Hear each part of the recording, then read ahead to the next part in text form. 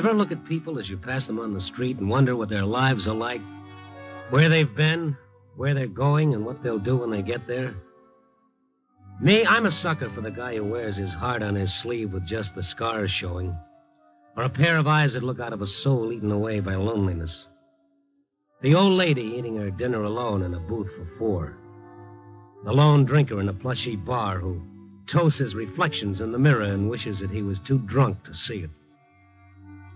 Sometimes the busiest street in the city can be the lonesomest spot in the world. And tonight it had seemed like that as I drove through the dark city.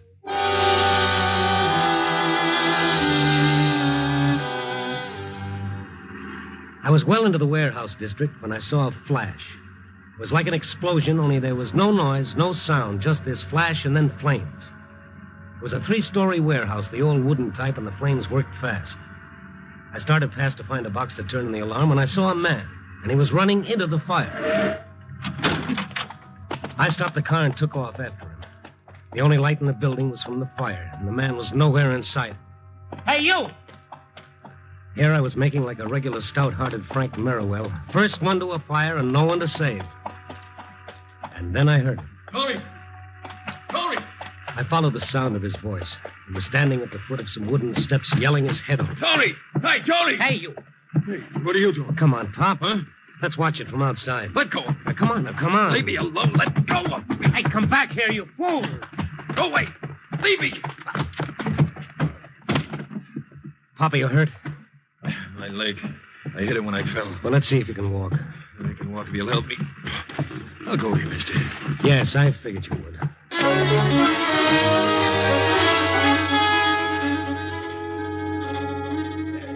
I half carried, half dragged the old man. The smoke was so strong that my lungs ached. I felt lightheaded. Outside, a crowd had gathered. A line of policemen were keeping them back out of the fireman's way.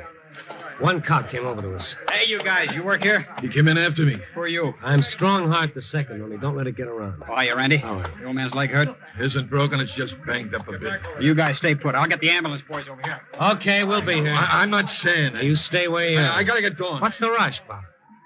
Any good reason why you shouldn't wait around? You mean, did I have anything to do with the fire? Well, did you? No, I didn't. I didn't have anything to do with it. Okay. Nobody's accusing you. What's it all about? Why did you run in there after the fire started? That's my business. Well, you're going to have to answer questions. You might as well start with me. Oh, get me out of here, mister. Get me home, and maybe I will. I led him through the crowd and to my car. I followed his directions through the dark streets. He seemed to be looking for something. He leaned forward, watching in the lights of the car, turned his head to peer at everyone we passed. And all the time he was silent. Finally, I broke the ice. Maybe I'd better know who you are, huh? Hey, I'm Ben Graham. You said you were going to talk. Yeah, it's my son, Tony. Were you looking for him in the fire? Tony went there earlier. When I saw the fire start, I thought he might still be in there. And you ran in to find him? Tony used to work there. He used to? Yeah, he was a night watchman there and several other warehouses. You see, he's not like other people. I was afraid they'd see him there. Oh, like... Oh, it's not what you think. He's not crazy. He stays inside himself, if you know what I mean. He don't like people. He sleeps in the daytime. He lives at night. What happens with the jobs? Does he quit? He was fired. Every time. Fired. Why? He thinks it's because of the cane. Well, he uses a cane? Yeah, ever since he was a boy, he's touchy about it. One reason he doesn't like people. Ben, why do you think he started the fire? Oh, I didn't say that. I didn't say anything like that. No, you didn't have to. It shows. I don't know what to think. There have been several warehouse fires around here recently. 5. Less than a month. Yeah. Are they the ones where Tony worked? Some of them, but it's not only that. Well, what else, Ben? Why are you afraid Tony started those fires? 3 out of 5 of them. Man with a cane was seen coming out around the time of the fire, and I got to find him. Have you asked him about the fires? Oh, I've tried it. We don't talk much. Oh, there's my place. It seems like we're strangers. When I mention fires, he slams out of the house. Well, I'll talk to him, Ben, when we find him. I mean, I talk to you, mister. He's funny about that. Well, we'll see. I'll go in with you. No, don't. You wait here. Don't come up there. I'll bring him out to you.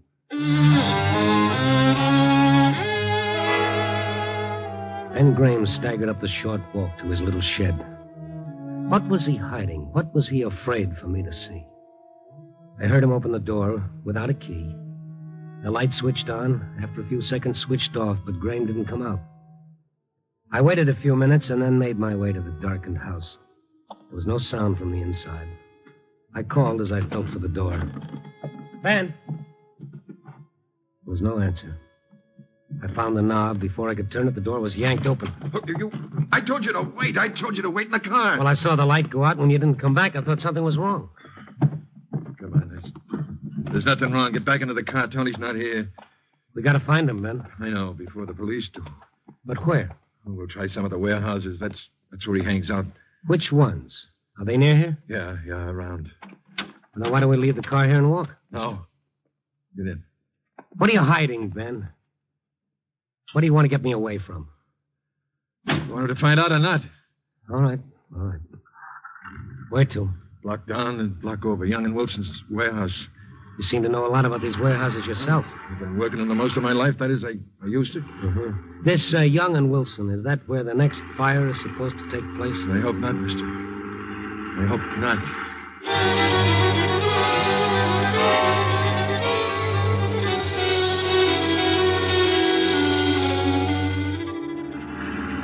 Slow down. That's it ahead.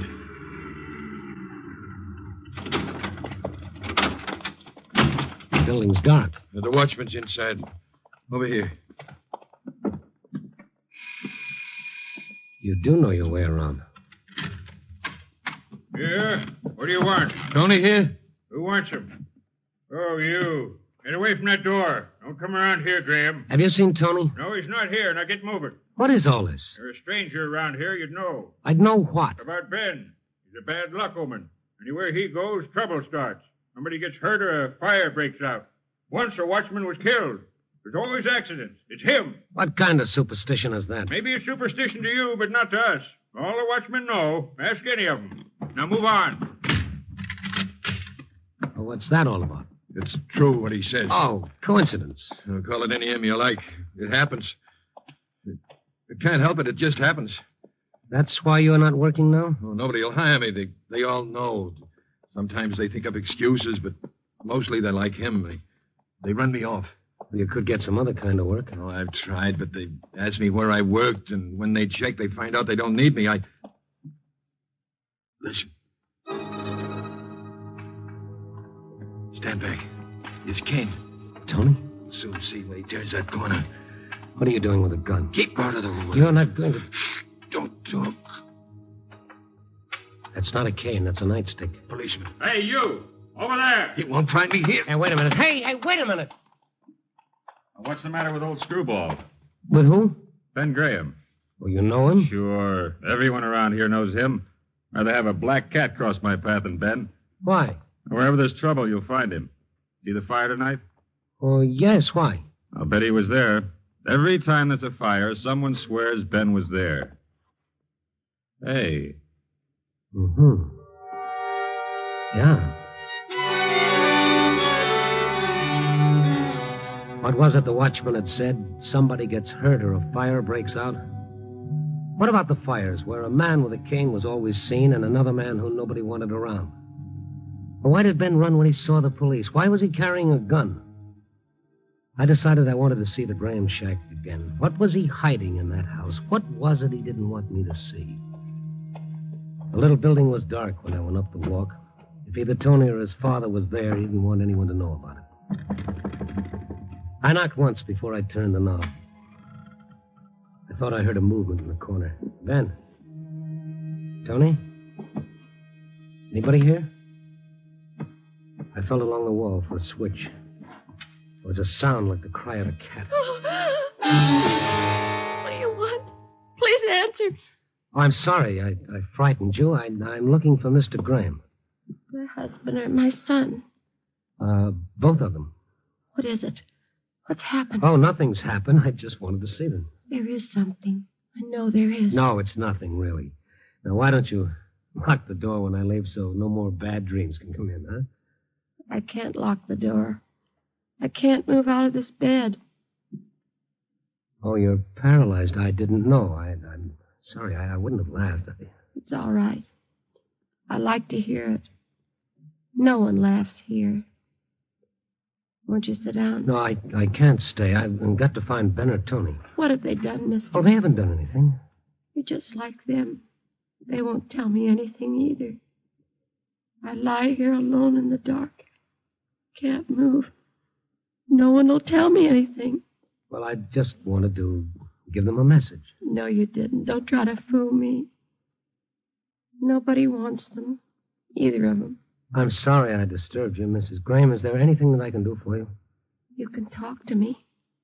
Just talk to me. They don't talk, Ben and Tony. They're dark men, both of them. Why do you say no one wants them? Has there been trouble? There's always been trouble. What are they into now? I don't know. I better go find them. Is it the fires? You know? I've guessed. It is. It is the fires. Now, don't upset yourself. Ben and Tony are all right. They won't tell me. They won't talk about the fire. I ask them and they won't answer. I know. I tell you, they're all right. I just talked to your husband, to Ben. I thought he came here. They don't come here. All these years I've laid here alone. They don't come here but to sleep and to eat. Well, Ben was here a little while ago. He turned off the light and waited in the dark. What did he want? What was he waiting for? We were looking for Tony. What has he done? I've got a right to know. I'm his mother. Well, Ben thinks that Tony started the fires. Tony? Tony started the fires. He did. He did. Tony started the fire.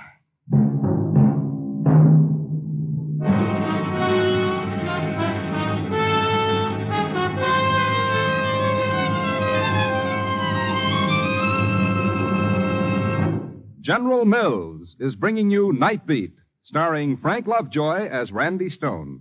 This is for people over 21. All you kids go get ready for bed or something, will you?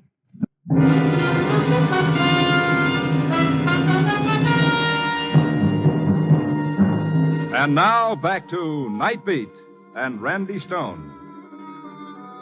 Yes, it was adding up, but it wasn't making sense. First, I drag a man out of a fire, a man who's carrying a gun. And now a frightened, paralyzed woman who wanted someone to listen. I could feel that tingling on the back of my neck as Martha Graham talked. She was terrified at the mention of fire. I sat in one of the chairs beside her bed and tried to calm her fear. She wanted to talk, and I couldn't stop her. Tony started the fire. It burned our house. That's how I got like this. That's why Tony uses a cane. He was a little boy then. Tony loved matches. He liked to watch them burn. Well, don't think about it now. I think about it all the time. Sometimes I dream about it. Everything burning all around me, my clothes on fire, and Tony in the corner screaming. I can see it over and over. Isn't it better if you don't talk about it, Mrs. Graham? Don't talk about it. Don't talk about it. That's all I hear. I want to talk. It's better than lying here alone, not able to move. Now, don't excite yourself. Why don't you get some sleep? All right. If you'll stay, I'll talk about something else. You have any idea where Tony is? In one of the warehouses. That's where he always is. Well, I'd like to see him. Do you know which one? What time is it? Well, let me see. It's a little after 2. Why? Then he's at the Harlan warehouse, about 3 blocks from here. This is where he goes at 2. I don't understand. You mean he goes to different warehouses at certain times? Yeah, Tony makes a few dollars. The watchmen help him out. But he never talks to me. Well, it's hard for all of us to talk sometimes. You say Tony will be at the Holland warehouse at 2. Yeah. Tony tells me where he'll be. I don't worry if I know. And Ben, will he be there too? If he's looking for Tony, he will. Oh, thank you. I must be going. Will you do something for me, mister, before you go? Well, sure. What is it? Laugh for me. I just want to hear you laugh.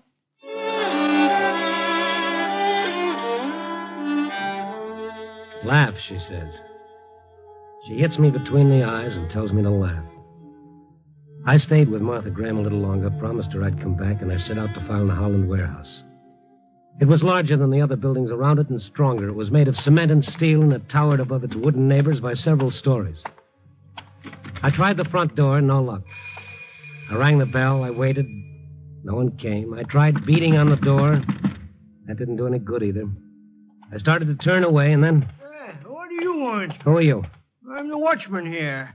I thought the watchman stayed inside. I just stepped around the corner for 2 o'clock coffee. Oh? Don't worry, the place is guarded. There's a fellow inside. Oh, Tony Graham? Yeah. You know him? Well, in a way. Is his father with him? That jinx. I wouldn't let him near the place. Oh, you too. Oh, well, let's go in. I want to talk to Tony. About what? I'll tell him. Come on.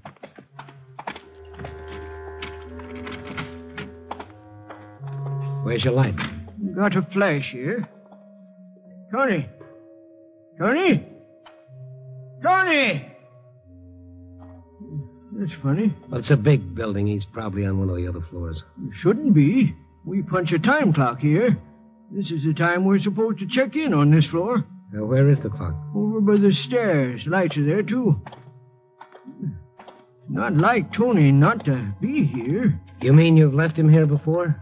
Sure. He helps a lot of the guards. Kind of relieves them like. We all pay him a little. That way he can have a job and his old man don't know it. Better with these lights. Well, there's your light and there's your clock, but no Tony. Can't understand it. Let's try upstairs. We'll take this freight elevator. Are you in all the aisles here at least once during the night? That'd be pretty hard to do with all those rows of boxes and crates. Hey, you don't think something's happened to him, do you? I hope not. I don't think he's up here. I don't know where he is. Listen. Tony and Ben behind those boxes. They're coming this I tell you, way. I didn't have anything to do with these fires. Oh, you'd say that. I knew you'd say that. But I didn't. Why would I start these fires? Because you're a firebug, that's why. I'm not. You've told me that all my life, but I'm not. Ben, Who's that? what are you doing with that gun? Stone, oh, you followed me. What are you doing up here, Tony? I came up here to punch the clock. He followed me up. He's going to kill me. This is the only way. There's always trouble where he is. I told you. Shut up. It's not my fault, everything that happens. It's not my fault about my family either. Look at us. Me. Nobody gave me a job, and Martha. I know, Ben. I saw her. You know all about us, don't you? Oh, but Tony. There he is. A firebug. What's that? Hey, fire! The building's on fire! You brought it, Ben Graham. I told you not to come here. I'm getting out. Another fire, Tony. I didn't start it. I've been up here with you. I know you started it just like the others. I didn't start him. Oh, listen to me, Pa. I didn't do it. You have no proof he started them. How many times did I stop you when you were a kid? You always liked to play with the fire and watch things burn. All kids do. That doesn't prove In our house, you sat there on fire, too. Everything we had went up. We've never had anything since. Haven't I been punished for that fire? Look at me, haven't I? Yeah, but not for the others. You'll never do it again, never. Put that gun down, Ben. You can't do that. That's murder. He's got to be stopped. It's got to be. But not that way. What if he didn't do it? What if you're wrong? I can't be wrong. I know him. You don't know him at all. You don't even know what he's been doing at night. Oh, yes, I do. He goes from one warehouse to another. I've been following him. He's been in every one of those buildings just before they burned. Every one of them? You see, even you were beginning to believe. The fire bell has stopped. That means the watchman's turned in the alarm. It's automatic. The fire truck should be here soon. The sooner the better. Look at the smoke has started to seep in. Let's get out of here. Yeah. You're not getting out of here, Tony. I can't let you. Listen, you can't do it, Ben. It's like a lynching. You can't be the judge and executioner, too. I can't take any more. Martha, the way she is, and Tony like this. You know what they'll do to him. An asylum. I couldn't stand that. It's better this way. Smoke, will you put that gun away, Ben? Tony, I don't want to do it, but it's the only way. There's one other way. Stay away from me, Stone. I don't want to hurt you. Stay away. I'm not much of a target with the smoke. Stay away. Give me the gun. Give me the gun. Give it to me. Grab the gun, Tony. I got it. All right, now, come on. We're getting out of Not here. me. Let it in now. Come on. Let go of my I arm. said come on. Tony, show us the way out. If I can, Mr. Stone. If I can.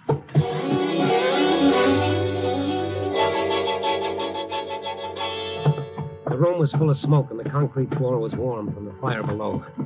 We worked our way to the elevator, but from the smoke and sparks growing up the shaft like a giant smokestack, we knew it was useless. The stairway. Over here. Ben had stopped struggling. He wanted to live, too. We followed Tony by the sound of his cane. He stopped before he reached the steps. Flames outlined the square of the stairwell. Tony, take us to the fire escape. Where is it? The other side. Down this way. Ben was coughing and gasping for breath. Once he stumbled and nearly fell. For a second time in one night, I was helping him out of a fire. Through the smoke, we saw the light of the red exit sign. We leaned against the door and we found it open. A policeman was on the landing. I was coming after you. Watchman said you were here. He helped us down to the street and away from the building. You just took another one out. Over here, the firebug. The firebug? Oh, no. Ma, you're walking. Oh, no. Marty, it can't be. Who is she? The old man's wife. But she can't walk. She's paralyzed. What's it all about, Martha? My men and those warehouses. They acted like I was already dead. She was hurt in a fire a long time ago. Oh. You can walk. Better than me. Nobody'll care. Oh, sure we do, Ma, sure. Did you start those fires? Yes, I started them. That's what they did to me. And after I was hurt, they left me alone. They let me lie there alone. First, I got so I could talk. But you wouldn't talk to me. I couldn't, Ma. Seeing you there like that, knowing it was my fault. Nobody came in. All those years, nobody. You can walk. Then I got so I could walk. When was that, Martha? About a year ago. First, I thought I'd go out and see people. But I don't know anybody now. Why didn't you tell us? I was going to surprise you, Ben. But you didn't want me. You wouldn't stay around. Don't you see it was because it hurt us to see you like that? Well, when you look at me, you'd look away. So at night, I'd follow you. You didn't even look around. Then I got to understand. You didn't want me. It was the warehouses you wanted. I was jealous of those warehouses. Just like they were people, and I hated them. Martha, no. Oh, no. So one night I watched you both go into one of the buildings. And I was left outside alone, just like I'd been so many years. I wanted to kill it, to destroy it.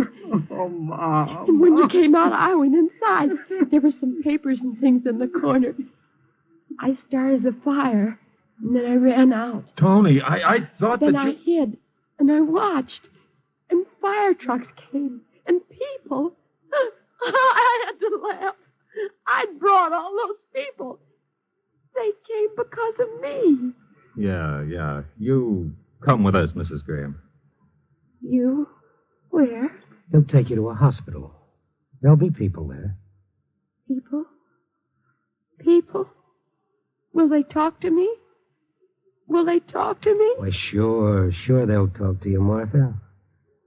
They'll talk to you.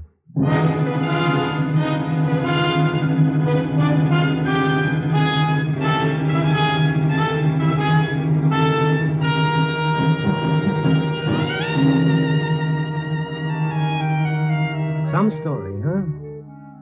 Brother, sometimes the night is even deeper than we think. A moral, too? Well, it seems to me it sticks out all over the place. The Graham's loneliness proved about as deadly as poison. Even more deadly. At least poison kills quickly. But there's an answer to loneliness, and it's so simple it chokes you. Loneliness is a prison that separates you from the world. And you can escape from that prison in only one way. By freeing another. Oh, yes, indeed. None but the lonely heart stone. Copy, boy. Hi, this is Randy Stone. I cover the night beat for the Chicago Star. You know, stories start many different ways. But this one began modestly enough with a 0 on a typewriter. That's right. Cipher, naught, nothing. But to one man of Chicago's 4 million, that 0 meant death. Night Beat, starring Frank Lovejoy as Rudy Stone.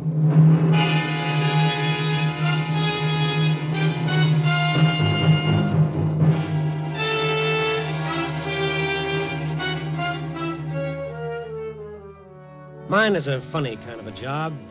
When that evening sun goes down, I start walking through the dark city. peering into bleak alleys, wandering through the bright neon, listening to the sounds of a city at night, the whisper of footsteps, the shattering roar of an L train, the sob of an ambulance siren. I wander up the boulevards, down the back streets, searching for something in the dark city. And what exactly is it that I seek? Brother, it's something more elusive than the farthest star. I seek the city's heart.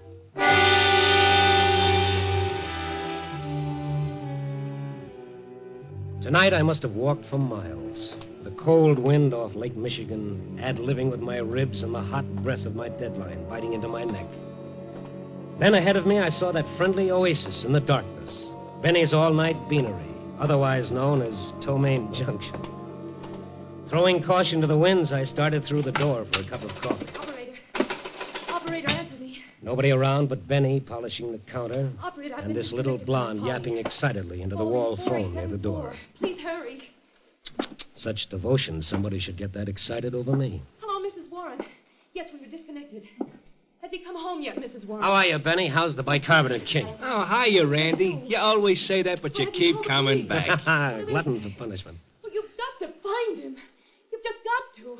Get her. What's with her, Benny? No, 25 calls she makes like that. 25 times she gets the same answer. 25 times she comes over to get more nickels. Business is good, huh? A hole in the head. What's in it for me making change all night?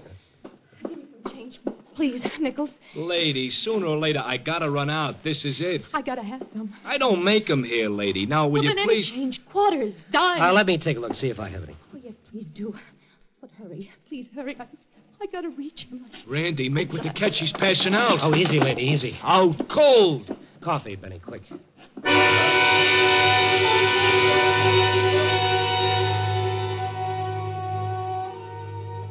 It's one thing I'll say. If Gabriel's trumpet doesn't succeed in waking the dead, all they've got to do is send for some of Benny's coffee. After I got a couple of sips down the girl's throat, she started coming out of it. Tears rolling down her face, her whole body trembling with sobs. Oh, come on now. Now stop it, honey. Stop it. What happened to me? You passed out, but good. What time is it? Oh, it's 9:45. I've got to find him. I've just got to. Oh, now take it easy. You're still shaky. Now, come on. Have a few more sips of this so-called coffee. Oh, no. Well, if you think Benny's coffee is bad, you ought to try his hamburgers. I've just got to find him. Who have you got to find? The man. What man? The man I killed.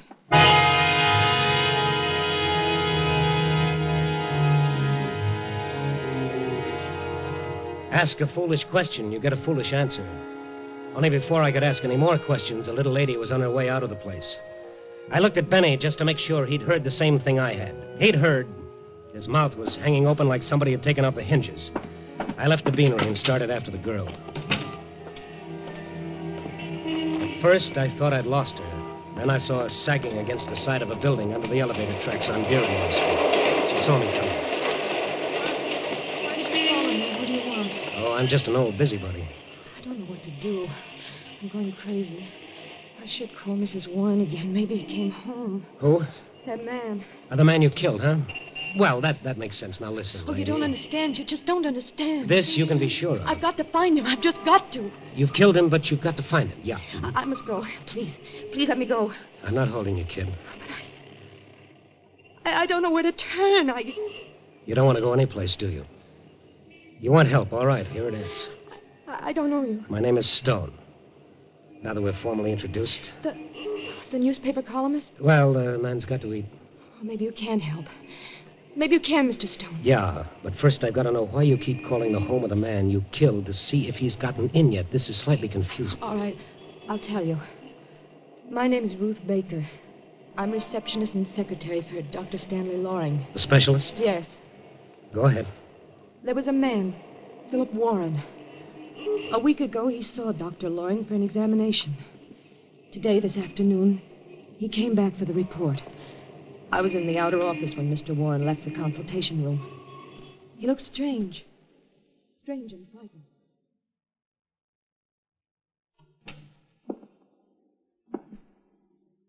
Will you give me a cigarette, Miss Baker? Oh, certainly, Mr. Warren. Here. There's a lighter on the table. Never mind. I don't want a cigarette. Is there anything wrong? Hey, What time have you got? 3:15. You're a minute slow. All that? But a minute is important. Very important. If you're going to catch a train. No, it's always important. Well, yes, I suppose it is. Oh, yes. You know, I've lived all my life that way. Paying attention to time. Being punctual. My wife considers it a nuisance. Do you? Oh, I'm afraid I hadn't thought You of... should. Everyone should. Time. Have you thought how many different ways one tells time? It can whisper in an hourglass, or tinkle in a tiny little clock, or it can roar, or... Yes? All my life it's been important to me. Now he won't tell me when. All he says is sometime. That's not fair, Miss Baker. It's not right. Oh, look, Mr. Warren, perhaps you'd better lie down. Oh, no. I've got several things to do. Many things, in fact. Oh, I see. You don't. But that doesn't matter at all. You know, in my office I can hear the chimes of the clock in the tower above me. I've always listened to them. I like them because time is important. But I never heard them chime midnight. Midnight? I guess midnight is a special time. It's either tomorrow or today. It's in between. Tells a man that the day is over. Another one's going to begin. It's like standing on the edge. Goodbye, Miss Baker. Goodbye, Miss Baker. Yes, Doctor. Miss Baker, will you come in, please? Right away. Warren gone, Miss Baker? Yes, he just left, Dr. Loring. Yeah, that was certainly unexpected. I was almost certain it wasn't that serious. Well, put his examination report back, will you? Yes, sir. The closed file, Miss Baker. The closed? Yes. Oh, I'm sorry. What was it? Any inoperable condition? Oh, now I see. See what, Miss Baker? Why he acted so strangely. Oh, don't worry. You'll go home, think about it. When the first shock wears off, you'll accept it. What else can he do? What else can anyone do? After that, I went back to my desk, Mr. Stone. I was checking my files and... Come on, Ruth, what? I made a mistake. A horrible mistake. What was it? Well, when a patient comes in for examination, only Dr. Loring knows his name. The technical laboratory has only a number on a card. Mr. Warren's was 5129. I typed it wrong. I typed 5120. The card number of another patient. It was a mistake. I put Mr. Warren's name under the wrong laboratory number. The number of a man who is going to die.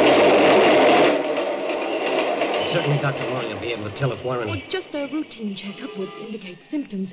It took actual laboratory work to make certain. Oh, I see. He'll kill himself. He's that kind of a man. And if he does, I've killed him, murdered him. And if... I don't want to live. I'll kill myself, too. Oh, now, come on. Now, there's no time for that. Does Dr. Loring know? I told him right away. And he tried to reach Warren? Oh, we've been trying since this afternoon. At his home? Everywhere. He must have gone home first because he left his wife a note. Suicide note? Yes. Ruthie, come on, let's go. Well, where? To Warren's home. And if he's not there, well, Chicago's a big city. It'll be tough finding one man among 4 million people. But we can try.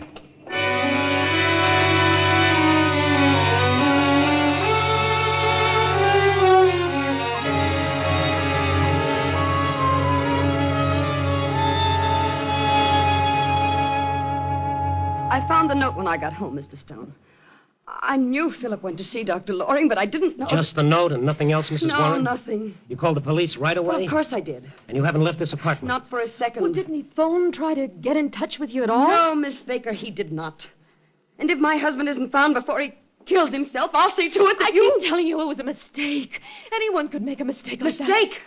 To make a man believe he's going to die in horrible pain? No, that's no mistake. That's murder. The cruelest kind of murder. Don't, please. Get out of here and leave me alone. Get out. Wait a minute, Mrs. Warren. Why crucify this kid because she made a mistake that could happen only once in a million years? To my husband. To anyone. Oh, leave me alone. You want to find him, don't you? Well, now, what kind of a question is that? A nice, reasonable question. You want to find him. All right, help us. But what can we do? By midnight, he'll be dead. The note he left said so. Someone's at the door. It might be him. I'll get it. Irma. Mr. Warren? Warren? No, Paul. Yes. Paul, what did you find out? Oh, nothing. I checked every precinct station between here and the Oak Street beach. Paul, this is Mr. Stone. And the girl who... I see. Paul is a friend of Philip's. Yeah, there's nothing you said? No one's seen him. And no suicide report? Not his. It's 10 now. We've got 2 hours to find him. You know, that bothers me. Why should he choose exactly 12 o'clock to die? If you knew my husband, you'd understand why. The ticking of the clock was the most important thing in his life. You could set your watch by his schedule. Up at 7:30 in the morning. Never 7:28. Never 7:31, 7:30. Breakfast at 10 minutes to 8. Irma, we haven't time to worry about Philip's idiosyncrasies right now. We've got to find him. As the young lady said, we've only got 2 hours. I'm sorry. Try to think the way he would. What does he do for those 2 hours? Where does he go? What does he want to see? He's lived all his life doing things exactly the same way. That's all. Well, that's something. What are you getting at, Stone? Well, I was just thinking. Nobody ever lets go of life without holding on to something else. Nobody knows whether you can take a memory with you or not. Maybe it's just a face, a melody, a favorite place. Nobody knows, but we like to think so.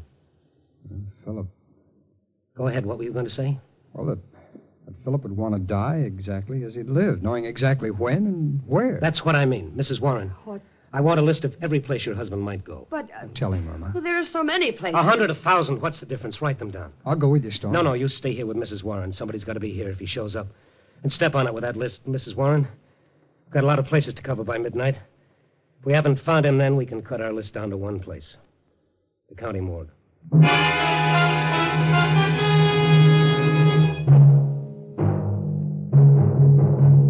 Night Beat stars Frank Lovejoy as Randy Stone.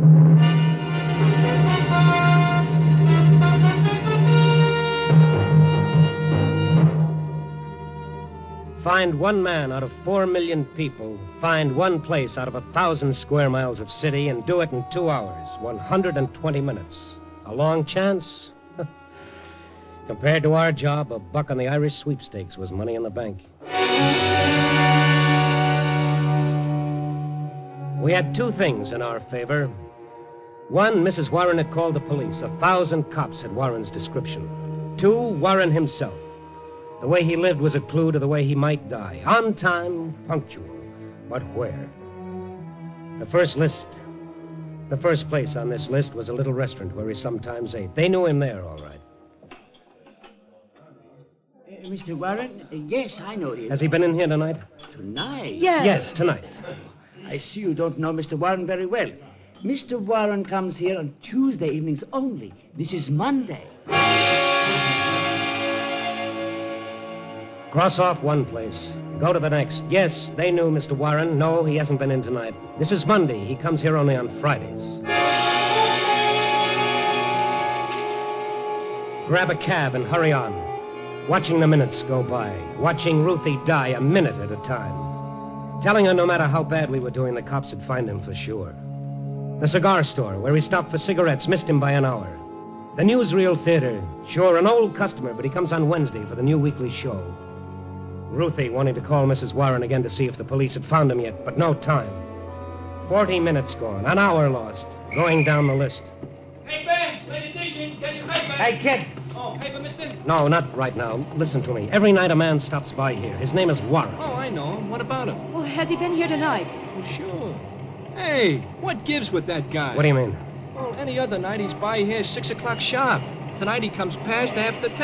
Buys a paper, a late edition. He's never done that before. In fact, I never seen him after 6. Which way did he go? Did he say anything to you? Nothing. All he does is buy the paper, walk away, and then he throws the paper away like he don't want it in the first place. Which way did he go? Straight up Michigan. That way. You got to admit it's unusual. Yes, I admit it. I admit it. Thank you. Come on, cabby, move.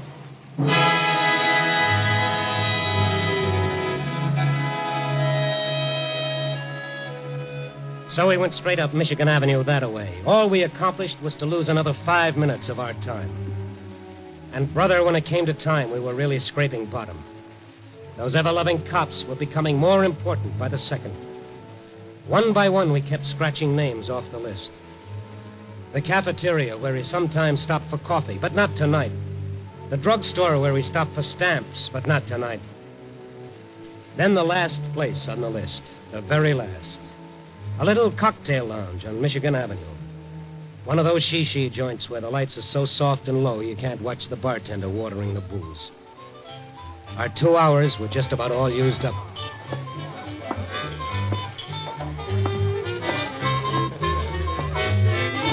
Help you, sir? Oh, pal, if you can. Nobody else can. I beg your pardon? I'm looking for a man named Philip Warren. Do you know him? Oh, yeah, quite well. I consider Mr. Warren one of my special customers. Was he here tonight? Well, what do you ask? We don't have time for anything but yes or no answers. Please, yes or no. No, I really don't feel I'm at liberty to discuss with complete strangers. Randy, it's not going to work. We're not going to find him. Something wrong with Mr. Warren? But to put it mildly, yes. Now, come on. Well, if you'll tell me why you no, want listen, you please. see, it's not really proper to tell just anyone who happens to inquire. Pal, unless we find him in the next 15 minutes, Warren is going to die. You're joking. Look at this girl here. If Warren dies, she'll... Never mind. Look at her face and tell me I'm joking. Oh. All right. I didn't know. Mr. Warren's a good customer, you know. Two strangers asking. Was he in here, and how long ago? Well, he came in a little while ago. I thought it was strange, you know, because he's late. He always comes in promptly at 5:35. Never mind the details. How long ago? About 10 minutes ago. He sat at the usual place, but then he didn't drink his sherry. Do you know where he went? No, I don't. Did you see him go? Oh, yeah, I saw him leave. All right, now think. Has he ever said anything about going anywhere from here? No. He was always very quiet. Oh, but I think his office is near here. What makes you think that? Well, he mentioned once he always leaves it at 5:30. I see. Thank you. Where's the phone? Near the entrance. Come on, Ruth. Thank you. What is it, Mr. Stone? What did you think of? You got his home phone number? Oh, yeah. Written down Good. here. Thank you.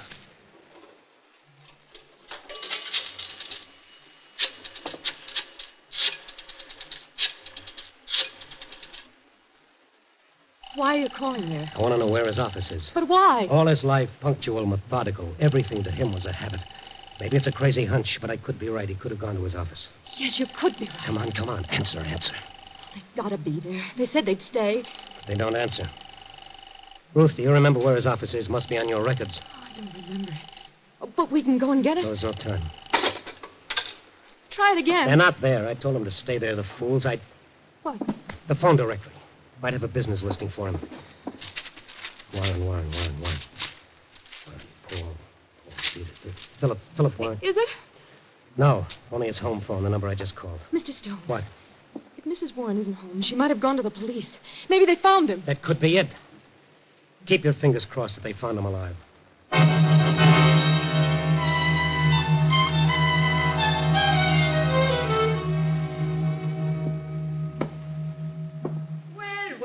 Randy Stone, snooping around this precinct for stories? I've got one, Mac. So? Listen, I'm in a hurry. You've got to tell me something. Why, sure, Randy. What? There's a general call-out for a man named Philip Warren. Have you got anything on it? I'll take a look. Warren? Philip Warren? That's right. Yes. Oh, Mac, come on. No, nothing here on that name, Randy. Nothing. Mac, you're crazy. The call went out this afternoon. Every precinct has got it. Well, this is one of them, but there ain't a thing here. Take a look for yourself. Here's the sheet. No, I'll take your word for it, Mac. Listen, put out a call right away. He's got to be picked up.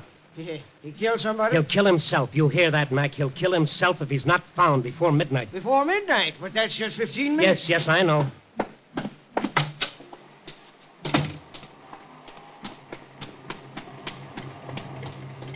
What did they say? They didn't have a call for him. Well, that's crazy. They must have. Mrs. Warren, call the police. Yeah. Just a minute, Cabby. Look, Ruth. Let's figure it. That last cocktail lounge, the bartender said Warren came in every evening at 5:35, that he left his office at 5:30. That makes his office a 5-minute walk from the cocktail lounge. And what he said to me, remember? What?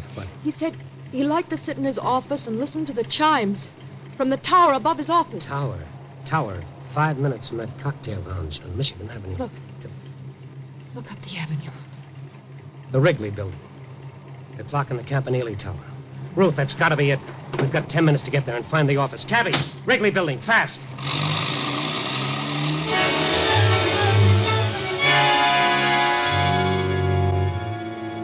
The red on the traffic lights didn't mean a thing, but it still took us 3 minutes to get to the Wrigley building. When we got there, the hands of the clock in the Campanile Tower pointed to 7 of 12. And as we looked up, the larger hand crossed out another minute of Warren's life. One more went by before the night watchman heard me pounding at the doors. And then he opened them. Hey, what's all the fuss? Look, my name is Stone. Chicago Star. Yeah, will that give me the right to pound on doors? No, please, just listen. Huh? Does a man named Philip Warren have an office in this building? No, he ain't got no office. Are you sure? Sure, of course I'm sure. Man named Warren works here. Philip Warren? Sure, works for Western Research. Did he come in tonight? Why? Stop asking questions, please. We've got to find him or he'll be dead. But he was all right when he walked in. All right, take us up to him. Hey, you got to sign the in and out sheet just like everybody else. All right. We'll sign it. Just take us up. Yeah, okay. Now, to use the freight elevator, though. Regular ones don't run at night, not this hour. I don't care which one we use. Just get us up to Warren.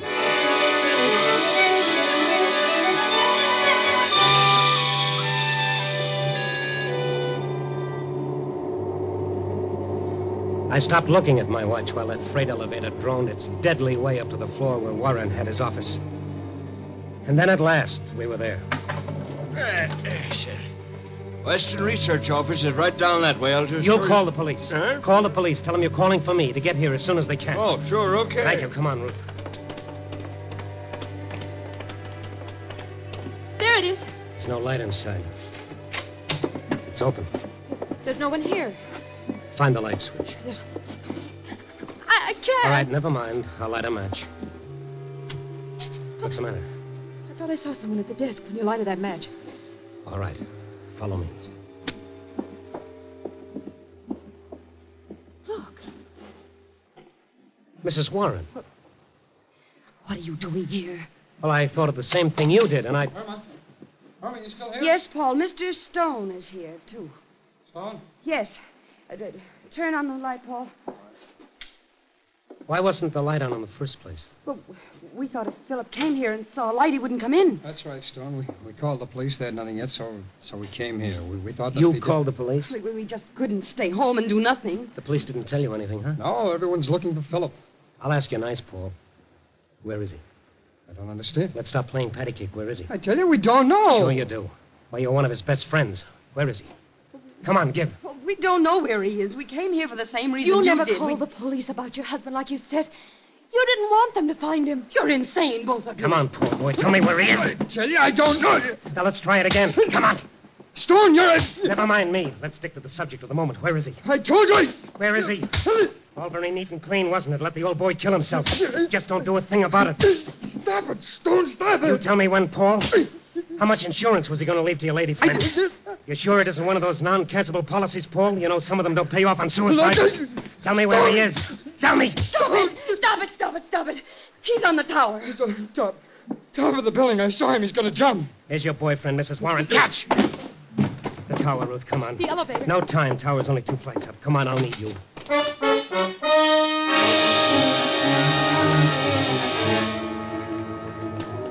It was 1 minute of 12 when we took the first step of the 2 flights. The run-up was like one of those dreams in which you stand aside and watch yourself.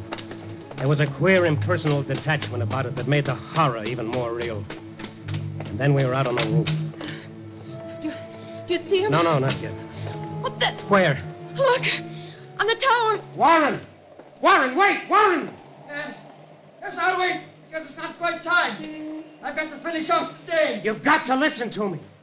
You're not going to die. Do you hear me? He said I was, but he wouldn't say when. He wouldn't tell me when. But I know, I can tell you. It's not quite 12, but when it is. Warren, look here.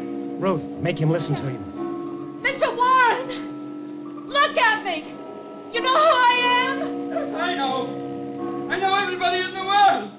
And I could see everybody from here. Please! The report was a mistake. You're not going to die, do you hear?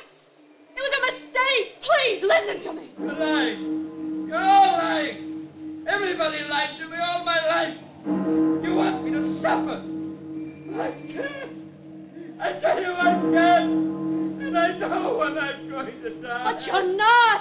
It was a mistake. My mistake, not the doctor's. I swear. We're not lying to you. I swear it. Randy! Honey, why? Oh, mother in heaven. Get your boys ready, Mac. They're all set. But him, what about him? Keep talking, Luke. He's watching you. Keep talking. Mr. Warren, you're all right. Do you hear? You're not going to die. He said I was. He told me. It was a mistake. Please don't lie to me, please. It's the truth, Mr. Warren. You're not going to die. Do you believe it? Oh,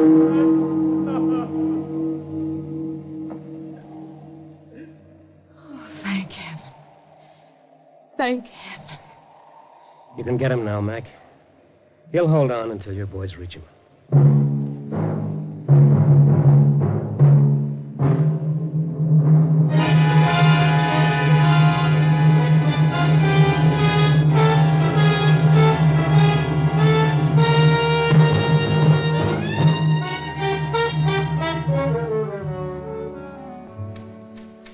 So here I sit, trying to write my story for tonight. But I keep hitting that one key. 0. 0, cipher, naught, nothing. Ah. Oh, dear. Someday, a nice, peaceful story is going to be written about a flock of happy little birds leisurely circling a burned-out world, wondering whatever happened to all those crazy two-legged characters who spent their lives knocking each other's brains out. What a nice thing to read that'd be. Yeah, but wait a second. Who'd write it? All right, you broken-down two-bit philosopher. The makeup editor's got to go home, too. So let's get going. Hello? Give me a rewrite.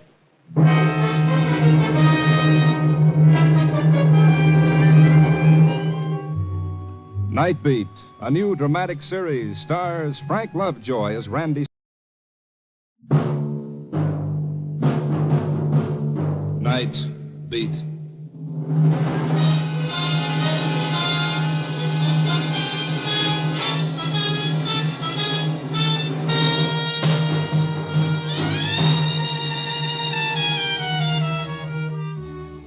Hi, this is Randy Stone. I cover the Night Beat for the Chicago Star. Stories start in many different ways. But tonight's story began when one man tried to destroy another with the strangest weapon of all, darkness.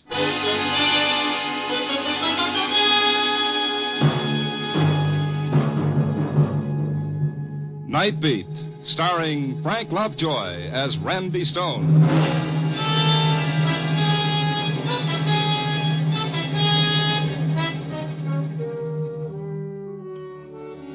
When your job is to walk into the darkness and discover what makes a city tick, you pick up some mighty strange friends. The winos dreaming of a muscatel paradise in cold, dark doorways. The petty larceny boys with their fast deals. The painted little dames defying the world with their brassy laughter. The homeless, the hopeless. In the city, night is for the lost. And sometimes you feel a hunger to be with someone of the everyday world, some nice, well-adjusted soul who's got a reason for waking up tomorrow morning. I guess that's why I dropped in to see Bessie Chatfield tonight. Bessie's a little gray-haired librarian who has charge of a small storefront library on Huron Street. No one around this time of night but Bessie and a young fellow in a gray raincoat alone at a reading table. Mr. Stone. Well, we haven't seen you, in such a long time. Well, since Forever Amber, you haven't had the kind of high-type literature that interests me. And when you finally do drop in, look what time you get here. 10 o'clock. Right when I have to go over and start turning out the lights. I timed it that way so I could get you behind those bookcases, away from that fellow with the reading desk. Well, I'm afraid your timing is about 35 years off, Mr. Stone. These light switches. Why do they always put them up so high? Aren't you going to tell that fellow it's time to go home? This is the way we tell them. We flick off the lights and then flick them on again. First off, like this. No, don't do that. No! What? Turn the lights on quick. Let me handle him. What's the idea of doing that, mister? That's supposed to be smart or something. Oh, take it easy, fella. Take it easy. Or did he pay you to do it? Is that the deal? Huh? You tell George Brewster that the game doesn't amuse me anymore. You tell him if he keeps that up, I'll kill him. Oh, wait. I turned the lights out. It's closing time. What? Closing time? Oh. Yes, of course. What's wrong with you, buddy? You sick or something? Sick, yes, that's me, sick. Only mine's a childhood disease. Childhood. Now, what in the world was that? I don't know. Ever seen him before? He's come in a couple of times this week. Spent all his time reading some reference books at the table. Seemed to be such a nice, polite young man. Considerate, kindly. Let's take a look at those books. Oh, my heavens, my heart is beating a mile a minute. And did you see his face? It frightened me. He was even more scared than we were. Of what?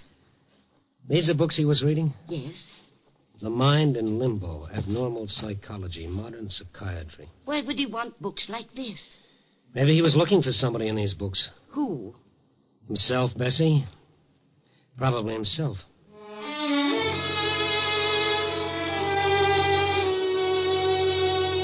Bessie was pretty upset, so after she locked up for the night, I started walking her toward the elevated station over on Lake Street.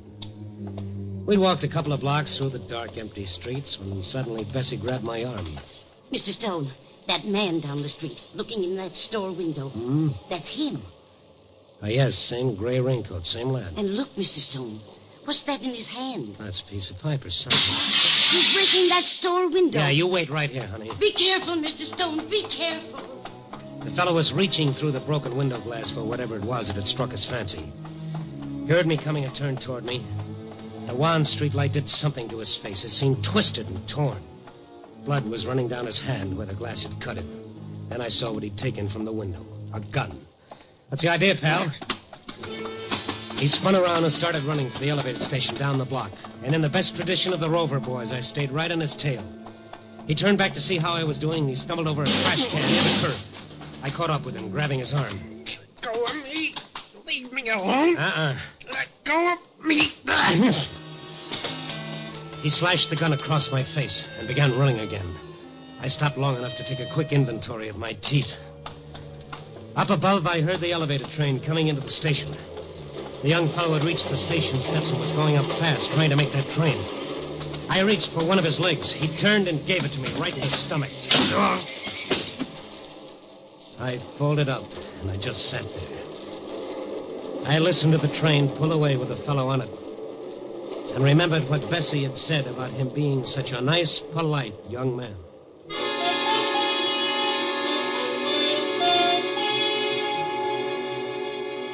After a while, I began to feel somewhat human again. I notified the police what had happened, and they sent a squad car out. After they left, I remembered something, a name this nice, polite young man had been throwing around. George Brewster. I found a phone book in a cigar store. There were 3 George Brewsters. The first number didn't answer. I tried the second. Hello?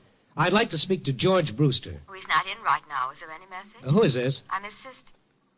Is anything wrong? Well, if this is the right George Brewster, something is wrong.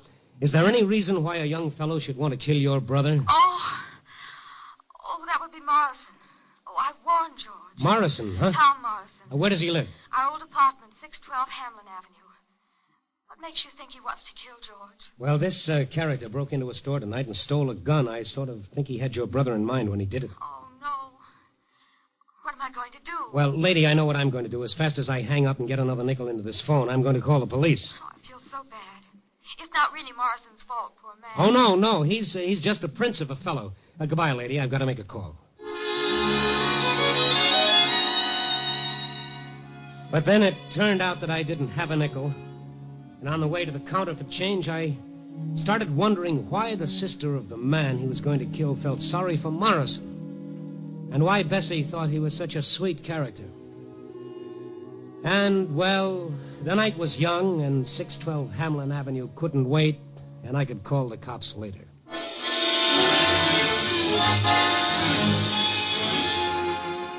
612 North Hamlin was a second-floor flat on the north side. I got there a few minutes after 11 that night.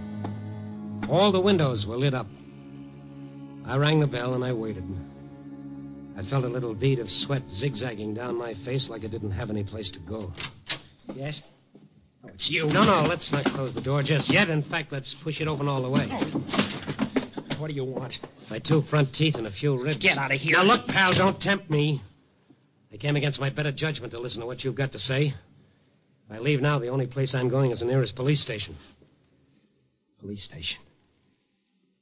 I guess maybe that would be the best. What? Otherwise, I don't know what's going to happen. Yeah, I guess you better call the police, mister. What do you think you're doing, calling my bluff? The phone's right behind you. Okay, buddy, you asked for it. Sure this is the way you want it? It's better this way. I'm at the end of my rope. I don't want to kill him. George Brewster? Yes, George Brewster. I know how it'll end if he doesn't stop. Stop what? Call the police, mister. You'd be doing me a favor. Since when have I got to do you favors? Well, why aren't you calling?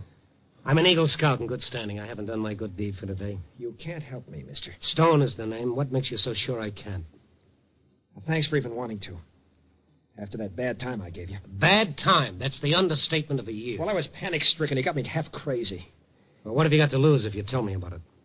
No. Okay. Wait. I don't know. I'm like a drowning man grasping at straws. Look, maybe if you talked to Brewster, told him what he's doing to me, maybe he'd leave me alone. Well, you never can tell.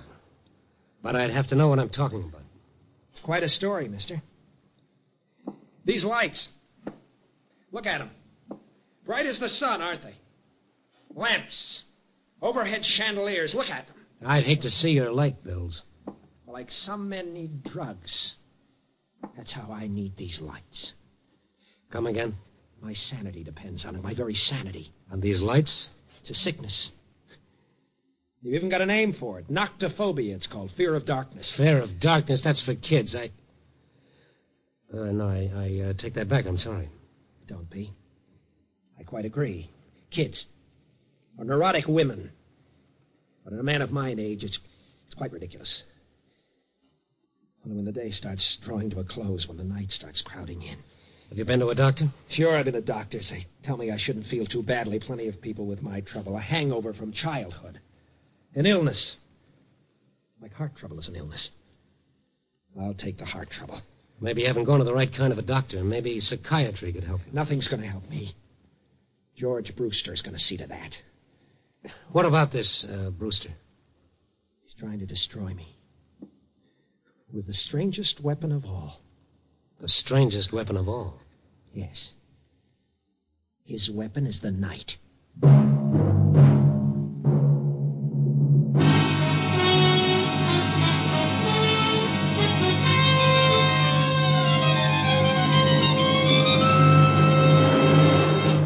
Night Beat.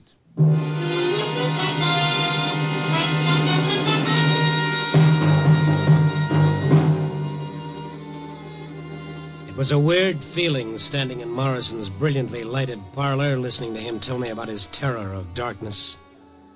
A sturdy, healthy-looking man trapped by a childhood nightmare. I felt guilt listening to him, like I was eavesdropping into a dark corner of his mind that was nobody's business but his own. And yet he had to tell me because he needed help. Because George Brewster was using Morrison's fear to destroy him. I was sent to Chicago by our company to replace Brewster, Stone. Till he found out why I was here, he couldn't do enough for me. He even got me this apartment. Greater love hath no man. Then he found out what the setup was. He changed fast enough. How did he find out about this fear of yours? Well, I'm telling you how. The other night, the two of us were working alone in the big vault down at the office, working on some old account or other. The overhead light, it blew out. Uh-huh. Well, it was so sudden, I couldn't help myself. I tried to keep calm, but... Well, it's like something tearing me to pieces inside. I couldn't breathe. I couldn't... Finally, I had to run. So he found out about... No, he wasn't sure, but it started him thinking. Yes, I see. Next afternoon, he came over to my desk. He was jovial, friendly, like he'd been in the beginning. Saying we'd been at each other's throats long enough. Inviting me to have dinner with him that night. Right from work, we went to his favorite spot on the north side, a place called the Catacombs. I began feeling uneasy the moment I entered.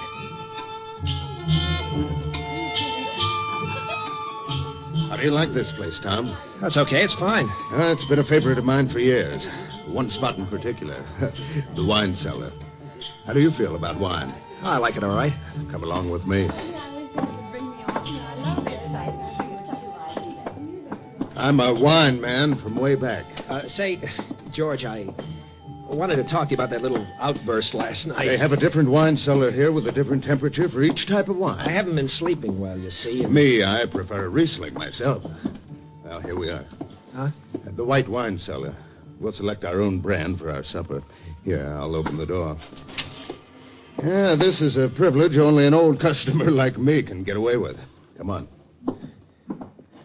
Dark down there. That's why they've got this candle here on the ledge. Got a match? Why, A match, Tom. Yeah. Here. Okay. I'll get this candle going. Good. Now, let's go downstairs. George, you think we should do this on our own? Done it hundreds of times. Been coming here for the last 10 years. Well, now let's go down these stairs. Careful. Yeah. George, I was explaining about last night. The candle casts funny shadows, doesn't it? You notice how cool it is? 20 feet below street level here. Look, I want to talk about last night. I don't want any misunderstanding. Huh? It's just that I've been working pretty hard. Look, Tom. Would it make you feel better if you showed me you're not afraid of the dark? Okay, you can show me. I'll blow out the candle. What are you trying to prove, Brewster? Nothing at all. It's your idea. Where are those matches I gave you? You gave me some matches? Well, I must have lost them. It's not going to work, Brewster. I'm not insane, you know. I can stay down here until you're quite satisfied. Funny, isn't it, about the darkness? The way it seems to close in on you. The way you start thinking you can't breathe. I know, I can see how someone could... What's the matter, Tom? This is ridiculous. Something so suffocating about a dark room. Stop it. Stop it. Only the heavy, smothering blackness. Stop it. Where are you going, Tom? Anything wrong? Anything wrong? Anything wrong? Ran out of that cellar like a kid scared to death, Stone. That was a rotten thing for him to do. Well, he's fighting for his job, Stone. He's not too young anymore. He can't start all over again, so he'll do anything. Oh, great. I'm sure he's told the people down at work. I'm sure they're all laughing at me behind my back. You don't know what that does to me. I can imagine. Today I found a new desk lamp on my desk, courtesy of George Brewster. Every day, something like that. Did you ask him why he's doing it? He won't admit he's doing anything. Says it's all my imagination. Maybe I ought to see a doctor. Or better still, maybe a change of climate would help. Well, I'd leave town in a minute. Only my future's at stake, too. Before I let him drive me crazy, I'll kill him. Well, I'm going now. I'm going to talk to this bird. Where does he live? Out in the suburbs, Lake Forest. He lives with his sister.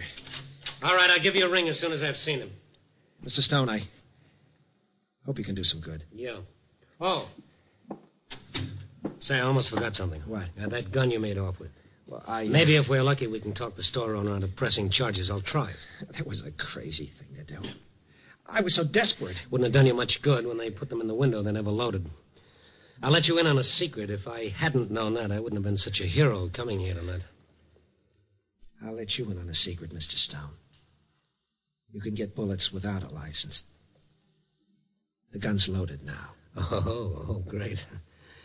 All right, go and get it for me. All right. Yes, I want to give it to you. It's in my bedroom.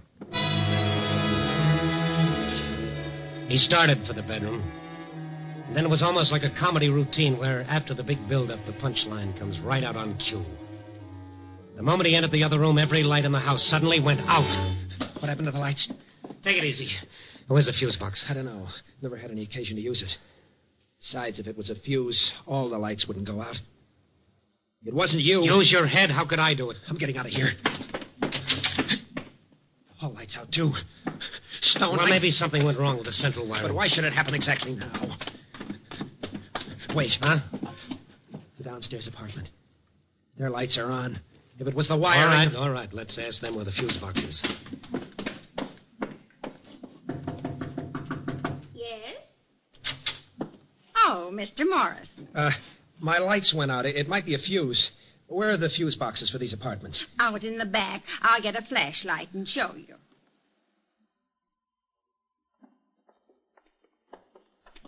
Here we are. The fuse box is right here below our meters.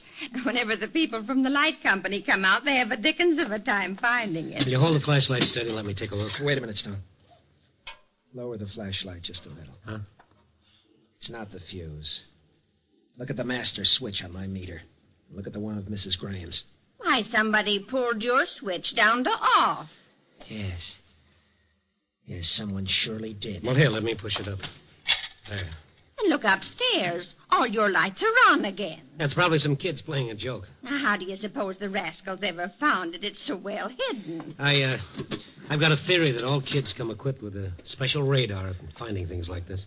Mrs. Graham, tell this gentleman who used to live in my apartment before I did. Why, Tell him. why, you know. He even got the apartment for you. Your friend, Mr. Brewster. But what is that? Tom, that doesn't prove he did it. For me, it does, Stone. For me, it does.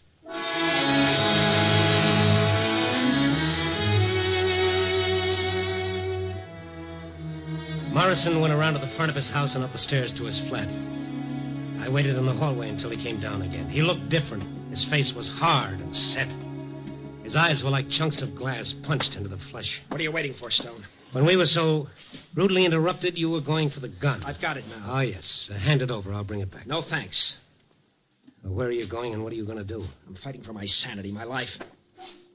He's never going to do this to me again. Never. I can't let you do that. You're not going to have to. The minute you leave, I'm going to call every cop in the book. Yes, that's what you do, isn't it? Yes. Then I'd better give you the gun.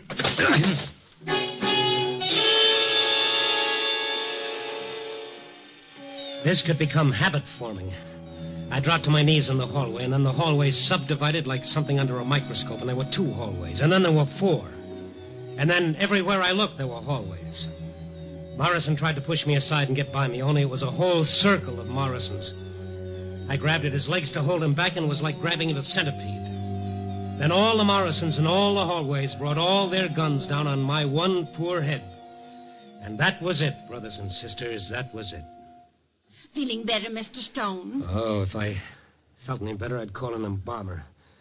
Oh, what a business. I heard a commotion, and I came out, and you were lying here. Oh, this my head, or is it a cantaloupe? Oh, how did it happen, and where's Mr. Morrison? Oh, Morrison, yes. How long ago did you hear this commotion? Oh, just a couple of minutes ago. You came out of it real fast. Yeah, I've got an iron constitution. Have you got a phone? Well, yes, but don't you think you Come better... on, lady. Grab my head, put it back on nice and neat, and let's get to that phone.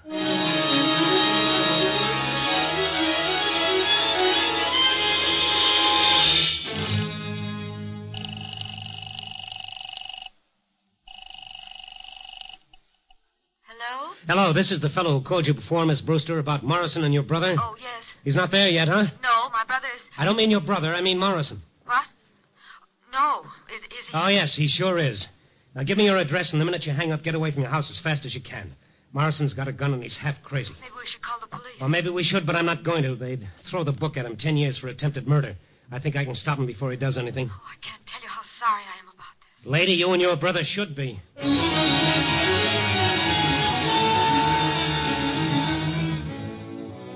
The cab got me out to their Lake Forest house in less than 20 minutes.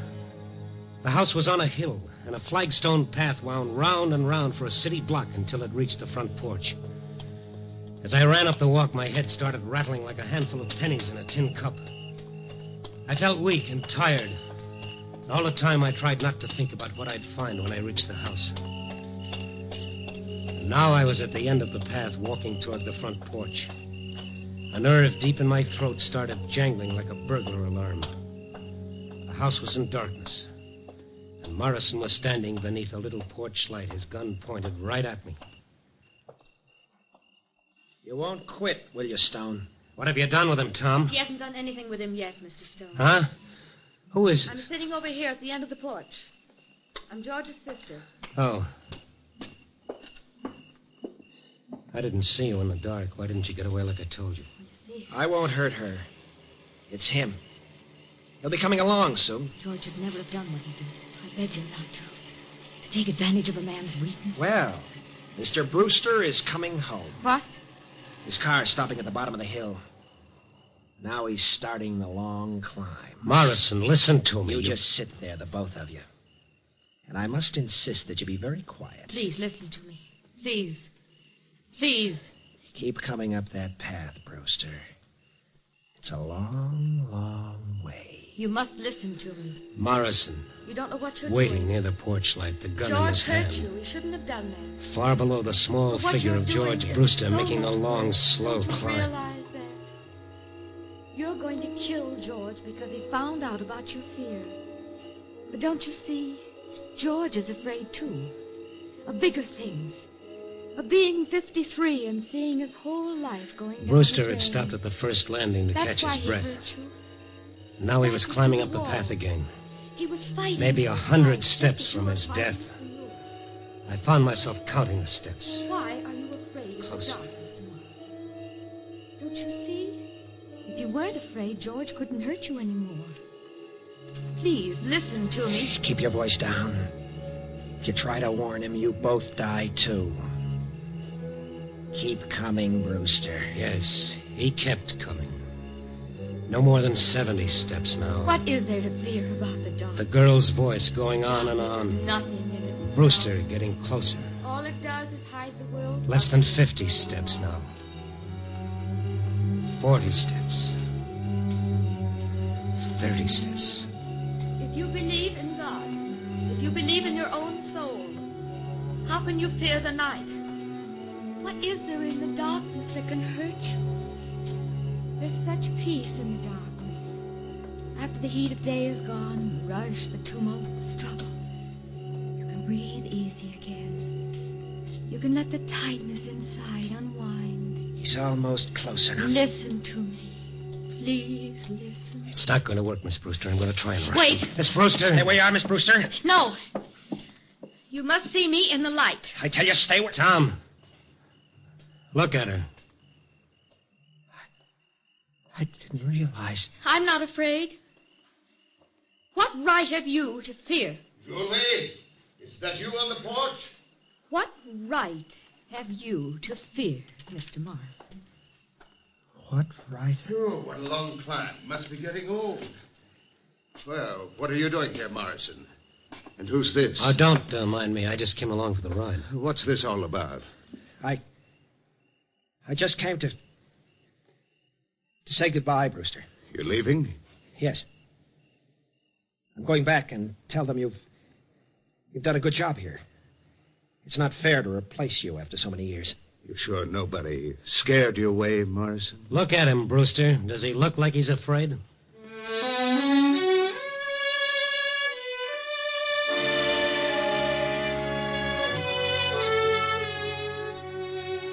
I don't know if Julie cured Morrison of his fear of darkness. Cure is a pretty strong word. But maybe she helped. I kind of think so. I do know this. It's going to be mighty hard for Tom to fear the darkness, knowing Julie is not afraid. But neither Tom nor I will ever forget what we saw as the porch light lit up her face. Julie Brewster, who did not fear the darkness, was blind.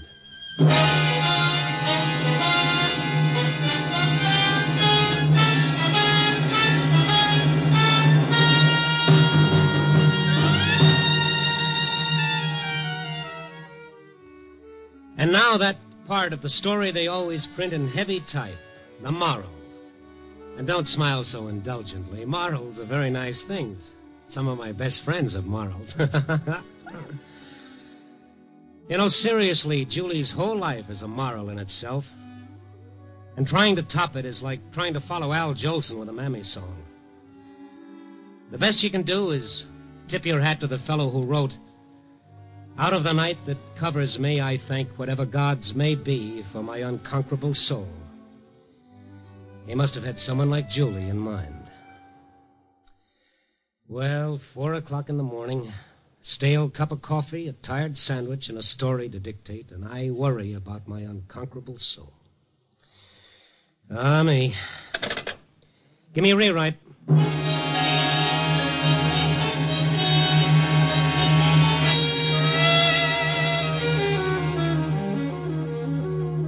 Night Beat, a new dramatic series, stars Frank Lovejoy as Randy Stone. Night Beat is written by Larry Marcus and directed by Warren Lewis. Music by Frank Worth.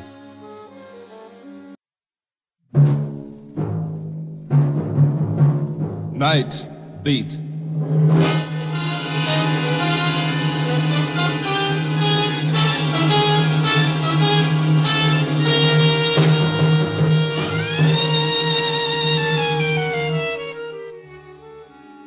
Hi, this is Randy Stone. I cover the Night Beat for the Chicago Star. You know, stories start out in many different ways. Tonight's story started when I walked into a nice little guy's private world and it blew up right in my face.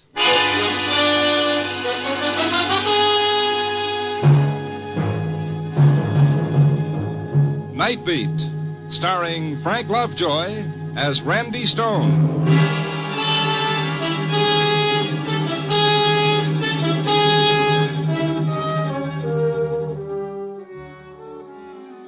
When the streetcars and the subways spill out their thousands of tired ones who scurry off into a million directions to find home, that's when my job begins.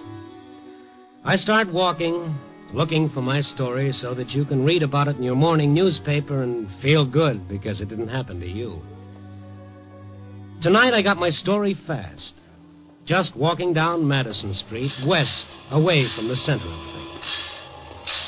I kept walking past the shooting gallery, the nickel arcade with the peep shows and the fortune-telling machines, the jukebox taverns. Madison Street, the quick route to happiness with the world's worst hangover. And then straight ahead of me was Pop Gordon's training gym. That's where the public pays 30 cents to watch fellas training to beat each other's brains out. You know, when I got inside, it looked like just one of those fights. And then I heard one voice over the others. It was a voice I knew. Somebody call the cops and get that punchy loon out of here. You yelling stupid bums, Ollie, you laughed at me. What's the matter, Pop? Randy. Yeah. This crazy owl's gone clear off his rocker. But that's Billy. Yeah. Somebody call the cops. Wait a second, Pop. He's all right. Sure. Listen to him. Kill you.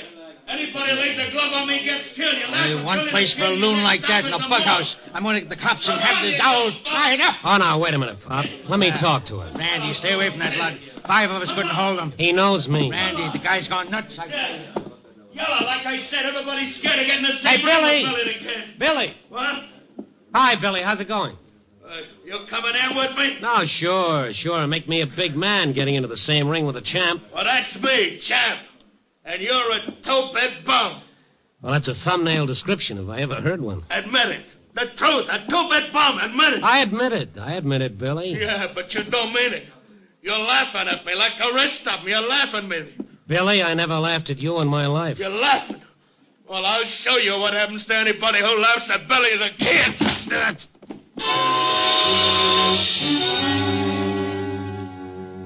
As the world flew away in all directions, I dimly remembered how the sports writers used to speak so respectfully of Billy's fast left hand.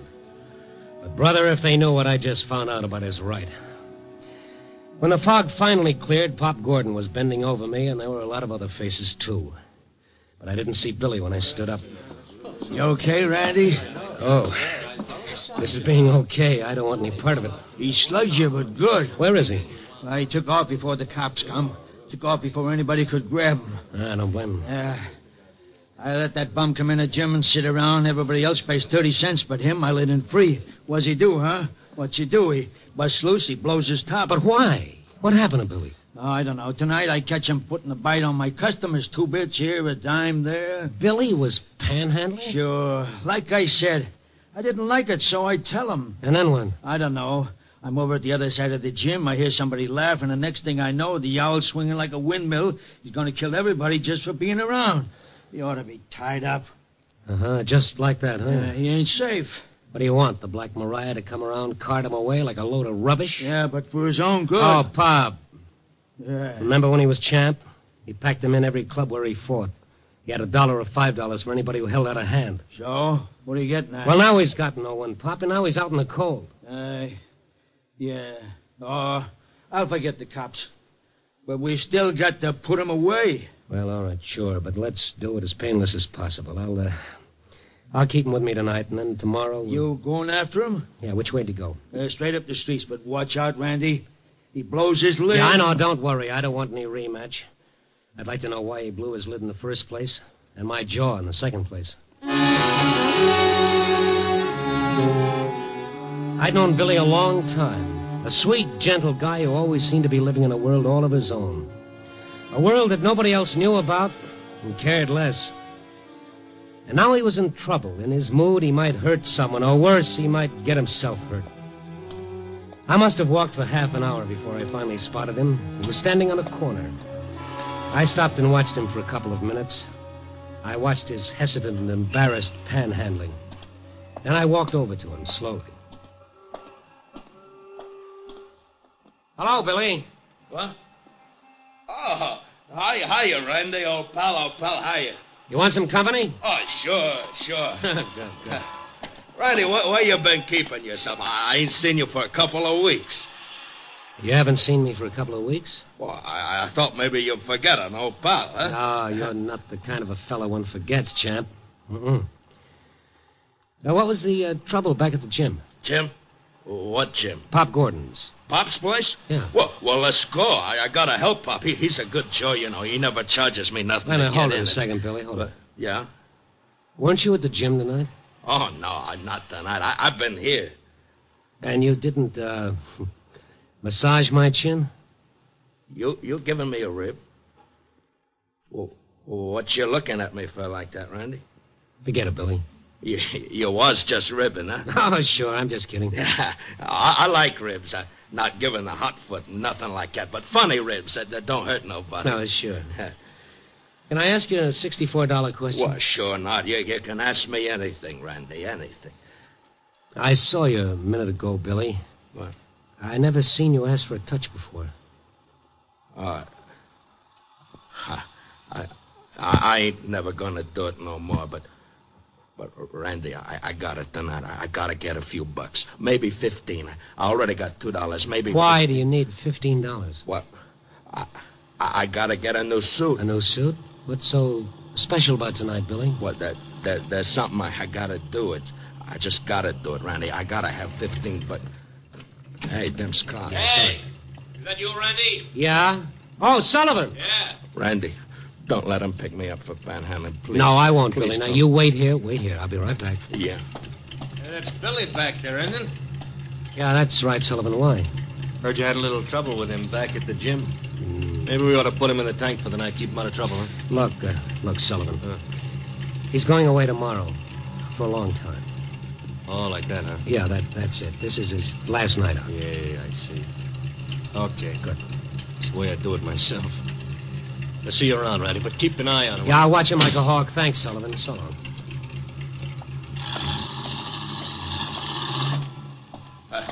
What they say, Randy, they ain't gonna pick me up for mooching, are they? They ain't gonna... No, of course not. Look, Billy, how'd you like to come to my apartment for a while? Oh, you can't. I told you I gotta get 15 bucks. Well, we'll talk about it. Well, I gotta get it tonight. Now I gotta get a new suit because... Yeah, go on. Why? I can't be wearing this crummy rag when I see her. Not when I see her.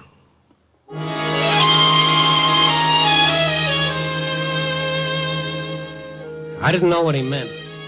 But whatever had made him go crazy at the gym, whatever had made him hit me was tied in with her. Who she was, I didn't know, and I wasn't sure that he knew. I finally talked him into going to my place, and when we went in, I watched that slow, gentle smile come over his face. Hey, this place is A number 1. Yeah. Sit down, Billy. I ain't got much time. Just a couple of minutes. Yeah, okay. I'm awful tired, Randy. Seems like a lot of things has happened tonight, you know. I'm kind of tired. Sure. Want a drink, Billy? Oh, no. I never touch it, you know that. Yeah. And you never panhandled before.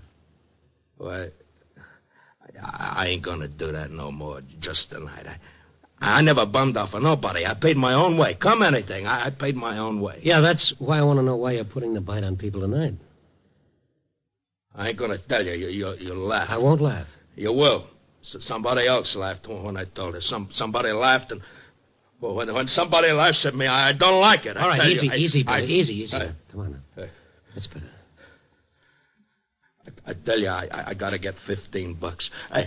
Hey, look at this. What's that, Billy? I cut it out of the paper today. I seen it. Hey, you take a look at it, huh?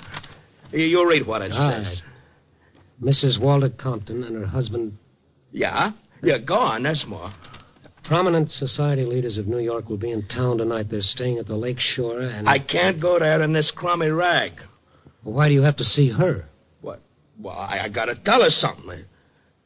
It's getting late, Randy. I gotta get... I'll lend you the $15, Billy. You? Oh, no. I pay my own way. Well, pay it back whenever you get a job. No, I don't want any handouts. It's just a loan, Billy. It's a loan. What? Thanks, Randy. You're a champ. Now, tell me why you gotta see her. You ain't gonna laugh? I can take anything but that, anything. I won't laugh, Billy. No, I guess you wouldn't. Okay. You remember once I was champ? Oh, everybody knows you were champ. Now, what about her, Mrs. Compton? Yeah. Well, it's one night after a fight, see? I ain't champ yet, but I'm punching right up to the top, see? Okay, but this one fight, she ain't there, so I go to see her at her place. She's there. And so when Who's that? It's me, Billy. Where are you? Yeah, in a minute. Sure. Hey, I win tonight. I said I win tonight, Edna. Yeah, I heard on the radio. Well? Well, what? It don't mean a thing? Sure. Means a lot, I guess. You guess. A kid for $1 who's going to marry the next middleweight champ. You sure take things like a lump of ice. Yeah. Edna, anything wrong? No. Oh, there is. Okay, something's wrong. Have it your way. You wasn't at the fight tonight, baby. I looked for you. It took me 3-4 rounds to get going because I didn't see you. You won. Oh, kid, look at me. Sure. The eye got torn open again, huh? Oh, that's nothing. Collodion fixed it. Collodion fixes everything, huh? Get cut up, use collodion. That's nice. That puts you all together again. How long do you think you'll stay together? What's eating on you, honey? The last 2-3 weeks. The last 2-3 weeks. The last 2-3 years. Yeah, that's right. I hate it. You hate what? Oh, shut up. Oh, kid, what's wrong? You and me. I don't get it. The only thing you do get is a measly few bucks for getting your head knocked off. Oh, I'm a fighter, So you're honey. a fighter. All right, fight. But count me out. Oh, now, wait a minute. I've been waiting. I've been waiting for him to carry you home. Me? Me? It can't happen, huh? Well, all of a sudden you start blowing your top. It's not all of a sudden. You said it. You said there was something wrong for the last 2-3 years. Okay, spill it. I'm through, Billy. Washed up. Finished. What? You and me. Done. Since when? Since right now. Oh, baby, it's just the eye. You see me this way and you... The eye. Don't laugh at me, Edna. Don't laugh at me. I take anything but being laughed at. It is a laugh. Oh, now listen, You listen. honey. I don't care if you get punched all over the state. I don't care if you get your brains rattled so hard. It's Edna. me I care about from now on. Okay. So I'll be champ. So you'll get your fur coats. Not from you.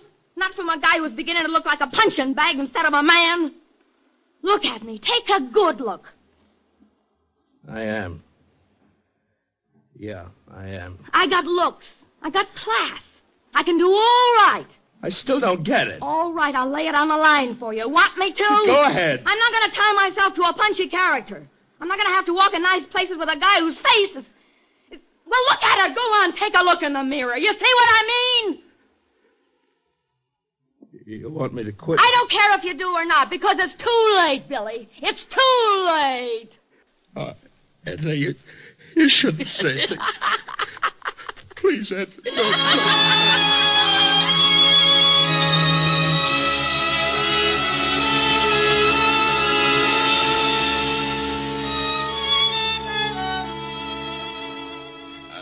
That's the way it was, Randy. That's the way it was. Yeah, I see. Look, Billy, you don't want to go and see her after that? I tell you, Randy, I gotta see her. There's something I gotta tell her, and it's gotta be tonight because tomorrow she'll be gone. Billy, how do you know that she'll see you? Oh, I know, because there's something I ain't told you. There's something I ain't never gonna tell nobody. And, Randy, please, don't try to stop me. Please don't let nobody try to stop me because if they do, I'll kill them.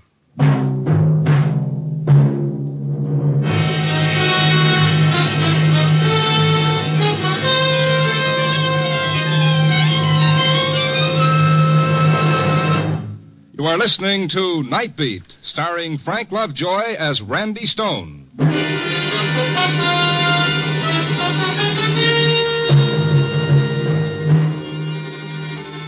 Billy said he'd kill anybody who tried to stop him from seeing Mrs. Walter Compton. I looked at his scarred face and into his eyes.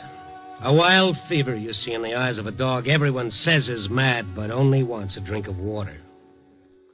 And then... I guess I shouldn't have said that, Randy. Well, let's forget it for a minute, Billy. Now tell me, why do you want to see her? You don't understand dames, huh? No, my mother never told me. Well, she gives me the brush, see, like I tell you. She gives me the brush, but she does it for me, see? She don't want me to get my brains knocked out, see? Yeah, I'm beginning to see, Billy. Sure. But me, I got no sense, so I don't see it her way. So I let her walk out, and I don't see her no more. Not until I get hold of that paper today. And tonight you want to see her? To say what, Billy? Well, but don't you see? She loves me. All these years, she never lets up. And I want to tell her it's okay, that maybe her and me, we can start all over like, see?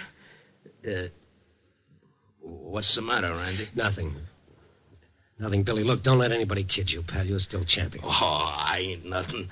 But, I gotta go now. I gotta get $15 for a Now, look, you're tired. You need a shave. Maybe take a shower. You thought of that? No. All right, now you wait here and take a shower and a shave, and I'll bring a suit back for you. Is that a deal? Oh, gee, you're a champ, Randy. You're a real champ. I might be gone for a little while, Billy, but when I come back, everything will be okay. Sure. Okay.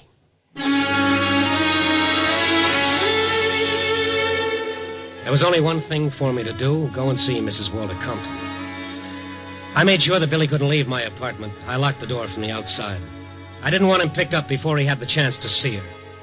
To see the woman around whom he'd built a whole world of fantasy in which he'd lived for so many years.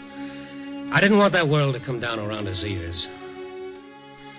My newspaper pass got me in to see Mrs. Walter Compton in her suite at the lakeshore.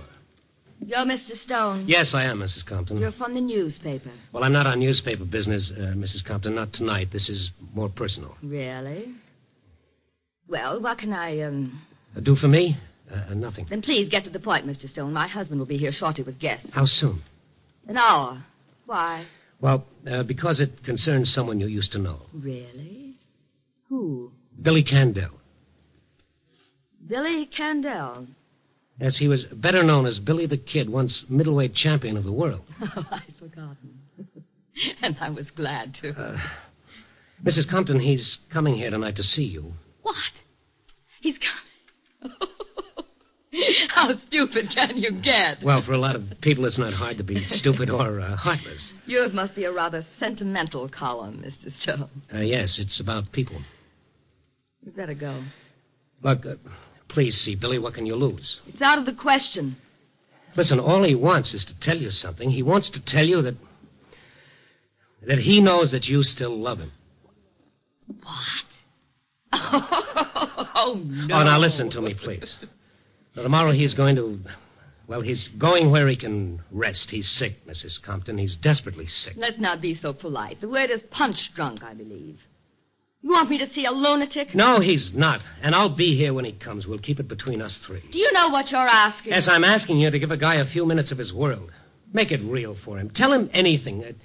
Tell him you still love him. Then he'll go away. After tomorrow, you'll never see him or hear from him again. You're asking me to receive that thing and to bring him into this hotel where everyone can see him?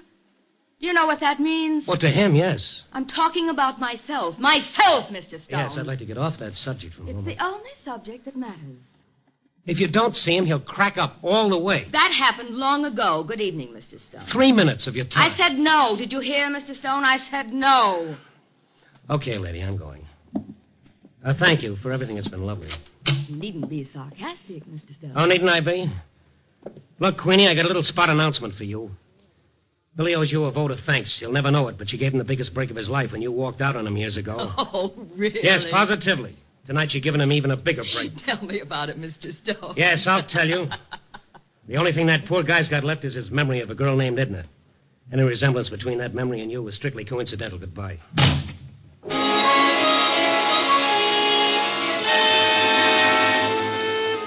I was glad to get out into the fresh air. All the way back to my apartment, I kept thinking of what I'd tell Billy, how I'd tell him. Then as I walked across the lobby toward the elevator... Mr. Stone, Mr. Stone! Oh, what is it, Charlie? Here's a message for you. Okay, Here you are, Mr. Stone. thank you. How long ago he leave this? Oh, what, just a few minutes after you left. Did you know you left him locked in? He called down. He asked me to open the door. Yeah, did he say where he was going? No. Just that he couldn't wait for you any longer. Oh, that is on the note. How'd he look? How'd he look? Well, I mean, anything unusual about him? No, he had on one of your suits, I remember now. That pinstripe one. He must have stolen it. No, right he out of didn't your- steal anything. Now, listen to me. I'm going to the Lakeshore Hotel. If he comes back here, get in touch with me there. Mrs. Compton's suite. Mrs. Compton's suite, yes. Oh, and listen, I think you'd better call the police. But as for Kalski, remember that Kalski? Tell him to meet me at the Lakeshore Hotel and quick. I took a cab, and I took the shortest way to the Lakeshore. I watched the pavements looking for Billy, but I didn't see him. He had some money on him, and he must have taken a cab himself. And then I was back at the Lakeshore talking with the clerk at the desk there. Yes, sir. There was a man here of that description. He asked that a call be put through to Mrs. Compton's suite. And was it? Well, sir, he was a rather... Well, Yes, I know. So he didn't get through. Oh, I called Mrs. Compton's suite myself and told her. That is, I described the man. Yes, go ahead. What'd she say? That on no account was I to put him through or send him upstairs. Oh, well.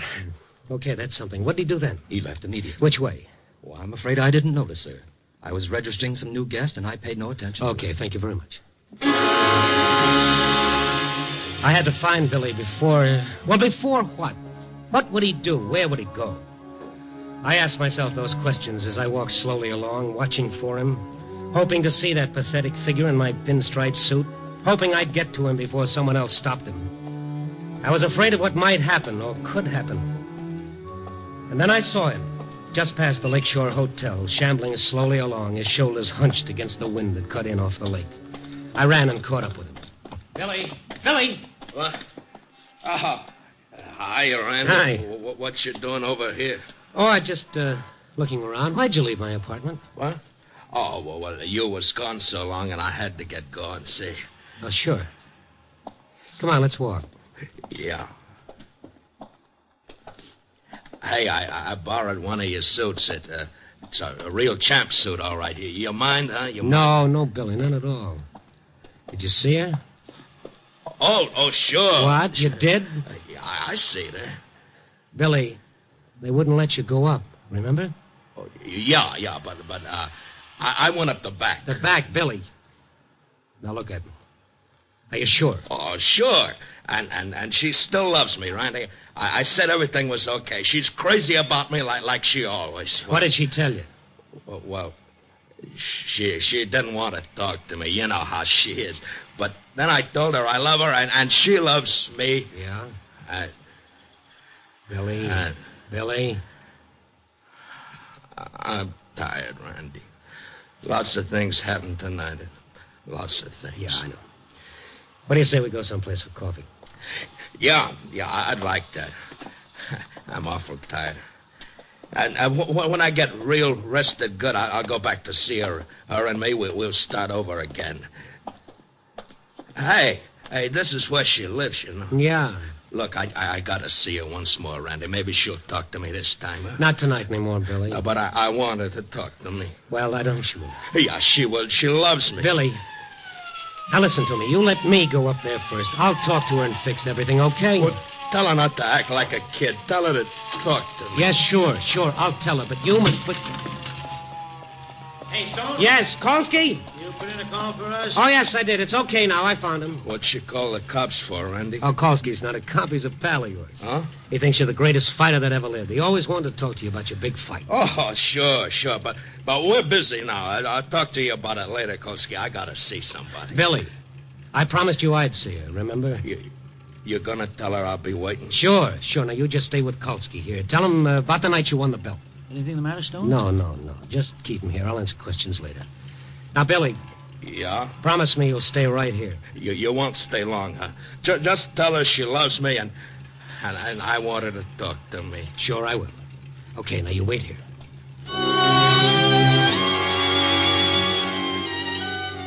I didn't think it would do any good to see her again, but I wanted to give Billy a good memory to take along.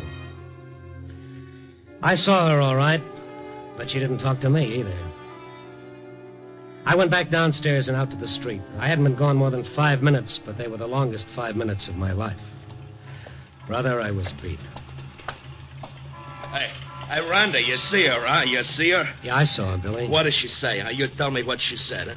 Well, I told her. Hey, Stone, how long does this go on? This is a prowl car, not a bus. Yeah, we're coming along with you.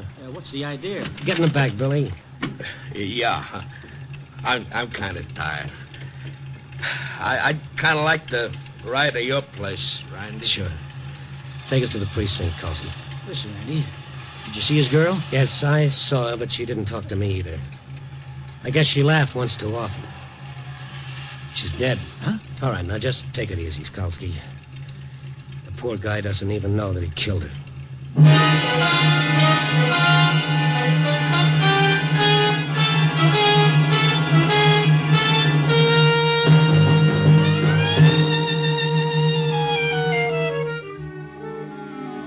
4 a.m. and the lights are going out all over the city. Even those neon signs on Madison Street. I've got to write my piece and put it in the slot, but what can I say? The story of a one-sided love? Well, if that's what love does to you, I'll stick to pinochle. It's a funny thing about love, isn't it? Let someone get up and talk about hate, and he's hailed as a new leader. Let him speak of love, and he's ridiculed, he's spat upon, and even nailed to a cross. Love is the greatest thing, the oldest yet the latest thing. Yeah. Copy, boy.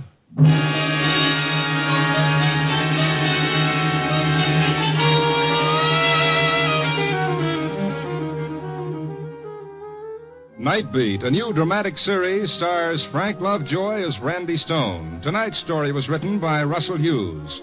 Night Beat is edited by Larry Marcus and directed by Warren Lewis. Music by Frank Worth. The part of the prize fighter was played by Bill Conrad. Others in tonight's cast were Lorene Tuttle, Bill Lally, Larry Dobkin, and Leo Cleary. Frank Lovejoy will next be seen in Milton Sperling's production Rock Bottom, released by Warner Brothers.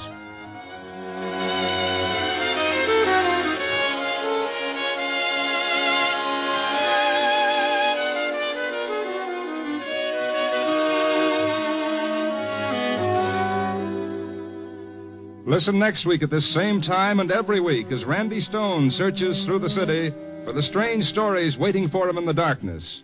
The stories that come out of the shadows to find their way into Night Beat.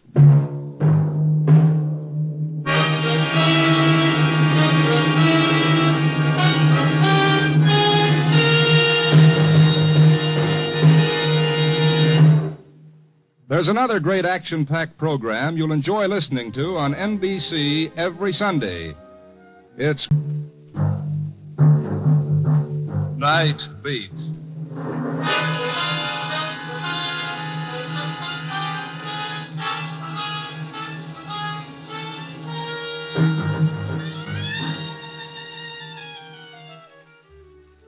Hi, this is Randy Stone. I cover the Night Beat for the Chicago Star. Stories start many different ways. This one started, strangely enough, with the flame of a match, whose feeble glow lit up a lightened face in the darkness. A frightened face, twisted by an agonizing fear of death.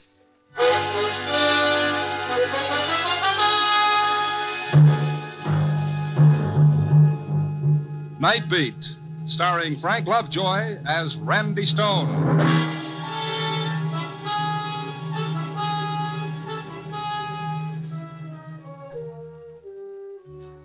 The night is a thief, some poet once wrote, that steals the colors from the day. It's kind of pretty if you like words, but for my dough, they're not exactly true. Because there are colors at night. The burning red of passion, the angry green of jealousy, and the ugly, terrifying black of fear. This was one of those nights when pickings was slim. I'd cover the town from Henrice's bar in the Mart, out to Hyler's on the North Shore, and back downtown again with nothing to show for it. I was taking a shortcut through Lincoln Park to pick up my car. At that time of night, the park was pretty deserted, except for this girl walking up ahead of me. Not a bad silhouette, I might add, against the distant light. We were about halfway through the park when suddenly she stopped and threw herself onto a bench at the side of the path. There was something almost desperate about the way she did it. I ran up to her. Excuse me, are you all right? Yes, I'm all right. Well, I thought maybe you were sick or something. I told you I'm all right. Now, will you please let me alone? Oh, now look, lady, it's not what you think. Well, this park at this time of night, it's no place for a girl to sit around by herself. I don't need any help. Just go away. Oh, sure, I'll get lost. I can see you're all right. Only you don't mind if I just sit here and smoke a cigarette before I go. It's a public park. I don't care what you do. Thank you. You care for a cigarette? No. Of course, in order to really enjoy a smoke, you've got to have a match first. I said in order to enjoy a smoke, you've got I heard you. Here. Thank you. Here. Keep the book. No, you better hang on to these. I won't need them. Well, you might need them later tonight. After tonight, I won't need anything. Oh, now, wait a minute. That's no way to talk. The only time you're not going to need anything, sister, is after you're dead. Why did you say that? What? That about being dead. Well, no reason. Why? Because after tonight, I will be. The girl jumped up and started running.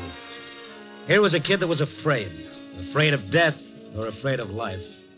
But then, isn't everybody? I turned the matchbook over and looked at the ad on the cover. Penguin Club. A little all-night jump and jive place over on Clark Street. That's one I've been missing lately. On a hunch, I ambled up North Avenue in that general direction, turned up Clark a ways, and there it was.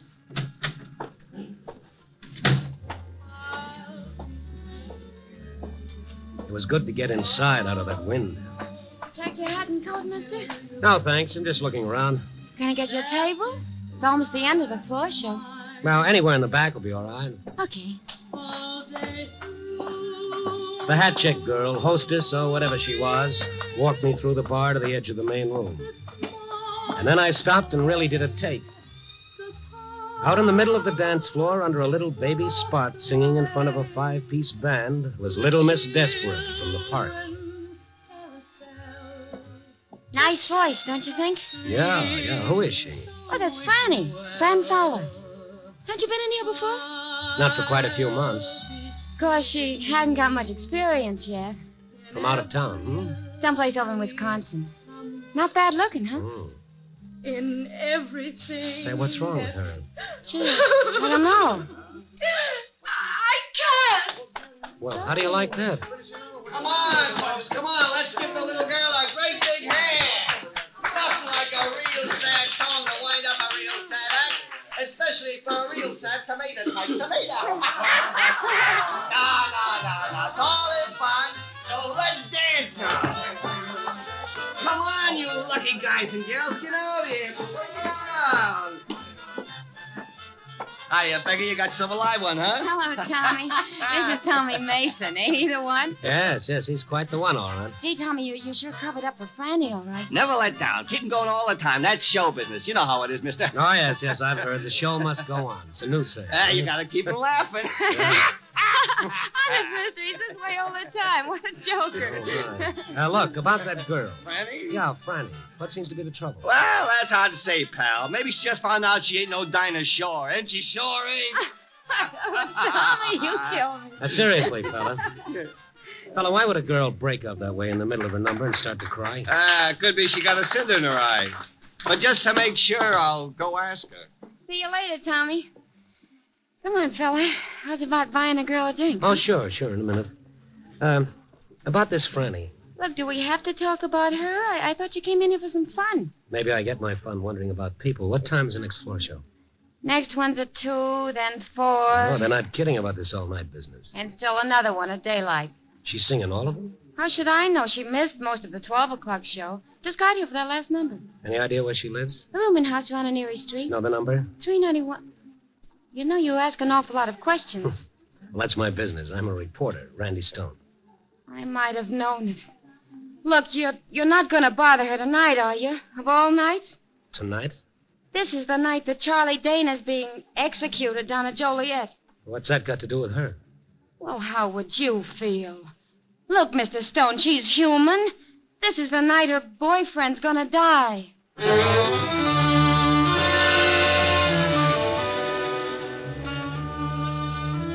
I went up to the front of the bar to a phone booth and called the paper. There was something about this in the back of my mind somewhere, something I ought to remember but couldn't. I had the girl on the board put me through to Gabby in the library. Library? Oh, hello, Gabby. This is Randy. Yeah, Randy? What have you got on the Charlie Dana case? Still a little early, Randy. Execution's not set until 1:30. No, I mean old stuff. Oh, I got the file right here, Randy. Dug it out earlier for background. Good. Anything on a girl named Fran Fowler? Yeah, let's see. Charlie Dana, small-time gambler, killed a guy named Dinelli. Oh, yes. I remember that. A gambling beat. Execution originally set for November, but he got a couple of months' stay. Oh, here she is, Fran Fowler. Singer in a nightclub. Was supposed to be his alibi, but the DA blew her up on the witness stand. She admitted she wasn't positive about when she'd been out with the guy. Oh, yeah, that was it. I knew it was something. Anything more? Oh, details, Randy, details. Okay, Gabby, thanks. I'll catch up with you. Oh, Mason. Excuse me, were you waiting to use the phone? No, I was waiting to talk to you. Why, certainly, but this time, no jokes, if you don't mind. I'm expecting a headache. You're not funny, Stone. Who are you talking to? Well, isn't that kind of my business? Peggy says you're a reporter. Yes, of a sort. You were asking about Fran, where she lived? That's right. You gotta let her alone, see? You printed enough about her. Just a minute, Mason. Those are my lapels that you're hanging on to. Peggy shouldn't have given you Fran's address. I don't want you bothering her. I said let go of my lapels, funny man, or something's liable to explode in your face. Now, you stay out of my way or I'll ruffle that shiny hair. Where you going? See about a cinder in a lady's eye. You're not going to see her. I won't let you. Can't you see this whole thing's driving her crazy? Tommy, believe me, I'm not interested in harming her or anyone. I'm just a guy trying to do a job. Now, if you'll step out of my way... You're not going there. I won't let you. I won't let Sorry, you. but you'll ask for it.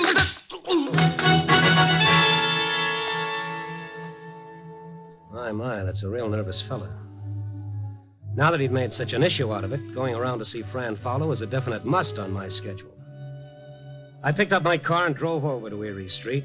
391 wasn't much different from any of the rest of the rooming houses on the block. I got the number of her room from the mailbox and started down the dingy corridor to room 8. I knocked at the door, but there was no answer. I knocked again, and then I smelled gas. Hey, anyone in there? Miss Fowler! Fran! I put my shoulder to the door, and the flimsy lock snapped open. I rushed into the gas-filled room, holding my breath until I could smash open the window and let in some air. And then I saw Fran Fowler, the girl from the park, lying across the bed. And on a table beside her, one of those 2 burner gas stoves with both jets wide open. I turned them off and started shaking the girl. Miss Fowler, Franny, come on, get up. You got to get out of here. Look, am I going to have to carry you? Put me down. You little fool, this room is filled with gas. My purse. Where? On the table. Okay, I've got it. Oh. Fine thing with a gun in it. Give that to me. Outside, baby, outside.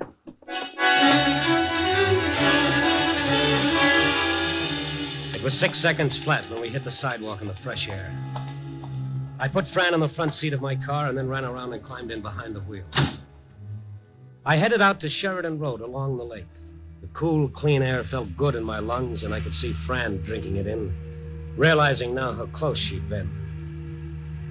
I didn't make her talk until we were a long way out of town. Then I pulled over to the beach side of the road and killed my motor.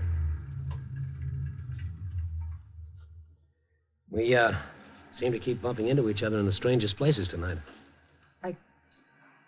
I guess I should say thanks. No, not at all. I'm the one who should say thanks. I still haven't returned your matches. Please don't make fun of me. No, I'm not. You see, I know now who you are. Charlie Dana's girl. Why didn't you say it? In my book, you're just a kid I met in the park. What time is it? It's 1:45. Then... Yes, it's probably all over by now. Like me to turn on the radio? No. No, I don't want to hear about it. You must love him an awful lot. Love him? I despise him. But still you were willing to alibi for him on a murder charge? I wasn't. I told him I wasn't sure of the time I was out with him, but he made me say it was the exact hour when the man was killed. Didn't you realize you might have been perjuring yourself? I didn't lie. I just didn't remember. It might have been like he said. When you're not sure, what else can you do? Yeah. How'd you happen to get mixed up with him? I didn't know anybody when I first came here. I was lonesome. And he was nice to you. He was. A lot more decent than most of the men who want to take you out when you're working in a club. Then why do you hate him now? I didn't know what he did. A lot of people gamble. I didn't think too much about it. Then we got to going out evenings between shows at the club on my nights off. And the killing happened when you and he were supposed to have been out someplace together? That's what he said. He wasn't arrested until a few weeks after the trouble. I couldn't remember if I'd been with him during that particular time or not. Well, it's all over now. You did what you had to. That's about all any of us can do. But you gotta forget about it. Put it out of your mind. There's nothing more to worry about. Oh, that's just it. You don't understand. There is. What are you talking about? He promised. He promised, and I know he'll keep his promise. Promised what? I want to see him in prison. In the death house? I had to. I wanted him to understand, but he said I tricked him. What, by telling the truth on the witness stand? He said I double-crossed him. But now he didn't care. Why would he say that? He said he didn't care because the night he died, I would die. And I'm afraid.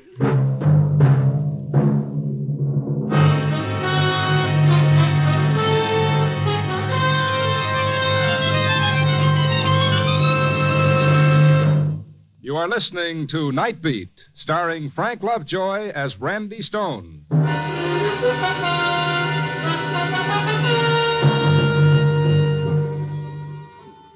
This was real. This was no act.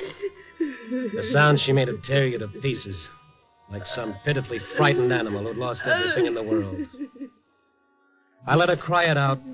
After all those months of strain, she'd have to get it out of her system.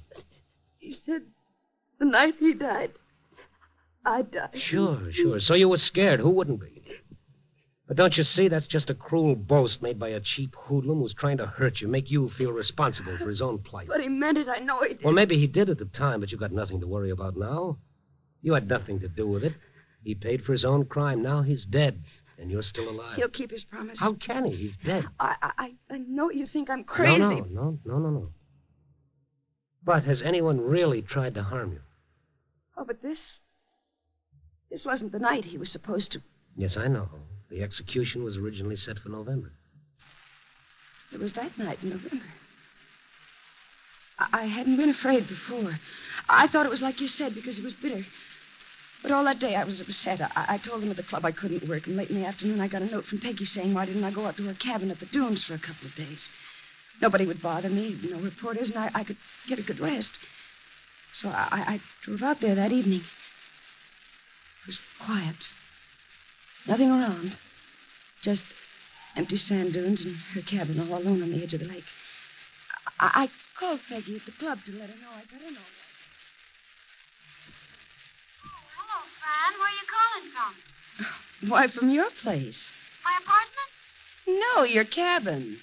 At the dunes? It was swell of you, Peggy, to let me come out here. Well, of course, Franny. You're welcome to use the place, but I don't quite know what you mean. Well, your note this afternoon telling me to come out here. I didn't write you any note. Oh, come on, Peggy. You did. You even told me where the key would be under the flower pot. But, kid, that's where we always keep it. Everybody knows that. Peggy, Now, don't worry about it, kid. One of the girls probably sent you the note and just hasn't had a chance to tell me about it yet. I should have thought of it myself in the first place. No, wait, Peggy. I'm scared. Well, what in the world of? You remember what I told you about what Charlie said the last time I saw him? Prison? It was about tonight that he said when he died. Cut it, Franny. Now cut it before you drive yourself Peggy, back. I'm all alone and I'm scared. I don't know what to do. Fran, you gotta hang up right away. You shouldn't be out there all alone tonight. Get in your car and come back to town as fast as you can. I'll wait for you here. All right, Peggy. All right. I hung up the phone and ran out of the house to my car. I turned on the ignition key and stepped on the starter. It wouldn't start. My car wouldn't start. I looked at the gas gauge. Empty. Somebody had drained the gas out of my car. I got out in a panic and started toward the highway. But there was a car out there, parked behind a big sand dune. I turned and ran back to the house. It was like some crazy, frightening nightmare. I didn't know what I was doing, but somehow I managed to get inside and lock the door. And then suddenly I was at the telephone. Operator? Operator, answer me. Operator, you've got to answer. I want the police. Operator, please help me. Someone. Operator! It was no use. The line was dead. While I was outside, someone had pulled the wires away from the wall. Crawled over to the window. Looked out to the highway. There was a car out there. Its lights were on. But as I looked, they went out. And now, I was alone. In the dark. With him out there. I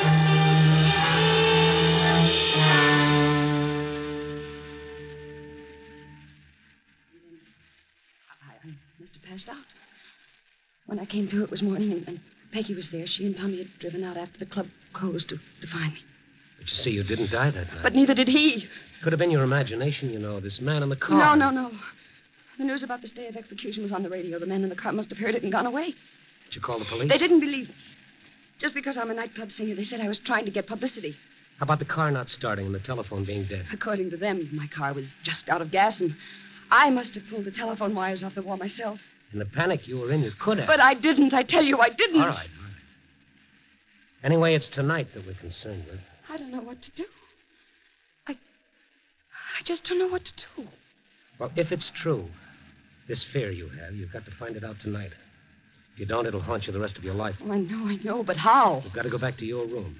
Oh, no, I'm afraid. I'll be with you. I've still got your gun, remember? By the way, what were you going to do with it? I didn't have the nerve to use it. Even on myself. Well, if anything is going to happen, it'll happen tonight. Not tomorrow or any time after that, but tonight. We'll go back to your place now and wait. Until it's daylight.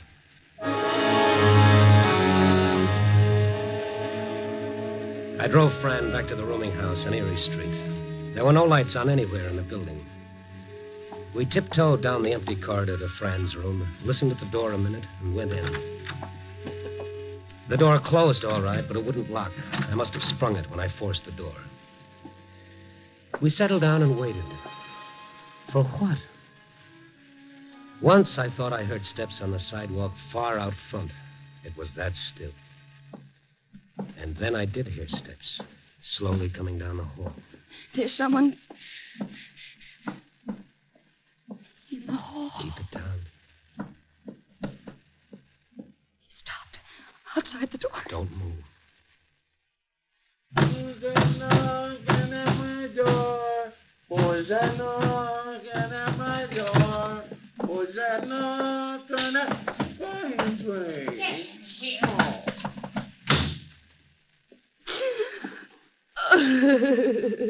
Okay. Go ahead, kid. Go ahead. You got it coming. I'm sorry. I'm all right now. Nothing to be sorry about. I was kind of scared myself. It's a funny thing about fear. It's catching. Look out the window. It's almost light. And this all night has gone for good. You see? It was all in your mind. Things you were frightened of. It was nothing, really. You won't be afraid if I go now. No. I've caused you an awful lot of trouble. Oh, now, you've cut the howdy. You'll get me going. And the kids at the club, I guess I should go back there and let them know I'm all right. What the doctor ordered for you was a little shut-eye. I'll stop by on my way and give them the word. Good night. Good night. Oh, here's your gun. You might want to pawn it for a couple of pair of nylons.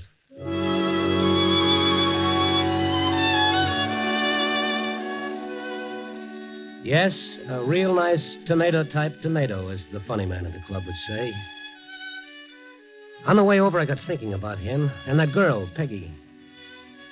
Come to think of it, that was one point Fran had forgotten to clear up for me about the note that sent her out to Peggy's cabin at the dunes that night.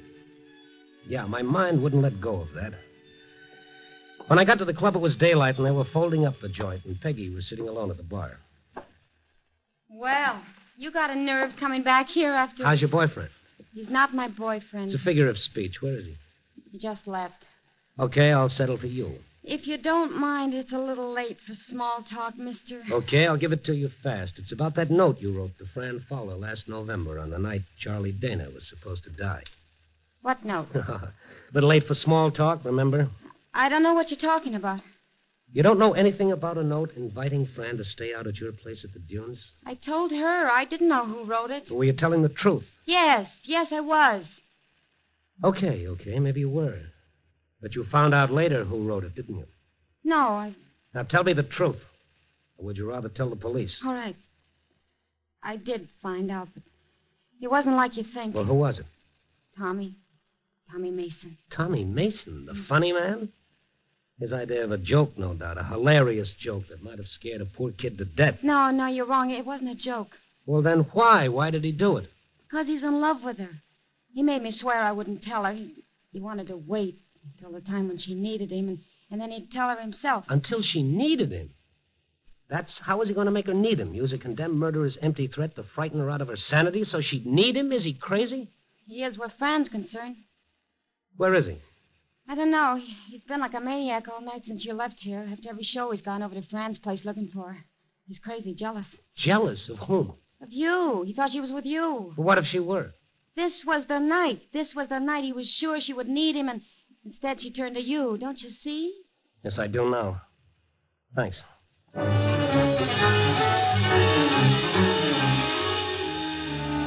It was only about a half mile to Fran's, but it seemed more like 20 miles until I turned off Clark up Erie Street and slammed into the curb. There was Owen on the street. I was hoping he'd walk, and I'd pass him on the way, but there was no one. I ran down the narrow hall, not daring to think what I'd find, and I flung open the door. Are you alone? Well, you frightened me. Are you alone? Well, yes, I've been sitting here since you left. I'm too tired to undress. Come on, let's get out of here. Grab your coat. But Never mind. I'll tell you on the way. I shoved Fran out the door, and we started cautiously back down the hall. We got about halfway when I grabbed her arm. The front door was opening slowly, and a man made a dark silhouette against the gray light of the dawn. It was the funny man. The man with the slick, shiny hair and the permanent smile and the fast jokes. Only the smile was gone, and he had a gun in his hand. Keep coming. Keep coming. We started towards him slowly. Tommy, it was you? You who were going to kill me? You didn't know. You didn't know that I had a heart, too, just like Charlie Dana did. Tommy, you never told me. You never let me. You didn't need me. You would have laughed at me like you laughed at my jokes. It couldn't have been you at the dunes that night. I followed you out there. And then drove back to the club. No, Tommy, no. You were lonesome, but you didn't need me. You needed Charlie Dana. I thought if you were afraid, you'd need me. And then you were afraid, but still you didn't need me. But I'd make you need me. I'd make you. Step by step, we moved closer. Keep coming. I could see his face twisted with jealousy and hate, his eyes wild, as though a spark might make him explode. And tonight, when you were afraid and should have needed me, you didn't. You turned to him. Tommy, please. But now you need me. Now that I have my finger on this trigger, you need me more than you've ever needed anyone in your life. You need me. You need me, Franny. You need me.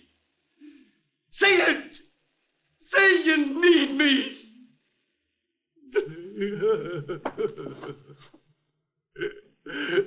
I can't shoot.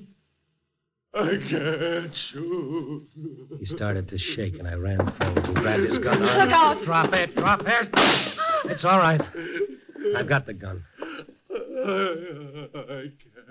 Is he hurt? Not to what he will be. Get up, funny man. No. Don't be too hard on him. He didn't realize. No, I guess maybe he didn't. It's funny, isn't it? You never really know what's going on in some of the best combed heads.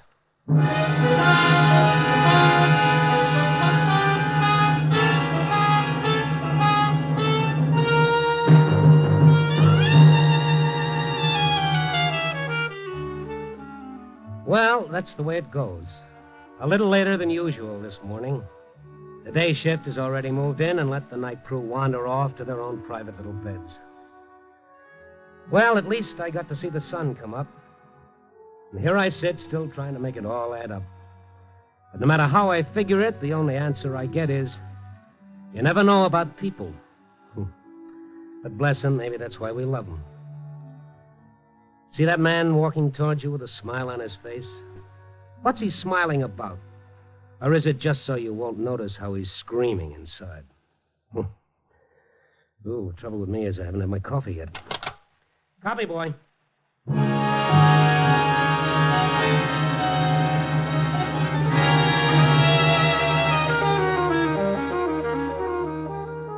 Night Beat, a dramatic series, stars Frank Lovejoy as Randy Stone. Night Beat is edited by Larry Marcus and directed by Warren Lewis. Music by Frank Worth. The part of Fran was played by Joan Banks. Paul Dubov played Tommy. Others in the cast were Georgia Ellis, Ken Christie, and Carol Richards.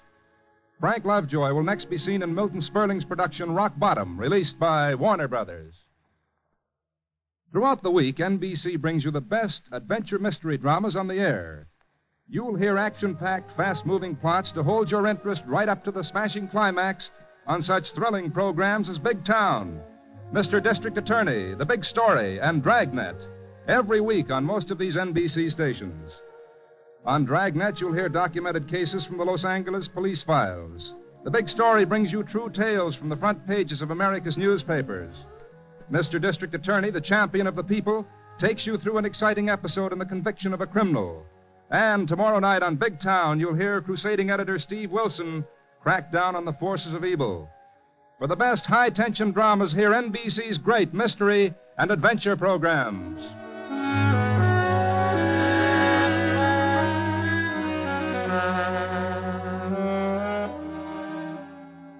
Listen next week at this same time and every week as Randy Stone searches through the city for the strange stories waiting for him in the darkness.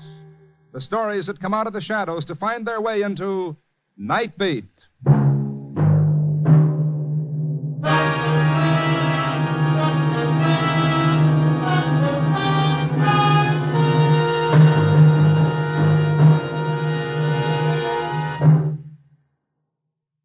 Now, stay tuned for Brian Donlevy as a soldier of fortune.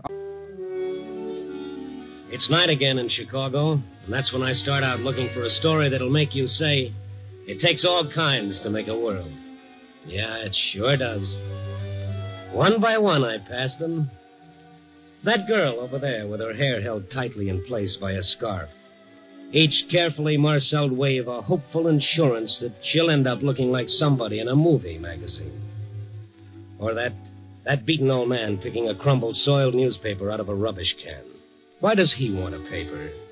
He knows tomorrow will be the same for him no matter what happens in France or England or just around the corner. So tonight, I found myself in a quiet section of the residential district. I wondered what was behind the lighted squares of glass and what went on. Who were those people and what were their problems? I kept going, and I walked into... I beg your pardon. Oh, yes? I hesitate to bother you, sir, but do you have a match? I have a lighter. Will that do? Thank you. There you are. Oh, just a moment. Yeah. I am afraid I didn't get a light after all. What's the matter, Pop? Afraid to ask me for the touch? Here. Please, put your hands up. What? I'm not joking. I have a gun. Oh, I see it. Put your hands up. Okay. Like this? I warn you, I'll shoot if you try anything. Well, rule number 1 when facing a stick-up man who's obviously pulling his first job, be very careful. It's not my first. Oh, a hardened old offender, Hand me your wallet. What, with my hands in the air? Put them down, but remember what I said now. Sure. Why is a nice-looking old man like you doing this? Stop talking and hand me your wallet. All right. Here. Now turn around. Face the wall. And don't try to follow me. Pop, hand me the gun and tell me all about it. Don't come toward me. The gun, Pop. Now hand it over. We'll have a talk. Maybe over a cup of coffee. Stay away, I said.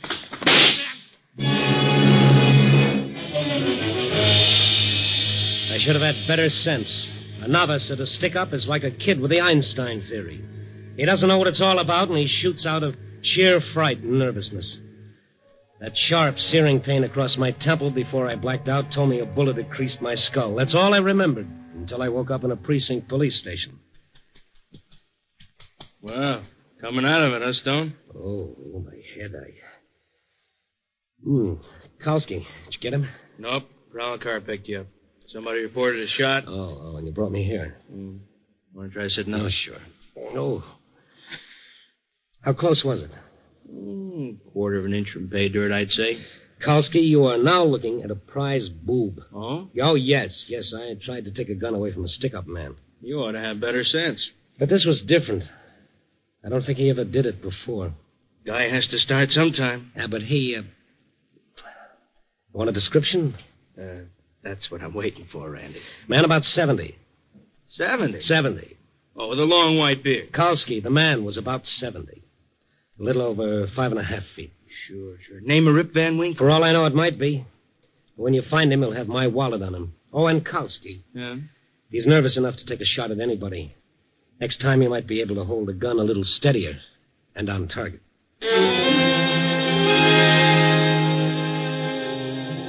So, 10 minutes later, I left the precinct station. Kalski put out a call for the little old man who made like Jesse James. I went back to my desk at the Star. Maybe I had a story. I wanted to wait until the police picked up the old man because whatever made him turn bandit was a story. An hour passed, and I was just about getting ready to give up. Oh, hi, Mr. Stone. Oh, hello, Larry. I didn't come in this time of night. You're almost always out. Larry, you don't know how close I was to that. Permanently. Hurt your head? Yeah. How? Well, I was wearing my hat with a feather in the band. Huh? Yes, I got mixed up in a badminton game. I don't get it. Well, you work on it, kid. I'll see you tomorrow. Oh, I get it. Feather, badminton. A for effort, Larry. Oh, hey, I almost forgot. Go on. Here's a package for you. For me? What is it? I don't know. Open it up and see. That's working them out, kid.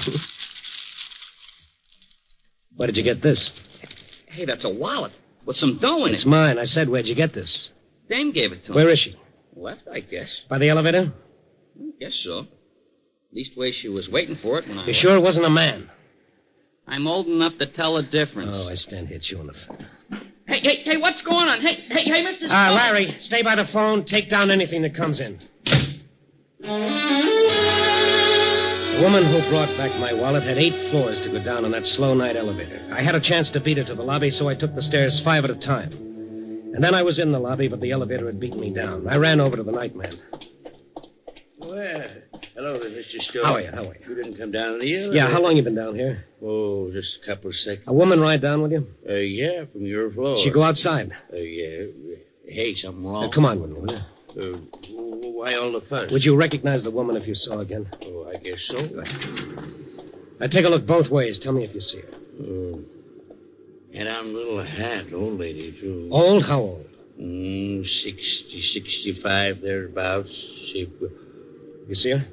Ain't sure, but I think that's her at the bus stop. Which side of the street? Other side, next block. Okay, thanks. See you later. Maybe it was she, maybe it wasn't. I hurried across the street just as a bus pulled up and took on a passenger. A little old lady wearing a little hat. I reached the stop as the bus was pulling away.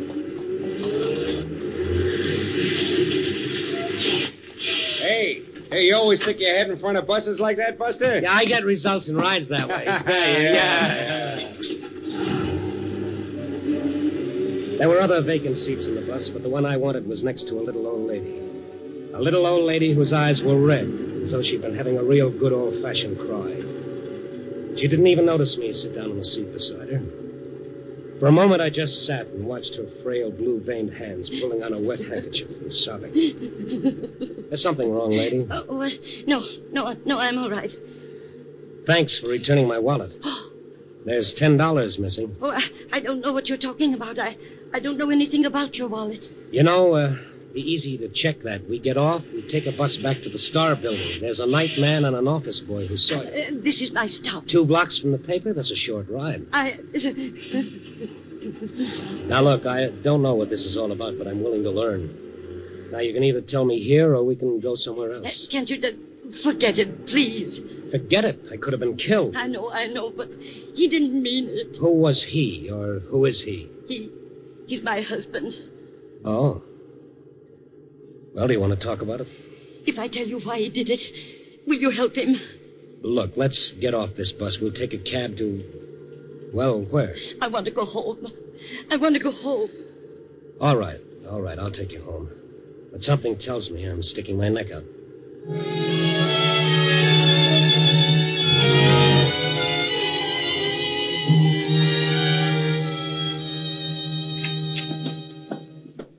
Will you sit down, Mr. Stone? No, not right away.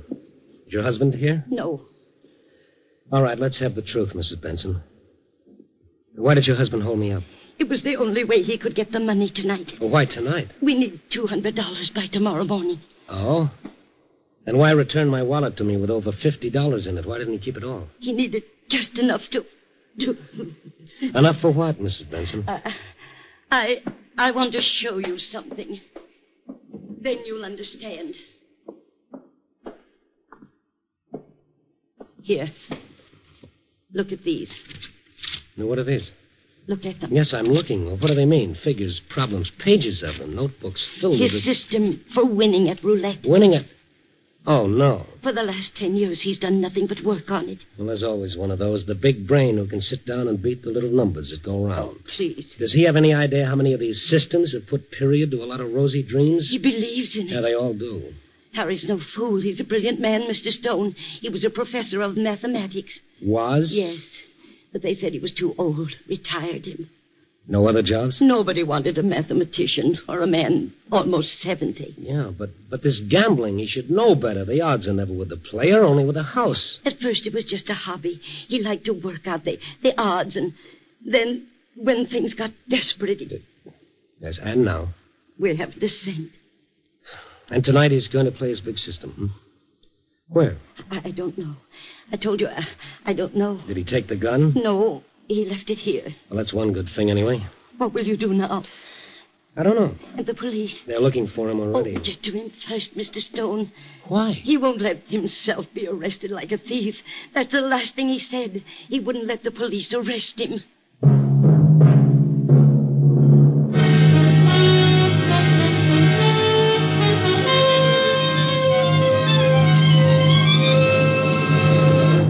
You are listening to Night Beat, starring Frank Lovejoy as Randy Stone.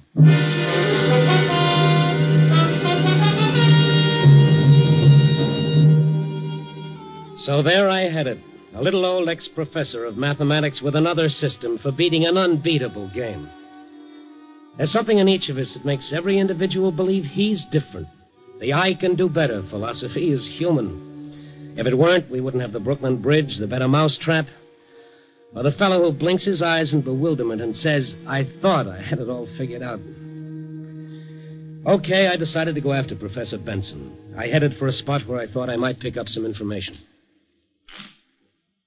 What's in your mind, Stone? You said you wanted to see me. Yeah, just for a minute, Cully. Okay, what? How's the game going? Win a little, I lose a little. You want in? No, not tonight. Tell the truth, Cully, I'm looking for a bigger layout. Blue chips here are 500. How big can you get? Oh, some. But this is a private poker party. Yeah, I wouldn't want news of it to get around. Oh, don't worry, Cully. I did you a favor. Now, remember, give me a break in your paper. Okay, what do you want? I want to know where there's a roulette layout. Don't know? You get around.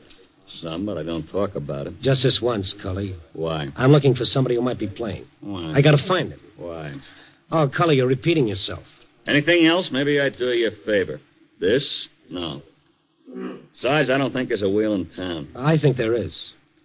Okay, you think. Now, so long, sir. All right. Oh, before you go... Yeah. If I were you, I'd make this the last stop. You ask funny questions, and you might not get such funny answers.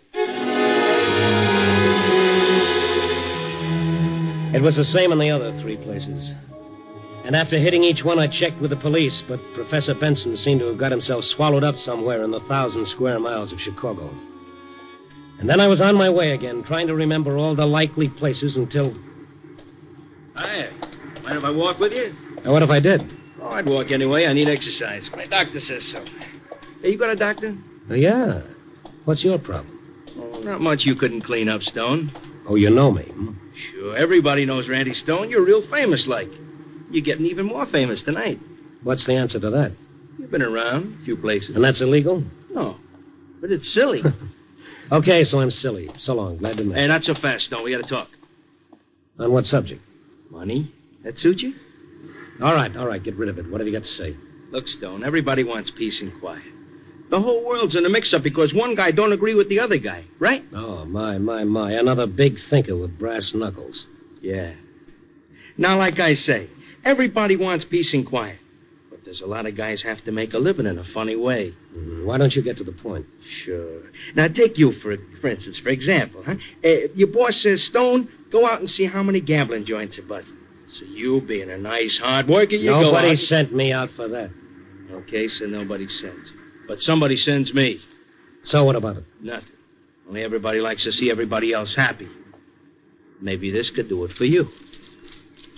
How much is that? $1,000. I'm stirring up a lot of muddy water, huh? Yeah. You've been to 3-4 places. And to the cops. Not for what you think. I ain't paid to think, only to carry out orders. This is one. Want the dough? Listen, I'm only looking... Yeah. Looking for somebody. Cut it out. I'm telling the truth. I'm telling the truth, too. Stone, put your nose in one more place where they don't like stuck-in noses. And somebody will push it right to the back of your head.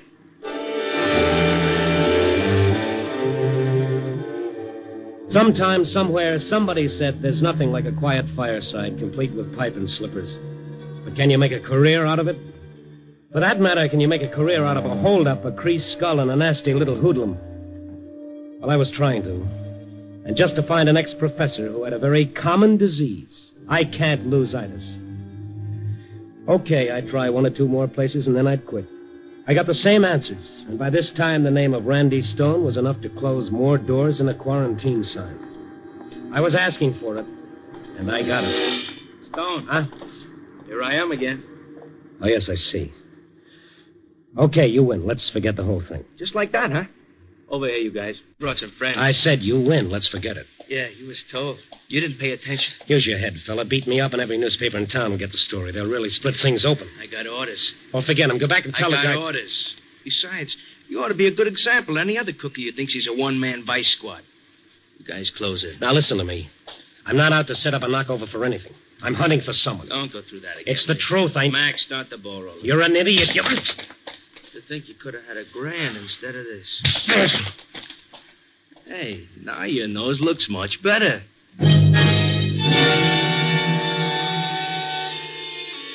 A professional working over is done with finesse. It's meant to stop just short of murder, but leave a nasty memory. When I came to, I was propped against a building in the alley, and the world at that moment was a bad place. And I was mad, and my anger was for the little professor with his system. Now I really wanted to find him and turn him over to the police. But I couldn't find him the way I'd started out. No one to talk. No one except perhaps one person. One of those strange, pathetic creatures known as a stoolie. I cleaned myself up at the nearest washroom, grabbed a cab, and went to see him at a dirty, shabby rooming house. He was there. Look, Randy, you got yourself worked over already. What do you want from me, huh? Just a little information, Gus. Yeah, I know. Nobody comes to me except for that. Someday I'm going to buy a chicken farm and get out of this business. Yeah, now listen, you know everything that goes on in this town, within limitations. Yeah, I know plenty. But not everything. Well, most of it. I want you to find out something for me. Yeah? There's a roulette wheel somewhere. I don't know nothing. Oh, come on, Gus, come on. Randy, sir, help me. Hope to kiss a pig. Nothing. Don't be afraid, Gus. I'm not starting a cleanup. I just want to find something. I know from nothing. For $50? Huh? $50. It ain't good, Randy. I done a lot of favors for the cops. They shoot square with me. They kind of see I don't get hurt, but you... This isn't a crusade. I want to find someone. You leveling, Randy? I'm leveling. Well, if you ain't, if anything happens, both of us could end up real bad in the red. I do a nice business. All right, just between you and me, Gus. Now, how about it? $75? Okay, 75.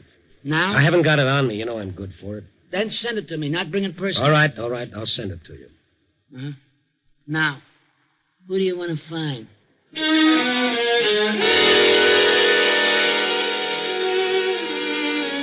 So I left it with Gus, and he arranged to call me at a pay station as soon as he learned anything. I waited in front of the phone for an hour, and then an hour and a half. And all the while I wondered what was happening with Professor Benson. The thing was building up in my mind. It'd be ironic if his system worked with my money. What would I do? What could I do? Whose money would it be? Then the call came through in the booth. Hello? Randy? Oh, yeah, Gus. Yeah, I got what you want, but you got to promise no knockover. No, I told you that. Okay. There's a little guy like you told me about. He's playing the wheel. Where? Remember the old Dixie Club? Yeah. Okay, there's a layout in the back. Everything from Pharaoh to one-armed bandits. All fancy. And he's there? Yeah. And Randy. What? You better get there quick. Why? What's the matter? This guy's hotter than a $2 pistol, and the boys running the joint are getting cross with him. All right. I'll see you. Now hold it, What? will you? You gotta know how to get in. Yeah, that might be handy. How do I do it? Well, when you get to the door, just say, the name is McReady, see? Yeah. McReady.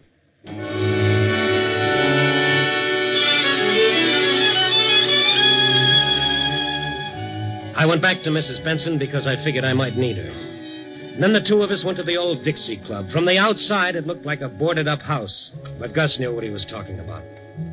A knock on the door, it opened a tiny bit, and I was McReady. Then the door opened all the way. Mrs. Benson and I went in, back to a big room filled with people. But the dice game was deserted, so was the blackjack table, and the faro layout, also the poker tables. But the crowd pressed in against the roulette table, around a little old man whose face was flushed and whose skin glistened with perspiration. In front of him was a huge stack of chips, and as Mrs. Benson and I approached the table... Number 11. Black. I won. I won again. It's working. You see, everyone, it's working. Hello, Benson. Stone. Uh-huh. Doing all right, huh? Please, you're not here to take me away. Well, that's the general idea. Harry, come with us. Oh, no. Look, I've got all this, and there's more to come. Okay, you're ahead. But there is something else. Earlier this evening, you did... Here's your money. Take it. Harry, I've never seen you like this. Dora, all this money, yours and mine. Yeah, all right. Now, come on. Pick it up and let's go. No, I won't let you take me till I play to the end of my system. Your system, yeah. Yes. I've waited for this. Waited till I knew I was right. Now you want to Take it easy. What's your trouble, mister? Are you speaking to me? Right to you. Who are you? I happen to run this place. Well, it's slightly illegal, isn't it? Who are you? I'll tell you. He's a newspaper man. His name is Stone, and he wants to take me away. Stone, huh? How'd you get in here? I know a man named McReady. I wish I knew how you got to know him. I was introduced. Now, let's cut out the small talk. $5,000 isn't small talk. That's what he's into me for. Any objection if he takes it and leaves? I won't. You listen to me. Harry, don't you know what you've done tonight? Yes, I do. I've won for us. All right, then take it and leave. No, I said no. For 40 years, I gave everything I had to other people. What did they give me? A gold watch and a wonderful speech. But Dora and I couldn't eat the speech. Maybe if you spent over half your life in trying to... Harry. All right, well, what do we do now? It's up to him. He's playing a closed table. If he wants to go on, all right. I do. That answer you, Stone? Now, what'll happen? What do you mean by that? Figure it out. I see. You know what could happen, don't you, Stone? Sure, I've met a few muscle boys already tonight. Could get worse. Okay. All right, Benson, it's your funeral. You've got $5,000 in front of you now. You can take it and leave, or you can play. Suit yourself. I'm going to play. No, Harry, no. I've got 2 more numbers, Dora, 2 more. Okay, place your bet, Vincent. Yes. 27, red. $1,000. Will you take that much? I'll cover it. Go ahead. Harry, for the last time, don't. No matter what we say, he'll do it. Let him go. 27, red. All right, spin it. Sure. And be careful. Yeah, I'll be careful. Please spin the wheel. Harry. What's the matter? Nothing. Go on, spin it. Sure.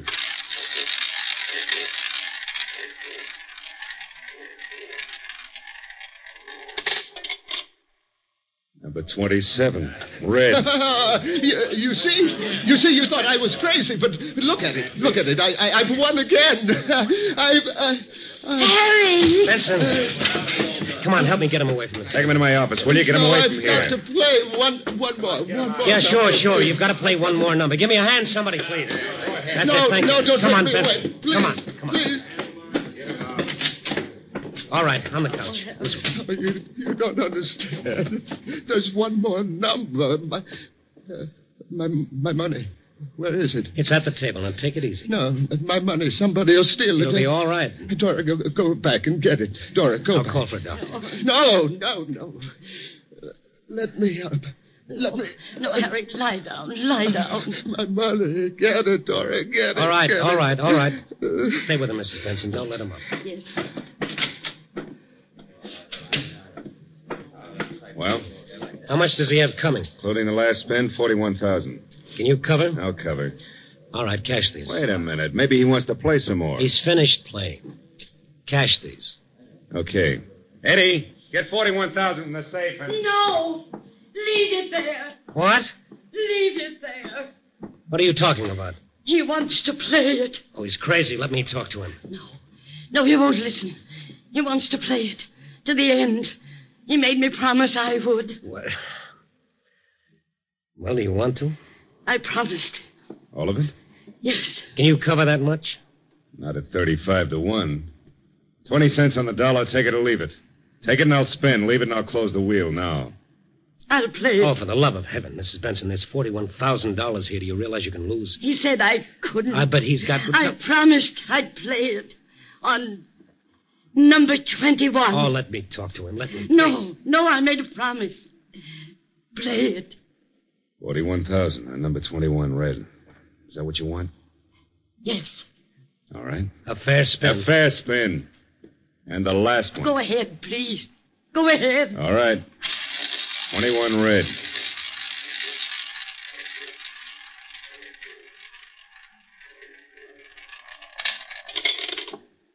Number 13 black.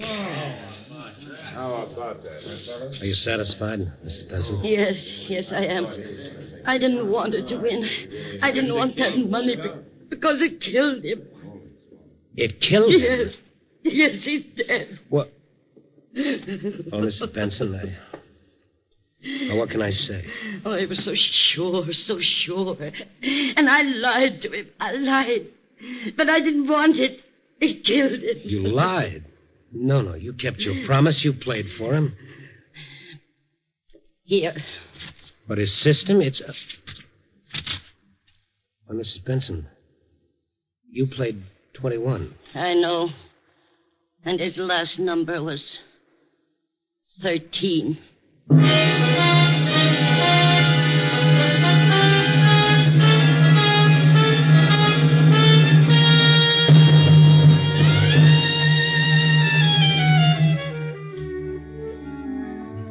Well, here I sit, back in the office, wondering, watching the lights go out and the dingy gray of dawn creeping through the streets. And somewhere out there is an old woman, a lonely old woman who could have had almost $50,000, but at the loss of something that no amount of money could buy back for her. The man who quit, well, he was ahead. Yep. Where there's a winner, there's a loser. That's the way it's been, and that's the way it'll always be. Well. Copy, boy.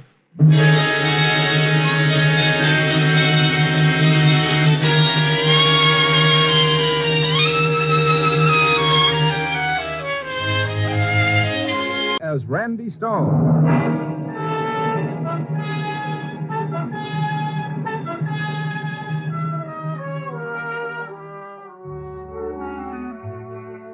People are always telling me how lucky I am to have a job where all I've got to do is walk around Chicago at night looking for a story. It's a dandy little job, sure. All you need's a pneumonia jacket, an extra set of arch supports, and a goodly supply of penicillin, and you're all set. The city at night. Fascinating. That old nose for news, frozen stiff and ready to fall off. Those eagle eyes so watery and bloodshot from the wind they wouldn't serve a self-respecting canary. Yes, sir, it's lovely work if you can get it. And brothers and sisters, have I got it. Oh, I guess I was just bitter. I'd walked from the Loop to the near north side, waiting for a story to tap me gently on the shoulder, and so far it was no hits, no runs, and no errors. The streets were empty. Everybody was home hugging a radiator. And then, far away, I heard that lonely blues in the night sound, a police siren. And then another. And another. And then it seemed like there was a whole chorus of sirens singing about what a cruel, cruel world it all was. And then one siren separated itself from the rest and came closer, a prowl car coming down the street, stopping just a few yards away from me, and a police officer jumping out of it and hurrying to a call box. The officer passed under the street lamp, and I saw the excited look on his face, and I thought, all right, Stone, you lucky dog, let's go to work. This is Malachek. Yeah, okay, we're on our way over there right now. Right. Officer, just a second. What do you want, mister? What's up? Sounds like every squad car in the city's on the loose. Look, I got no time, mister. Read it in the papers tomorrow. Oh, I never touch the stuff. Look, the name is Stone, Chicago Star. Oh, reporter? Well, mildly, that's a general call, isn't it? I got no time to stand here, Gavin. I'll give it to you fast. Gig Sanders busted loose. Sanders? Great. When and how? Read it in your paper, Stone. All right, Crossan, let's move. They got him trapped.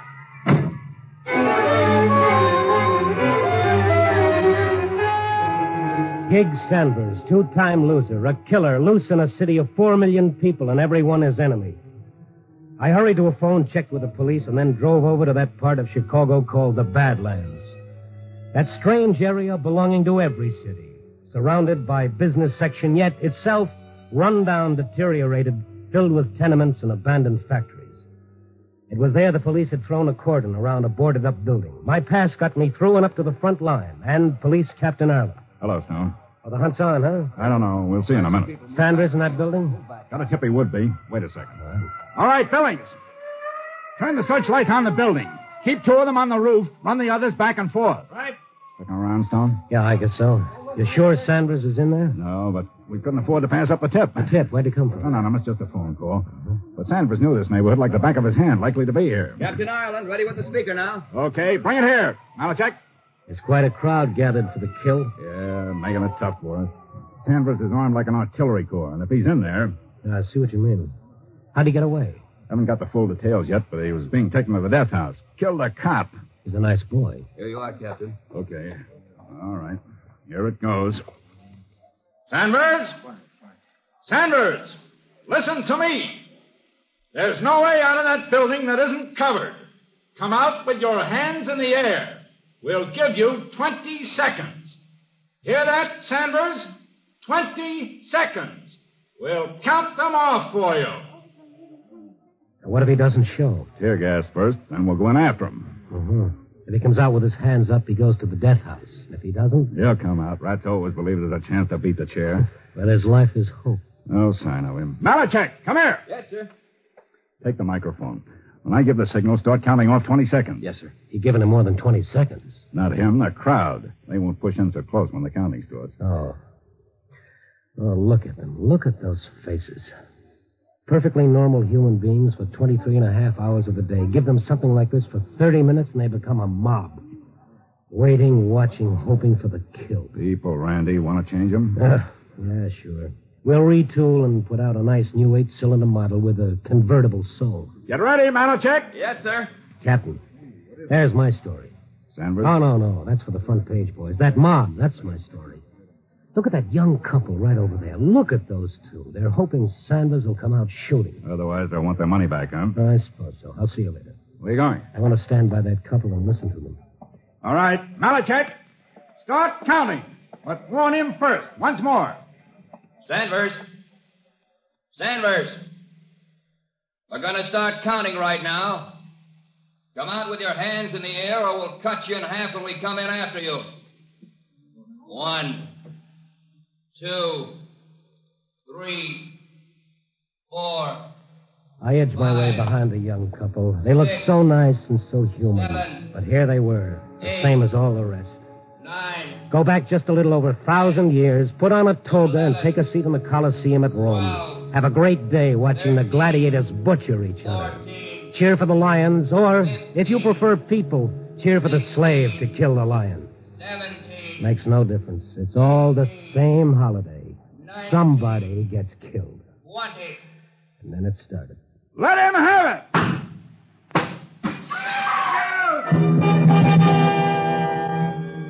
It was all over in a few moments. The tear gas, the police rushing in with their masks on, the crowd straining forward to get a glimpse of Sanders. But there was no Sanders when the police came up. Nobody in there, Captain Harlan. He must have been. No, sir, not a soul. We've covered every inch. I watched the crowd, and strangely enough, there was relief on their faces, and even a little shame that they'd hoped for the kill. But the young couple in front of me. He wasn't there, Ken. He wasn't there. I know. Come on. Let's get out of here quick. Ken, I'm sick. Evie, hold on to me. Let us through, please. Let us through. Yeah, here, this way. Come on. Will you clear the way, please? She's sick, mister. Maybe it's a natural reaction to disappointment. Huh? Nothing. Come on. We'll get through this way. Will you let us through, please? Excuse me, will you, please? Thank you. She's got to sit down, mister. She's got it. Okay. Here's my car. Let her get in here. Kenny wasn't there.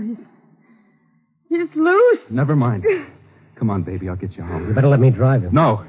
We'll be all right. Ken, I'm sick. Just a little while, Evie. We'll be home. Look, fella, it's easy to see what's the matter. She can't walk home in her condition. It ain't far. A block would be too far. I'll get a cab. No. I don't want anybody around us. Don't want anybody around you? That's a laugh. You bring her out here to this. Why didn't you take her on a nice tour through the packing house? Shut up.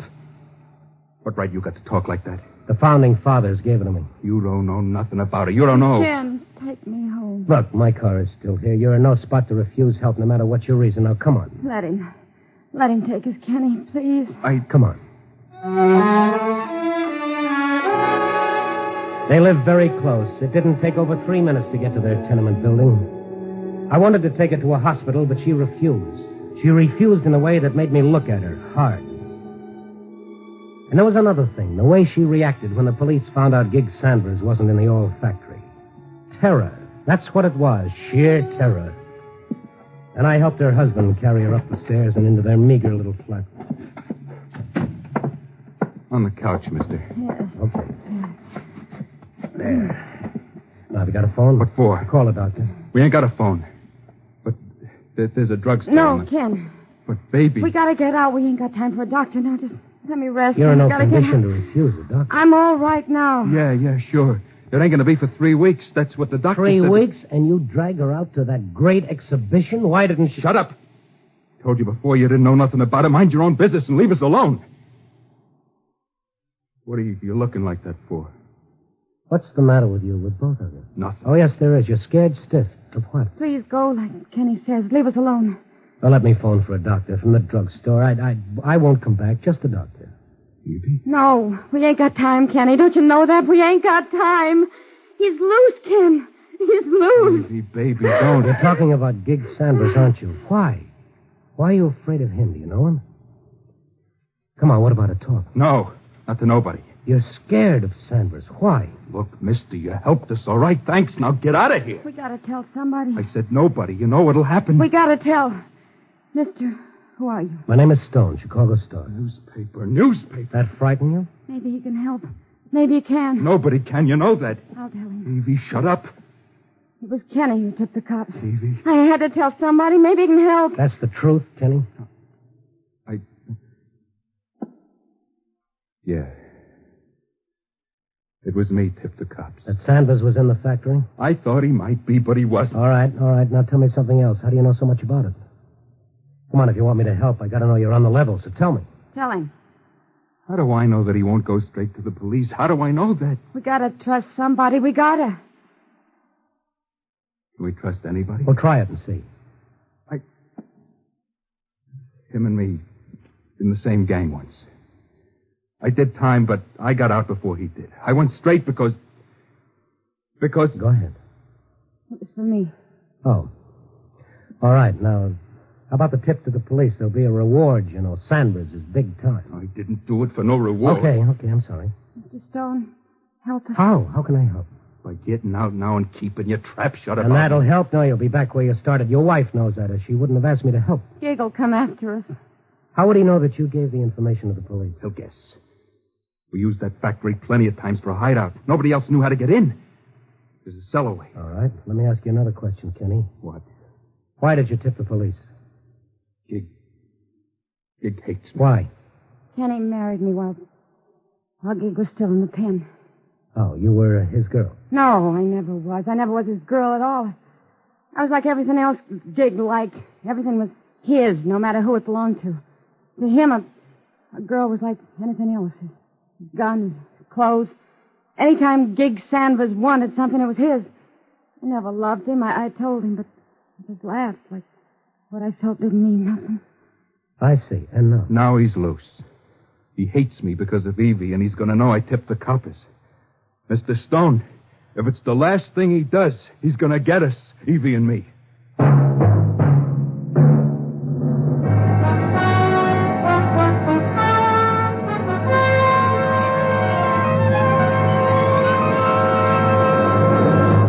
You are listening to Night Beat, starring Frank Lovejoy as Randy Stone.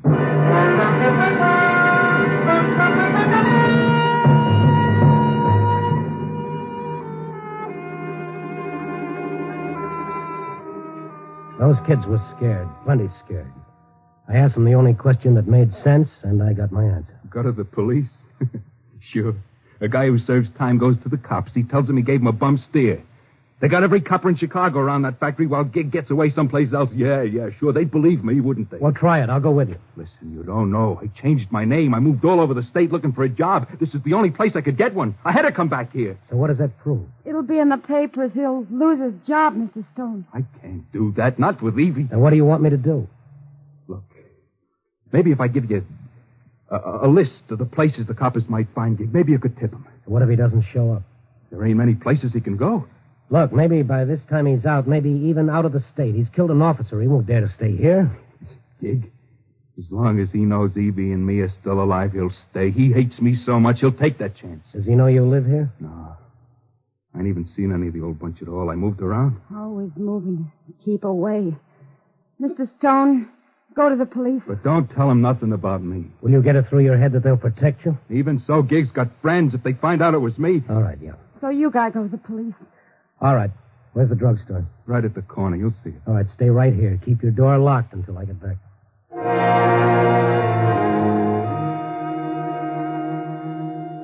It was a short 2 minutes to the corner drugstore. I put in my call and started back to the flat. The street was quiet, deserted. The dirty tenements a solid block of ugliness against the night. I reached the tenement entrance, and I was just about to start up the steps. Hey, pal. Huh? Don't turn around. And nice and quiet. That's it. What is this, a holdup? Sure, a holdup. Now listen to me. Take out a cigarette. What? Take out a cigarette. That's it. Now light it. Act natural.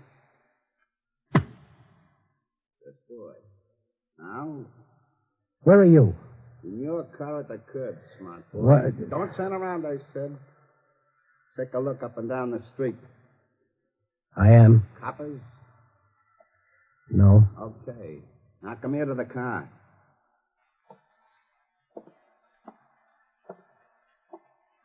You're gonna do like I tell you, understand? What do you want? Who? You know who I am, Stone. Yeah, I guess I do. Listen, I'm going up to that flat you come to. Don't do it, Sanders. Sure, I'm gonna do it. This gun says I can do it. Leave the two kids alone. Yeah. All alone. You're wasting time, Sanders. Time you could use to better advantage. Sure. Now step back a couple of feet. I'm getting out. Just stand there. Keep smoking a cigarette. Walk ahead of me. Straight in that house. Move. Stop here. Sanders, you're not going to do this and still have time to get away. Real concerned about me, ain't you? Don't worry, I'm a big boy. All right, give him a break. Sure, like they was going to give me. Now, listen. You're going back up to that flat. You're going to knock on the door, and you're going to tell them to let you in. That clear? What if I don't? So be a hero. I'll get in anyway. It's just easier this way. Okay? All right. So let's go.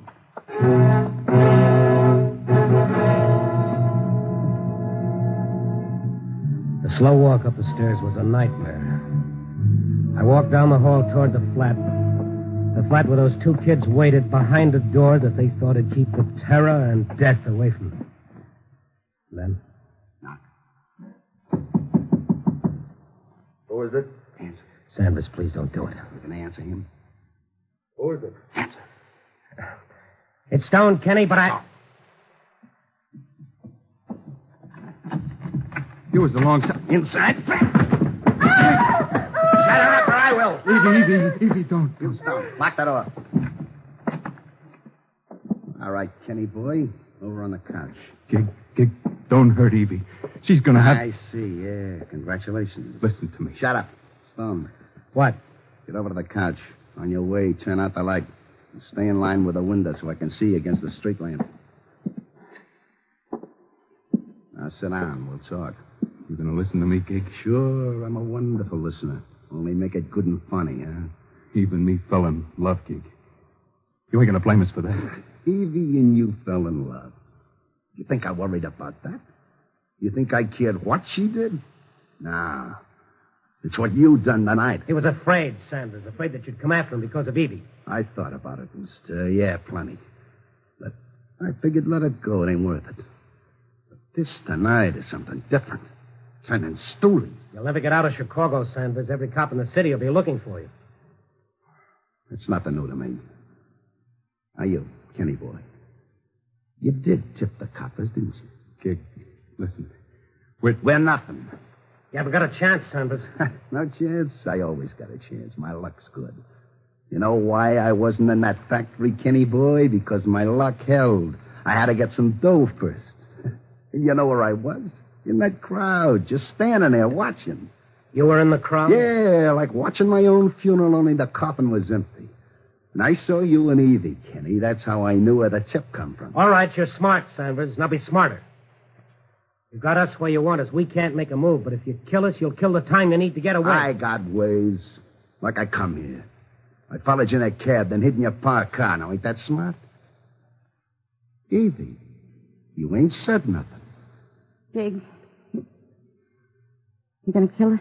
Yeah, I'm gonna kill you, Evie. Sanders, you said your luck held. It can't hold forever. What you're doing now is giving the police minute after minute to catch up with you, and they will sooner or later. You killed an officer, Sanders. You know what that means? Him or me, it had to be that way. Doesn't have to be this way. This way? What Kenny done was to save Evie's life and the baby's, right or wrong. That's why he did it. What would you have done to save your own life? I killed a cop to save my life. That answer you?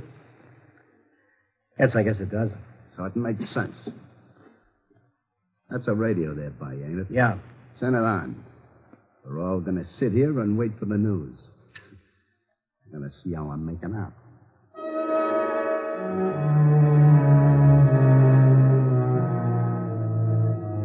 We sat in the semi-darkness of the room. The only light came from the window that faced the street.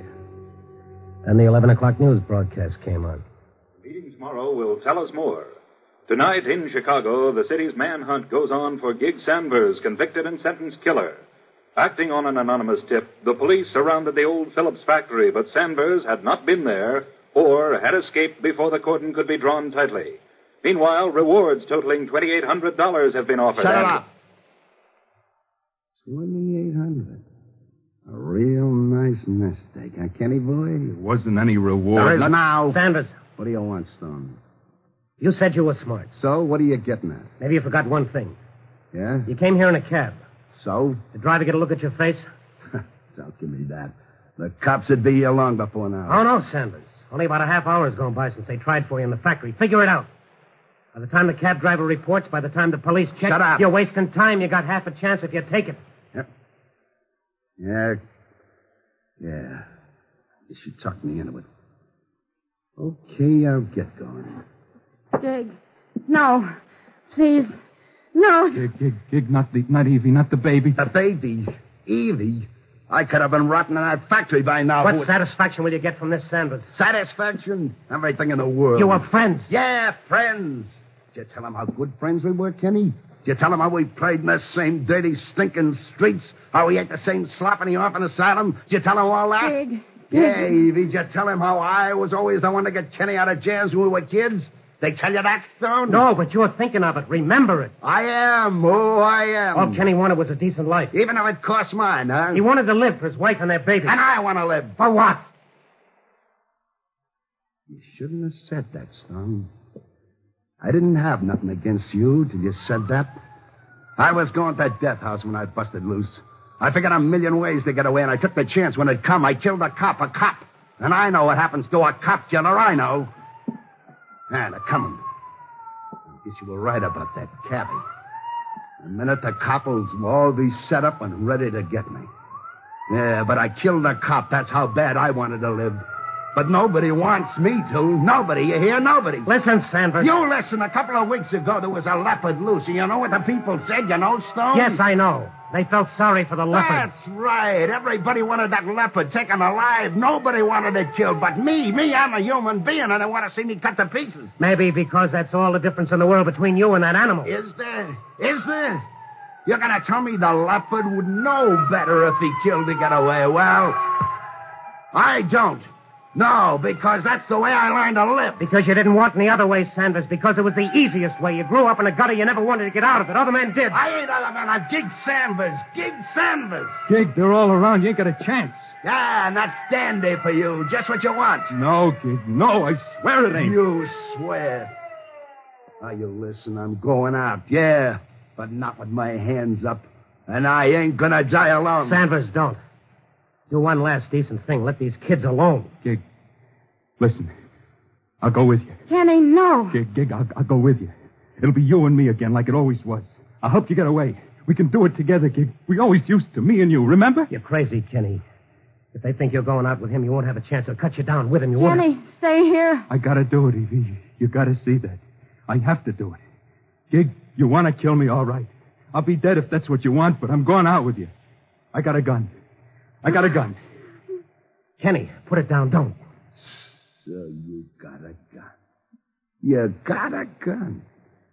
All right, shoot me. Why don't you shoot me? I could have. Any time we were sitting here. But you didn't. You was always soft, Kenny boy. You see, Stone, that's the difference between him and me. Then shoot me. Go ahead, kill me now. But even if you don't, I'm going out with you, Gig. Kenny, you're not talking sense. Sanders, we know you're in there. Sanders, this is Captain Ireland. Listen to me. Sanders. I'm listening, copper. Sanders, there are innocent people in that building. We'll give them time to clear. If you've got any human decency left in you, wait before you do anything. But I warn you, Sanders, come out with your hands in the air. What are you going to do? You know what I'm going to do? Coppers! Coppers, I'm coming out! Right out the front door. Tell everybody else to stay in. Tell them. All right, Sanders, but with your hands up. Now listen, people. Stay in your rooms, lie down on the floor, and stay away from windows and doors. I'm coming, coppers. They'll kill you, Gig. Sanders, go out with your hands in the air. Oh, sure. Now, Evie, Kenny. Gig. Sanders. Do it then, Gig. Do it and get it over with. Kenny, boy, get where I can see your face. Think what you're doing, Sanders. Shut up, son. And the light by the window, Kenny. Now, let me look at you. You said you'd go out with me.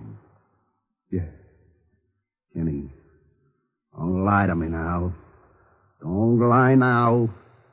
I'll go with you, Gig. Swear it's the truth, Kenny. Swear it's the truth. I don't have to swear it, Gig. You're looking at me. Yeah. Okay. I'm going out alone. Now, what about Kenny, Evie. I can rot in this stinking world. I can rot. Not me. I'm going out. I'm going out and meet all the coppers in Chicago. Gig, stay where you are. He's gone. He's gone. Sanders, come out with your hands up. Hello, coppers!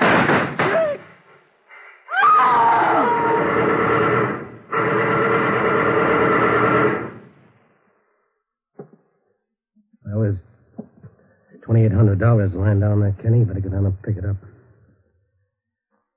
I don't want it. You had all the chance in the world. Why didn't you kill him? I couldn't. Gig Sanders was my brother.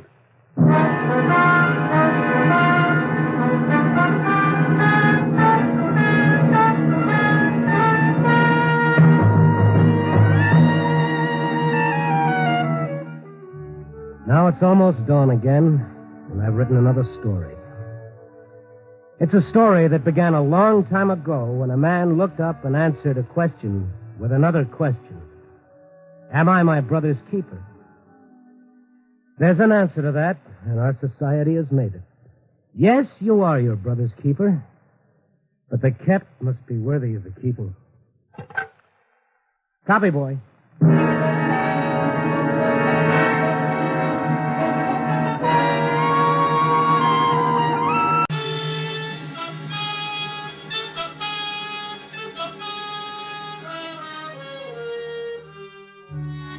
My job is to prowl Chicago at night looking for that ever-loving story that's always out there in the darkness waiting for me.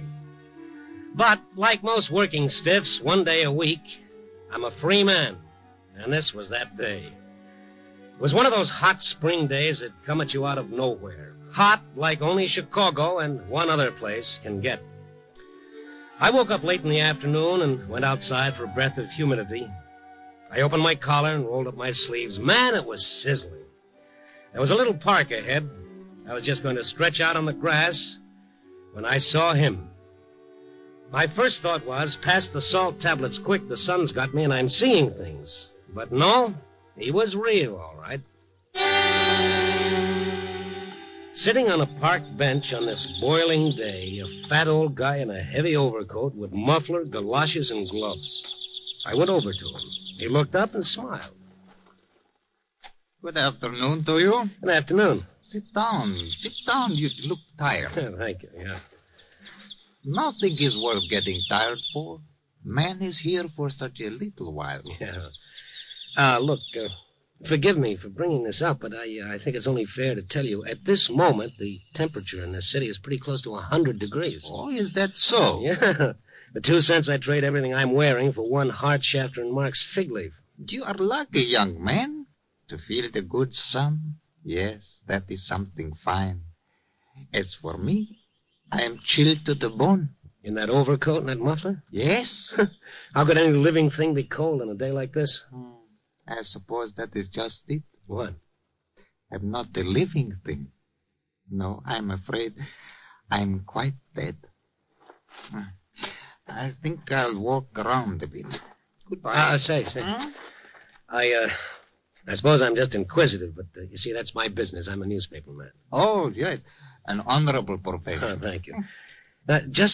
Why do you think you're dead? Think? So you don't believe me either? Yeah, it's silly, isn't it? When did you die? The funeral was last week. A very nice funeral. I regret only that there were no plumed horses. Plumed horses? In the old country, that was a requirement for the head of a family. But in America, of course, such customs seem foolish. Yeah, foolish. You still don't believe me? Well, let's say that I'm just an old skeptic. All right, young man. To doubt everything in this life is to miss so much of life's true magnificence. You need a lesson. Come with me. So I went with him, this strange man so comfortable in an overcoat on this oppressive day. We stopped at the first large office building and went into the lobby. The old man took me to the directory on the wall. Can you find the name of a doctor? A doctor? Why do you want a doctor? You will see. Uh-huh. Yes. There's a Dr. E.M. Herrick, Suite 706. Is he good? I don't know. He's the only one listed. He doesn't have to be too good. Come on.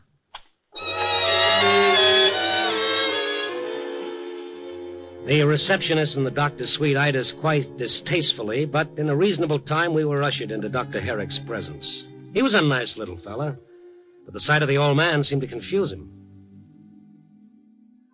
Now, just what seems to be the trouble, Mr. Henry Kazarian. Yes. Well? I want you to examine me and tell the newspaper man what you find. Newspaper man? Well, I'm afraid I don't understand. And I'm afraid I can't help you, Doc. Why not examine him and let it go, then? Yes. Please do. But what seems to be the trouble with you? What are your symptoms? My symptoms were discovering the world no longer needed me. That can be very painful. Oh, but this isn't anything to Oh, come on, Doc, will you? It's my day off. Let's get it over with. All right. Now, Mr. Kazarian, take off your overcoat and shirt. The old guy undressed to the waist. His skin looked yellow and faded, but I figured that could happen to anyone his age. The doctor smiled, fastened his stethoscope to his ears, and began his examination. I put a cigarette in my mouth, but I never lit that cigarette. I was watching the doctor. I was watching the color drain from his face. I was watching his fingers start shaking like he was trying to make 9 the hard way. The doctor touched the stethoscope to a dozen parts of the old man's chest. Now he looked up, and it seemed to me, in those few seconds, he'd aged 10 years. Mr. Kazarian, I want you to wait in the next room. Now, what did you find, Doctor? I'm sure the newspaper man would be most interested. I told you to wait in the next room. Take your coat and shirt. I'll be right with you. Yes, all right. Thank you very much. Goodbye. I can't believe it. It's impossible. It's a trick, a hypnotic trick. No, that's not true. Oh, you're not going to tell me that old man is really... Not the slightest heartbeat. What? No cardiovascular reaction whatsoever. That man is... Oh, no, this is crazy. Maybe it's your stethoscope. Maybe it's on the bum or something. No, that's not the answer. Then what is the answer? Are you trying to tell me that guy is really dead? Let's get him back in here. Let's talk to him. Yes, by all means. He's gone. But how? This door leads into the hall. He's not in the hall. You're not going to print this in the paper, are you? Print it? How could I? The city editor'd fire me so fast my head'd spin. He'd say I was dead drunk. But if you were to confirm... No. What? Never. If you or your editor or anyone else ever calls me about this, I'll swear I never saw you or the old man before in all my life. I have to protect my reputation. You can understand that, can't you? Understand? At this point, I understand very little, Herr Doctor. After I left the doctor's office, I looked around the building for the old man. He was gone, all right, but his memory lingered on. Who was fooling who? I went into a phone booth and called the medical association to ask about the professional standing of Dr. Herrick.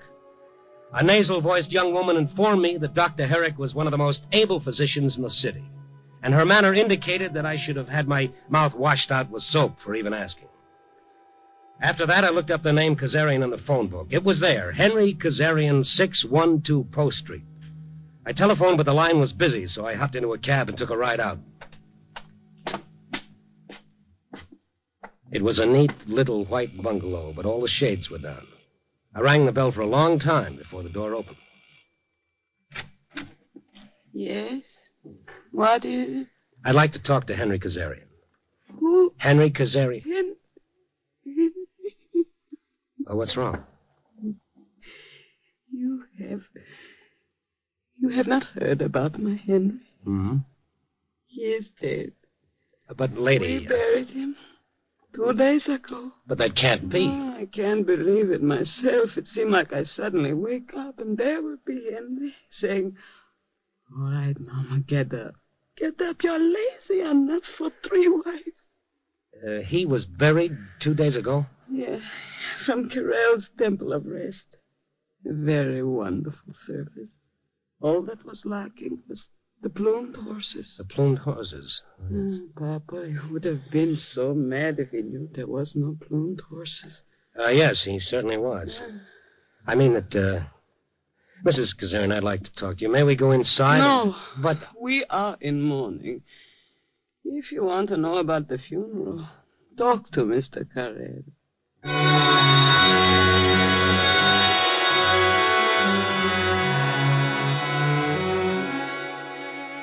Yes, I buried Mr. Kazarian. Why do you ask? Why, for the very trivial reason, Mr. Carell, that I spent the afternoon with him. I'm a very busy man, Mr. Stone, very busy. You think I'm crazy, huh? Well, I never saw Kazarian in my life, but here's how he looked to me this afternoon. A short, fat guy, about 65. Looks like he ate too much good food all his life. A mustache that just about drooped down to his chin. You look a little pale, Mr. Carell. You saw his picture somewhere? No! I tell you, he's alive. I even went with him to a doctor. Oh, really? Well, my goodness. And what did the doctor say? He, Yes, Mr. Stone. All right. Where is he buried? At a cemetery at the edge of the city. I've got to go there on, another matter, if you care to come along. Yes, indeed I would, Mr. Carell. Indeed I would.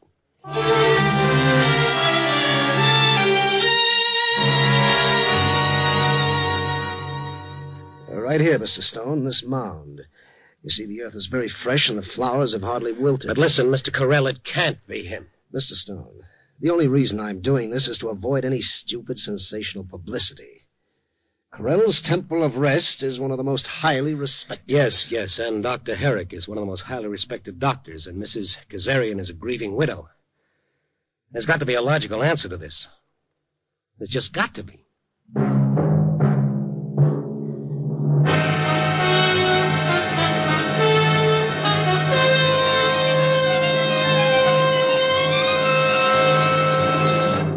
You are listening to Night Beat, starring Frank Lovejoy as Randy Stone.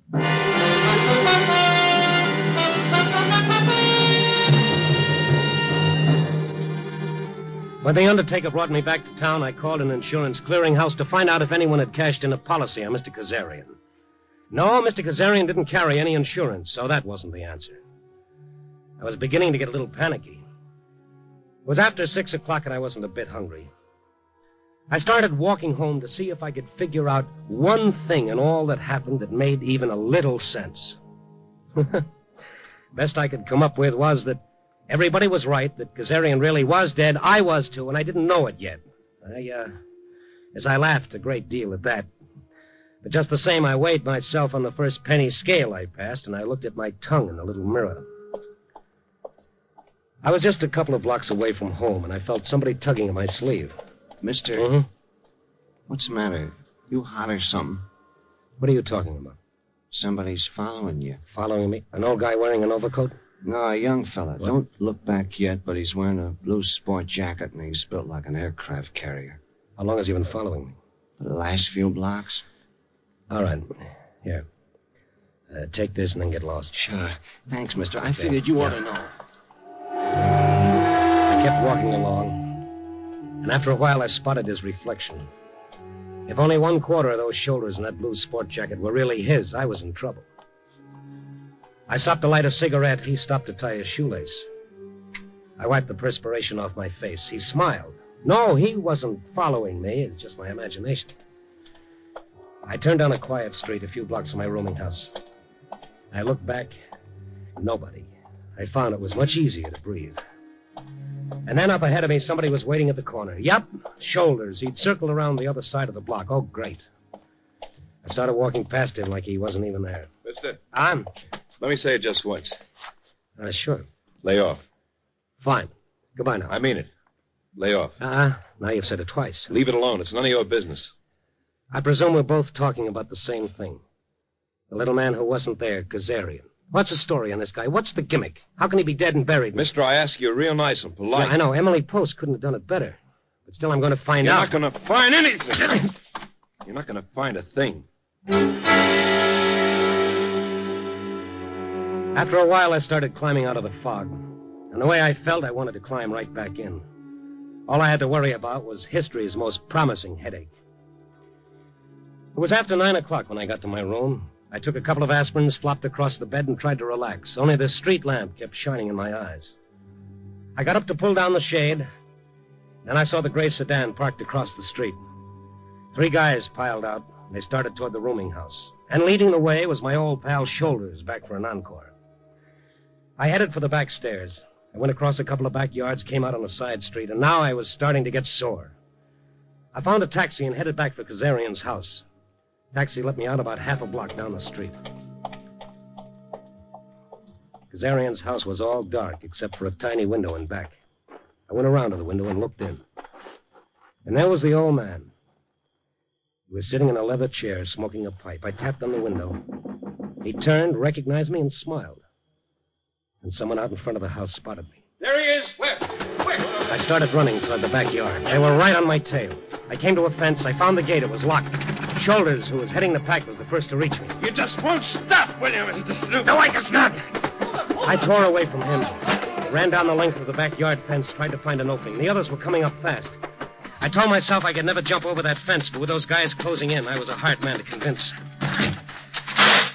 And the next thing I knew, I was crouching behind a couple of garbage cans in the alley. And I thought, what a fine way to die, behind a garbage can, my lifeblood draining out on some old melon rinds. He couldn't have gotten away. He must have. I told you to stop him. And then the footsteps passed me. My heart decided it was okay to start beating again. And then I went back to the house, and I found the old man's window. It was dark now, like the rest of the house, but the window was open a few inches. I started pushing it up some more. Who is that? It's me, Randy Stone. I'm coming in. I would not advise that, young man. Really, it is quite foolish. Yeah, nobody knows that better than I. I'd appreciate it if you didn't call for help. Why should I? Where's the light switch? Oh, yeah. I see you're not wearing your overcoat now, nor your gloves. You're not so cold now, huh? No. Isn't that strange here in the house? I do not feel it nearly so much. Yeah, that is funny. Why are you coming toward me like that? I want to shake your hand, Mr. Kazarian, just a gesture of friendliness. But somehow you do not look at all friendly. Your hand. Surely. I thought so. It's as warm as mine. Very nice pulse, too. What's the story, Mr. Kazarian? You are mistaken, young man. I am dead. How were you able to fool that doctor? Why did the undertaker swear he buried you? Why is your wife in mourning? Why was I slugged? But these are questions I cannot answer. I'm an old man, and I'm very tired. Would you say I was impolite if I asked you to leave? Oh, sure, I'll leave. Would you say I was impolite if I asked you where I could find the nearest police station? Because that's where I'm going. You're not going anywhere, Stone. Papa, I told you to holler for us if he bothered you. I knew there would be trouble. I just knew it. Dr. Herrick. Life is full of trouble. Death is endless peace. If this gets in the paper, it'll be the end of everything. Oh, and Mr. Carell of the Temple of Rest. What a spot for a chorus of Auld Lang Syne. You keep real quiet, Stone. Oh, that's a deal, Shoulders. Well, I wish you would all leave. In my lifetime, I saw none of you. Now that I am dead, you crowd around me like vultures. Yes, Papa, we leave just so you shouldn't get excited. Come, boys. Well, Come, leave boys. me in peace. Huh? Leave me in peace. Papa likes to sit by himself sometime. Georgia, stop looking so tough. Nobody's afraid of you. Peter, why you just stand here and all? Go to the kitchen, put up hot water for tea. Yes, Mama. Mama? Carell, you call her Mama? Well, of course, Go to the kitchen, Peter, all of you. Go. I will explain to the young man. Perhaps I should do it, Mama. Mama again, you too, Dr. Herrick? Yes. I explain, Armand. You only use big doctor words. Nobody understand. Now, all of you, go. I said go to the kitchen. And, George, the bread boxes and baklava you serve with the tea. Yes, Mama. Mama. And you, young man, you come in here, into the parlor. Yes, Mama. And we will close the door. Now, I will tell you everything. So they're your sons? Yeah. Well, fine, boys. Your papa and I, we would have liked at least one girl. The doctor and the undertaker. Now it begins to make sense, but But their names. For their work, they said they need American names. The whole country to name Caesarea. Young man, that was her name. Meant something. But here it's got to be Corell and Herrick. Tell me about Papa. Yeah, excuse me. 1910, Papa and me and the kids, we come to America. Even though an old country, Papa's head of whole Caesarian clan, we come. So kids go to school. Become more than gold herders, rug merchants. And they too. My boys do. But they marry, they drift away. Soon Papa and I are alone. And if the kids come over once every 2 months to see Papa, we think we are lucky. Imagine that, Papa Caesarian head of whole family. And then last week, it started with Papa. I heard alarm clock go off. I got up like I always do, sleepy, thinking, old country exists for so many thousand years without alarm clocks. Why we need, huh? Why I shut alarm clock off? Papa, where are you? I hurried to the house, and I found him in the kitchen, sitting at table in overcoat. Papa, so here you are. You feel all right. For dead man, I feel all right. For a dead man, you should not talk like that, Papa. You got many years ahead of you. I got eternity ahead of me. Call my sons. Tell them Papa is dead. You feel sick, huh? I call Harlan. He's a fine doctor. Oh, woman, listen to me. I am not sick. I am dead. Do not call Armand the fine doctor. Call my son Peter the fine undertaker. Do as I say. Tell them Papa is dead.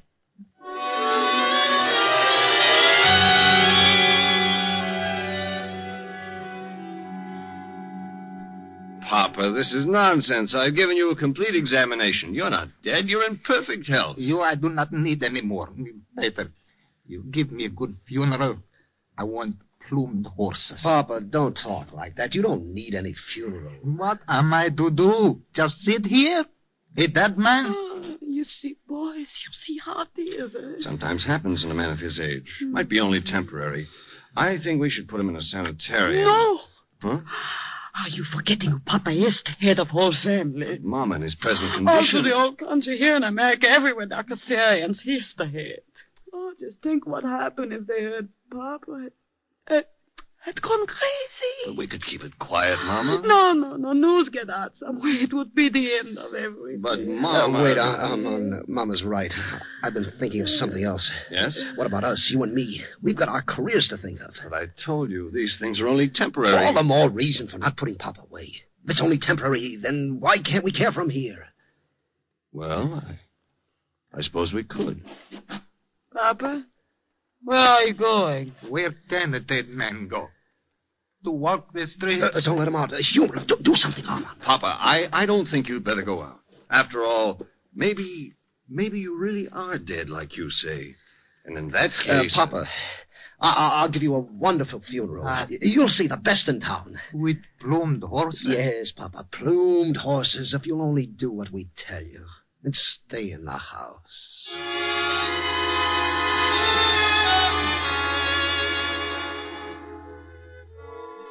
Mama Kazarian didn't have to tell me any more. They humored Papa so that he'd stay in the house, hoping his madness would pass, and his family and the rest of the clan would not be disgraced. But one morning he escaped, and that's when I met him. When he took me to his son, Dr. Herrick, and told him I was a newspaper man, the doc thought everything was about to fall apart, so he went along with Papa's madness. And so did Corell and the others. That's why I was followed. That's why Shoulders slugged me. That's why they all came to my room later to try to talk to me. I promised to keep their confidence, ate some of Mama's cookies, shook hands all around, and left. But as I was walking through the yard toward the street, a window opened. Young man? Come over here. Over to the window. Oh, Mr. Kazarian. Okay, sure. If you keep your voice down, I don't want them to hear.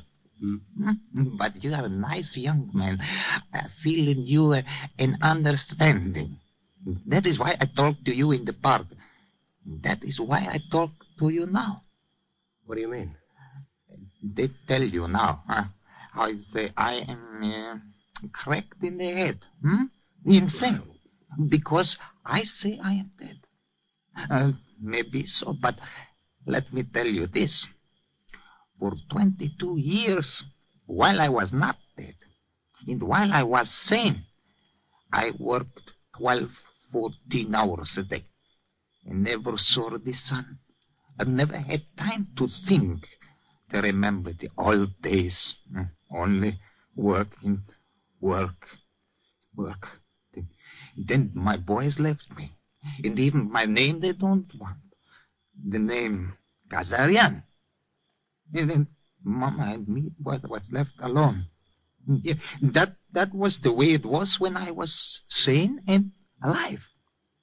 So, one morning I wake up and I say, okay, if that is how it is when I'm alive, I no longer wish to be alive. I am dead. Now, my sons come fast, I tell you. They say, no, he is not dead. He is insane. All right, I am too old to argue. But now that I am insane, I no longer lift even this little finger. No work, no worry.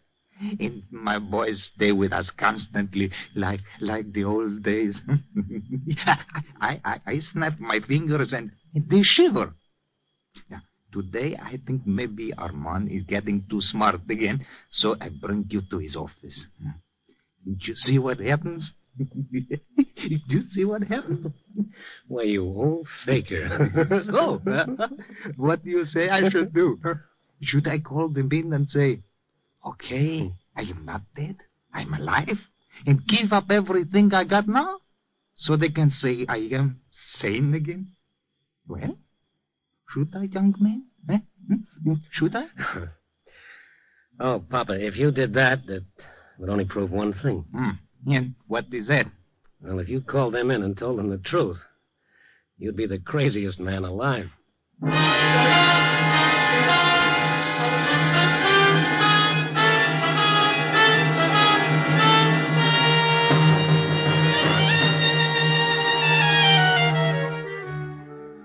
All this and a moral, too, huh? All right, I'll give you a moral. All Papa Kazarian wanted was not to be left out in the cold. I guess maybe that's just about what all of us want. To be needed by somebody, to be loved by somebody. And why not? Is that such a big deal? In all this cockeyed, crazy world, what else do any of us ever really have? Except each other. Copy boy... Oh, no, what am I saying? Copy boy. This was my day off. Remember?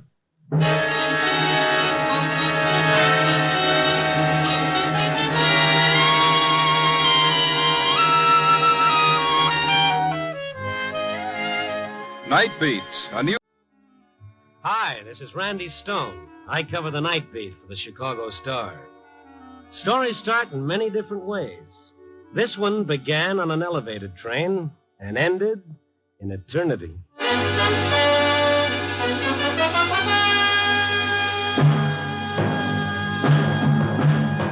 Night Beat, starring Frank Lovejoy as Randy Stone.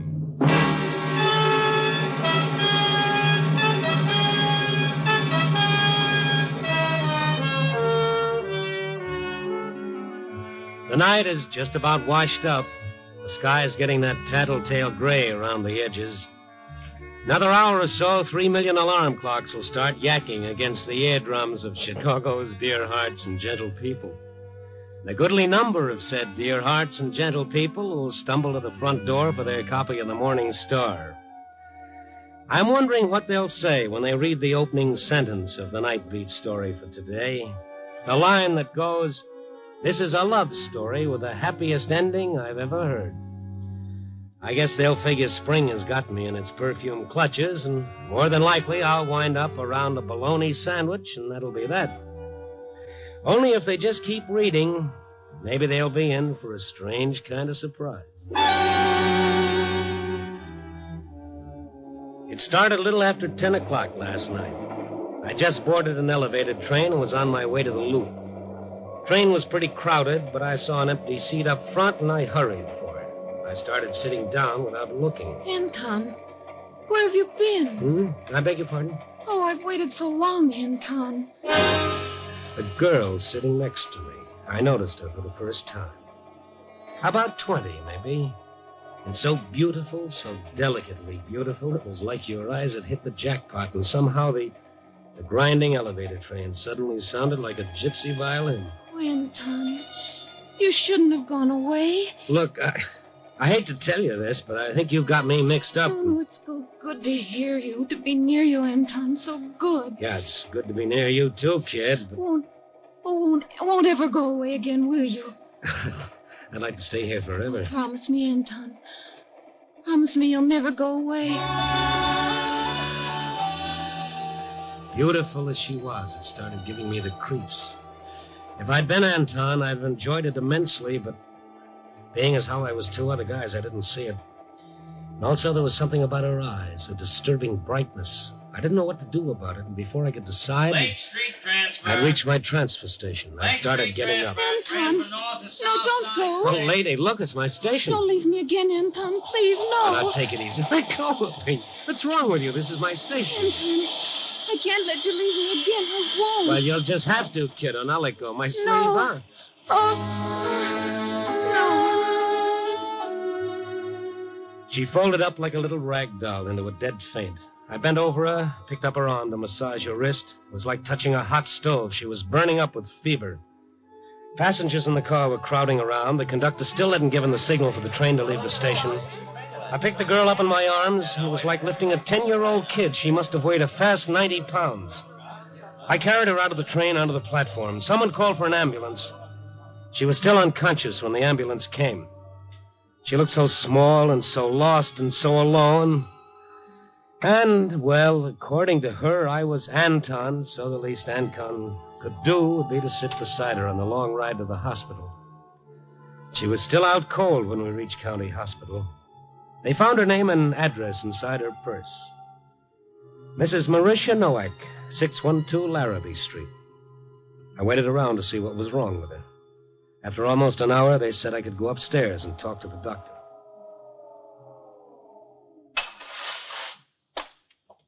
Oh, Mr. Stone? Oh, yes. Doctor, I want to see you about that girl I brought in. Marisha Nowak? Yes. Relative of yours? Oh, no. I just met her tonight. No. I'm afraid we've got to contact some relative right away. Nothing you can do for her, huh? Do for her? Poor kid's been sick for years and waits till she's dying before she comes to a hospital. Well, it takes money to go to a hospital, Doc. Not here. Why didn't she come here? What's wrong with these people? Are they proud or stupid? 3 years ago, maybe we could have done something for her, but now... Well, yeah. I don't know, Mr. Stone. I don't know. It's completely frustrating. You study medicine, what good does it do? Sometimes life doesn't seem to make any sense. Since when is it supposed to make sense? I sound like this is my first patient. Not very professional, I'm afraid. But don't worry about it. It's human. Now, this girl keeps talking about her husband, Anton. Well, she was talking that way when I met her. Yes, he's supposed to take her away someplace, to Mexico, she says, where it's warm and she'll get well. What do they expect? Miracles? Oh, sure, miracles. Maybe Mexico was going to be her miracle. Do you have any idea how to contact her husband? Doesn't the girl know where he is? Doesn't seem to, even when she's not delirious. Got an address from her purse, a place over on Larrabee Street, north of Chicago Avenue. Yes, I know that neighborhood. Furnished rooms with kitchen privileges. Bring your own mousetraps. Lovely. No phone listing. I was thinking of calling the police. Yeah. Trouble is, there's so little time. Well, how much time? I don't know. Could happen 5 minutes from now. 5 hours. Well, I'll tell you what. I'll drop by her address and see what I can find out. Doctor, she's conscious again. Rational. She wants to talk to you. All right, nurse.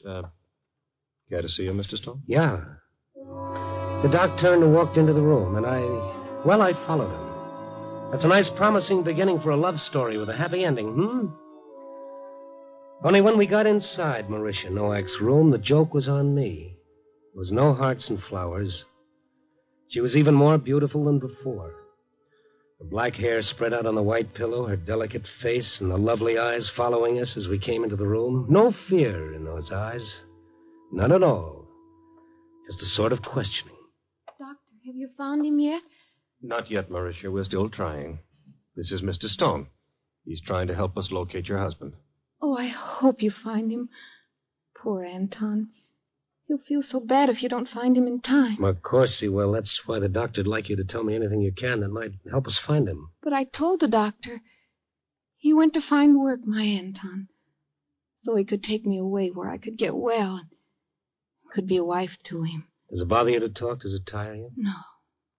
No, I like talking about him. And there's so little time. Doctor said you were planning on going to Mexico. To Las Flores, the little town of the flowers in Veracruz. My ring is from Mexico. See? Silver and turquoise. It's nice. We were married with 2 rings. Exactly alike. Silver and turquoise. You think Anton could have gone there, to Mexico? No. No, he'd never have gone there without me. The little town of the flowers. Like we planned on our honeymoon. Just like it said in the travel folder. With thousands of blossoms on the water. Perfuming the air. But we went to a real hotel here in Chicago on our honeymoon. Anton insisted on it. Even though we couldn't afford it. It was in the winter and it was cold in Chicago like now. Icicles hung from the trees, breaking the branches. But in the room it was warm. And we had each other.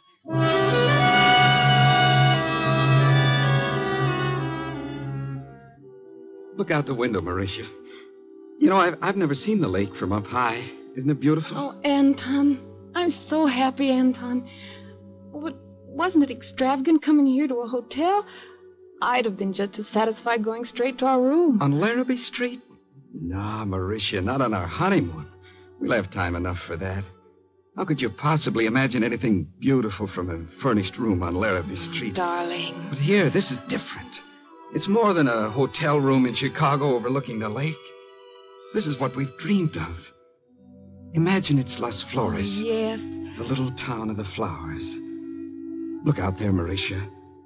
That isn't snow. It's thick tropical foliage. And those aren't icicles hanging from the trees. They're blossoms. And the wind is warm and soft outside. Oh, you'll get well, Mauricia.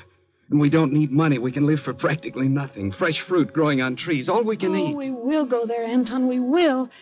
And I'll get well there. I'll be a wife to you, Anton. Just you wait and see.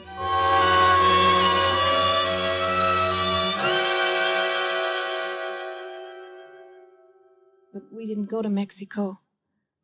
And then Anton went away. And you haven't heard from him since? No. But I don't blame him. Why should a man stay with a wife who's sick? Oh, no. You said yourself he went away to earn money for your trip. Yes. Yes, that's it. But now if I'd owe him once more, just once, to tell him not to feel badly, to be happy for what we had. If I could only tell him not to feel sorry. Because it was the same as if we really had been to Las Flores. Well, you better rest now. I'll try to find him. It's tough when they know they're going to die. It's not that they're scared. But suddenly there's something they feel they've got to do when time is running out. That's how it was with Mauricia Noack. She had to find her Anton to tell him it was okay about a little town in Mexico that neither one of them had ever seen or ever would see. How do you find a guy like that, and what was I doing looking for him? Oh, well. I took a cab back to the Loop. I picked up my car and drove over to the Larrabee Street address. It was a rooming house, all right, and the poorest-looking one on the block. I rang the bell and I waited. A middle-aged woman came to the door. What is it? Are you the manager? If you're looking for a room, I got no vacancy. Oh, no, I don't want a room. You have someone living here by the name of Noack? Yes, but she ain't home. She ain't been here all day. I know that. She's in the hospital. The hospital? Oh, the poor thing. I was worried about her. She's never been out late like this. Is her husband here, Anton Noack? Oh, I know. He ain't been here for a long time. Working someplace out of the city, I think. Well, do you have any idea where? I've got to find him. Mrs. Noack is... Well, they don't expect her to live. He's got to be notified. Oh, no. Oh, that poor little girl. For such a long time she's been sick. Come on in, please. Maybe there's something in here written down. Or maybe Mr. Noack's brother would know. His brother? Where does he live? Well, now, I don't know exactly. He's the one that's been sending Mrs. Noack money to live on while her husband's been away. That was a beginning. We found an envelope from the brother in the girl's room. Paul Noack. He lived on Clark Street in the Lincoln Park neighborhood. I drove over. There was a man coming down the steps as I got out of my car. I stopped him when he got to the sidewalk. I beg your pardon? Yes? I saw you coming out of that building. You wouldn't be Paul Noack, would you? Why do you ask? Well, I'm from the Chicago Star. I'm trying to locate Anton Noack. Oh, I can't help you. I don't know anything about him. Excuse me, I'm late to work. Mr. Noack. Huh. You are his brother, aren't you? Oh, yes, but Well, what's the matter with you? I don't know anything about him. He's gone away someplace to work. Look, fellow, I gotta find her. Marisha's very sick. Marisha? She's in the hospital. Oh, I didn't know. I gotta find your brother right away. I told you I don't know where he is. My brother and I... Well, we don't see each other. I haven't seen him since he left. But he's written to you. He must have. You've been sending money to his wife. All right. It's none of your business, but I'll tell you. I had one letter from him. He asked me to do what I could for Marisha until he could send for her. Where was the letter from? Say where he was working? Someplace in Montreal. He didn't give any address. Some fur company, like Chicago Montreal furs. Well, it doesn't sound like you're telling me the truth, Mr. Noack, but I can't see why you'd want a thing like that on your conscience. I'm telling you the truth. Well, okay, but don't take it so hard. Oh, Marisha. That poor kid. I'll see you the first thing tomorrow. Well, you better make it tonight. I can't. I just can't. We're right in the middle of our tax work. Oh, yes. Mm-hmm. Yeah, well, I see your point. Only thing is that tomorrow she'll be dead. It's not true. Doctors are notorious for saying things like that. I don't believe it for a minute. Would you believe it if you weren't in the middle of your tax work, Mr. Noack? Now, you have no right to talk to me like that. No right at all. I'll see you tomorrow, I tell you. I'll see you tomorrow. You get out of my way. Get out of my way and stay out of my life. Stay out of my life or you'll regret it, Mr. Stone. Now, what was that for?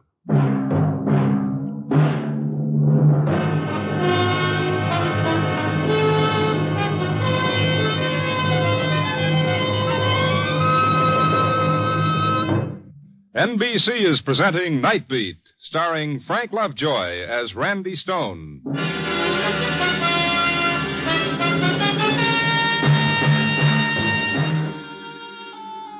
A love story with a happy ending. Yes, that's what the man said. Only right at the moment, if there was any happiness in the world, it was staying out of my sight. Almost midnight, and Marisha Noack up at the hospital, hanging on to life by her fingernails until I could find her husband, Anton. Nothing to go on but the name Anton's brother had thrown at me, the Chicago Montreal Fur Company. I looked it up in the phone book. It was there, all right. I started dialing the number. I didn't imagine anybody be around this time of the night, but it was the only lead I had at the moment. There weren't too many moments left. All I could think about was what the doctor had said. Maybe she's got 5 hours. 5 hours. No, nobody's going to answer. Hello? Hello. This is a report on the Chicago Star. There's nobody here. All gone home. Look, I'm trying to locate a man who's working for your company. There's nobody here. I'm cleaning woman. Call tomorrow. No, wait, please. Listen, I don't have any time. This is very important. Can you tell me how I can locate the manager of your company? Manager gone home at 5 o'clock. This is the cleaning woman. Oh, yes, I understand that, but can you please tell me the manager's number? I've got to telephone him now. Oh, just a minute. I waited. Seemed like forever while she went for the number. Hello? Yeah, were you able to find it? George Swanson. Lakeview 42311. Lakeview 42311. Thank you very much. Tell him I didn't give out the number, only because it's an emergency. Yes, all right. I'll tell him. Thank you. Goodbye.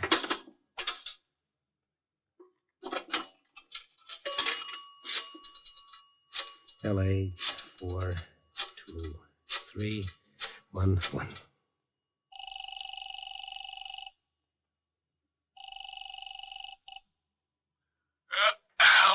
Hello, Mr. Swanson. Yes? I'm sorry to trouble you, Mr. Swanson, but it's very important. My name is Stone. I'm a reporter on the Star. I'm trying to locate a man who works for your company, an Anton Nowak. We have no one by that name working for us. What was that name? Anton Nowak. Never have had since I've been with the company. Of course, we're an old firm. May have been a way back. Oh, no. No. This would have been in the last year or so. No, sorry. Would you have any way of knowing if he worked at your Montreal branch? We have no Montreal branch. Isn't your company the Chicago-Montreal Fur Company? Yeah, that's right, but we haven't had a branch in Montreal for years. That used to be our headquarters when the company first started, but we're strictly a Chicago firm now. Oh, I see. Well, thank you very much. I'm sorry to trouble you. Oh, not at all.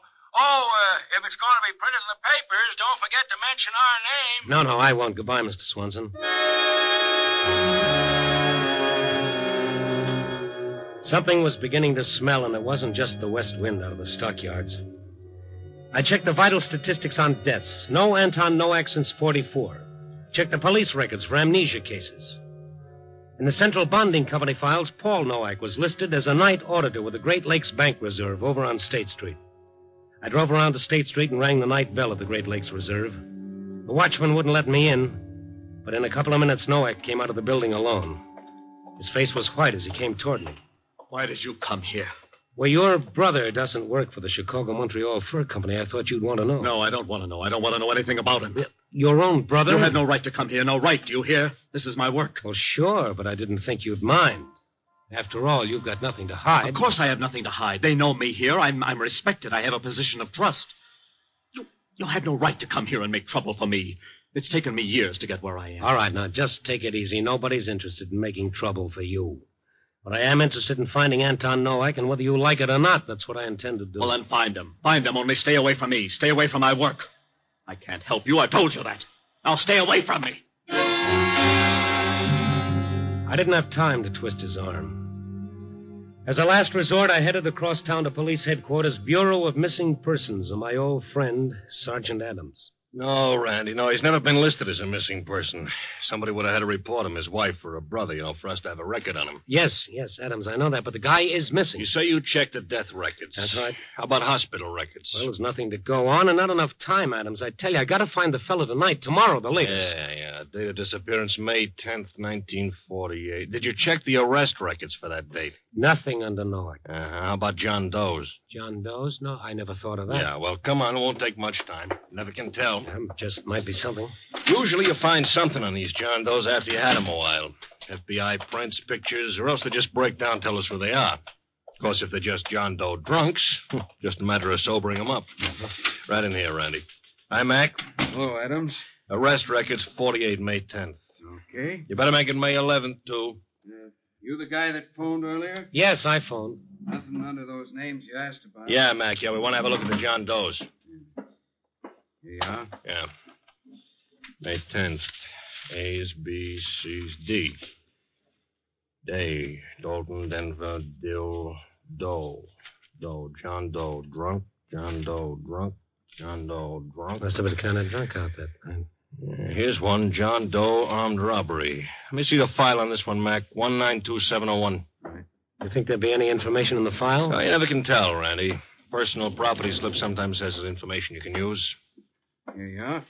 192701.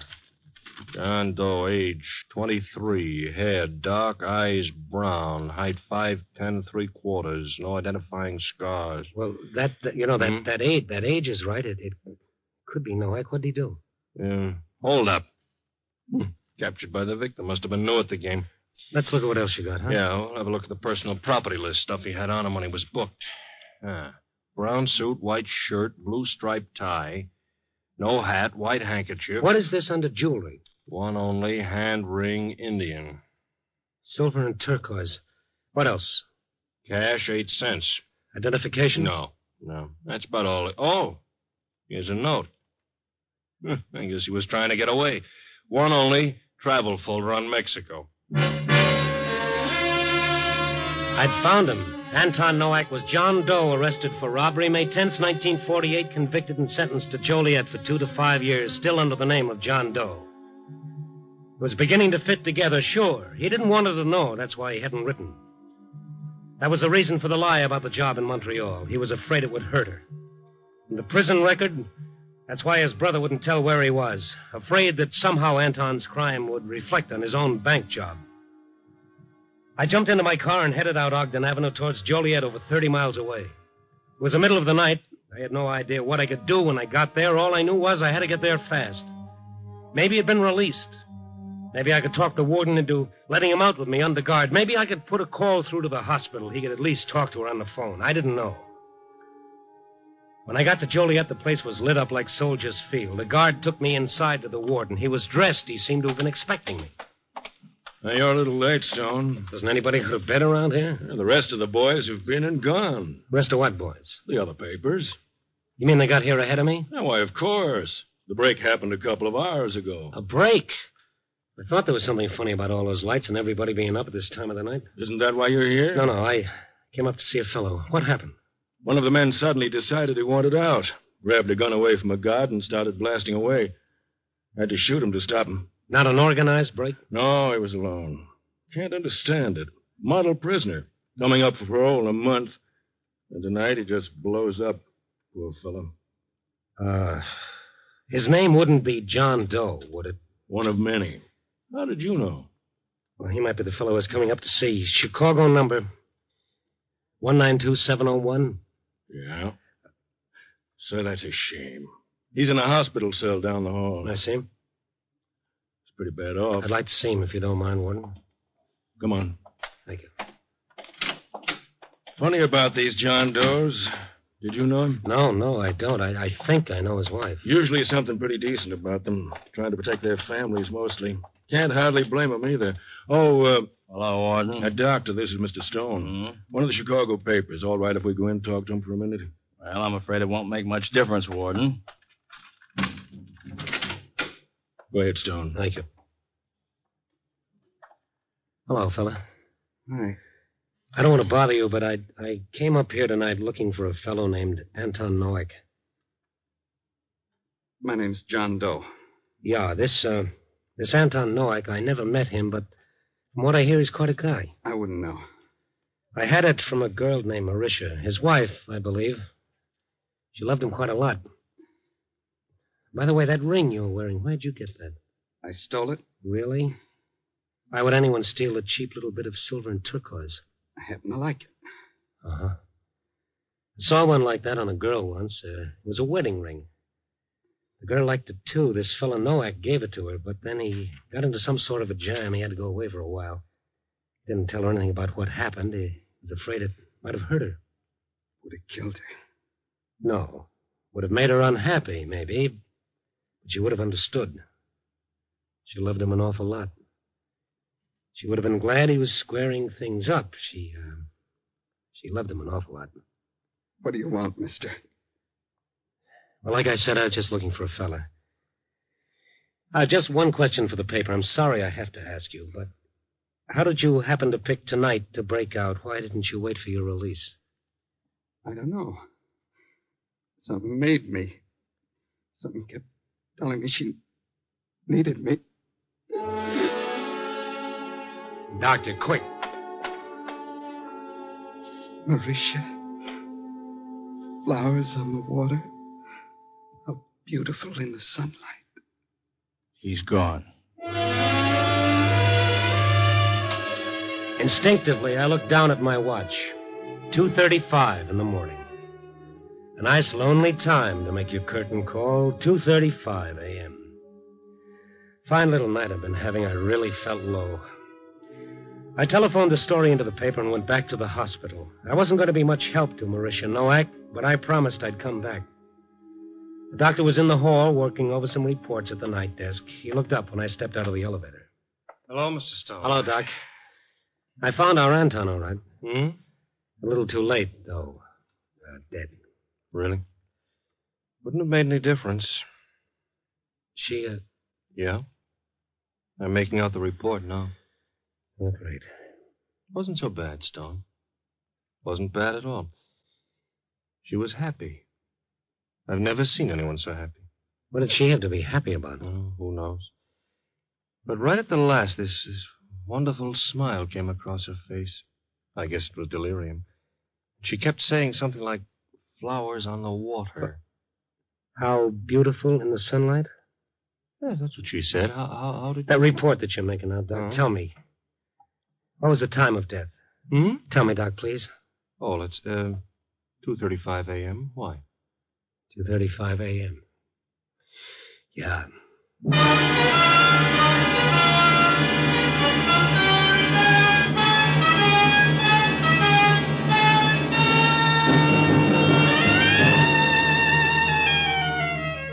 So here I sit, watching the dawn creeping up on Chicago, tapping out 30 to my story for the night. A love story, no less. A very pessimistic fellow once wrote, when two people really love each other, there can never be a happy ending. Well, it could be. But then again, maybe that pessimistic fellow used one word too many. Maybe when two people really love each other, there can never be an ending. Oh, who knows? You pays your money, you takes your choice. Copy, boy.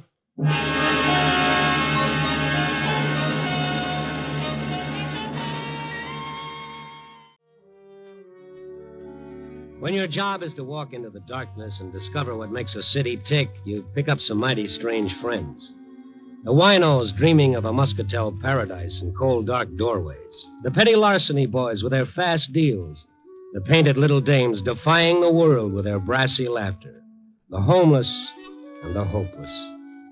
In the city, the night is for the lost. Sometimes you feel a hunger to be with someone of the everyday world. Some nice, well-adjusted soul who's got a reason for waking up tomorrow morning. I guess that's why I dropped in to see Bessie Chatfield tonight. Bessie, a little gray-haired librarian who has charge of a small storefront library on Huron Street.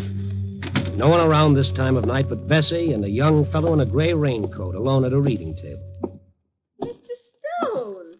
Why, we haven't seen you, in such a long time. Well, since Forever Amber, you haven't had the kind of high-type literature that interests me. And when you finally do drop in, look what time you get here. 10 o'clock. Right when I have to go over and start turning off the light. Oh, I timed it that way so I could get you behind these bookcases away from that fellow at the reading desk. I'm afraid your timing is about 35 years off, Mr. Stone. Oh, these light switches, why do they always put them so high up? Aren't you going to tell that fellow it's time to go home? This is the way we tell them. We flick off the lights and then flick them on again. First, off like this. No!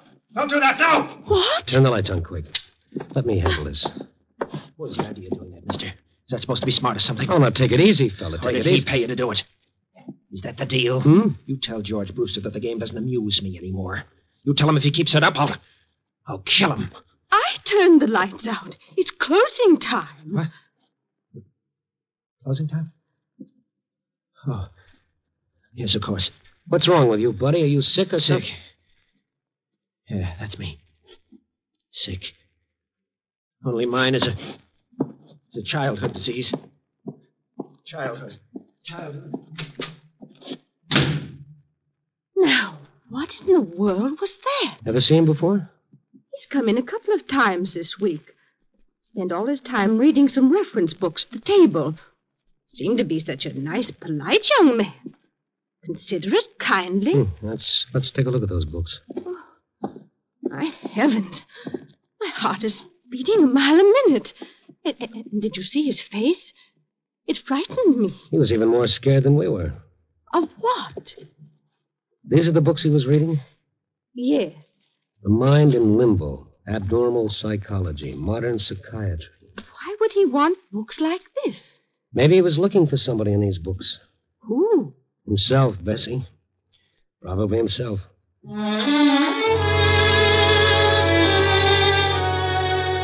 Bessie was pretty upset, so after she locked up for the night, I started walking her to the elevated station over on Lake Street. We'd walked a couple of blocks through the dark, empty streets when suddenly Bessie grabbed my arm. Mr. Stone, What? that man down the street, looking into that store window, that's him. Oh, yes, same gray raincoat, same lad. And look, Mr. Stone, what's that in his hand? It's a piece of pipe or something. He's breaking that store window. Yes, you wait right here, honey. Oh, be careful, Mr. Stone, be careful. The fellow was reaching through the broken window glass for whatever it was that had struck his fancy. He heard me coming and he turned toward me. The wan streetlight did something to his face. It seemed twisted and torn. Blood was running down his hand where the glass had cut him. Then I saw what he'd taken from the window. A gun. What's the idea, pal? He spun around and he started running for the elevator station down the block. And in the best tradition of the Rover boys, I stayed right on his tail. He turned back to see how I was doing and stumbled over a trash can near the curb. I got up with him. Let go of me. Leave me alone. Let go of me. He slashed the gun across my face and began running again. I stopped long enough to take a quick inventory of my teeth. Up above, I heard the elevator train coming into the station. The young fellow had reached the station steps and was going up fast, trying to make that train. I reached for one of his legs. He turned and gave it to me right in the stomach. I folded up, and I just sat there, listening to the train pull away with the fellow on it, and remembering what Bessie had said about him being such a nice, polite young man. After a while, I began to feel somewhat human again. I notified the police what had happened, and they sent a squad car out. After they left, I remembered something. A name this nice, polite young man had been throwing around. George Brewster. I found a phone book in a cigar store. There were 3 George Brewsters. The first number didn't answer. I tried the second. Hello? I'd like to speak to George Brewster. Oh, he's not in right now. Is there any message? Who is this? I'm his sister.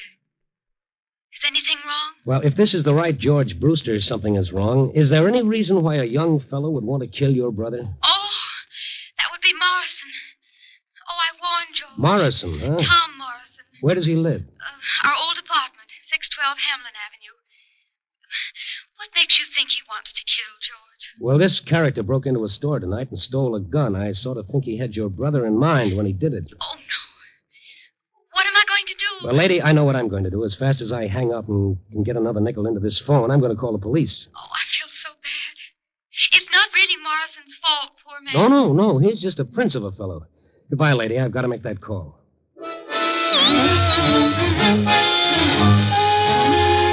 But then it turned out I didn't have a nickel. And on the way to the counter for change, I started wondering why the sister of the man he was going to kill felt sorry for Morrison. And why Bessie thought he was such a sweet character. And, well, the night was young. 612 Hamlin Avenue couldn't wait, and I could call the cops later. 612 North Hamlin Avenue was a second-floor flat on the north side. I got there a few minutes after 11. All the windows were lit up. I rang the bell and waited. I felt a little bead of sweat zigzagging down my face like it didn't have any place to go.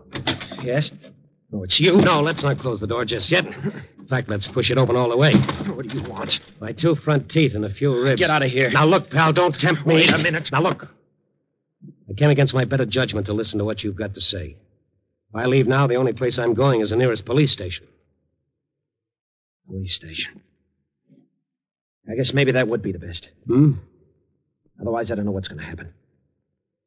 Yes, I get it. I guess you better call the police, mister. What do you think you're doing? Calling my bluff? The phone's right behind you. Okay, buddy. You asked for it. You're sure this is the way you want it? Yeah, it's better this way. I'm at the end of my rope. I don't want to kill him. George Brewster? Yes, George Brewster. I know how it'll end if he doesn't stop. Stop what? You call the police, mister. You'd be doing me a favor. Since when have I got to do you favors? Why aren't you calling? I'm an Eagle Scout in good standing, and I haven't done my good deed for today. Well, you can't help me, whoever you are. Stone is the name. What makes you so sure that I can't? Thanks for even wanting to. After the bad time I gave you. Bad time? That's the understatement of the year. Well, I was panic-stricken. He's got me half crazy. What have you got to lose if you tell me about it? No. Okay. Oh, wait. I don't know. I'm like a drowning man grasping at straws. Look, Maybe if you talked to Brewster, told him what he's doing to me, maybe then he'd leave me alone. Well, you never can tell, but I'd have to know what I'm talking about. Quite a story, mister. These lights. Look at them. Bright as the sun, aren't they? Lamps, overhead chandeliers. Just look at them. I'd hate to see your light bills. Well, like some men need drugs. That's how I need these lights. Come again? My sanity depends on it. On these lights? Yes. You see, it's a sickness. They've even got a name for it. Noctophobia, it's called. It's fear of darkness. Fear of darkness? But that's for kids. I'm sorry. Don't be. I quite agree. Kids. Or neurotic women. But in a man of my age, it's quite ridiculous. Only when the day starts drawing to a close. When the night starts crowding in. Have you been to doctors? Sure, I've been to doctors. They tell me I shouldn't feel too badly. Plenty of people with my trouble. Hangover from childhood. An illness like heart trouble is an illness. I'll take the heart trouble. Maybe you haven't gone to the right kind of doctor. Maybe psychiatry could help you. Nothing is going to help me. George Brewster's going to see to that. What about this Brewster? He's trying to destroy me. With the strangest weapon of all. The strangest weapon of all? Yes. It was a weird feeling standing in Morrison's brilliantly lighted parlor listening to him tell me about his terror of darkness. A sturdy, healthy-looking man trapped by a childhood nightmare. I felt guilty listening to him, like I was eavesdropping into a dark corner of his mind that was nobody's business but his own. And yet he had to tell me because he needed help, because George Brewster was using Morrison's fear to destroy him. I was sent to Chicago by our company to replace Brewster. Until he found out why I was here, he couldn't do enough for me. He even got me this apartment. Oh, greater love hath no man. Then he found out what the setup was, and he changed fast enough. How did he find out about this fear of yours? I'm trying to tell you how. The other night, the two of us were working alone in the big vault down at the office. Working on some old account. And the overhead light blew out. Mm-hmm. Well, it was so sudden, I couldn't help myself.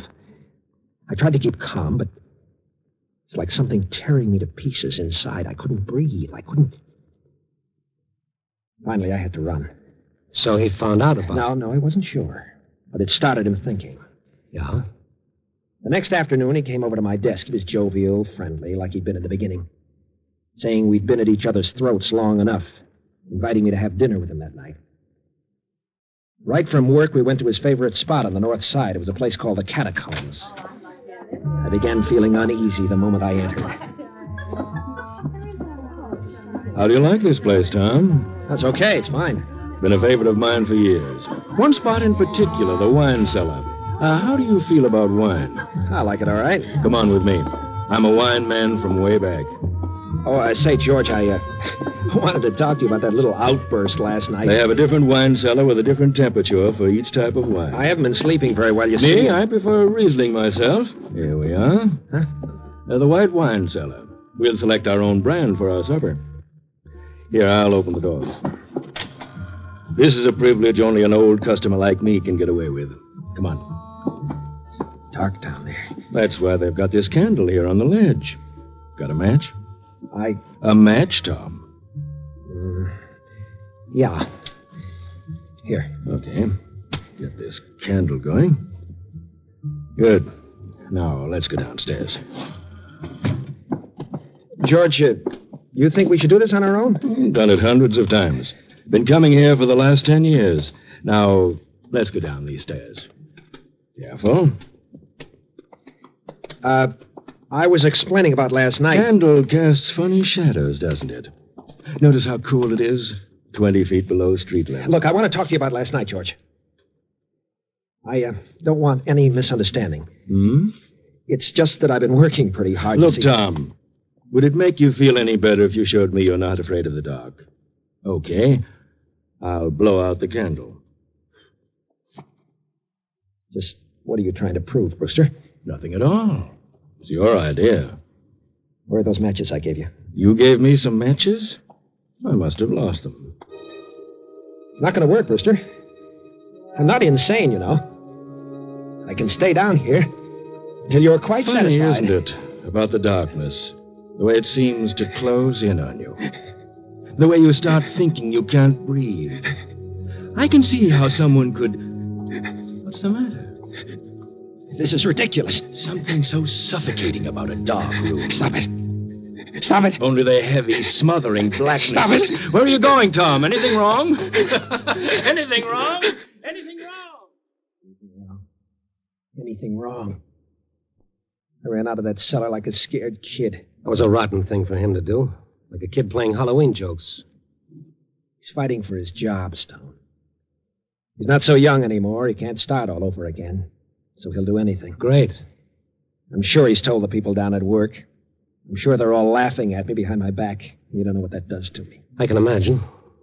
Today I found a new desk lamp on my desk, courtesy of George Brewster.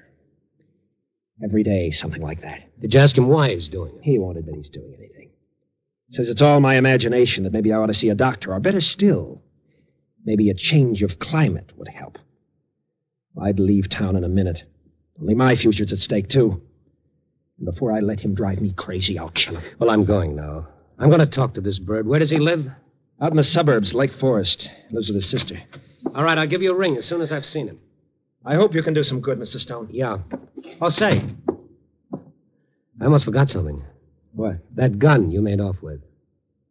Maybe if we're lucky, we can talk the store owner out of pressing charges. I'll try. It was a crazy thing to do. I was so desperate. Wouldn't have done you much good. When they put them in the window, they never loaded. I'll let you in on a secret. If I hadn't known that, I wouldn't have been such a hero coming here tonight. I'll let you in on a secret, Mr. Stone. You can get bullets without a license. The gun's loaded now. Oh, great. Go and get it for me. All right. Yes, I want to give it to you. It's in my bedroom. He started for the bedroom, and then it was almost like a comedy routine where, after the big build-up, the punchline comes out right on cue. The moment he entered the other room, every light in the house suddenly went out. What happened to the lights? Take it easy. Now, where's the fuse box? I don't know. I've never had occasion to use it. Besides, if it was the fuse, all the lights wouldn't go out. It wasn't you. Use your head. How could I do it? I'm getting out of here. The hall light's out, too. Stone. Maybe something went wrong with the central wiring. But why should it happen exactly now? Wait. Huh? The downstairs apartment. Their lights are on. If it was the wiring... All right. Let's ask them where the fuse box is. Yes? Oh, Mr. Morrison. My lights went out. It might be a fuse. Where are the fuse boxes for these apartments, do you know? Out in the back. I'll get a flashlight and show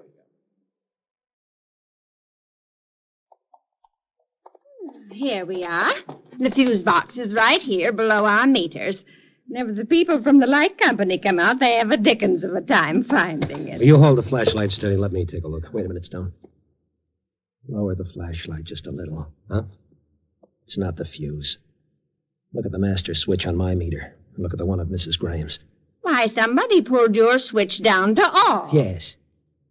Yes, someone surely did. Oh, here, let me push it up. There.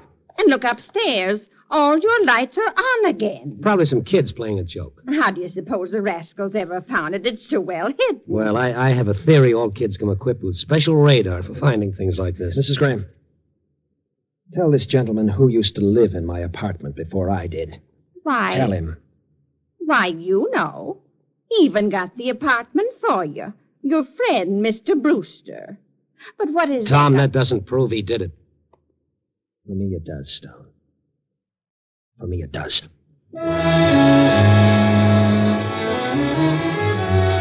Morrison went around to the front of his house and up the stairs to his flat. I waited in the hallway until he came down again. He looked different. His face was hard and set. His eyes were like chunks of glass punched into the flesh. What are you waiting for, Stone? Well, when we were so rudely interrupted, you were going for the gun. I've got it now. Oh, yeah.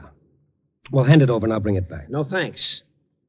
Where are you going and what are you going to do? I'm fighting for my sanity and my life. He's never going to do this to me again. Never. I can't let you do that. You're going to have to. The minute you leave here, I'm going to call every cop in the book. Yes, that's what you do, isn't it? Yeah. Then I'd better give you the gun. This could become habit forming. I dropped to my knees in the hallway, and then the hallway subdivided like something under a microscope, and there were 2 hallways, and then there were 4. And then everywhere I looked, there were hallways. Morrison tried to push me aside to get by me, only it was a whole circle of Morrisons. I grabbed at his legs to hold him back. It was like grabbing at a centipede. And then all the Morrisons in all the hallways brought all their guns down on my one poor head. And that was it, brothers and sisters, that was it. Feeling better, Mr. Stone? Oh, if I felt any better, I'd call the embalmer. Oh, what a business. I heard a commotion, and I came out, and you were lying here. Is this a head or a cantaloupe? Oh. How did it happen, and where's Mr. Morrison? Oh, Morrison, yeah. How long ago did you hear this commotion? Just a couple of minutes ago. Oh, you came out of it real fast. Yeah, unironed Constitution. Have you got a phone? Yes, but don't you think you're better... Come on, lady, grab my head, put it back on nice and neat, and let's get to that phone.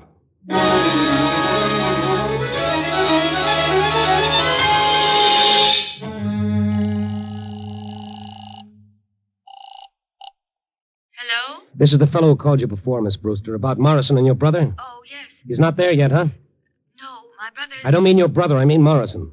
What? Yes, he sure is. Now, give me your address. The minute you hang up, get away from your house as fast as you can. Morrison's got a gun. He's half crazy. Maybe we should call the police. Maybe we should, but I'm not going to. They'd throw the book at him 10 years for attempted murder. I think I can stop him before he does anything. I can't tell you how sorry I am about this. Lady, you and your brother should be.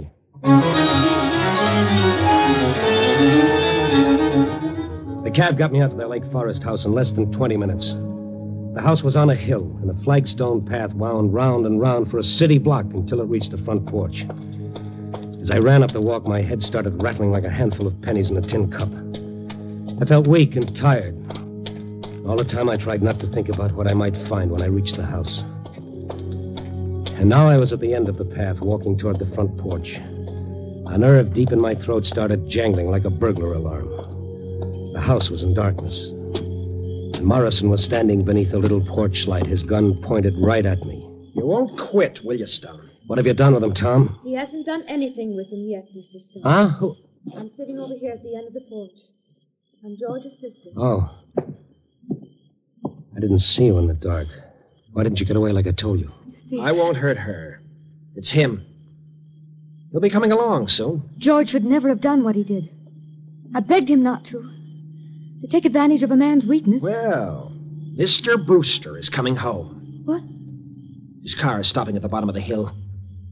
Now he's starting the long climb. Morrison, listen to You him. just sit there, the both of you. I must insist that you be very quiet. Please listen to me. Please. Please. Keep coming up that path, Brewster. It's a long, long way. You must listen to me. Morrison, You don't know waiting near what the you're porch doing. light, the gun in his hand. George hurt you. We shouldn't have done Far that. below the small figure What of you're George doing Brewster is so making the much long, worse. slow climb. You're going to kill George because he found out about your fear. But don't you see? George is afraid, too. Of being 53. Brewster And had seeing his stopped at the whole first life landing going to down catch the his drain. breath. That's Now he was why climbing up hurt the you. path again. His back was to Maybe the wall. 100 steps from He his was death. fighting for his life, I just as you found were myself fighting for counting the yours. steps. Closer. Why are you afraid of the dark, Mr. Morrison? Don't you see? If you weren't afraid, George couldn't hurt you anymore. Please, listen to me. Keep your voice down. If you try to warn him, you both die, too. Keep coming, Brewster. What Yes, is there to yes, he fear kept about coming. the darkness? No more than The 70 darkness is steps nothing in now. itself. All it does The is girl's hide the voice world's going ugliness on for and a little on. while. And Brewster getting closer. If you believe Less than in 50 God, steps now. if you believe in your 30 own steps. soul, how can you fear the night? What is there in the darkness that can hurt you? There's such peace in the darkness. After the heat of day is gone, the rush, the tumult, the struggle, you can breathe easy again. You can let the tightness inside unwind. He's almost close enough. Listen to me. Please listen. It's not going to work, Miss Brewster. I'm going to try and Wait. rush. Miss Brewster, stay where you are, miss. No. You must see me in the light. I tell you, stay where you are. Tom. Look at her. I didn't realize. I'm not afraid. What right have you to fear? Julie, is that you on the porch? What right have you to fear, Mr. Morrow? What right? Phew, what a long climb. I must be getting old. What are you doing here, Morrison? And who's this? Oh, don't mind me. I just came along for the ride. What's this all about? I just came to say goodbye, Brewster. You leaving? Yes. I'm going back and tell them you've done a good job here. But it's not fair to replace you after so many years. You sure nobody scared you away, Morrison? Well, look at him, Brewster. Does he look like he's afraid?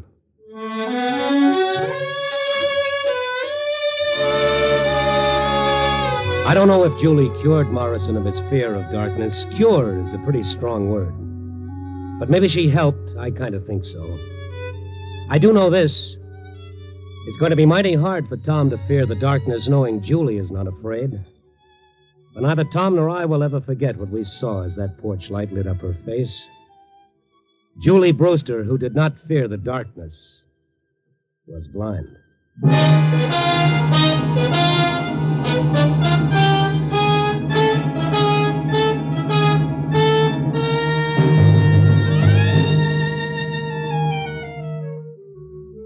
And now that part of the story they always print in heavy type, the moral.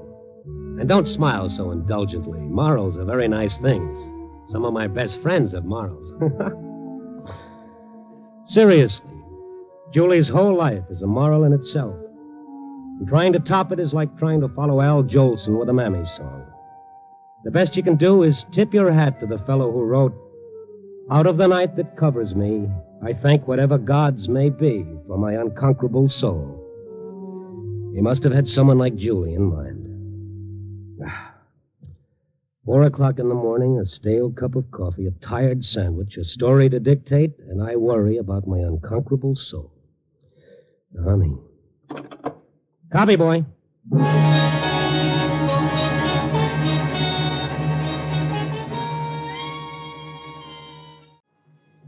Night Beat, starring Frank Lovejoy as Randy Stone.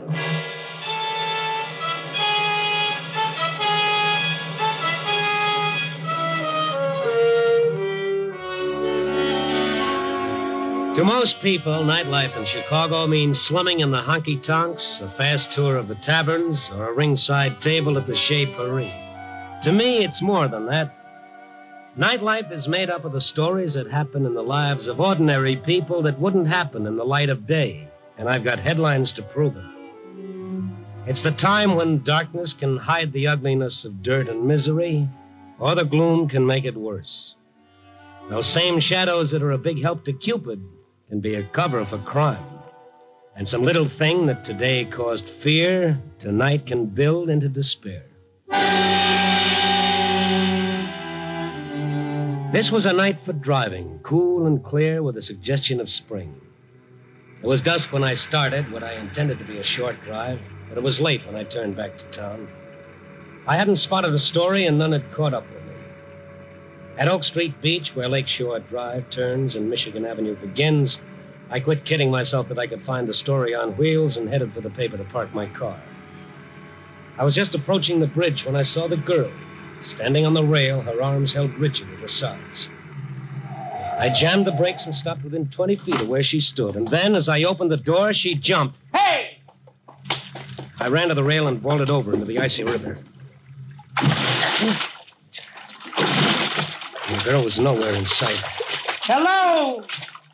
And then she came up so close that her shoulder brushed against me. I grabbed her and started for the bank. Let me alone. Let me alone. Look, lady, let's get out of the water. Let me alone, please. Please let me alone. You know what they teach in life-saving? If the victim resists, I don't want to have to get rougher. Come on. No. A little farther. A little more. There. Now climb up. No. Climb up. There, that's better. Why did you do it? Why did you do it? They know. They know what? What are you talking about? They know my secret. They know my secret. You can tell me about it in the car. Looks like I'm going your way. We stumbled up the bank and under the bridge. People were starting to gather at the rail. I put the girl in the front seat of my car, and I pulled away fast. I hate a curious mob. The girl huddled over against the door, shivering. She didn't make a sound until we crossed the bridge. And she began to cry.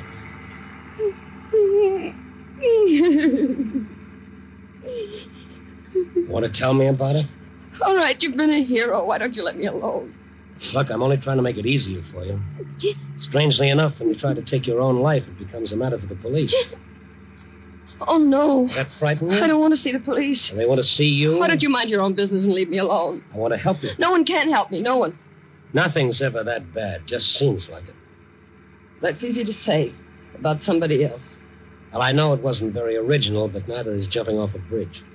Are you a detective? No, I'm just a guy. Why did you go in after me? Oh, I saw you jump just as I drove up. Reflex, maybe. I was in the water before I had time to think. I guess I do owe you something. Well, now that's more like it. I'll settle for a cup of hot coffee and some dry clothes. I can make the coffee. I don't know about the dry clothes. Maybe the janitor can find you some.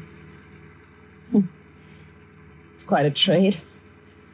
A cup of coffee for my life. One of us is getting gypped.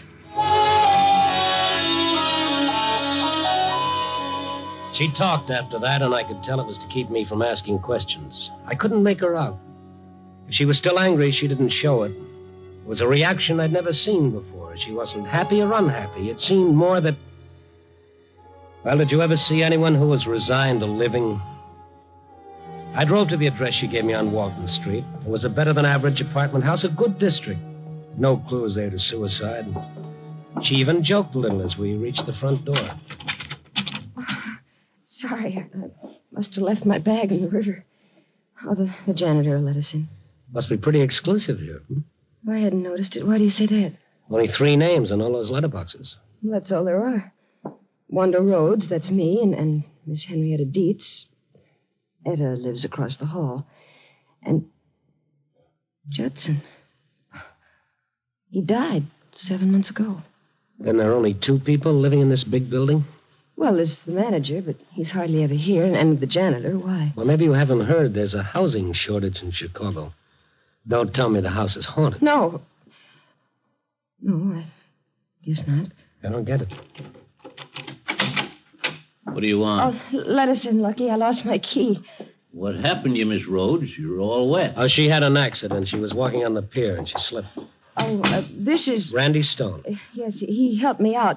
Could you find Mr. Stone some other clothes? I need something dry to wear home. I'll bring them back. I don't know. Well, anything will do as long as it's dry. Here's a deposit. When I return your clothes, you can keep it as rent. Well, all right. Walking on piers at night, bringing home strange men, borrowing clothes. Are you feeling better? I'm beginning to, Mr. Stone. Randy, All right, Randy. Let's get that coffee, huh? All the comforts of home. What is it, Wanda? What is it? Look! In lipstick on the mirror. I know your secret. Oh, it's there again. All right, easy, baby, easy. Sit down here with your back to it. That's better. Now, what's it all about? I can't tell you everything. Well, tell me what you can. It'll do you good. All right, I'll try. At first, it was typewritten notes. What do they say? That. I know your secret? Yes. Go on. The first one was yesterday. No, the day before. It was slipped under the door. Wasn't signed, of course. Oh, no, none of them were. How many notes have you had? I don't know. They were everywhere under the door in my mailbox. I even found one in the laundry. Say anything about it to anyone? Oh, no. Not till you. Oh, you don't understand. Yeah, I think I understand. Who else knows about this secret? No one. No one here in Chicago. What else happened other than the notes? There were the sounds. But I can't be sure about that. What sounds? I may have imagined it. The notes got on my nerves, I guess. I began to hear things, boards creaking, footsteps. I'd hear something outside in the hall. When I'd open the door, there'd be nothing there. Imagination can do strange things. I tried going out to get it off my mind, but that made it worse. I dreaded coming home. I knew what I'd find. You let those notes drive you? Then there was the phone. There was no mistake about that. That began late this afternoon.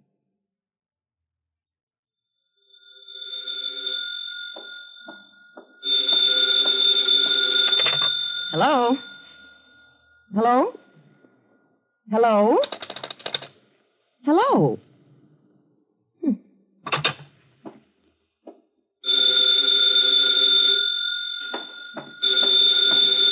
Hello?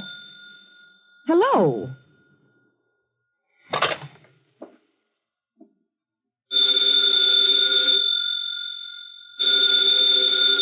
Hello, who is this?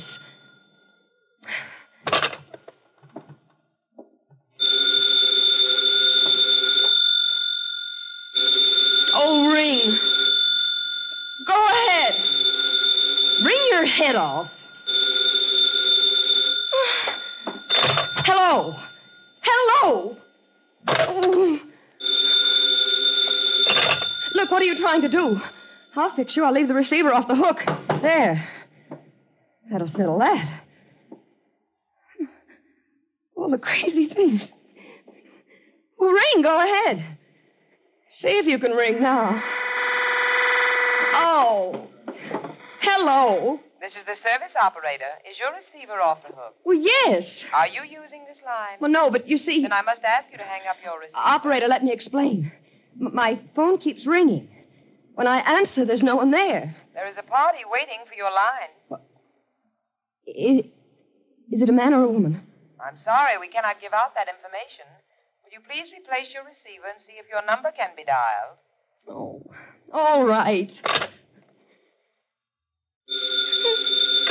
Hello? Hello? Oh.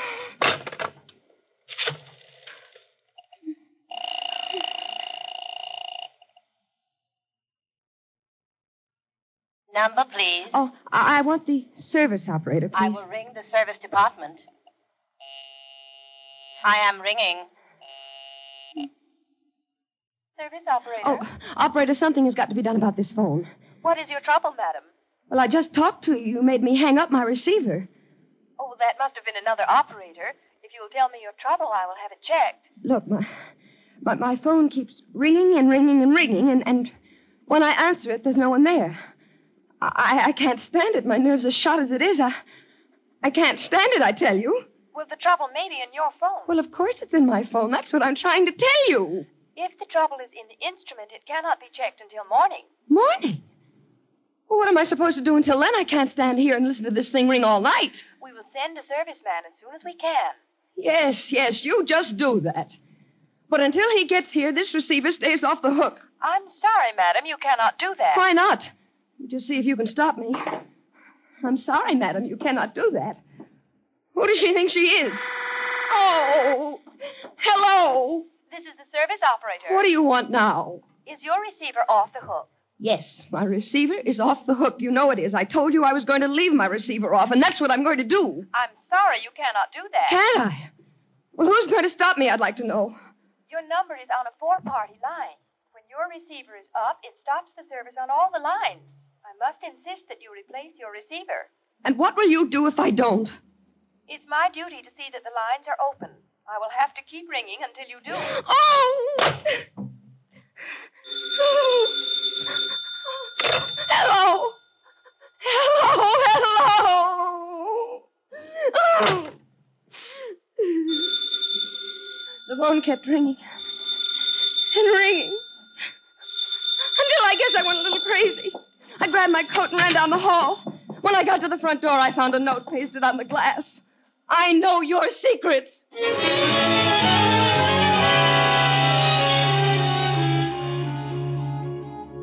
I don't know just what happened after that. I remember running and that cold water.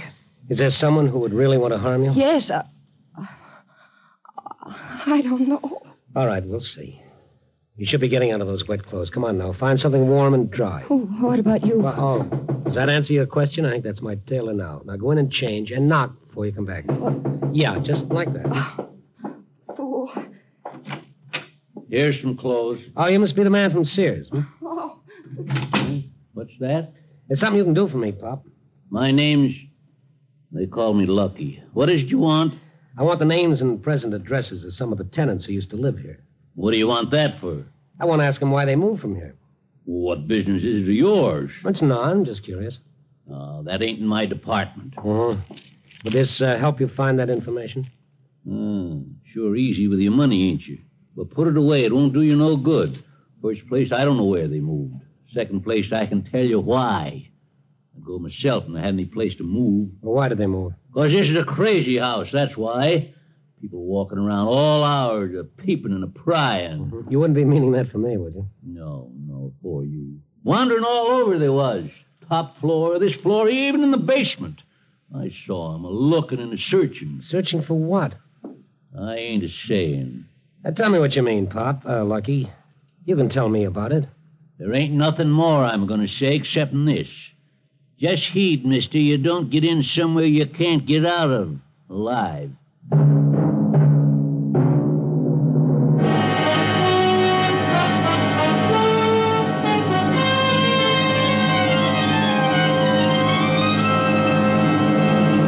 You are listening to Night Beat, starring Frank Lovejoy as Randy Stone.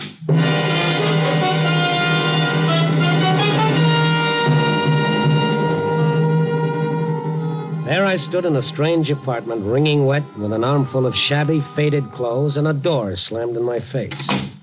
Well, I wonder what that was all about. Must be as nutty as a candy bar. Just heed, mister, you don't... Yeah. Can I come in now? Oh, not yet. Has Lucky gone yet? Yeah. Who are you talking to? Oh, myself. It's getting me, too. Okay, come on in. What's getting you to, Randy? This house. Next, I'll be hearing things. You don't believe me? Oh, sure. I believe most of it happened. The rest was the product of fear and panic. What about this Henrietta, what's her name? Etta? What about her? Think she'd know anything? If she doesn't, it's not her fault. She tries to keep an eye on everything. Well, maybe I should get my stories from her. That's a gal I want to see. Come on. Not me. I wouldn't be caught dead. Yeah. All right, you make some coffee. I'll be back.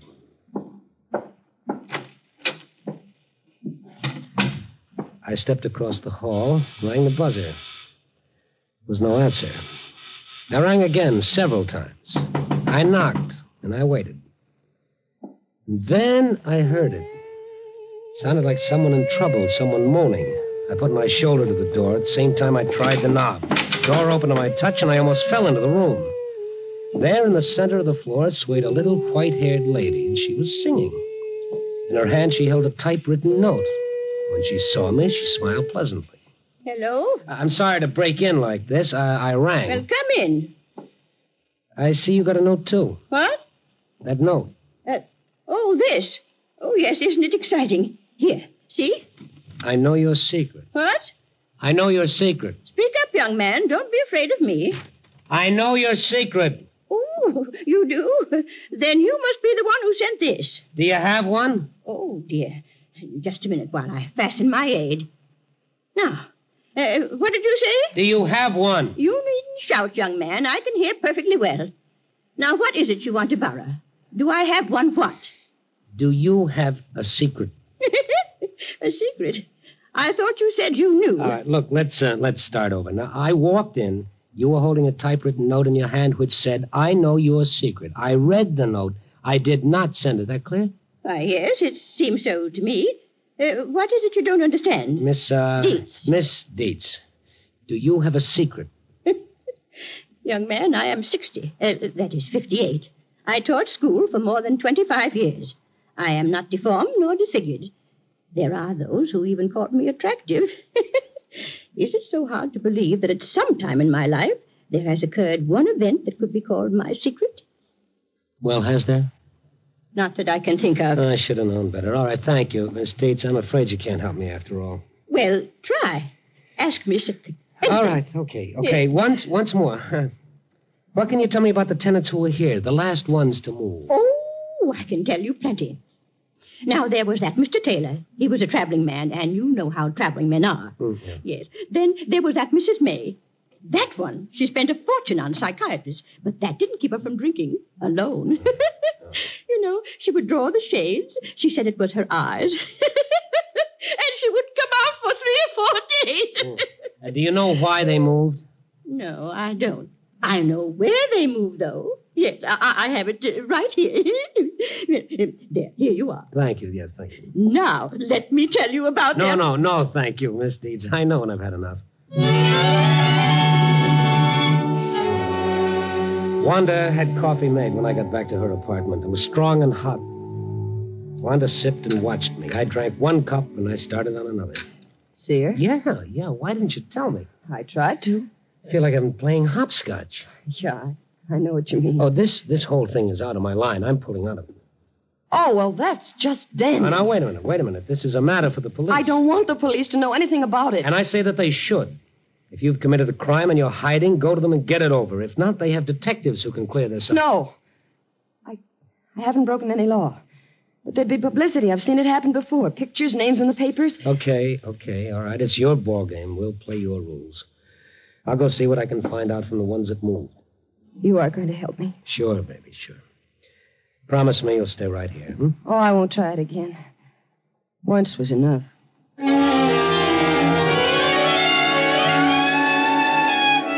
I started with the nearest ex-tenant, Mr. Taylor. He answered my second ring. He was wearing pajamas and street shoes. His body was moving, but his mind wasn't. Yeah, what do you want? Mr. Taylor? Yeah, I'm Taylor. May I come in? Oh, sure, come in. Oh, what do you want? I want to ask you about the Walton Apartments. Walton? Who are you? Why did you leave the Walton Apartments, Mr. Taylor? What are you getting at? Did you receive threatening notes? Yeah, typewritten. What do you know about them? Was that why you left? Because someone knew too much? Take off, mister. I'm not buying. Were there phone calls, too? Calls when no one answered? You don't know when to quit, do you? First notes, then phone calls, now in person. So you're the one. The one what? The one that drove you out? Proud of that, aren't you? You're pretty busy with that typewriter and that phone. Well, now I'll take my turn. Wait a minute. You got that wrong. Oh, you're the one that got it wrong, mister. I shouldn't have moved in the first place. I didn't write those notes. Yeah, I suppose somebody sent you. Well, I don't care which way it is. I got a message you can return. Now, listen to me. I listened long enough. I listened to that telephone, remember? I did not do... You want to back out.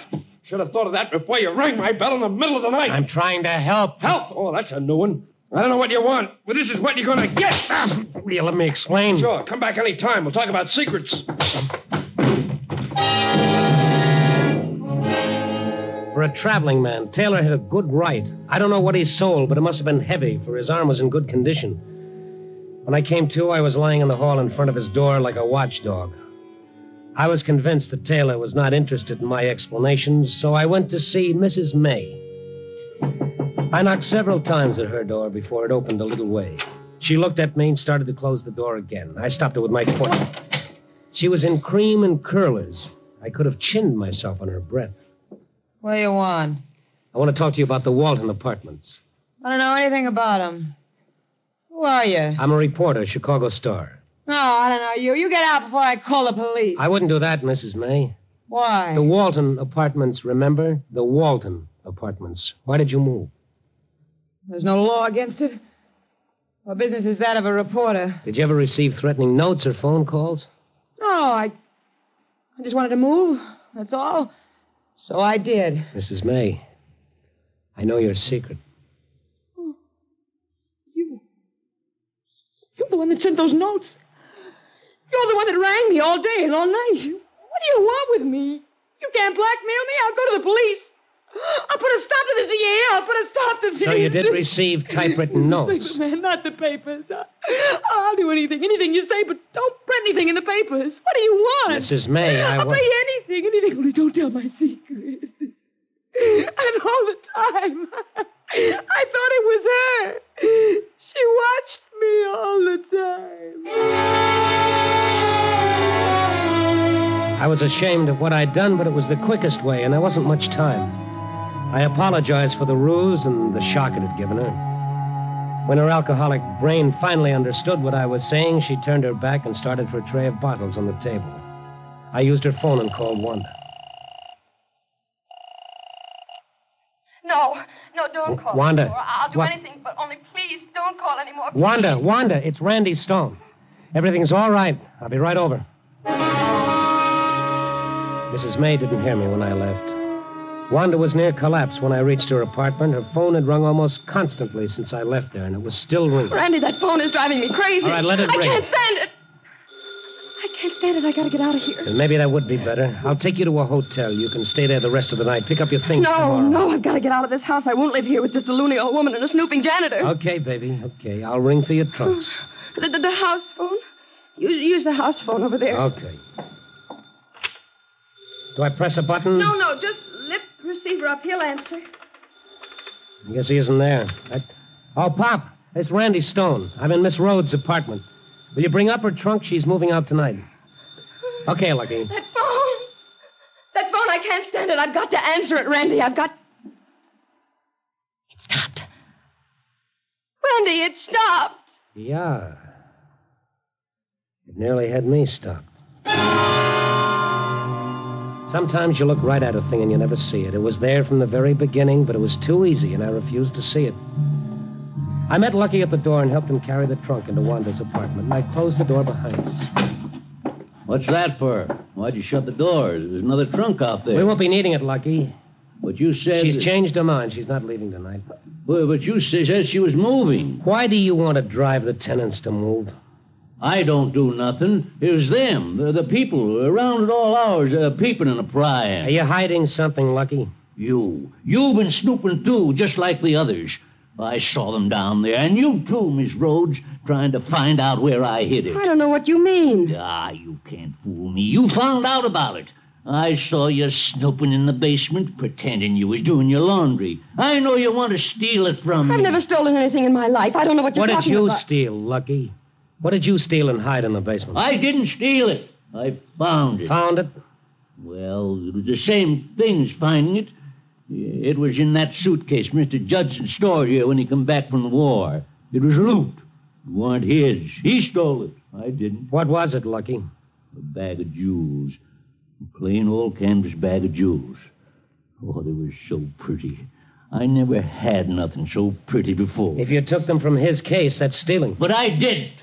The case got knocked off in the basement and come open. He never come back. He was killed in that plane crash. That makes it mine. Now, don't it? The same as that finding it. You were the one that was phoning me? Sure. I knew if I could scare you off, you'd quit snooping. And I would have, too, if that nosy newspaper guy hadn't butted in. But how did you know about my secret? I didn't. Then why did you type those notes? I knew you had a secret. Everybody has one. And if you thought I knew about it, you wouldn't tell about me. You didn't know anything about Wanda? No. When I tried the first time, the people moved, and that gave me the idea, so I've been doing it ever since. Lucky. That's what they call me, Lucky. And now your luck has run up. No, it ain't. This was in the bag, too. A gun? Yes, Miss Nosy, a loaded gun. What's that? It's the phone. I'll take care of that gun now. Oh, no, not again. All right, baby, I'll answer. Hello. We have been able to check your line. We cannot locate your trouble. Oh, yes. Thanks a lot, operator. You can cancel the complaint. We've located the trouble right here. Oh, an operator. Get me the police.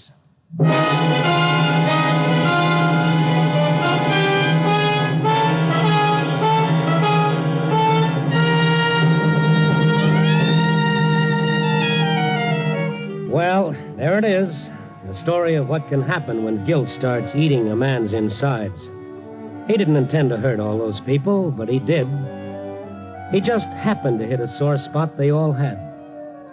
And Wanda's secret was something very small, but she'd made it important. That's not so hard to do. You can hold a dime in front of your eye and black out a whole city. Pretty good writer once wrote, "Thus doth our conscience make cowards of us all."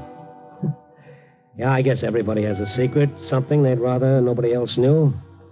That is, everybody except you and me. Yeah? Copy, boy.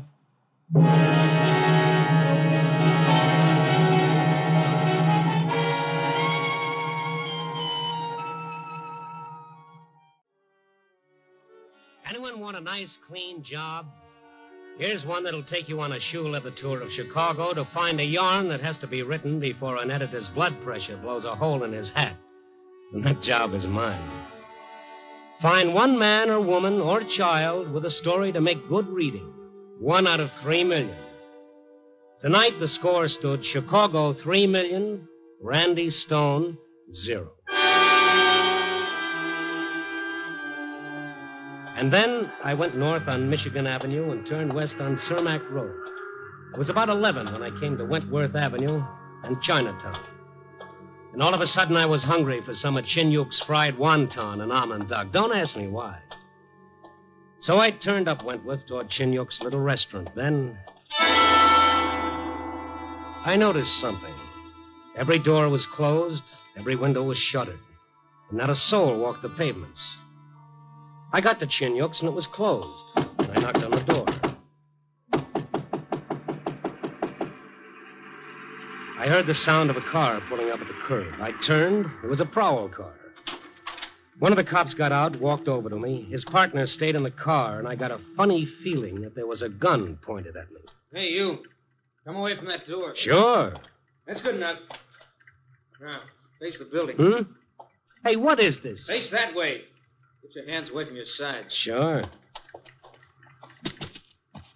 What's the frisk for? Your suit was bulgy. Well, it's a bad fit. You can't get much for $39.50 these days. Yeah, you're clean. Well, I never carry a gun, officer. What's your name? Look, officer, what is all this? I asked you a question. Can I get my wallet? Yeah. Be careful. Oh, I certainly will. Here, all you need is in there. Yeah?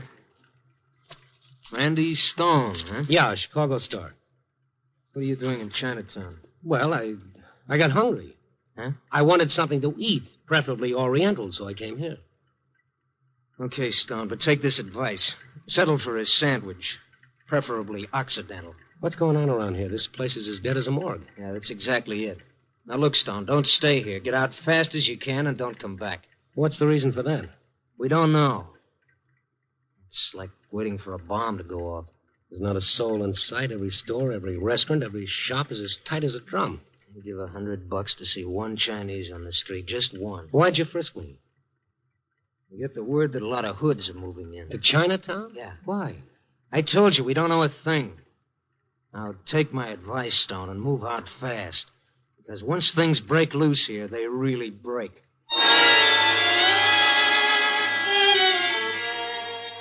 The prowl car moved off slowly and carefully. I stood there for a minute and I looked around. I got that funny feeling that a million eyes were watching me. Sure, I wanted to leave, but that old curiosity referred to in circles as a sense kept me from going. I headed toward the rear of Chinyuk's place through an alley. It was pitch dark in there, and I felt my way along until...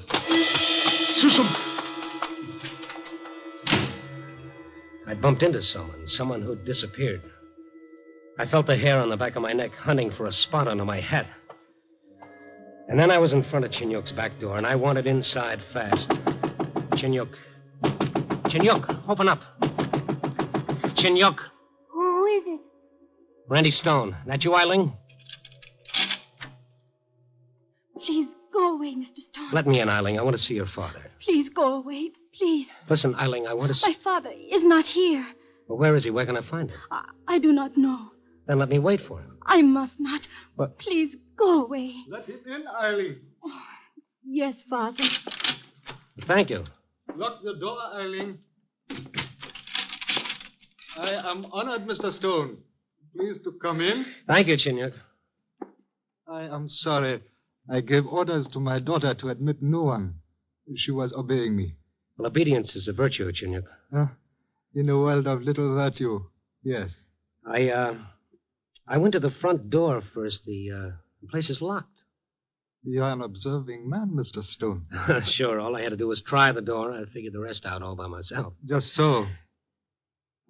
Look, we've known each other a long time, Chinyuk. 5 years, perhaps. That's right.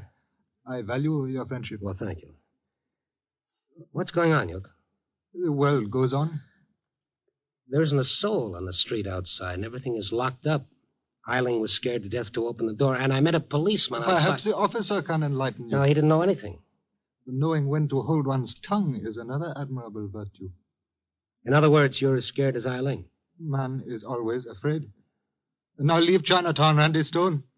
And above all, ask no more questions of anyone. Well, I'm not afraid, Chinyuk. I'm not afraid because I know that no Chinese turns to violence. That is true. No Chinese would harm you. But what about your own countrymen, Randy Stone? Well, what about them? I have said enough. Now go, if you wish to live. Go.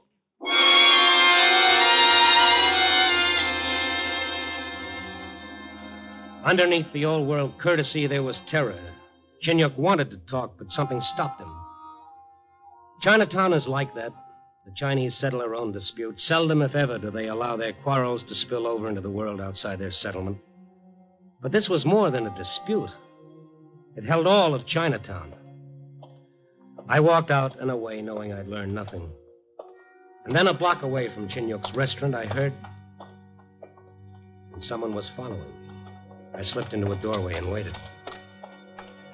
Eileen! Oh, Mr. Stone, What are you doing out here? I want to talk. All right. Get in this doorway. Now, what's the matter? I can only take a minute. My father does not know I came out. Well, how did you manage it? Through the restaurant. I see. All right, Eileen, what do you want to talk about? Help us, Mr. Stone. Well, if I knew what was going on, I'd have an answer for that. I will tell you. If this thing happens, many men will die. Not only here, but in New York, in Los Angeles, in San Francisco. Wait a minute. A Tong War? In 2 hours, the Tong banners will be brought out, and men who want to live will die. What's the fight about? A quarrel between 2 men of rival Tongs. Well, that's happened before. Things have been cleared up without a war. But this time there is something else. What? White men, evil men. They have That is enough, Eileen. Oh, Father. Hello, you. Eileen, go home. No, Father. Heidi. As you will, my father. You will forget what she has said, Mr. Stone. Oh, sure, forget it. But how about you, Chinyuk? I? What do you mean? Well, you've seen Tong Wars. They're nice, pleasant little affairs. Hatchet men, the eldest sons of families killed. Why? You are a white man. We are Chinese. Yes, I know, yes. East is east and west is west. And never the twain shall meet. Which is a polite way of telling me to mind my own business. Get out of Chinatown. After one more question. No more. Well, here it is anyway. Do you want a Tong War? Well? Once I had a son to carry on my name. That son is no more, Randy Stone. The hatchet men of the old Tong so do that. Well, then why don't you... Oh, get out, Randy Stone. Get out, or I shall once again look down upon one whom I love. You, Randy Stone. Chinyuk turned and left. I watched the shadows swallow him. I heard the door to his restaurant close. It was a sound as final as the last name on the phone directory. The silence in the street was eerie. A waiting, watching silence. I walked to the end of the street, and I looked back. A light rain began to fall, and from somewhere in the back of my head, I recalled a poem. This is the time between life and death, the cold, bleak moment of emptiness after life and before eternity. And then I remembered something else. What the officer had said. What Eileen had told me about white men, evil men. Where did they fit in? Why was Chinyuk afraid to talk? Afraid or wouldn't? For the next 15 minutes, I made phone calls, and I got some answers that made more than a little sense. The answers sent me back toward Chinyuk's restaurant. I didn't get there. Hey, you. Huh? You talking to me? Uh-huh. Hold it right there. Randy Stone? Why? No reason, just want to know. Oh. Okay, I'm Stone. Now, who are you? That don't make any difference. Well, it's nice meeting you so long. Let's get better acquainted, huh? Well, sure. Tell me about yourself. Nothing to tell. Now, if we're going to talk about you, that's different. It's not polite to walk away. Okay, Buster, let's stop the chit-chat. I'm Randy Stone. You know who I am. Now let's hear from you. Don't get excited, Stone. Everything's all right. I never get excited. It builds up my blood pressure. Nice to hear you got blood. Want to keep it? Oh, well, now we're getting somewhere. Not here, but we will. Meaning? Let's take a ride. By invitation? So far, invitation. I'll even hold the door open for you while you climb in. Oh, that's nice. If it starts to rain harder, you can put down a cloak for me. Okay, Elizabeth. Let's go. Well, where to, Sir Walter? That's enough, Stone. You just get in the car and we'll take a ride. Come on. What if I don't? I'll withdraw the invitation and make it an order. One I can back up. I see what you mean. Okay, where to? You'll see when you get there. I have to be back by midnight. My head changes into a pumpkin. I like you. You're going to get along fine with the boss. Oh? Yeah. Here you are. Well, thank you. Welcome. Before we get going. Yeah. It all depends on you whether you get back by midnight or get back at all.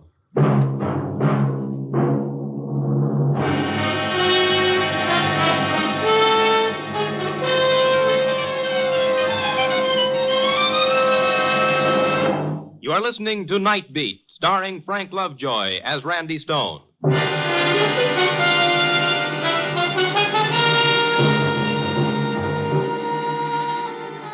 Well, as they say, no two ways about it. My questions had stirred up a little interest outside of Chinatown. I was taken to the north side, to a penthouse, and there I met... Hello. I'm Luke Farwell, Stone. I've heard of you. Good. Read your column in the Star. Good stuff. Oh, thank you. I read your stuff in the papers, too. Mine? Yeah, front page items. You believe all you read, Stone? I always have, ever since my first fairy tale.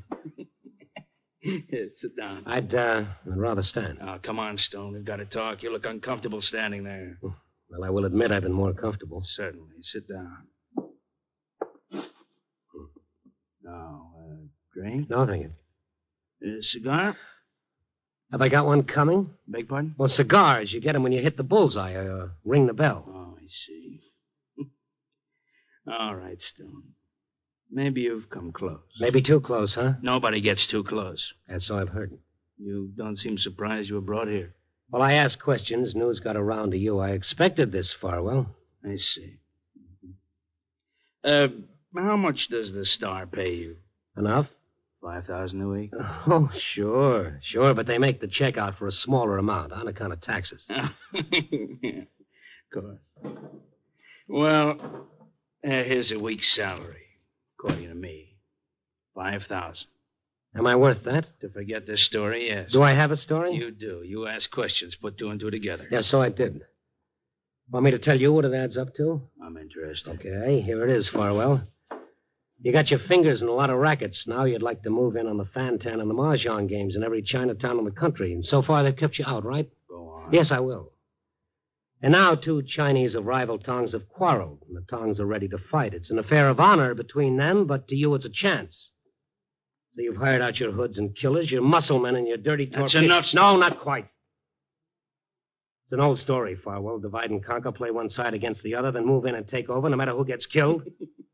And who cares about a few Chinamen? Well, maybe I do. Misplaced altruism. Yeah?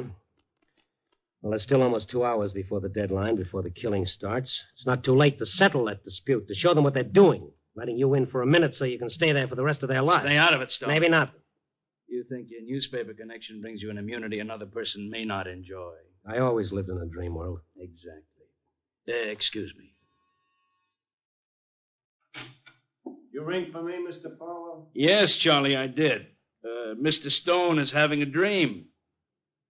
Take him somewhere and wake him up.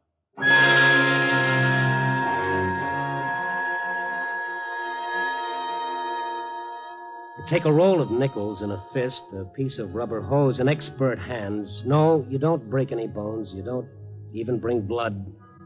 You don't have to. But the one who takes the beating wishes it had been a nice, quick slug from a gun.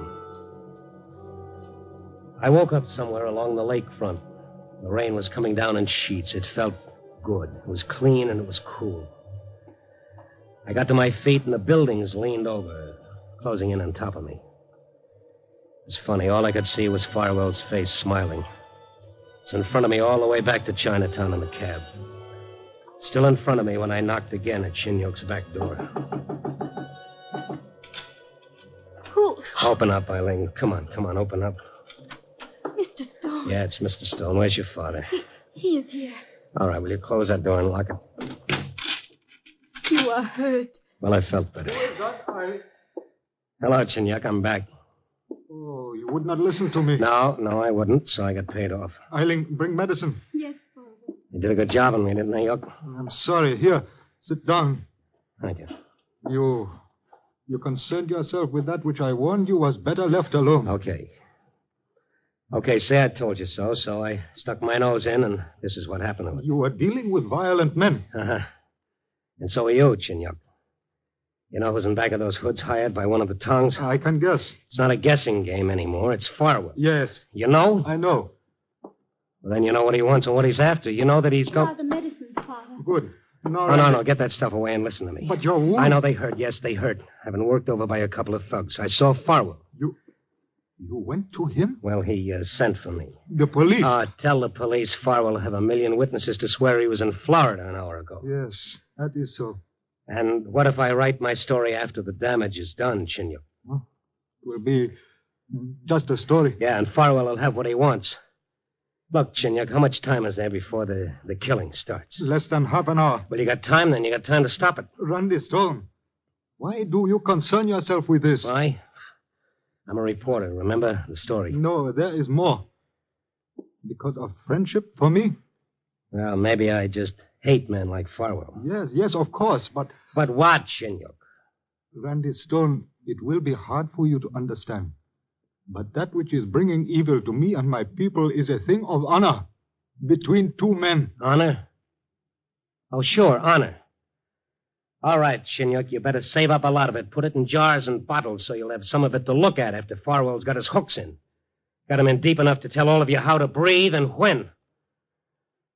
All right, Chinyuk, I've said my piece. Now I'm going to do what you wanted me to do in the first place. I'm getting out of Chinatown. I'm going to stay. Wait. Yeah? When I was a boy, I was told, and I believe, that we Chinese were inventing paper and a compass when your ancestors were savages. Perhaps that is so. But now I find myself learning something from a white man. That all mankind is one. Well, the lesson is free, Chinyuk. Goodbye. I'm not finished. Eileen. Father? Attend Mr. Stone's wounds, see that he is helped, and then bring him to the place of meeting. Father, you are... Obey me. Yes, Father. What are you talking about, Chinyuk? Honor is not held cheaply, nor is a debt incurred to be forgotten. No, honor is held dear, so dear that before the night is over, one of two men must die.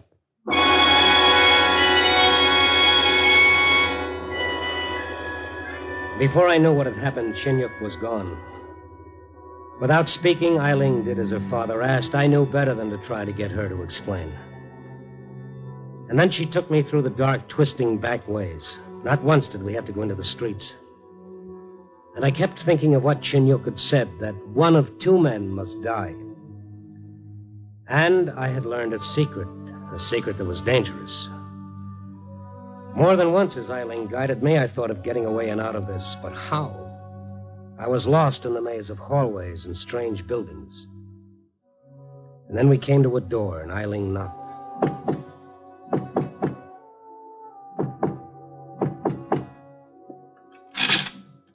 A Chinese I didn't know opened the door, looked at me hard for a moment, and then spoke to Eileen.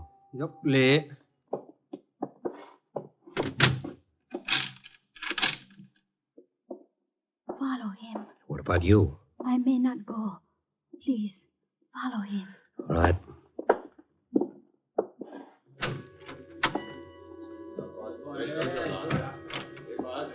Chingchoa. I know enough Cantonese. He had told me to sit down, and I did. I was in a big room filled with Chinese. They saw me. They looked at me in silence. All those eyes studied me curiously, but with a strange, detached curiosity. And then I saw Chinyuk, dressed in the fashion of old China. He walked to me. Randy Stone, you will hear first a story. Then you will speak. Chinyuk. Listen. Tengla! We will speak in the foreign tongue so that my friend will understand. Randy Stone, a long time ago, two men tied their fortunes together in business. One was Ali. You see him there. The other was Chinyuk. You? Ali and Chinyuk were of rival tongues. Yet the strange ways of business forced them together. Ali and Chinyuk had put aside so much money so that each could be buried in China. But now, because of misfortune, there is only enough for one to return to China to be buried among his ancestors. Then that's what the quarrel is about? Bitterness came upon these two men. They spoke words of hatred until... Until they're willing to fight about it and bring on a Tong War? Honor will not be satisfied unless the tongue that wins is that of Ali or Chinyuk. I've told you, Chinyuk, neither Tong will win. The only winner will be Farwell. He'll control you through this. First the Fantan and the Mahjong, and then the restaurants. Everything every Chinese does will be dictated by Farwell. I've seen it happen in other places. Why not here? Yes, but there is a debt we Chinese owe you, Randy Stone. You don't owe me anything. You could have given your life. He wouldn't have killed me. That you did not know. Ali, will you honor us by coming forward?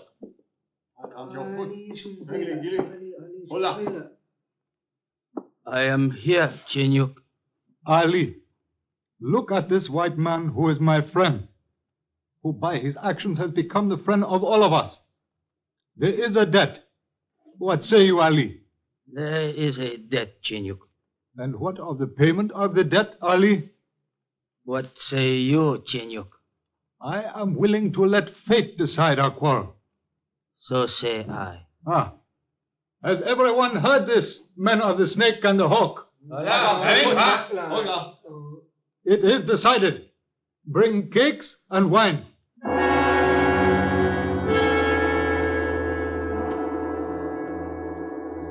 It was like a strange dream. The Chinese of the two tongues waiting. The polite, time-honored ritual. A plate full of rice cakes and a flask of wine. And then I guessed one of the cakes was poisoned. Only one. Then silently, Chinyuk and Ali each chose a cake and ate and sipped the wine. And then another cake. In silence, the two Chinese ate until no more cakes were left. And then... It is finished, Ali. It is finished, Chinyuk.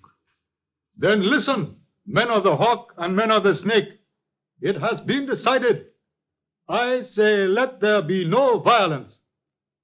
Ali? Let there be no violence. Chinyuk. Yes, my friend. Will this hold? Will everyone go through with it? We have pledged our words. There is no more to be said. Ali? Yes, Chinyuk. In a few moments, one of us will mount the dragon. Let there be no rancor between us. No bitterness now. It is written, even the tiger and the deer may drink at the same stream. So be it. So be it. So.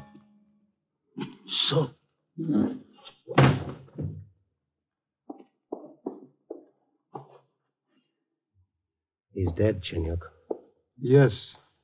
Ali is dead. Now go, you men of the hawk and the snake. Go and tell those of evil who have come among us that the thing is finished.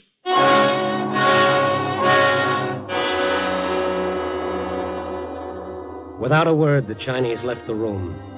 Chinyuk and I were left alone with Ali. For a moment, Chinyuk looked down, and then silently he led me away, back through the twisting passages, back to his restaurant. And there... Eileen. Yes, my father. Bring tea. Yes, my father. Randy. What, Chinyuk? The debt is paid. Yes, the debt is paid. Total for the night, some bruises and one dead man. But this is better than many dead men, Randy. Oh, I know it is. But Look, Chinyuk, Yes, my friend. What is it? Well, you know how I mean this. Ali... Well, I'm sorry he had to die, but Well, I'm glad it wasn't you. It is strange what men will do to reach heaven. Yes, 1,000 different religions in the world, and each tries for one thing. The same goal. In my religion, it is easier for a man to attain heaven if he rests among his ancestors. And you... Well, Ali is dead, and you're left. Well, there's nothing funny. No, nothing. Except that you still do not understand. You see, even now, Ali's body is on its way to China. Ali won. I lost.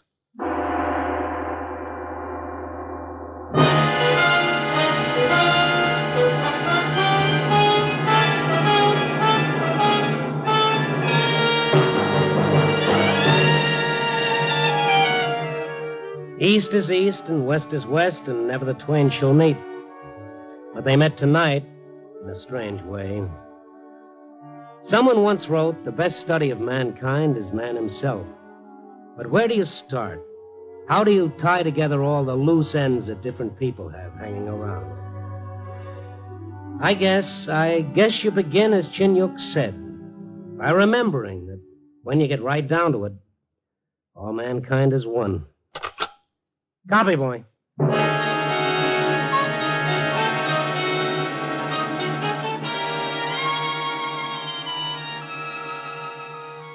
Night Beat, a new dramatic series.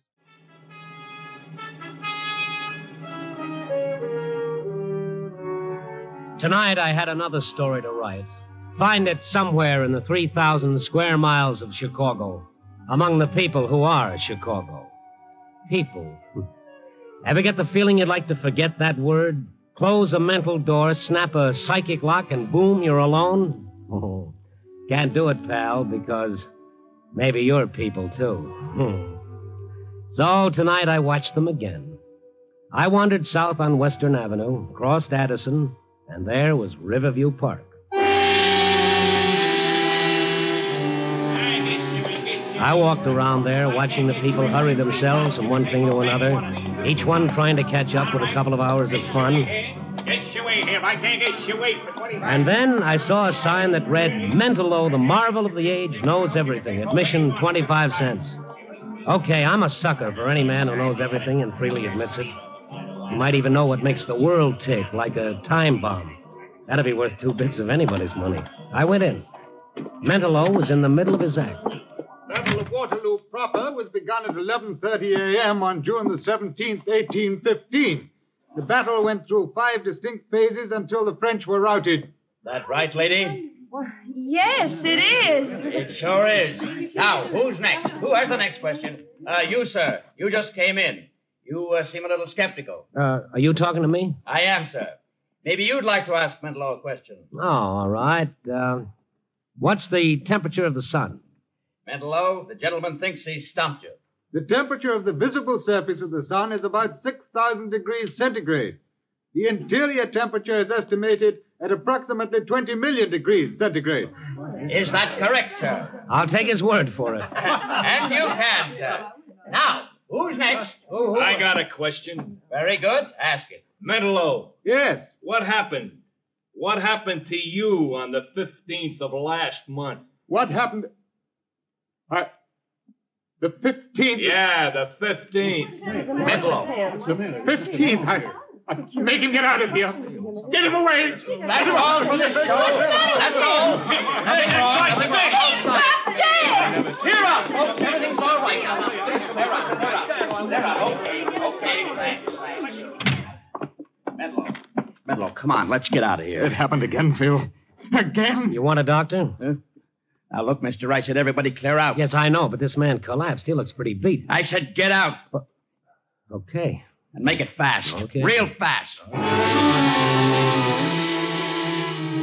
So I made it real fast, like the man said. But as I walked through the carnival grounds, that bird brain of mine that just won't let me grow old gracefully started working overtime. Why did Mentallo do a nosedive when that question was asked? What happened to him on the 15th of last month? Listen tomorrow at the very same time, and Just Plain Stone will tell you all about it. But then, just as I'd reached the edge of the carnival grounds, a voice pushed its way through my thoughts. Test your eye and your aim, folks. Knock down the ducks. It was the man who'd asked the questions. Here I walked over to the shooting gallery and picked up one of the rifles. I say, here you are, mister. Test your eye and your aim. Why, sure, thank you. Yeah, that was close. Pretty close. I'll try to do better. Ah, just a little more practice, that's all. A little practice. Yeah, like everything else. Well, that's better. By the way, What happened to you on the 15th of last month? Take your shots and beat it. Why did you ask that question? Give me the rifle, mister. I got 5 more shots coming. Not tonight. Give me it. I pays my quarter. I takes my shot. I said hand me the rifle. Okay, here. You want to see something? Watch.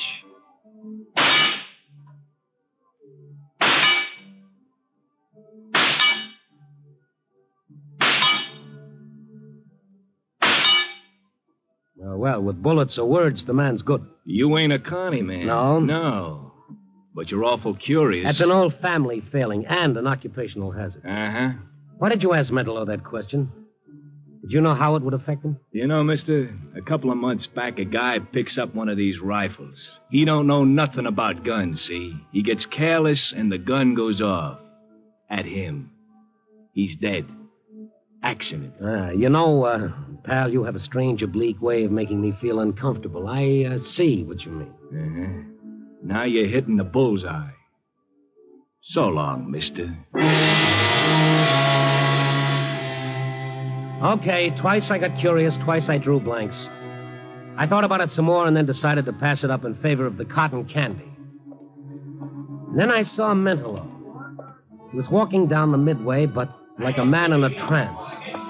There was something about him that screamed, I need help. His little figure seemed odd, incongruous against the laughing, hurrying people. I followed him, wondering, and then he stopped in front of the roller coaster. For a moment he watched it, and then, as if suddenly making up his mind, he headed for the ticket booth. That didn't figure, so I bought a ticket, too, and followed him to the loading platform. Tickets for the next ride, please. Tickets for the next ride. Here you are. Oh, thank you. Tickets for the next ride. Tickets for the next ride, please. I got in the car directly behind Mentallo. That dazed, bewildered expression was still on his face. His hands gripped the side of the car. He half rose in his seat as though he were going to leave, but he sat down again. And then... All right. Lock the safety bars. It's 200 feet up. Lock your safety bars.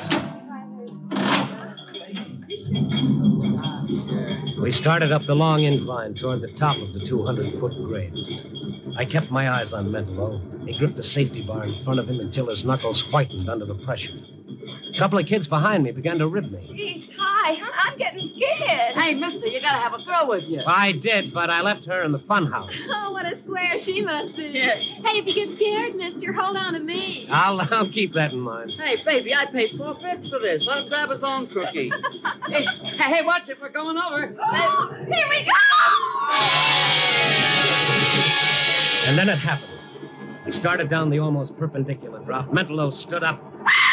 Mentallo! Let me go. Let me go.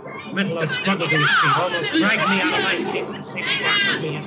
I held him while we hurtled down the long drop and finally hit the bottom. Then Mentallo stopped struggling to get free.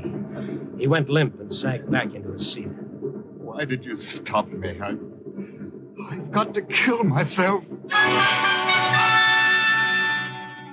Well, he almost did, and me with him. My arms ached from the effort of holding him down. But the ride was finally over. I got him off and away. He let me lead him like a child out of the park and into his cheap hotel room on the north side. I told him who I was and then waited until he spoke. Why didn't you let me do it? Well, I'm just an old busybody. How about some coffee? No, nothing. Just leave me alone, please. Just a minute, I saw your act tonight. I heard the question that sent you off. It's always someone different who asks it. Never the same person twice. Have you ever got hold of the person who asks it? No. I was afraid to. What did happen to you on the 15th of last month? I don't know. Something tells me that I must not remember. I must not. Your act is legitimate, isn't it?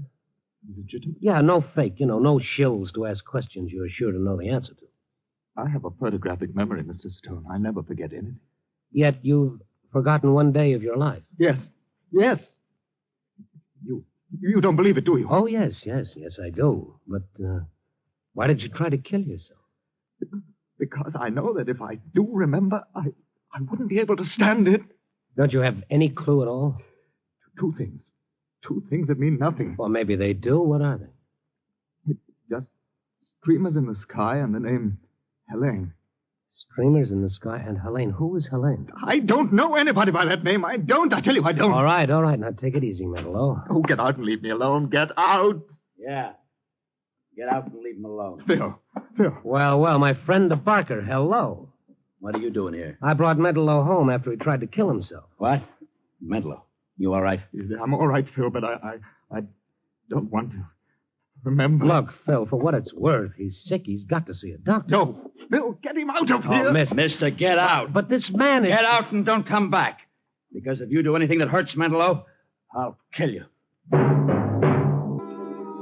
Like I said before, sometimes you'd like to seal off the rest of the world and forget it. Let 1,000 people die in a flood, and we click our tongues and say, how terrible. And that's as far as it goes.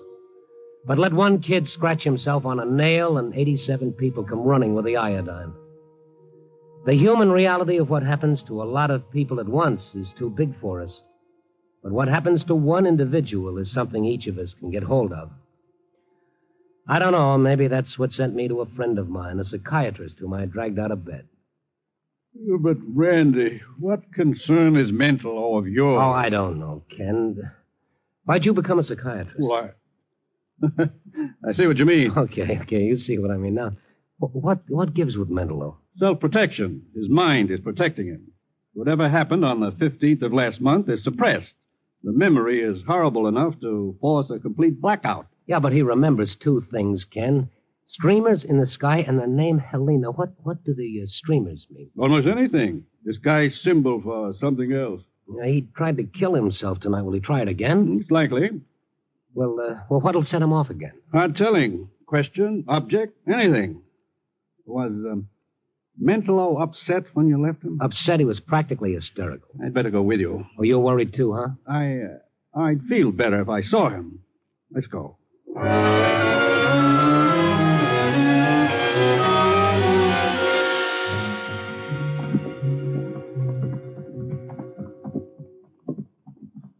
Here's the room. It's right here, 612. Randy, try the door. Open. You know where the light is? I think I saw a switch by the door.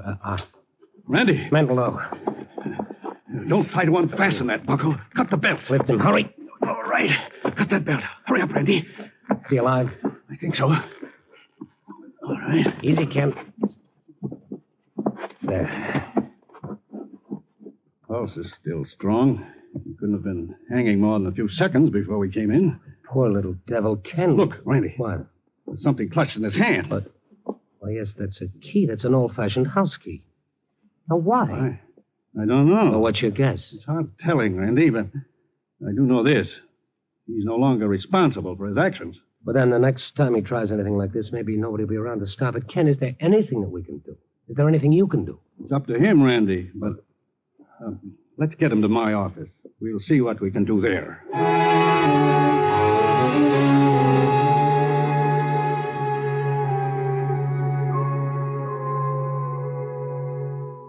Feeling better, Mentallo? Yes, thank you. You know where you are? No. No, where's Phil? Oh, you're Barker? I don't know. Now listen to me, Mentallo. You tried to hang yourself. Do you remember that? Yes. After Phil left, I felt so hopeless. You had this in your hand, this key. Look at it. I found it in my pocket, and then I knew I had to kill myself. Is it your key? Do you remember what it's for? No. He won't remember that, Randy. Oh. Who are you? He's a friend of mine, and he's a doctor, Mentallo. Well, I don't want any... Now, look, twice tonight you tried to kill yourself. Once is enough to call in the police. No. Oh, don't worry. That's not what we want to do.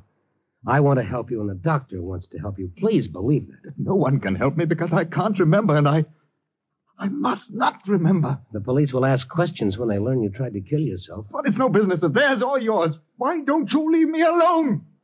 Why do you care? Oh, that's the same old question asked the same old way, and this time I've run out of answers. Make up one of your own. I don't know.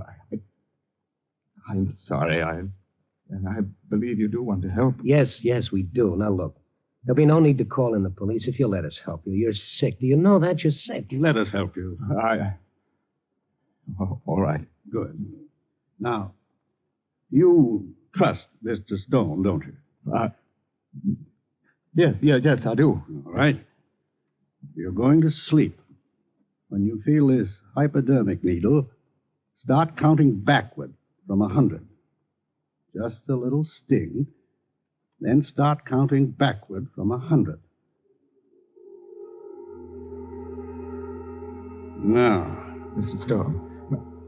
Mr. Stone. What, Mentallo? You stay near? Oh, yes, I'll stay. Start counting. 99. 99. 98. 95. 90. He knows your voice, Randy. He trusts you. You ask the questions. Me, is it all right? Yes. Mentallo, can you hear me? Yes. It's the 15th of last month. The 15th of last month. Streamers in the sky. What streamers? What are they? Where are they? The Aurora Borealis. The Northern Lights? Yes. Aurora. I went to Aurora. Aurora, Illinois? Yes. I was there. Now, you're in Aurora. Where did you go there? The house. Yes, I've got to open the door. The key. Here's the key. Unlock the door. She's going to be here. Helene. Who is Helene? I love her. She loves me. There's the room. The room. All right. Now, you're in the room. What did you do? I waited for her. She came in, and then Helene!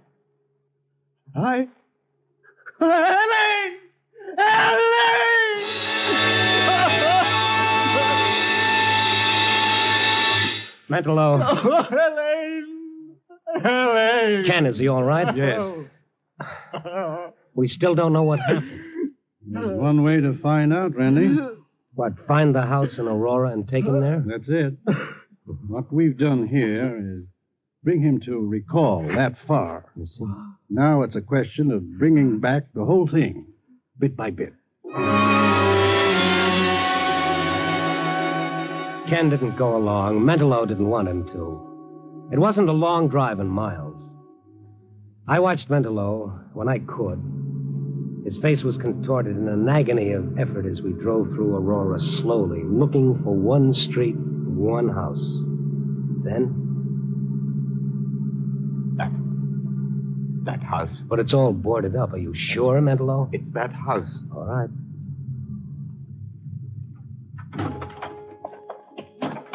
The house set back from the street. The only light came from a street lamp half a block away. Mentallo walked slowly ahead of me, up the walk toward the porch, then up the porch stairs. Open the door. Locked.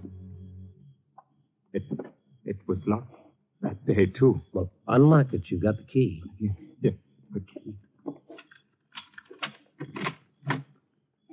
Where's the light switch? No light. All right. We'll use the flashlight. Now, go ahead, Mentallo. Go ahead. But there's no furniture here, Mentallo. This house is vacant. This is her house. I know. There were 3 of us here. 3. This is the room. Go on. Mentallo, think. Well, you've got to think. It's the only way you'll remember what happened. It's the only way you'll find out what's torturing you. She's here. She came to me in this room. Helene came to you here? Because she loved me. Where is she now? Her clothes. In this closet. Mentallo walked to the closet, opened it. A row of dresses hung there. A faint odor of perfume drifted through the room. For a moment, Mentallo stood there, and he started toward a door. Mentallo, where are you going? I know. The basement. Wait for me. Down there. Down there. There's no one here, Mentallo. No one at all. The basement's empty. Not empty. She... Under the earth where I put her. Under the earth. Get it out. Come on, get a hold of yourself. What are you talking about? I killed her. She came to me because we loved each other. I was holding her in my arms when I killed her. Now she's down here. Under our feet. I killed her. Who was she? I killed her. You're satisfied now? You're satisfied? Bill! What are you doing here? You had to stick your nose in. You had to make him tell, didn't you? Mentallo, are you sure? Are you sure? Yeah, he's sure. And so am I, because I helped him put her here. He'd never known if you didn't make him remember. Who was Helene? You're never going to know. Helene. You had to go and make him remember. It was all over. Nobody would have known because we traveled with the yak. Yes, but somebody did know. Because somebody asked him tonight what happened on the 15th. Somebody always asked that question. Why? And who was Helene? Helene? Helene was his wife. What? He was jealous because she never loved him. She loved me. Then how could you have killed her, Mentallo? Listen to me. You only think you killed her. Because if she hadn't come here, she wouldn't have been killed. You blamed yourself. That's what it was. And then you forgot. The shock made you forget. Don't listen to him, Mentallo. Don't listen. I remember now. I remember.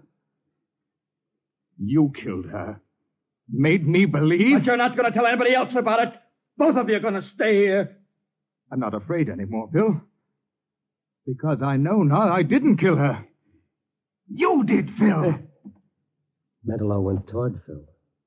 Phil had a gun pointed at him. I jumped back, turned off the flashlight. For a moment, there wasn't a sound. And then... Mentallo. Where are you? Mentallo. Wait, Mentallo. Don't move. You hear me? Don't move. Mentallo. Don't. Mentallo. Helene is here, Phil. Down here. Shut up!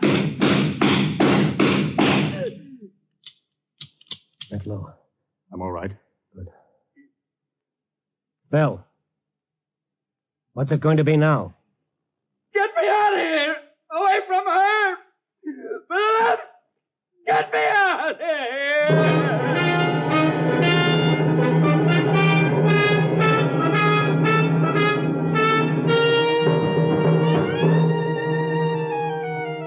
Well, it's almost dawn now. I can go home to my little trundle bed and sleep the day away. Yo-ho-ho, the reporter's life for me. Oh, sure. But anyhow, I got my story. Two men, one whose feelings of guilt forced him to believe he killed the woman he loved, and another man whose feelings of guilt made him a gibbering coward. But where's the moral? That someone always pays for a crime? Sure, but who is guilty? Maybe we should say, what is guilty? What's in that space above our eyes that makes us act the way we do? That makes us people? To louse up Shakespeare, there are more things in the darkness of the mind than are dreamed of in your philosophy, Mr. Stone. Oh, you can call me Randy, pal. Just call me Randy. Copy, boy.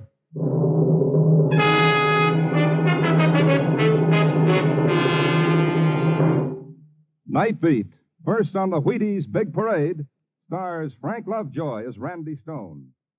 Here again is...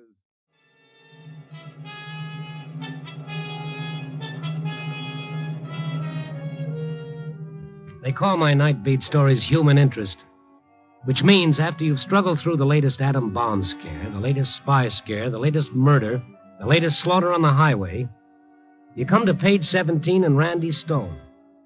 And I'm supposed to give you a little breather, some nice, simple human story to make you believe no matter how tough things are, the world has a heart.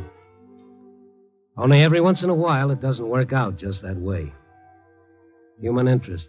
Oh, yeah.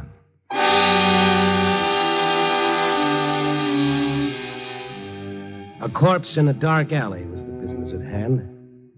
In a big city, a dead man is a pretty impersonal thing. But this one I had a special interest in, because they wanted me to identify him. So here I was in the early morning, standing beside a sheet-covered slab. Then the police lieutenant nodded, and the attendant pulled back the sheet. Well? Yeah, that's him. That's Ted Carter. Okay, that does it. We had to get positive identification, Randy. You were the only one we could reach. Sorry I had to get you out of bed. Oh, that's all right. Well, I guess that winds it up. Thanks for the trouble. Oh, wait a minute. Wait a minute. Huh? What do you mean, thanks? What happens now? We go back and catch up on our sleep? I know you had a friendly interest in the kid, Randy.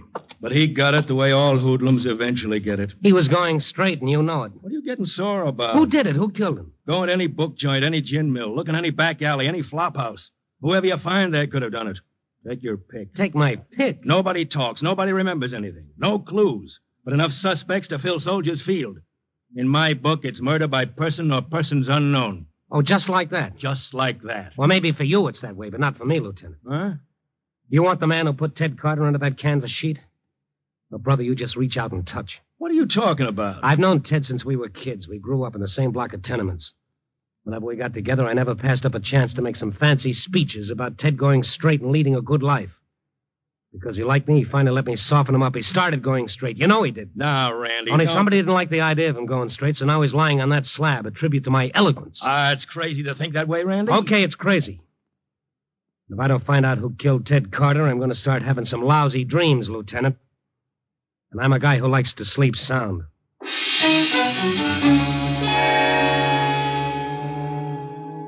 I walked away from the lieutenant like he had the smallpox, and I'd never been vaccinated. When I hit the street, it was raining. I waited for a cab thinking that for the first time I hated this city. I hated it because somewhere in that rain was Ted's killer. What was he doing now? Waiting for the first editions to come out to see how well he'd done? You'd have to look hard to find out anything about Ted. Page 6, ex-hoodlum found shot, period. When you're an ex-anything, that's a nice way of saying you're dead, brother. Lie down. When a cab showed up, I went over to see Ted's girl, Joan. As soon as she opened the door, I knew she'd found out. Come in. Her face looked pinched and pale. Her eyes were red like she'd squeezed out the last tear. Oh, Randy, why did it have to happen like that? I'm sorry, Joan. You didn't go down to see... No, I couldn't. Sure, I understand. Who do you think did it? I don't know. He told me he was all through with the rackets. What was he doing? Who'd he been mixed up with? He never told me anything. I believed him when he said he was going straight. Mm-hmm. I'm going to find out who killed him, Joan. Oh, Randy, you and Ted live in different worlds. Who was the last guy he worked for, Joan? Who got sore when Ted decided to go straight? I don't know. I don't know. Joan didn't know. I went around to the old haunts. His former friends, they didn't know. The district attorney didn't know. The cops didn't know. Ted had kicked around in this city among all these people for 28 years. And now suddenly it was like he'd never lived at all. Then I remembered a little item from his old life. A little item with baby blue eyes and red hair. Laverne Clare. He'd gone with her before he met Joan, and even after he met Joan, he kept sneaking back to her. Like a drunk trying to decide whether to spend his last coin calling for help or buying a glass of muscatel. I went looking for Laverne. She had the number 4 spot on one of those 5 times a day shows on the untidy side of town. When I got there, I had to wait until the fleshy part of the entertainment was over. And then I went to her dressing room. You. Ted spent a lot of time telling me how crazy he was about you, Laverne. Yeah. He was a sweet guy. Ted was all right. Yeah, he liked to tell me about the way you looked when you danced. Yeah, sure. Where's my drink? Yeah, right here. Who do you think killed him, Laverne? Look, Mr. Stone. You're a nice guy. You don't want to get mixed up with Bailey. Bailey? I didn't say Bailey. So it's Bailey. How big can you get? Bailey? No. He's had his claws around this town's throat for quite a spell. So Ted knew something. No, I didn't say that. I didn't say anything. Get out of here. Right away, you understand? Yeah. I'm beginning to understand.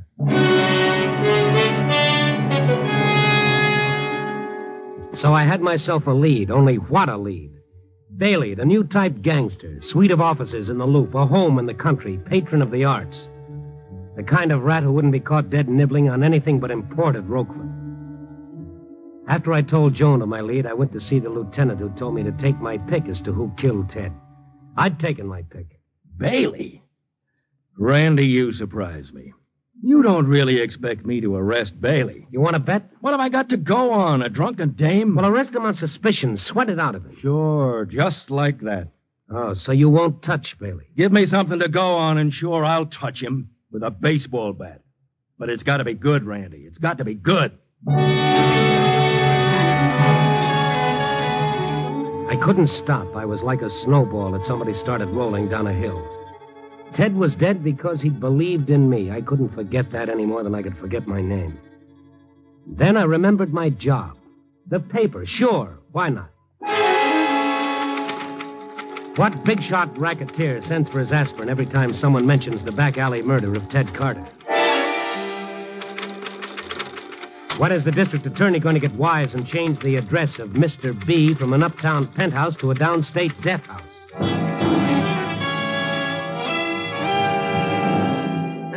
Listen to this, Mr. Bailey. Stone's latest little offering. When are the police going to bring in the Carter killer? Let me see it. And if they don't know who it is, I'll give them a hint.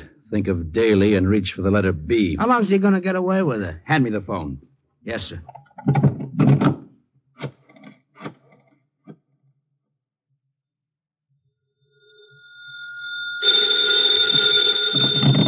Hello? I want Randy Stone. You've got him. I'll say it only once, Mr. Stone. Mm-hmm. I don't like this kind of publicity. Oh, you must be Bailey. I'm asking you to stop. Real polite-like, huh? That's right. Polite. So what's the good word, Mr. Stone? The good word? I got a whole sack full. You get a copy of the Star first thing tomorrow. You'll see him right under my byline. Now listen, Stone. Something like this. One of the local gendarmes going to knock on Mr. Bailey's door with a warrant for his... Okay, so he doesn't want a preview. So let him pay 7 cents.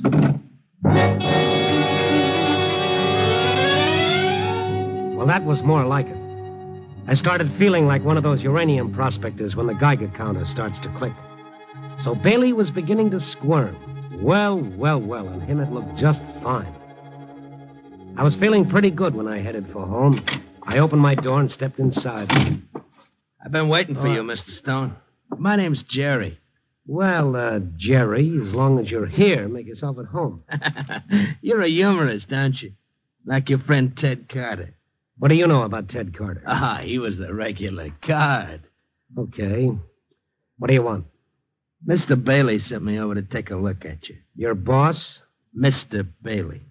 Mm-hmm. And you're little boy blue, huh? A wisecracker, all right. But tell a boss of yours I'll be dropping around to see him for an interview. He doesn't want it that way. He sent me to see you instead. Yeah? Mr. Bailey wants me to teach you a lesson. With this blackjack. Mr. Bailey doesn't have a sense of humor.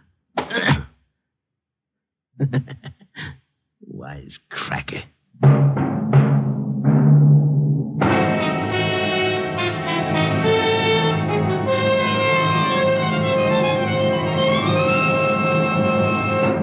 General Mills is bringing you Night Beat, starring Frank Lovejoy as Randy Stone. I woke up with a nice view of my ceiling. The sign outside the window flashed on and off, and every time it flashed on, it was like that punk of Bailey's with his blackjack, testing his strength on my skull and doing fine. After a while, I crawled into the bathroom and held my head under a cold tap until my eyes came back into focus. I cleaned up, changed clothes, and found a cab. It was 11:15 when I reached Joan's apartment. I had to knock a long time before she came to the door. She was rubbing the sleep out of her eyes. Randy? Oh, come on in. Thanks, honey. What happened to you? A surprise party by the same people who surprised Ted. Oh, wait a minute. I'll get some back. No, that's not why I came. No? When Ted quit the rackets, what did he do with his gun? He left it with me to show he was on the up and up. Why? I want Ted's gun. What are you going to do with it? Never mind. Just get me the gun. No, Randy. You'll only The gun, honey. Come on, the gun. It's in the bottom drawer of the dresser. I'll get it. But I think you're crazy. Here. Thank you. Where are you going? Wentworth Towers. Bailey has an office. Randy, you're walking right into a trap. They'll kill you like they killed Ted. Well, if I don't go, Jerry will be coming around again. See, either way, it's no good. At least this way I say when. Wish me luck. Luck? Oh, you fool. You'll end up like Ted with 5 bullet holes in your back.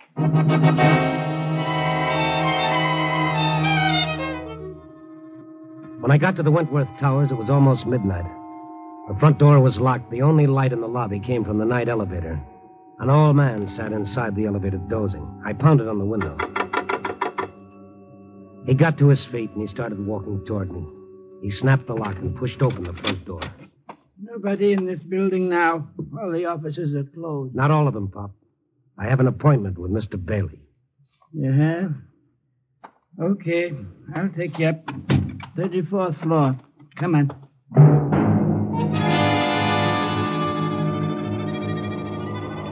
As the elevator rose, I dipped my hand in my coat pocket. The cold touch of the gun had the comforting sensation of a boy holding his father's hand. The elevator came to a stop on the 34th floor. The doors opened, and Jerry stepped out of the darkness. Only his gun was in his fist. Take us downstairs, Pop. Sure thing, Jerry. I want to see Bailey. Yeah, we know, but Bailey doesn't want to see. Keep your hands out of your pockets. Huh. Now, let's see what you got there. Come on. A gun. Hey, that's pretty nice. Thank you. Oh, don't mention it. I'm always handing out souvenirs.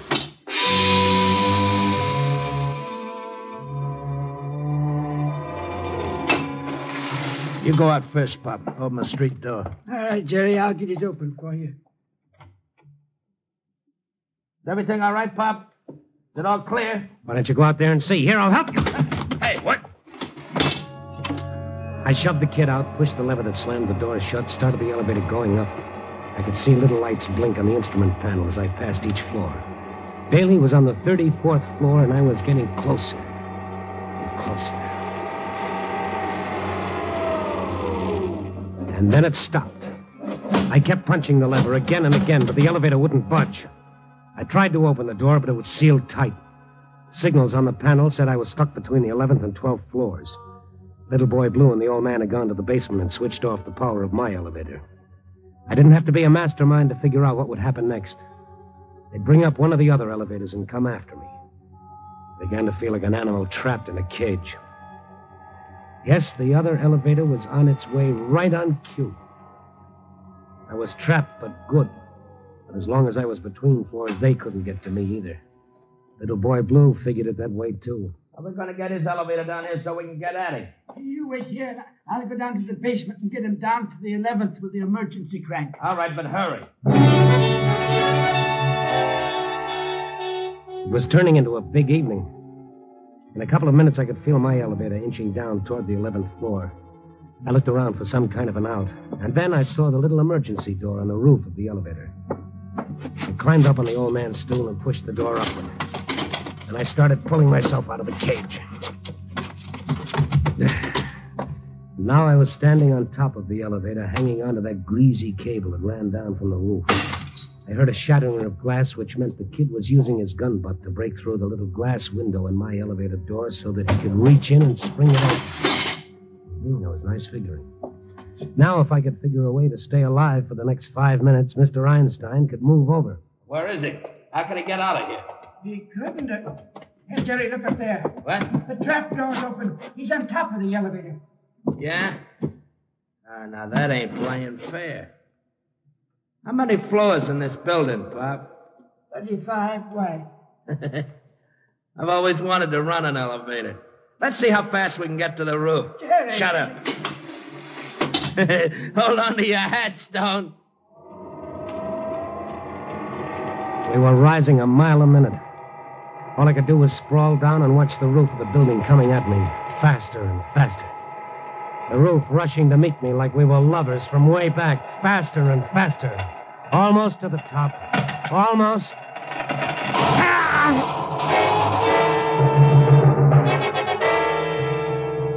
Now I know how those goats felt when that bomb went off at Bikini. The shock of the elevator smacking against the huge top spring shook me up like a bag of cement in a concrete mixer. But I was alive, which is always encouraging. Jerry stepped off on the 35th floor. Then Pop started taking the elevator down very slowly. I was still sprawled out on top of the elevator trying to get the cobwebs out of my brain. All right, Pop. Well, you must be the original Indian rubber man, Stone. You'll make a fortune in the circus. Oh, nothing at all. I owe it all to my heavy underwear. Come on. Climb out here. How can I refuse such a nice invitation, especially when you're holding a gun? All right, come on back up, Pop. Elevator, will you wait just a minute, please? What? Who's that? The cleaning women. Better put your gun away. Well, then this is sure a break. I thought you'd be taking a snooze. All right, come on, get in. Yeah, let's all get in. It's hard to get an elevator this time of night. Sure is. We rode down, the four of us. No one said anything. The cleaning woman was half dead on her feet, her head bobbing half asleep.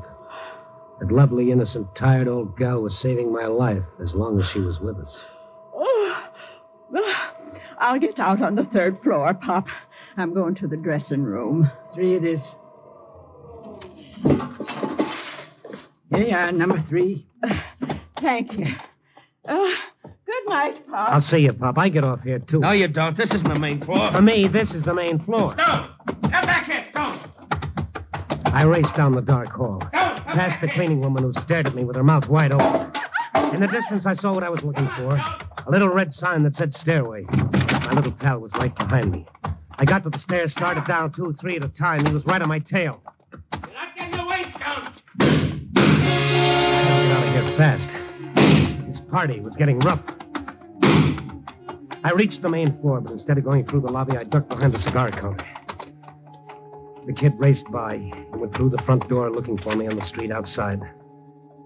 I looked at the indicator over on the night elevator door. The old guy was still parked on the 3rd floor. I went to the stairs again and down into the basement. I needed an elevator in the worst way. There were several parked there for the night. I took one and started up.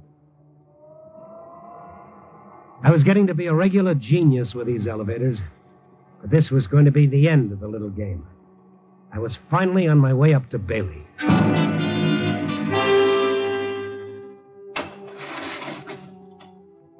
The 34th floor. The building tapered off up here. Around the small square hallway were 6 office doors. Bailey was behind one of those doors. I tried the first door, nothing. The second door was locked, too. Then a telephone started ringing inside one of the offices. I hurried over to it. It was locked. The transom was half open, but no light showed through. Then, as I was about to turn away, I heard... Hello, Jerry. The crazy fool, he's up here. Yes, in the hall just outside this door. Get up here right away. Don't take any chances. As soon as your elevator door is open, kill him. All right, move. Now, what are your plans, Mr. Stone? That was a good question of Bailey's. What was I going to do? I couldn't break into Bailey's office. I didn't have a gun. He'd kill me before I could turn the doorknob. The indicator above the night elevator door was blinking fast. It was on its way up. The kid was in it, and the instant the door opened, he'd kill me. Right then, I started thinking of Joan. You'll end up like Ted with 5 bullet holes in your back. Yes, it was beginning to look that way. The elevator passed the 17th floor, 18th, 19th. The little lights were dancing like a string of shooting stars. That kid was coming up fast. I was beginning to feel those bullets tearing into my back. You'll end up like Ted with 5 bullet holes in your back. With 5 bullet holes in my back. His back. I'd fought my way 34 stories to reach Bailey, and now I wasn't thinking about Bailey. You'll end up like Ted with 5 bullet holes in your back. As the kid's elevator passed the 32nd floor, I started running for the elevator I'd brought up from the basement. I jumped into it and started down. I didn't want to kill Bailey anymore. I only wanted to get to Joan.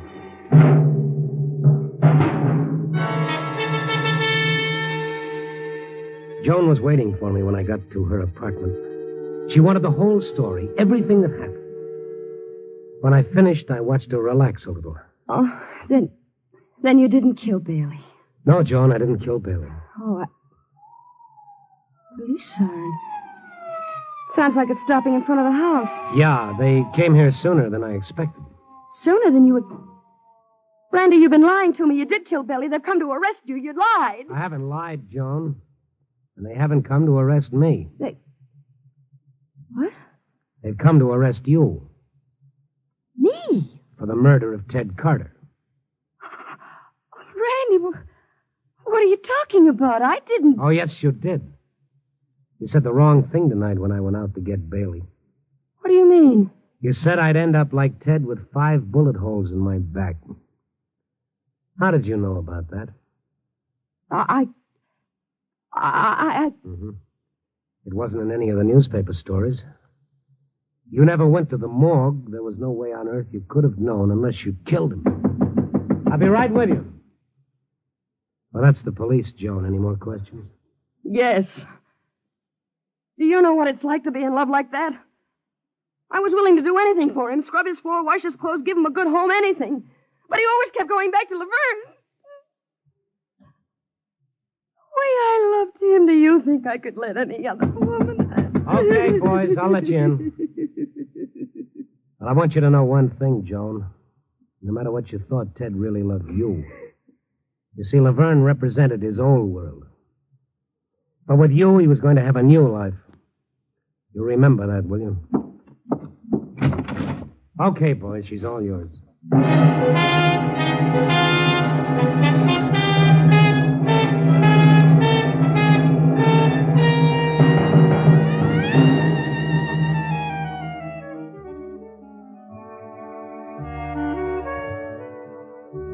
Yep, that's the story of Ted Carter. Murdered in the name of love.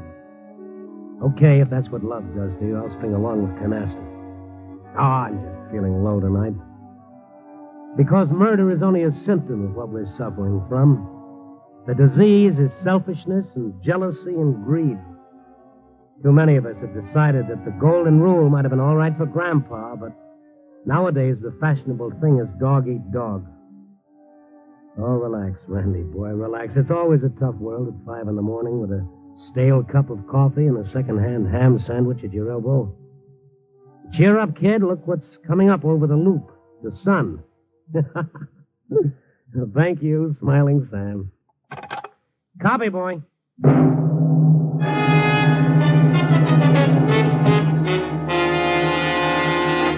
You are listening to Night Beat on the Wheaties Big Parade. Here's a note from the Wheaties people to the people of Reader's Digest. Dear Reader's Digest, thank you for that article you put in your May issue about eating breakfast. Thanks for showing that non-commercial investigators find Americans eating not enough breakfast. Thanks for showing that American women are way off the beam in skipping breakfast. Thanks for showing that breakfast is important for feeling fine and working fine and looking fine. In other words, dear Reader's Digest, thank you for that good article. We think breakfast is important, too. We've been saying for years that Wheaties, breakfast of champions, can help make a better one. We hope everybody who can read will turn to page 73 of your May issue. Sincerely yours, General Mills, makers of Wheaties.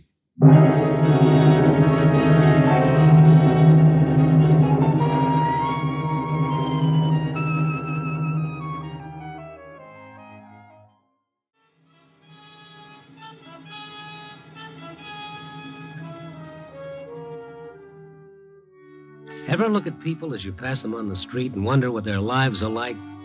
Where they've been, where they're going, and what they'll do when they get there? Me, I'm a sucker for the guy who wears his heart on his sleeve with just the scars showing. Or a pair of eyes that look out of a soul eaten away by loneliness. The old lady eating her dinner alone in a booth for 4.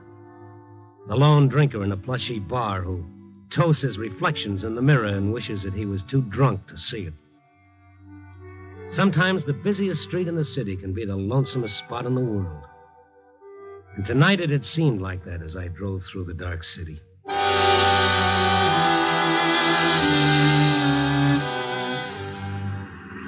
I was well into the warehouse district when I saw a flash. It was like an explosion, only there was no noise, no sound, just this flash and then flames. It was a 3-story warehouse, the old wooden type, and the flames worked fast. I started past to find a box to turn in the alarm when I saw a man, and he was running into the fire. I stopped the car and took off after him. The only light in the building was from the fire, and the man was nowhere in sight. Hey, you! Here I was making like a regular stout-hearted Frank Merriwell. First one to a fire and no one to save. And then I heard him. Tony! Tony! I followed the sound of his voice. He was standing at the foot of some wooden steps, yelling his head off. Tony! Hey, Tony! Hey, you! Hey, what are you doing? Come on, Pop. Huh? Let's watch it from outside. Let go. Now, come on, come on. Leave me alone. Let go of me. Hey, come back here, you fool. Go away. Leave me. Papa, you hurt? My leg. I hit it when I fell. Well, let's see if you can walk. I can walk if you'll help me. I'll go with you, mister. Yes, I figured you would.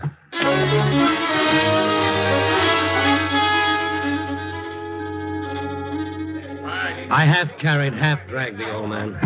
The smoke was so strong that my lungs ached. I felt lightheaded. Outside, a crowd had gathered. A line of policemen were keeping them back out of the fireman's way. One cop came over to us. Hey, you guys, you work here? He came in after me. Who are you? I'm Strongheart the second, only don't let it get around. Oh, you, Randy? All right. The old man's leg hurt? Isn't broken, it's just banged up a bit. You guys stay put. I'll get the ambulance boys over here. Okay, we'll be here. I'm not saying that. You stay where you are. I gotta get going. What's the rush, Pop? Any good reason why you shouldn't wait around? You mean, did I have anything to do with the fire? Well, did you? No, I didn't. I didn't have anything to do with it. Okay. Nobody's accusing you. What's it all about? Why did you run in there after the fire started? That's my business. Well, you're going to have to answer questions. You might as well start with me. Oh, get me out of here, mister. Get me home, and maybe I will. I led him through the crowd and to my car. I followed his directions through the dark streets. He seemed to be looking for something. He leaned forward, watching in the lights of the car, turned his head to peer at everyone we passed. And all the time he was silent. Finally, I broke the ice. Maybe I'd better know who you are, huh? Hey, I'm Ben Graham. You said you were going to talk. Yeah, it's my son, Tony. Were you looking for him in the fire? Tony went there earlier. When I saw the fire start, I thought he might still be in there. And you ran in to find him? Tony used to work there. He used to? Yeah, he was a night watchman there and several other warehouses. You see, he's not like other people. I was afraid they'd see him there. Oh, like... Oh, it's not what you think. He's not crazy. He stays inside himself, if you know what I mean. He don't like people. He sleeps in the daytime. He lives at night. What happens with the jobs? Does he quit? He was fired. Every time. Fired. Why? He thinks it's because of the cane. Well, he uses a cane? Yeah, ever since he was a boy, he's touchy about it. One reason he doesn't like people. Ben, why do you think he started the fire? Oh, I didn't say that. I didn't say anything like that. No, you didn't have to. It shows. I don't know what to think. There have been several warehouse fires around here recently. 5. Less than a month. Yeah. Are they the ones where Tony worked? Some of them, but it's not only that. Well, what else, Ben? Why are you afraid Tony started those fires? 3 out of 5 of them. Man with a cane was seen coming out around the time of the fire, and I got to find him. Have you asked him about the fires? Oh, I've tried it. We don't talk much. Oh, there's my place. Oh. It seems like we're strangers. When I mention fires, he slams out of the house. Well, I'll talk to him, Ben, when we find him. I mean, I talk to you, mister. He's funny about that. Well, we'll see. I'll go in with you. No, don't. You wait here. Don't come up there. I'll bring him out to you.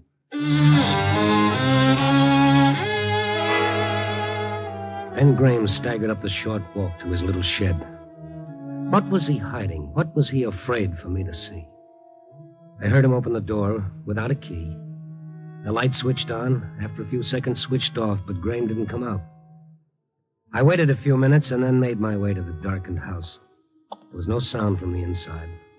I called as I felt for the door. Ben! There was no answer. I found the knob. Before I could turn it, the door was yanked open. I told you to wait. I told you to wait in the car. Well, I saw the light go out. When you didn't come back, I thought something was wrong.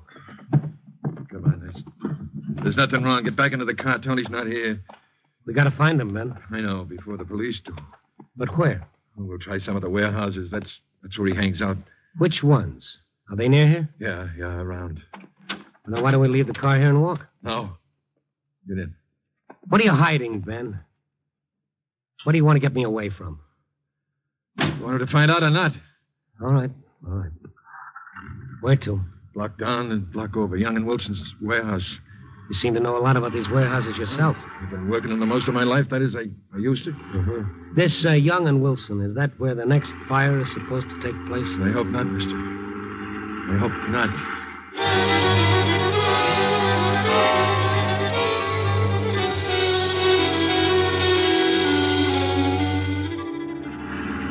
Slow down. That's it ahead.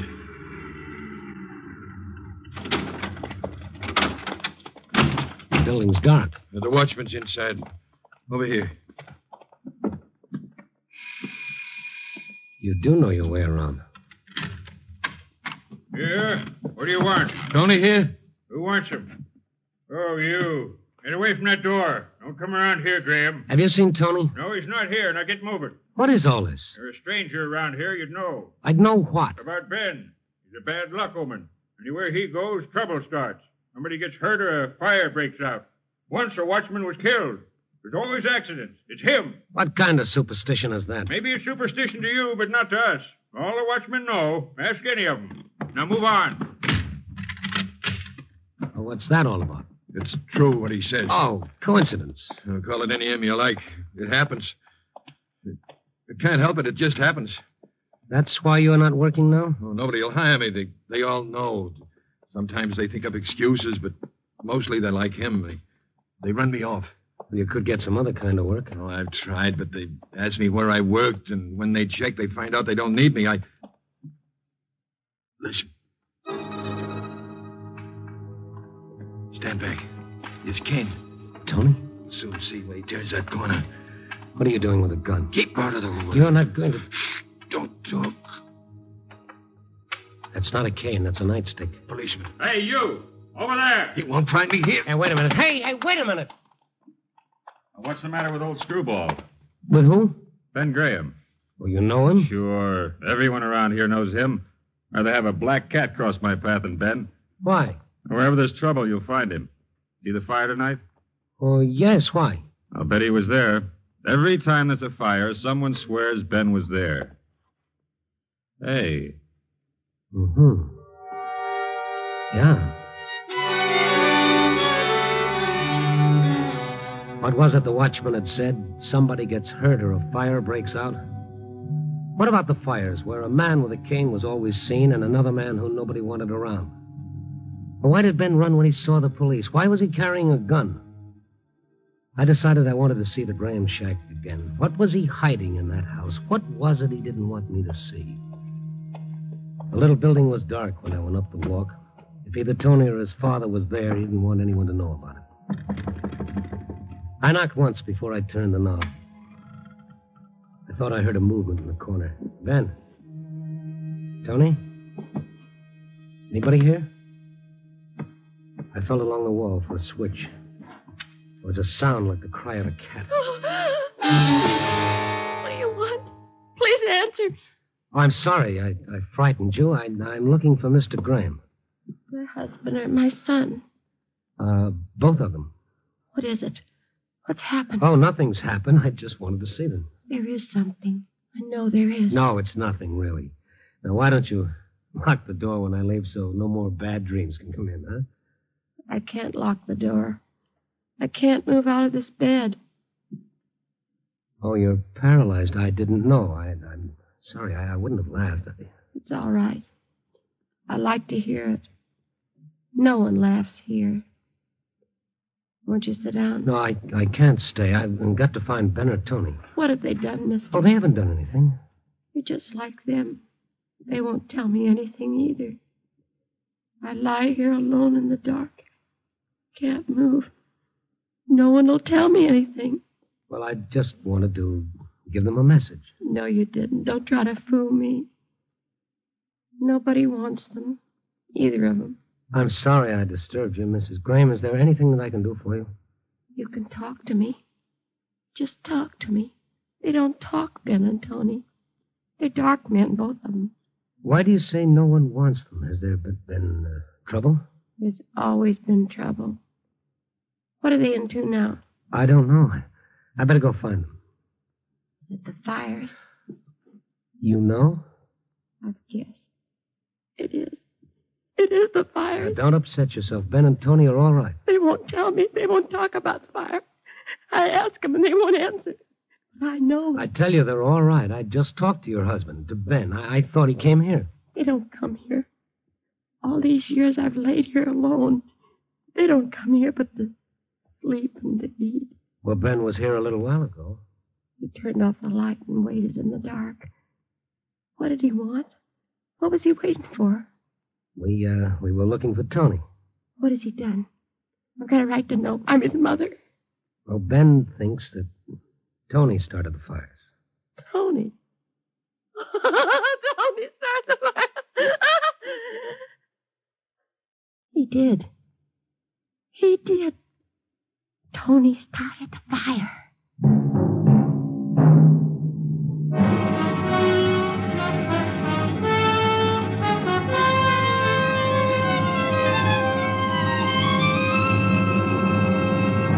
Adding up, but it wasn't making sense.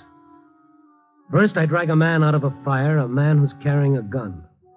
And now a frightened, paralyzed woman who wanted someone to listen. I could feel that tingling on the back of my neck as Martha Graham talked. She was terrified at the mention of fire. I sat in one of the chairs beside her bed and tried to calm her fear. She wanted to talk, and I couldn't stop her. Tony started the fire. It burned our house. That's how I got like this. That's why Tony uses a cane. He was a little boy then. Tony loved matches. He liked to watch them burn. Well, don't think about it now. I think about it all the time. Sometimes I dream about it. Everything burning all around me, my clothes on fire, and Tony in the corner screaming. I can see it over and over. Isn't it better if you don't talk about it, Mrs. Graham? Don't talk about it. Don't talk about it. That's all I hear. I want to talk. It's better than lying here alone, not able to move. Now, don't excite yourself. Why don't you get some sleep? All right. If you'll stay, I'll talk about something else. You have any idea where Tony is? In one of the warehouses. That's where he always is. Well, I'd like to see him. Do you know which one? What time is it? Well, let me see. It's a little after 2. Why? Then he's at the Harlan warehouse, about 3 blocks from here. This is where he goes at 2. I don't understand. You mean he goes to different warehouses at certain times? Yeah. Tony makes a few dollars. The watchmen help him out.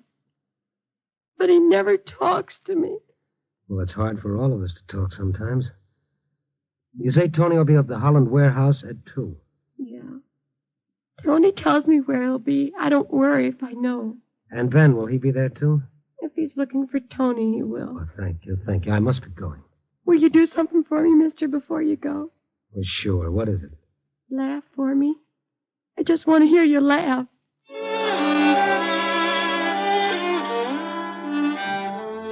Laugh, she says. She hits me between the eyes and tells me to laugh. I stayed with Martha Graham a little longer, promised her I'd come back, and I set out to file in the Holland warehouse. It was larger than the other buildings around it and stronger. It was made of cement and steel, and it towered above its wooden neighbors by several stories. I tried the front door, no luck. I rang the bell, I waited. No one came. I tried beating on the door. That didn't do any good either. I started to turn away, and then... What do you want? Who are you? I'm the watchman here. I thought the watchman stayed inside. I just stepped around the corner for 2 o'clock coffee. Oh? Don't worry. The place is guarded. There's a fellow inside. Oh, Tony Graham? Yeah. You know him? Well, in a way. Is his father with him? That jinx. I wouldn't let him near the place. Oh, you too. Oh, well, let's go in. I want to talk to Tony. About what? I'll tell him. Come on.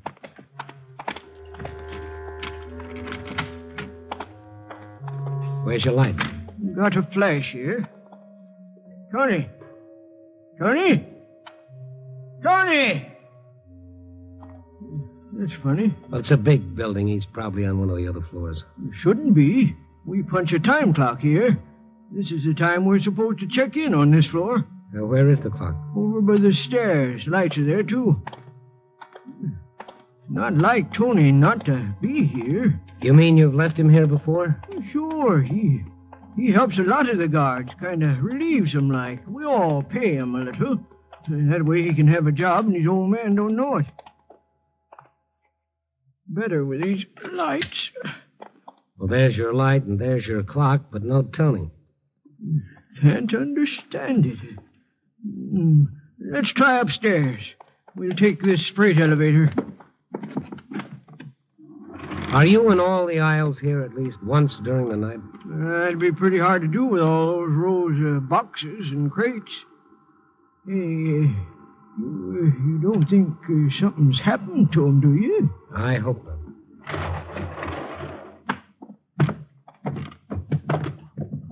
I don't think he's up here. I don't know where he is. Listen. Tony and Ben behind those boxes. They're coming. I tell you, I didn't have anything to do with these fires. Oh, you'd say that. I knew you'd say that. But I didn't. Why would I start these fires? Because you're a firebug, that's why. I'm not. You've told me that all my life, but I'm not. Ben. Who's that? What are you doing with that gun? Stonewall, you followed me. What are you doing up here, Tony? I came up here to punch the clock. He followed me up. He's going to kill me. This is the only way. There's always trouble where he is. I told you. Shut up. It's not my fault, everything that happens. It's not my fault about my family either. Look at us. Me. Nobody gave me a job, and Martha. I know, Ben. I saw her. I know all about us, don't you? Oh, but Tony. There he is. A firebug. What's that? Hey, fire! The building's on fire! You brought it, Ben Graham. I told you not to come here. I'm getting out. Another fire, Tony. I didn't start it. I've been up here with you. I know you started it just like the others. I didn't start them. Oh, listen to me, Pa. I didn't do it. You have no proof he started them. How many times did I stop you when you were a kid? You always liked to play with the fire and watch things burn. All kids do. That doesn't prove In our house, you set that on fire, too. Everything we had went up.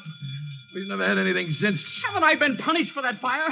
Look at me, haven't I? Yeah, but not for the others. You'll never do it again, never. Put that gun down, Ben. You can't do that. That's murder. He's got to be stopped. It's got to be. But not that way. What if he didn't do it? What if you're wrong? I can't be wrong. I know him. You don't know him at all. You don't even know what he's been doing at night. Oh, yes, I do. He goes from one warehouse to another. I've been following him. He's been in every one of those buildings just before they burned. Every one of them? You see, even you were beginning to believe. The fire bell has stopped. That means the watchman's turned in the alarm. It's automatic. The fire truck should be here soon. The sooner the better. Look at the smoke has started to seep in. Let's get out of here. Yeah.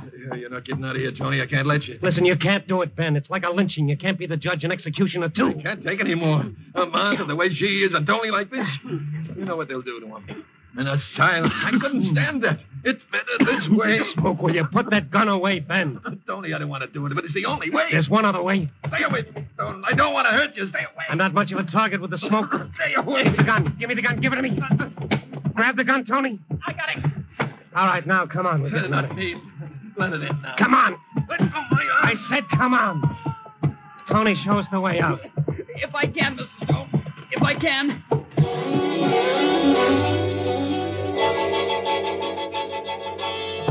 The room was full of smoke, and the concrete floor was warm from the fire below. We worked our way to the elevator, but from the smoke and sparks growing up the shaft like a giant smokestack, we knew it was useless. The stairway. Over here. Ben had stopped struggling. He wanted to live, too. We followed Tony by the sound of his cane. He stopped before he reached the steps. Flames outlined the square of the stairwell. Tony, take us to the fire escape.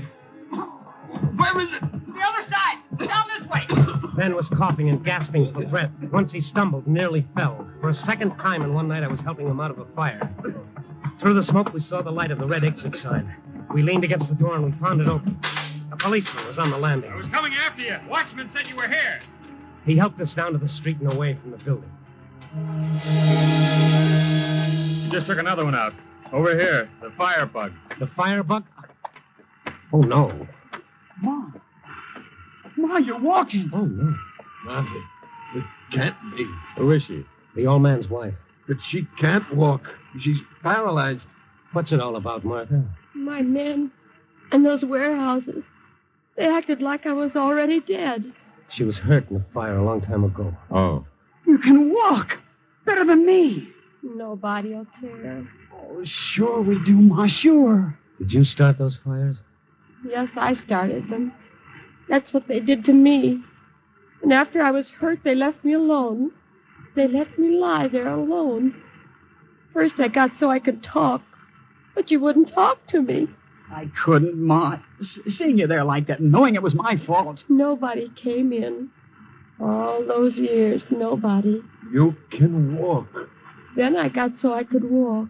When was that, Martha? About a year ago. First, I thought I'd go out and see people. But I don't know anybody now. Why didn't you tell us? I was going to surprise you, Ben. But you didn't want me. You wouldn't stay around. Don't you see it was because it hurt us to see you like that? Well, when you look at me, you'd look away. So at night, I'd follow you. You didn't even look around. Then I got to understand. You didn't want me. It was the warehouses you wanted. I was jealous of those warehouses. Just like they were people, and I hated them. Martha, no. Oh, no. So one night I watched you both go into one of the buildings. And I was left outside alone, just like I'd been so many years. I wanted to kill it, to destroy it. Oh, Mom. And when you came out, I went inside. There were some papers and things in the corner. I started a fire, and then I ran out. Tony, I thought then that I hid, and I watched. And fire trucks came, and people. I had to laugh. I'd brought all those people. They came because of me. Yeah. You come with us, Mrs. Graham. You? Where? They'll take you to a hospital. There'll be people there. People? People? Will they talk to me? Will they talk to me? Why, sure they'll talk to you, Martha. They'll talk to you.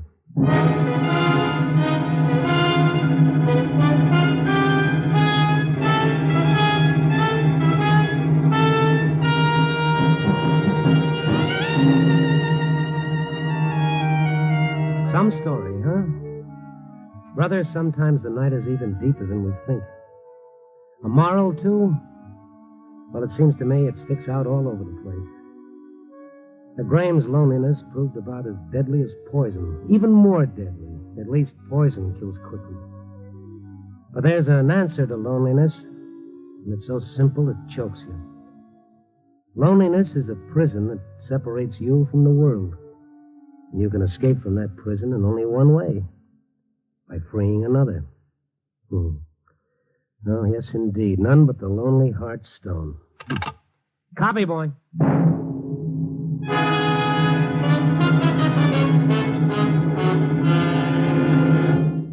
You are listening to Night Beat on the Wheaties Big Parade. Here's a hooray for the Reader's Digest.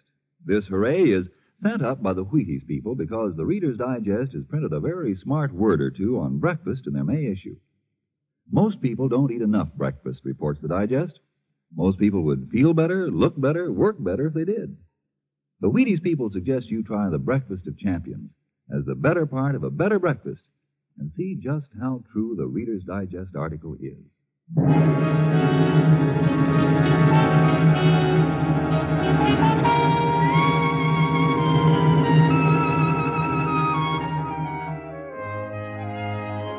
Night Beat, starring Frank Lovejoy, is produced and directed by Warren Lewis and edited by Larry Marcus.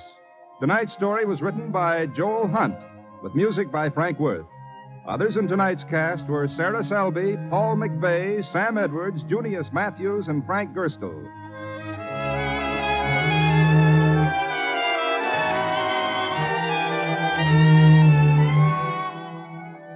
Listen.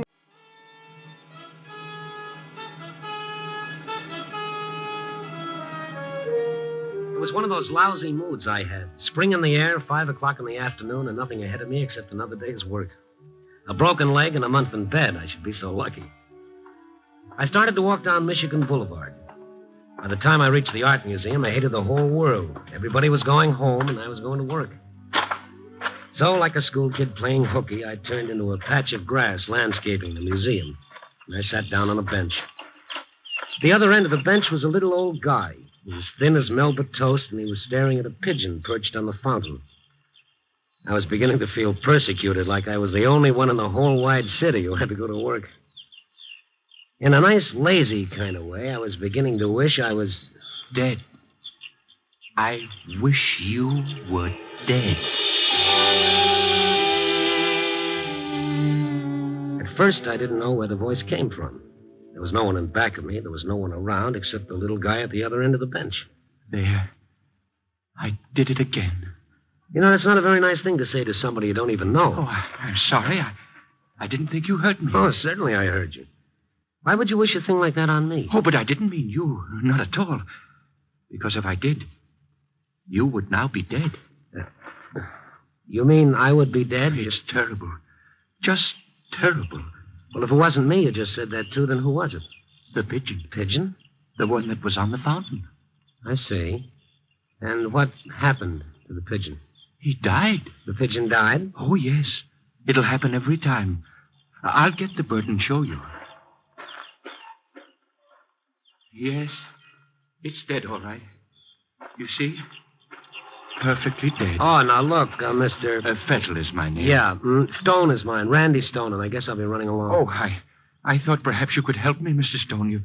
You look like the kind of person who would understand. Yeah, I'm the harmless type that's always walking into a confession. Well, you see, it's something I can't tell to just anyone. Yeah, well, some other time. I'll be seeing you. Oh, that's the way it is. Everybody's interested in only themselves. Well, get rid of that bird. It's not very pleasant sitting next to someone holding a dead thing in his hands. Oh, of course. If I put it over there under the bush, would you listen to me? Maybe if I talked about it, it might help. You're not a policeman, are you? Oh, no. I'm a newspaperman. Oh, that's good. Yeah, get rid of the bird. And then you'll listen to me? Yeah, I'll listen to you. Oh, that's very good of you, Mr. Stone. I'll just put it down over here. He was a cute little old guy who didn't seem to fit into a world of aeroplanes and the Geiger count. He was still wearing a white celluloid collar and a tarnished diamond stick pin and a black tie. He was as clean as grandmother's old lace and just as faded. His white hair bulged from an old fedora hat, and his eyebrows looked like the prank of a makeup artist. They were untouched by age, and they were strawberry red. I was already feeling sorry for him, and I knew if I could, I was going to help him. He put the bird under the bush, and then he looked down at it and sighed. I didn't mean to do it. Sure, I understand. Now, what's bothering you? You see, I killed that bird simply by looking at it and saying that I wished it were dead. Oh, I see. Mm-hmm. You wished it was dead and it died. You heard me, didn't you? You wouldn't think a thing like that was possible, would you? Well, I don't know. If I remember correctly, there was this fellow King Midas. He had a pretty good thing, too. All he had to do was touch something and it turned into gold. Oh, of course, that was only a fairy tale. You're not poking fun at me, Mr. Stone. You're not implying that I made this up. Oh, now, don't get touchy. It's pretty hard to get used to. All you have to do is wish a bird is dead and it dies. Anything. A bird or even a person. And they die. Well, that's quite a power you got. You don't believe me, do you? You ought to get a hold of yourself, don't you think? I knew I shouldn't have said anything at all. All right. Now, let's say I believe you. What do you expect me to do? I'm getting afraid of myself. I can become dangerous. Well, don't wish those things and you won't be dangerous. But if I ever hate like I once did, then I'm not responsible.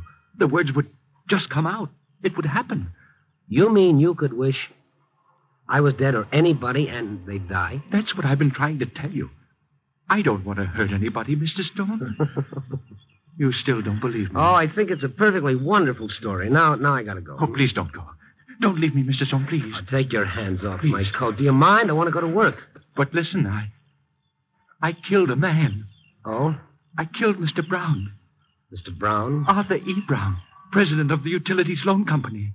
Uh-huh. You killed him. I was the one. It was the urgency in the way he wrung his hands together that got me. I felt pretty foolish sitting there on a park bench listening to the most fantastic kind of nonsense. For 40 years, he worked for this company. He never married. He lived a lonely life. The only pleasure he had was his job. But he was getting old. And then one day, it was on a Friday, he got his paycheck from the head bookkeeper. Thank you. Oh. But this is a mistake, a terrible mistake, Miss Johnson. This check is too much. Let me see. Oh, I don't think so, Mr. Fettle. Oh, but that's 3 weeks' pay. 2 weeks more than I've got coming. It's not my vacation, you know. I always take mine in July. Yes, I know, Mr. Fettle. Well, then you better rectify it, Miss Johnson. I'm sorry no one told you. On the back of the check, Mr. Fettle, that slip of paper. Oh? You mean this? Mm-hmm. Why, that's a 2 weeks' notice. Oh, that's a terrible mistake. I hope so, Mr. Fettle. Such a stupid thing. Imagine my being here so long. Why, everybody knows. I better see Smitty about this right away. Smitty's been transferred to the Ohio branch. Since when? 5 weeks ago, Mr. Fettle. Oh. Well, then I see the new fellow. I don't like to embarrass him, but I must bring this to his attention. I'm sorry, Mr. Fettle. But you don't understand. You're new here. Yes, Mr. Fettle, but there's nothing I can do. Well, I'll have to go to someone who can. Who is it that's over you? Well, you might try one of the vice presidents. Of course, Mr. Fettle, you realize I had no idea. Why don't you see the treasurer? I'm really quite sorry, Mr. Fettle, but really, it's out of my hands. I see. No one will take the responsibility. No one cares. Sending me from one to the other like I was some kind of thing being volleyed about. I'm going to the president.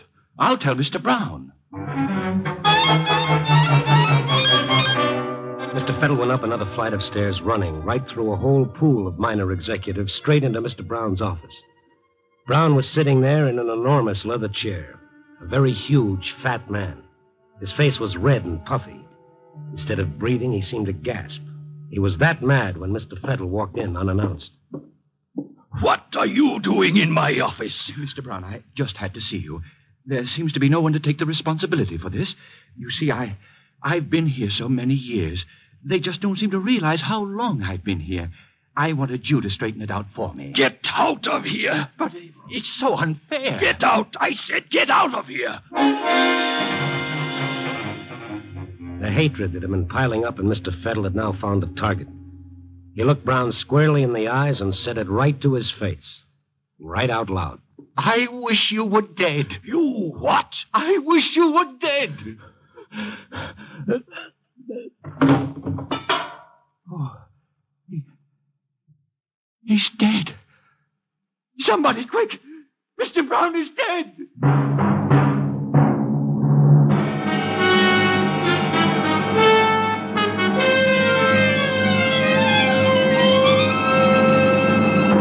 General? Sure, we've all thought about the idea at some time or other in our lives. And we could look at another person and wish he were dead, and bingo, it would happen. But then we all grew up and we forgot about it. But here was this little old guy, Mr. Fettle, who not only believed this phenomenon about himself, but was determined to prove it to me. That's what I get for stopping on a park bench when I should have been on my way to the paper. So you see, Mr. Stone, that's how it all started, that day in the office. Well, don't worry about it, Mr. Fettle. Coincidence. Oh, I wish you were right. But what about the flies? I'll bite. What about them? I'd hold them in my hand and say it. And then they'd stop buzzing and keep real still. Dead. Oh, you're taking yourself too seriously. Stop squeezing flies to death and stop telling yourself you're Superman. But what about the bird? It was perched on the fountain. I wasn't even near him. And I looked at him, and I said it.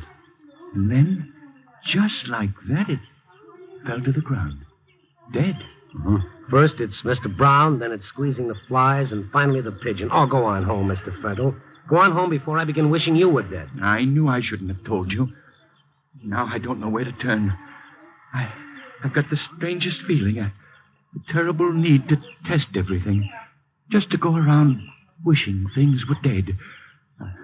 I'm sorry I took up your time, Mr. Stone. What's that? Wait a minute, Mr. Fiddle. That kid over there. Uh-huh. See that boy with the BB gun? See him? How's that? If I can prove you didn't kill that bird, will you go home and forget about the whole thing? Those boys they're picking up the bird. They shouldn't do that. Hey, kid. What are you doing with the BB gun? Nothing. You shot that bird, didn't you? It was an accident. Honest, mister. We didn't mean nothing. Come here now. Bring it over here. Run, Jerry, run. He's going to get us in the... Hey, come here. I'm not going to do anything. Come here. Well, they're gone, and they took the bird. But now you know, Mr. Fiddle, it wasn't you. The kid did it with the BB gun, okay? You mean they thought they did it? I see. Okay, so you want to believe you did it. Makes you feel important, doesn't it? Important? Yeah, it gives you a feeling of power, doesn't it? Oh, no, Mr. Stone. I feel like a murderer. Well, if you feel that way, why don't you turn yourself into the police? I've thought of that. But I'm not a stupid man. They'd either laugh at me or put me in an institution.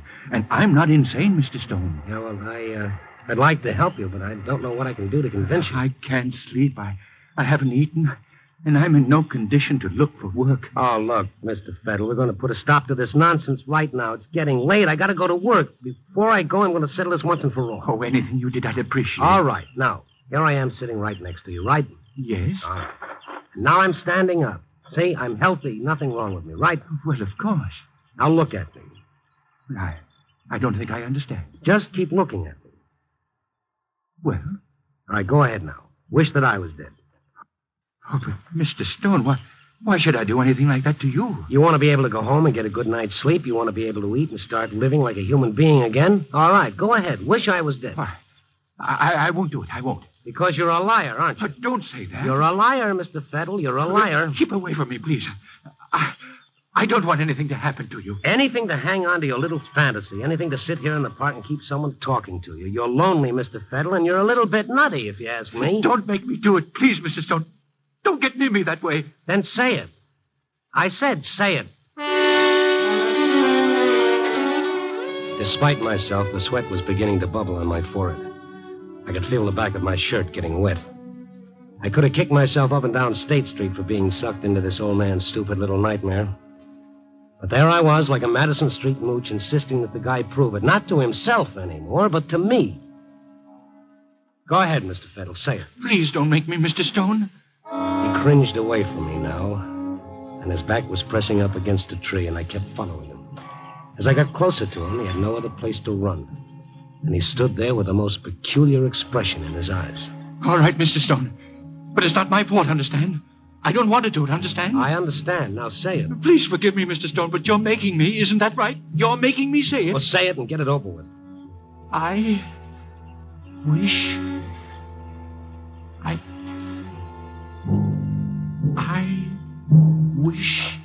you were... I can't. I just can't. There's no use pretending I wasn't relieved. I felt both frightened and silly playing this little game. I just couldn't do it to you, Mr. Stone. I'm not angry. I've gotten to know you and like you. It's become so personal. I wouldn't want anything to happen to you. As he talked, his eyes became fixed on the building opposite the park. It was a tall building, and way up high, about the 18th story, there was a man up there washing windows. You see that up there?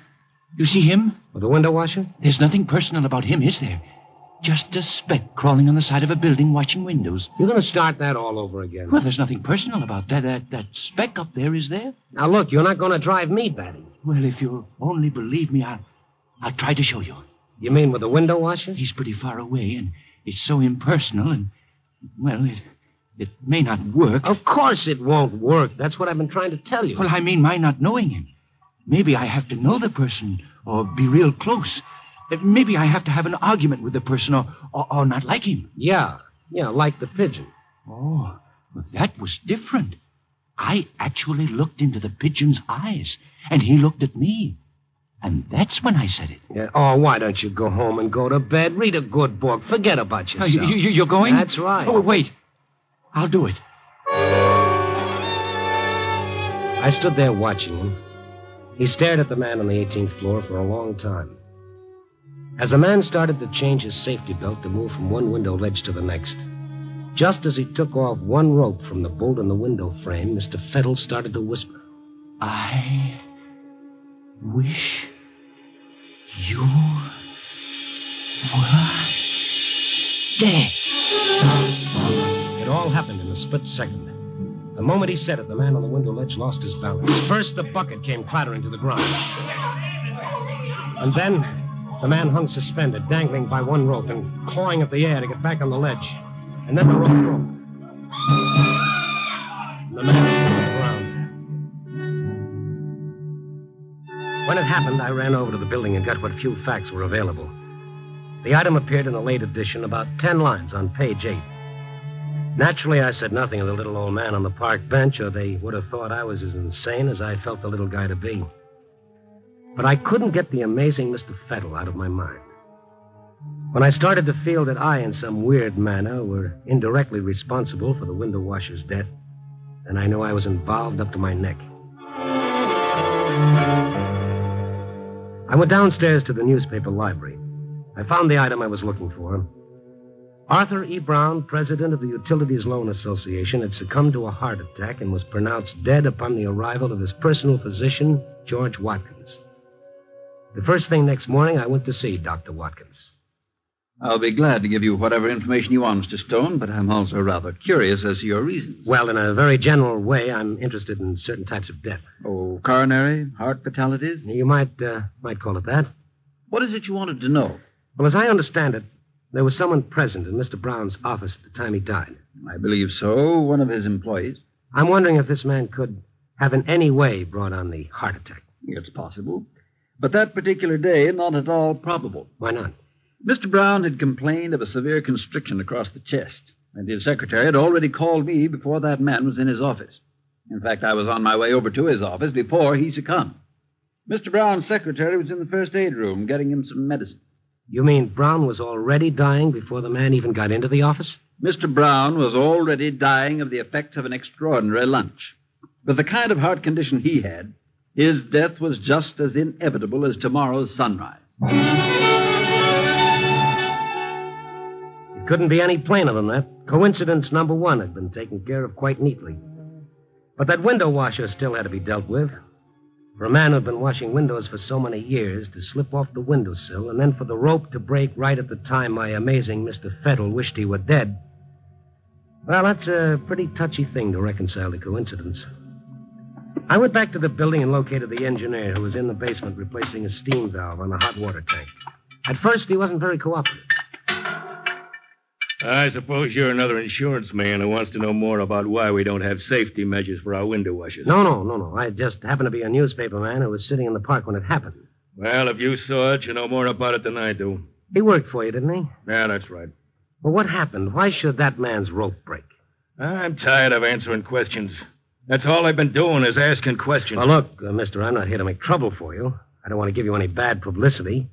I want to know why it happened, but... Of course, if you don't want to tell me, then I've got to believe that the building was responsible. If I warned him once, I warned him 100 times. His equipment was rotted through. I told him he couldn't go to work on my building unless he bought new ropes. He was pretty sore, but he went home. At least I thought he went home. What happened was he got lost in one of the bars on Clark Street, and when he was good and drunk, he came back. Without me knowing it, he went to work. He was drunk, that's what he was. It was nobody's fault but his own. If it wasn't for the fact that somebody else had suffered, the whole thing would have been funny. It was the most ironic joke that coincidence could play. On a pathetic old man who thought he had some kind of strange power, and on me, a sucker for anybody's story if they insist they've got one. I got Mr. Fettle's address from Miss Johnson at the place he used to work and went over to see him. He lived in an old boarding house. His landlady was a nice old gray-haired woman that was as interested in knowing where he could be found as I was. He hasn't been home since yesterday. And that's not like him.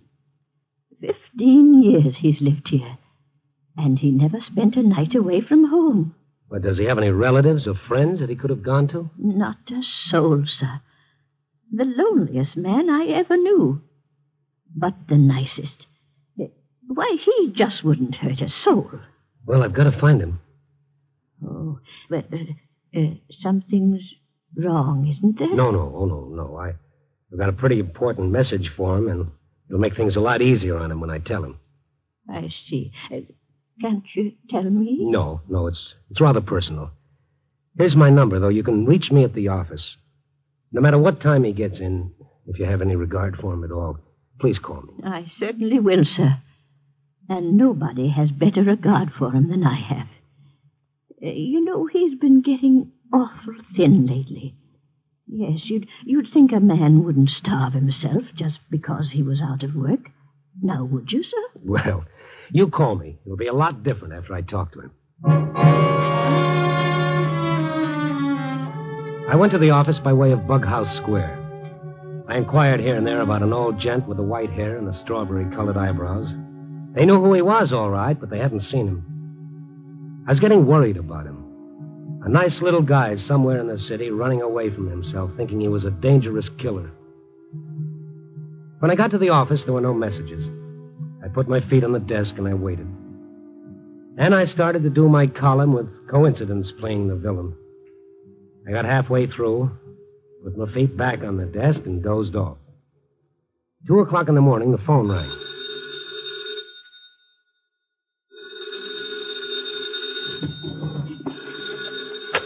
Yeah. Mr. Stone? Speaking. He just came in just now. Who? Mr. Fetter. Oh, okay, thank you. I'm coming right over. When I got to the house, she was waiting and had the door open before I could ring the bell. Is he in bed? No, Mr. Stone. He's sitting in his easy chair. His room upstairs? It's no use going up there, Mr. Stone. Well, what's wrong? Well, as soon as I called you, I put some soup on the stove. You see, I wanted him to have something hot to eat. I knocked on his door, but, well, he didn't answer. I opened it, and he was sitting in the easy chair. Before I got to him, his eyes went up at the ceiling. Then they closed, and his head rolled on his chest. He was dead. I can't understand it. He wasn't sick. He was unhappy, but he wasn't sick. It doesn't make much difference now what he was. Poor soul. That's all that happened? Just what you told me? He didn't say anything? Well, he mumbled something, but it's not worth repeating. What? I want to know. Some sort of foolishness, Mr. Stone. Well, tell me. I've got to know. I'm sure I heard it wrong. Well, what was it that he said? Well, as his eyes were on the ceiling, it seemed to me... Now, sir, I can be wrong, but it seemed to me that he said, "I wish I was dead."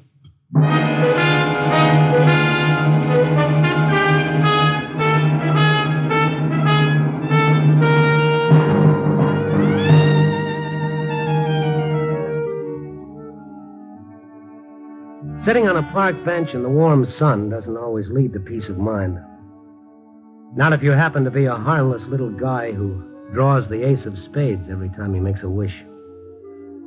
Of course, we know that everything that happened was just coincidence. We all know things like this don't happen. You know, like the flying saucer. Copy, boy.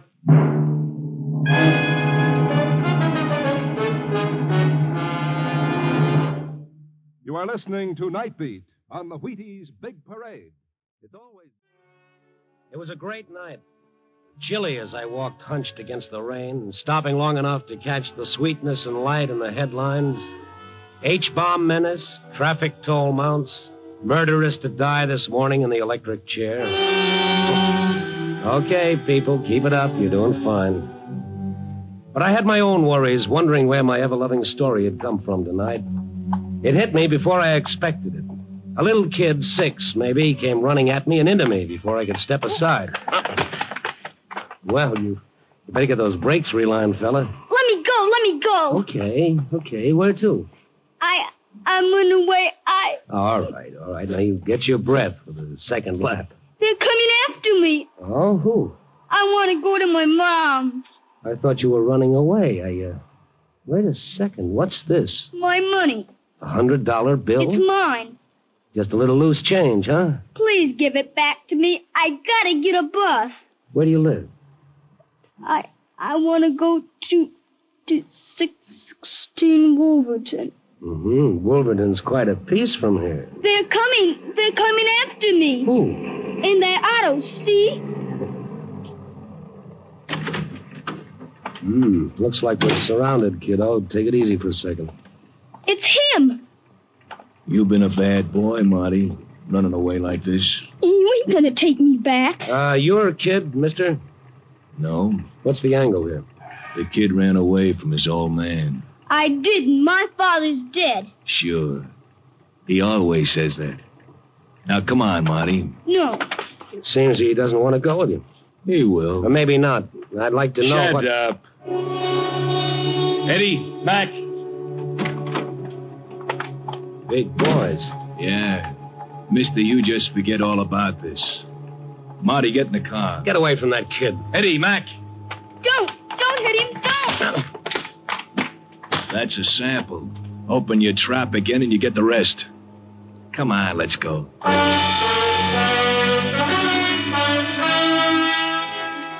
Before my eyes closed all the way, I saw them hustle the kid into the car.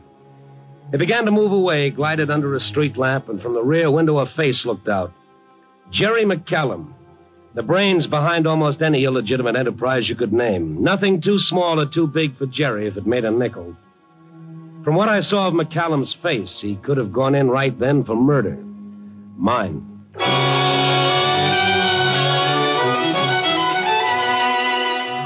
A half hour later, after some minor repairs on my face, I dropped in to see Sergeant Kalski. I asked some questions, and I got some answers.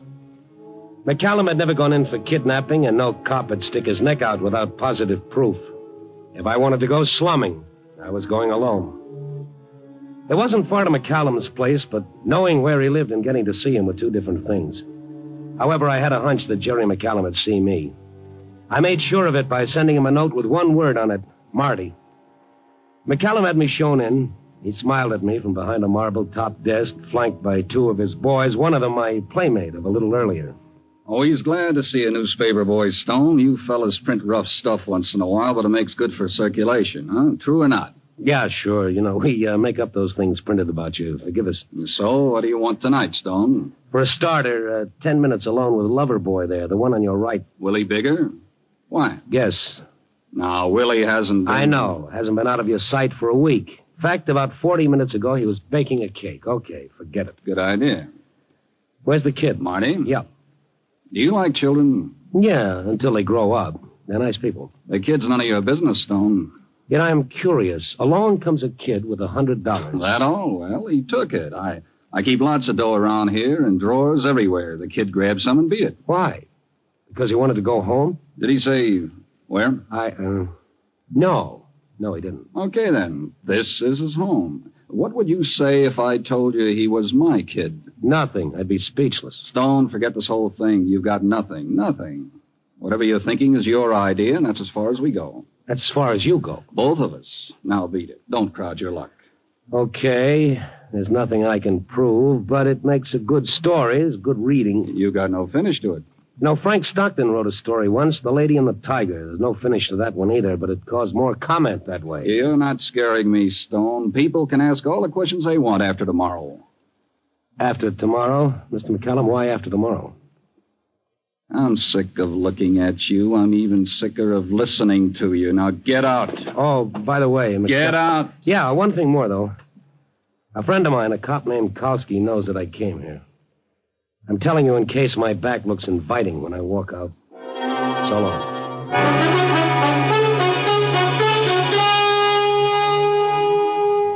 On the way down to the street, that tight feeling grabbed my throat, made my nose itch and my eyes water.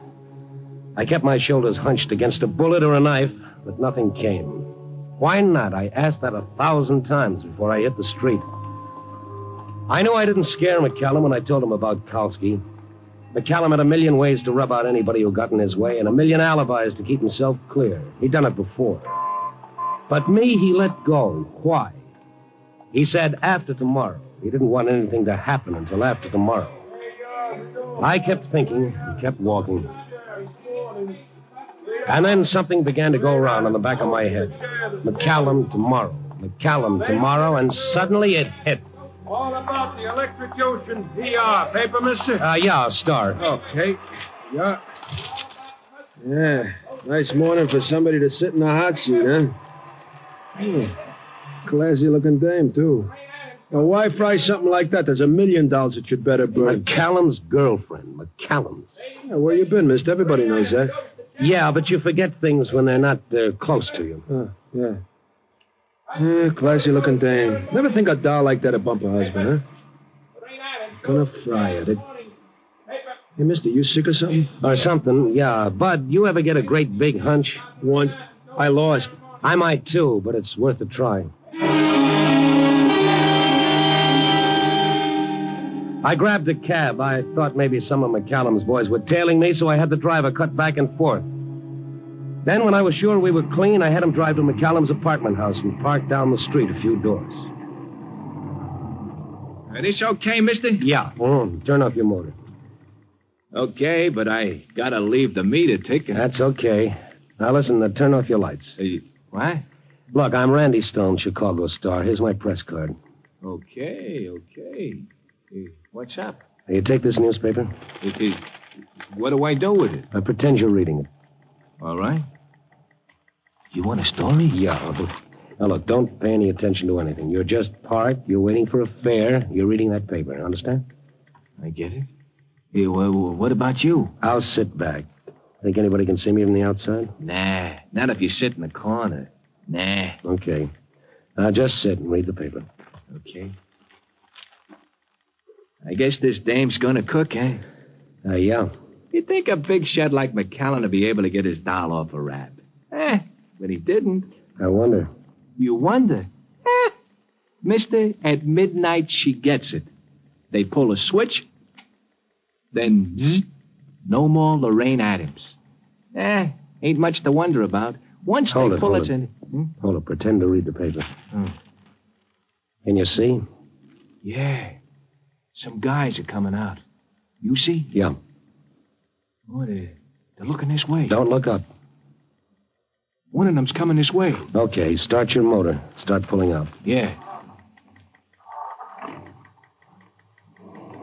We gotta go right past him. You better squeeze hard against that back seat. I'm all right. Don't go too fast. Just as though you're cruising for a fare. Okay. It's okay. They ain't looking at us. Hey, Mr. Stone, did you see that dame that was... Yeah, get past. Then step on it around the corner. Mister, I ain't sure what I seen, but there was a dame just coming out of the lobby. I only got a quick look at her face. Yeah, so did I. What did you see? If that dame was in this doll in the paper, I'll buy a horse. Yeah, so we're even. We're both crazy. I saw her, too. Lorraine Adams.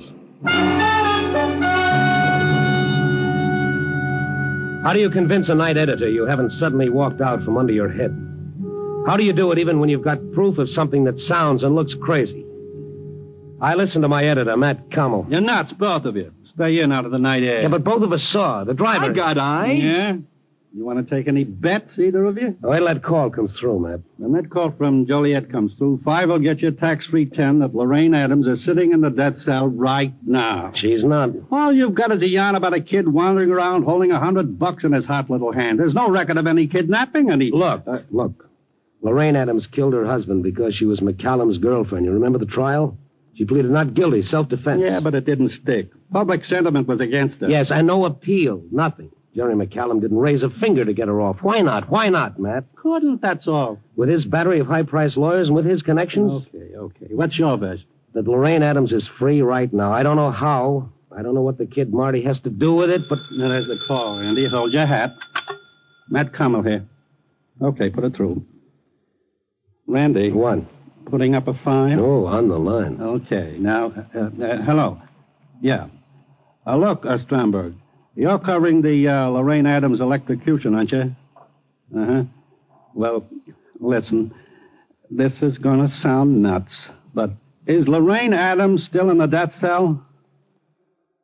Oh, you don't say. Okay, C.I., thanks. No, that's all. So long. All right, Matt. Give.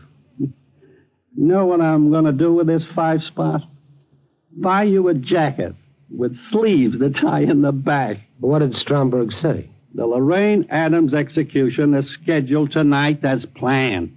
The chaplain is with Lorraine Adams right now because at midnight, in exactly 2 hours and 10 minutes, she burns.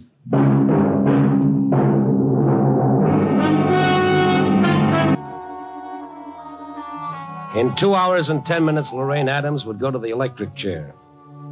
But I saw, and the cab driver saw, right in the middle of Chicago, free as a bird. I checked some more after I left the office. The police went along with the gag and checked the prison. Yes, the girl in the death cell was Lorraine Adams. Her fingerprints proved it. But then who was the girl the cab driver and I saw? Was McCallum going to work a switch at the last minute? Fantastic. Sure, but McCallum might be able to work it. And how did little Marty tie in? What did a 6-year-old kid have to do with it? Well, I had until midnight to learn a lot of things. There was only one place to start, 616 Wolverton, the address Marty had given me. It was a cheap boarding house. I had the driver wait. I knocked on the manager's door. It took 3 minutes to get her out of bed, and she wasn't happy. What do you want, huh? What's the idea, huh? Randy Stone, Chicago Star. I take a newspaper. You selling papers this time in the morning? Oh, no, listen to me, will you? Magazines all day, newspapers in the middle of the night. Here, take this and listen. $10? For what? There's a little kid live here. His name was Marty, about 6, brown hair, cute little guy. Are you kidding? That was 4 or 5 months ago. But he lived here? With his mother. His mother? What did she look like? Ask my husband. Where did she go? Only one thing I can tell. She worked at a joint called, Oh, come on now, come on. the Blue Heron. Yeah, that's it. Blue Heron.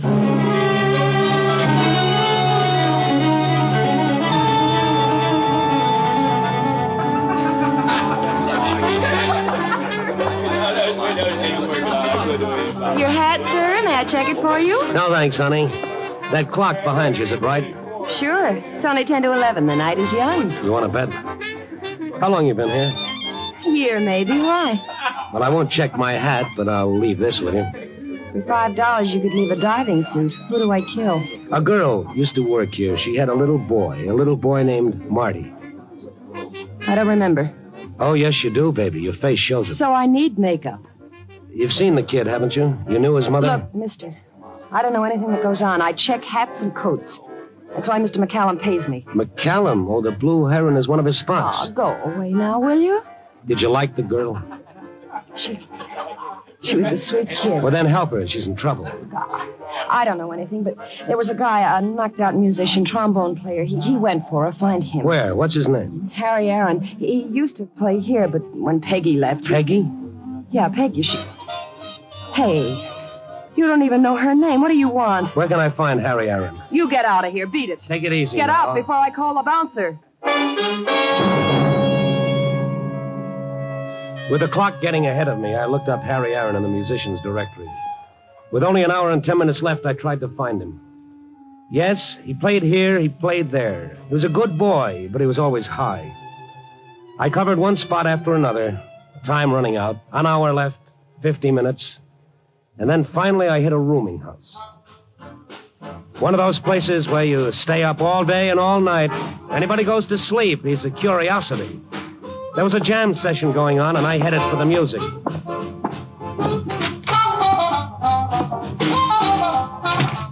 5 boys were swinging high, but the trombone player was the one I wanted. Skinny, pale face over which hung perspiration-drenched hair. I walked over to him. Hiya, Harry. Harry!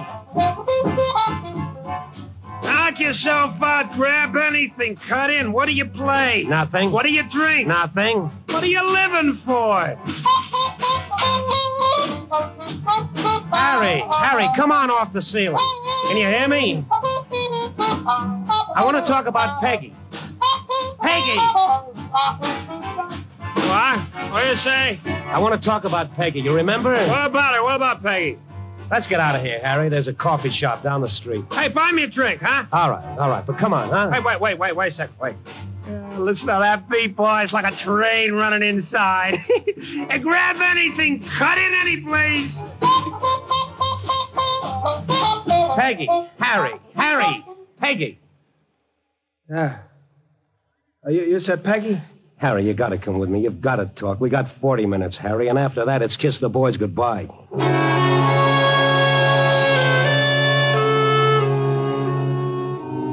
I made him drink coffee strong and black, and I made him walk until his head cleared up a little, but it took time. Time, and only 30 minutes of it left before that execution. And then we sat and talked. What do you want from me? I'm knocked out. The top is all gone, inside gone. What do you want from me? Peggy, where is she? And why did she leave? Who are you? I'm Stone, Chicago star. Now listen to me. You remember Marty? Marty, sure. It's Peggy's kid. I got a picture of her right here. Hey?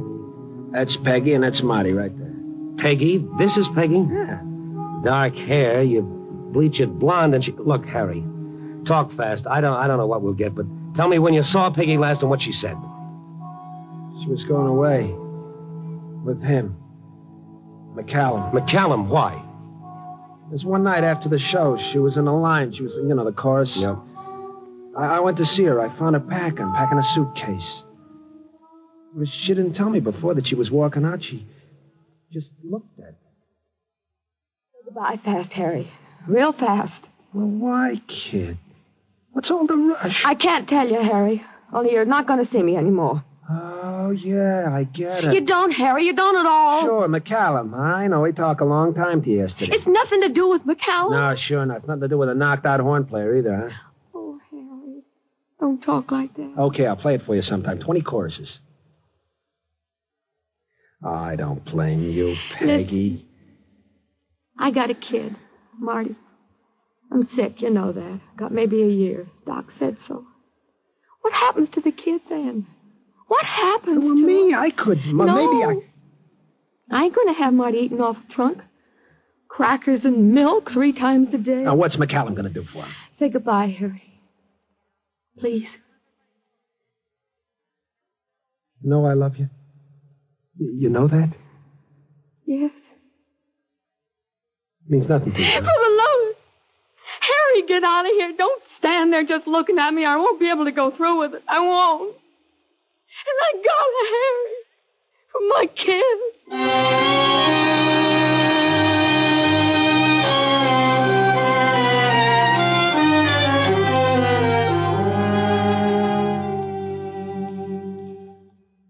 Well, that's all I know. When did that happen?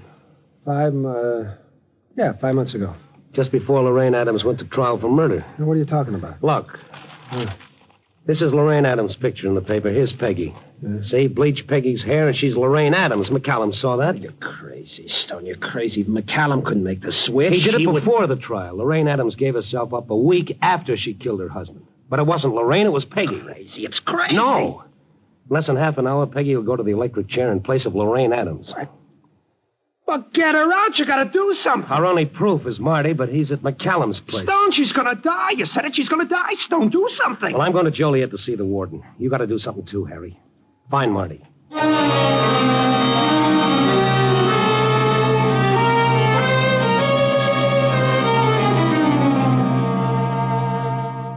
It's preposterous, Mr. Stone. Impossible. But it was done, Warden. And in 10 minutes, a girl will go to the chair. 10 minutes. I've called the governor. He's left it up to me. Well, then stop the execution. I can do that only if this girl admits she's not Lorraine Adams. I've broken a rule, Stone, on the strength of what you've told me. The girl is being brought here, to the visiting room, to talk to you. And what if she doesn't admit? There's no proof. The execution is scheduled. Oh, where is that Harry? Warden, she's here. We'll bring her in, Chaplain. Hello, Peggy. What is your name? I am Lorraine Adams. Chaplain, this girl is not Lorraine Adams. Didn't she tell you that? What she told me, I cannot tell you. But in a case like I this... confessed my crime to him and to God. Yes, that you took Lorraine Adams' place. You were tried, convicted, sentenced, and you'll die. In less than 10 minutes, you'll die. I am Lorraine Adams. You took her place. You gave yourself up in her place.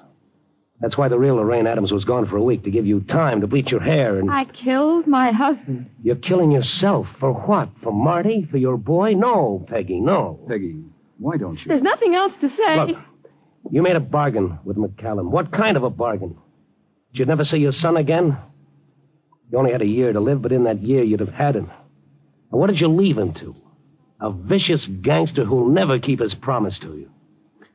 You'll die, Peggy, and so will Marty. Yes, he'll die, too. As you know him, he'll be dead. Think what he'll be living with a rat like that. I'm Lorraine Adams. Lorraine Adams. Oh, Warden, I can't believe she'd lie now. She's facing death, Stone. She can't lie. But she is. For her boy, she would. She would.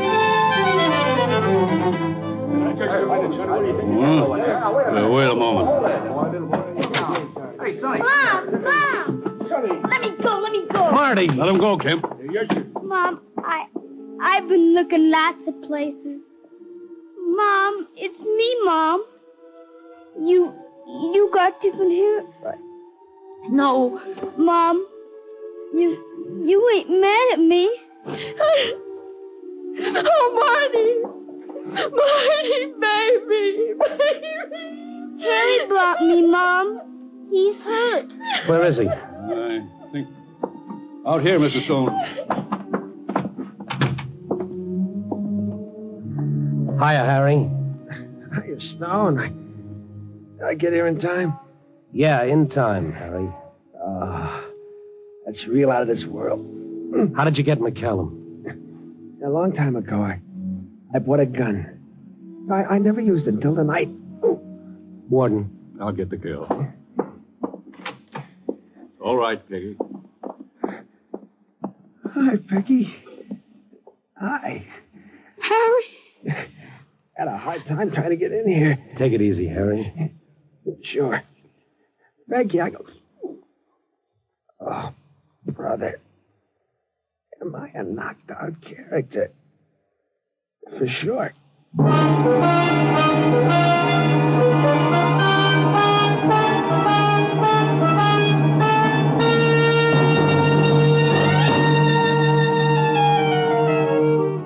Love. Love. Spell it one way, interpret it 100 ways. McCallum's for Lorraine Adams. Be willing to wreck anyone else's life. Peggy's for Marty. Harry's for Peggy. Yeah, it's love that makes the world go round. It all depends on who does the spinning. Copy, boy.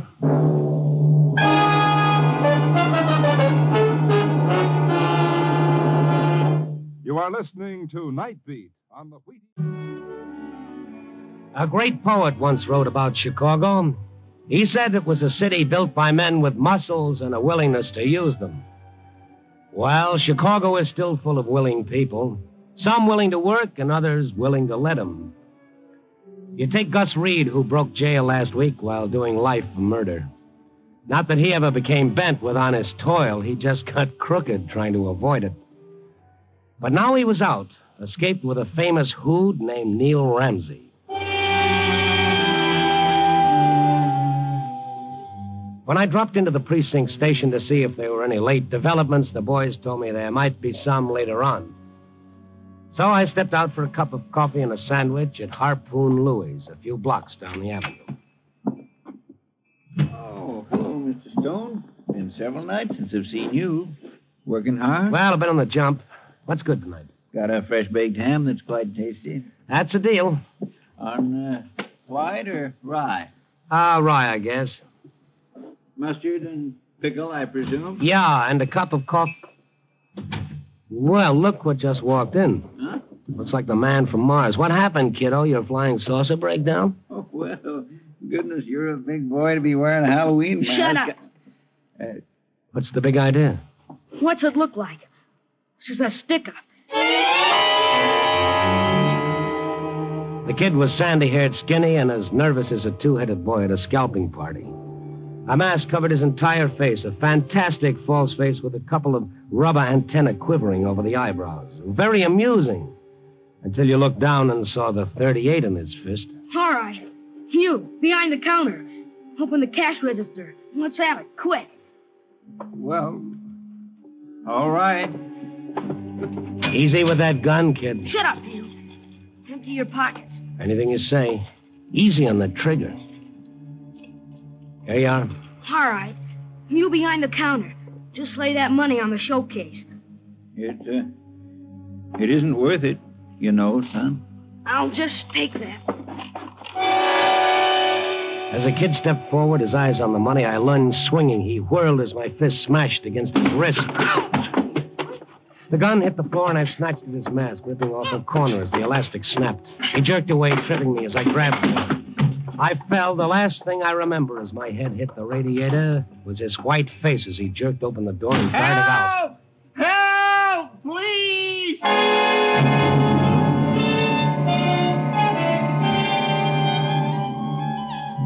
When I came to, I was lying on the floor with the delicatessen owner and a couple of cops standing over me. I stared up at them, my brain knee-deep in fog. Oh, that man's gone, huh? Oh. How's your head feel, Stone? Oh, it's sagging like a wet circus tent. Here, let me help you up, Mr. Stone. Thank you. I can manage. Hey, here's a description of the kid that Louis gave us. See how it checks with you, will you? Okay. Yeah, that's right. About 13, 5'3", light hair. Mm-hmm. I suppose you'll be able to trace him by that gun he left, won't you? Oh, it's probably stolen. Why do you suppose a boy, a child, would do a thing like that? You suppose he was hungry?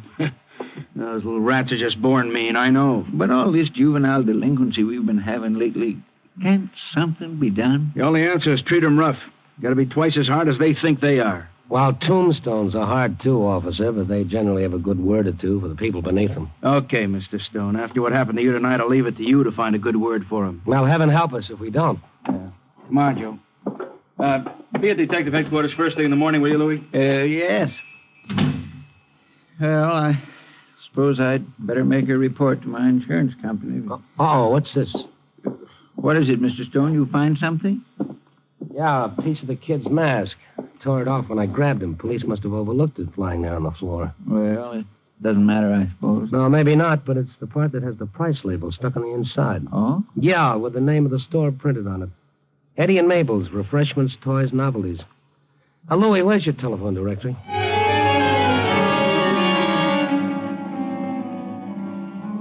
The address turned out to be down in the low-rent district. I hopped a taxi, and in a matter of minutes, I was standing in front of Eddie and Mabel's, staring at the toys littering the dusty showcase. Among them lay a few tired-looking masks, each one identical with the one the kid had worn. I went in. Yeah? Something I can do for you? I was just noticing those masks in your window. Have you sold any recently? Masks? Who sells masks this time of year? Why? Well, I just wondered. A drummer comes in and sells my husband masks. Can you imagine? In April, my husband buys masks for Halloween. Well... A head he's got on him. 2 months we have these masks in stock, and how many do you think we sell? One single mask. A businessman, he calls himself. Ha! Just when did you sell that one mask? Well, it so happens just this morning. To a 13-year-old boy who needs it like I need a hole in the head. Who is he? His poor mother slaves all day long in a laundry, and he spends money on junk like that. Does it pay to have children, I ask you? What's his name? Reed, Jimmy Reed. I feel sorry for his mother. Such a bum that kid is.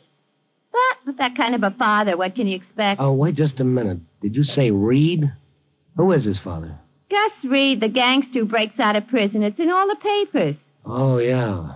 Let's see. How is it that you know the boy and his mother so well? Why shouldn't I? They live in the apartment house on the corner. Why? Oh, thank you. Good night.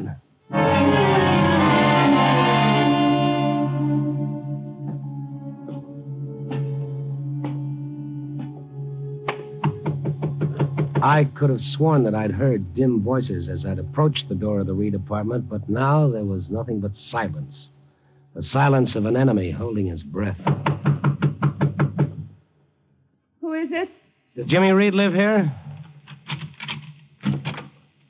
What's he done now? Are you Mrs. Reed?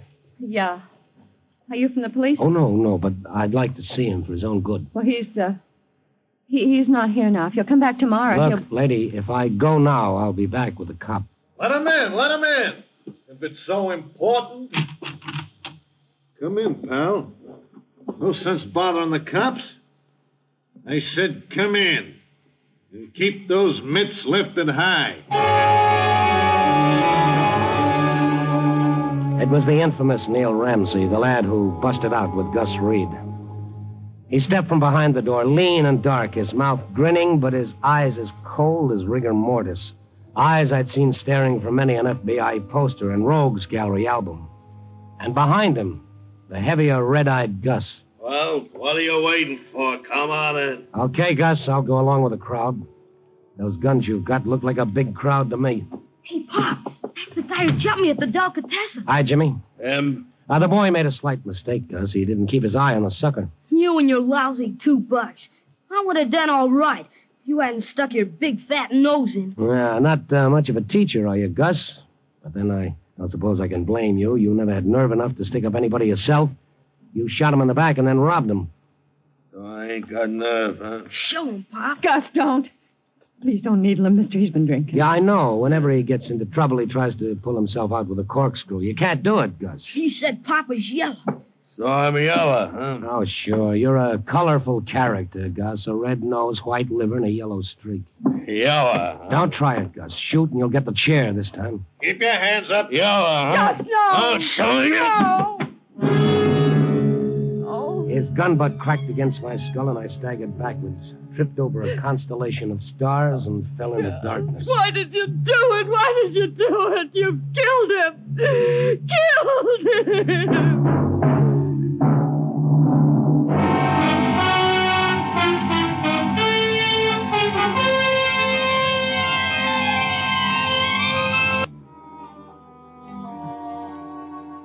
When I found myself the prisoner of a couple of fugitive killers, I should have played it dumb instead of giving out with a smart talk.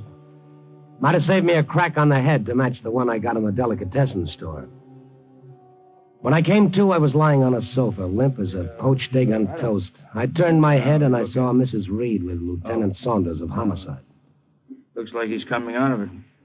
How do you feel, Stone? Oh, one more dent in my skull. I'll rent it for a golf ball. So Gus and Neil got past you, huh? Well, they won't get past the roadblocks we set up.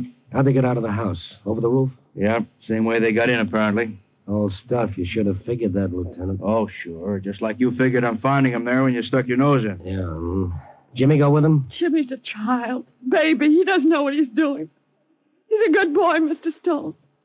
It's all his father's fault. He's twisted Jimmy. He thinks his father's a hero. Okay, Mrs. Reed, that wraps it up.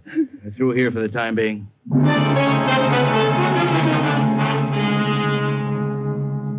After Lieutenant Saunders and his men left, I tried to get the answers to some questions I'd missed. For instance, why had Gus and Neil come here? What had they wanted? Food, liquor, money. They took everything I had. Have any idea where they might be heading? I only wish I knew. Well, Gus broke out a week ago. If this is the first time he's been here, there's a chance he's been laying low in a hideout, probably just outside of Chicago. I don't know. Mrs. Reed, do you think Jimmy's known about the hideout? Has his father been in touch with him this past week? I don't know. He's been acting so strange. Mm-hmm. You think Gus could have contacted him before he broke out? Or that Jimmy might have known in advance? Well, how could he? Did he see his father in prison lately? No, not lately. Uh-huh. Gus write him very often? No, not nearly as much as Jimmy wrote him. He kept his father's letters? Oh, of course. Kept them like they were treasure. Can you get them? I'd like to look them over. I'll see if I can find them.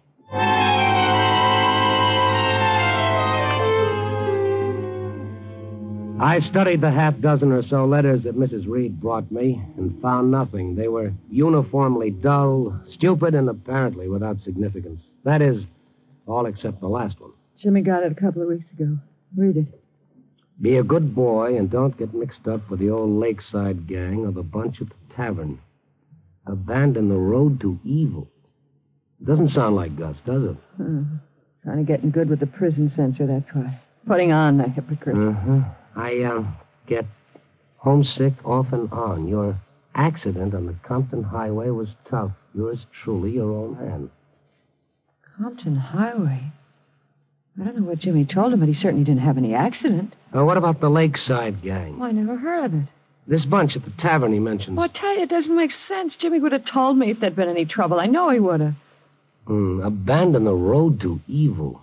No, you're absolutely right, Mr. Reed. Doesn't make sense.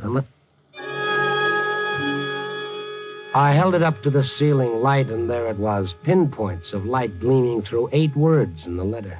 What is it? Does this make any sense to you? Old Lakeside Tavern, abandoned road off Compton Highway. Lakeside Tavern.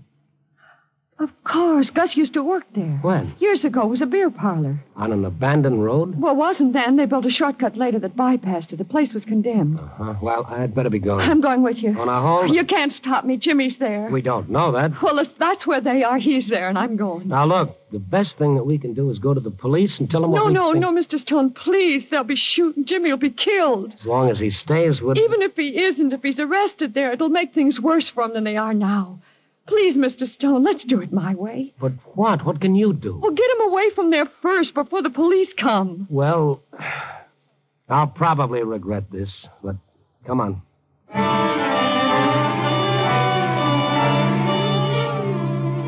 We took a taxi to the garage where I picked up my car, and we headed out past Lincoln Park, turning southeast for the highway.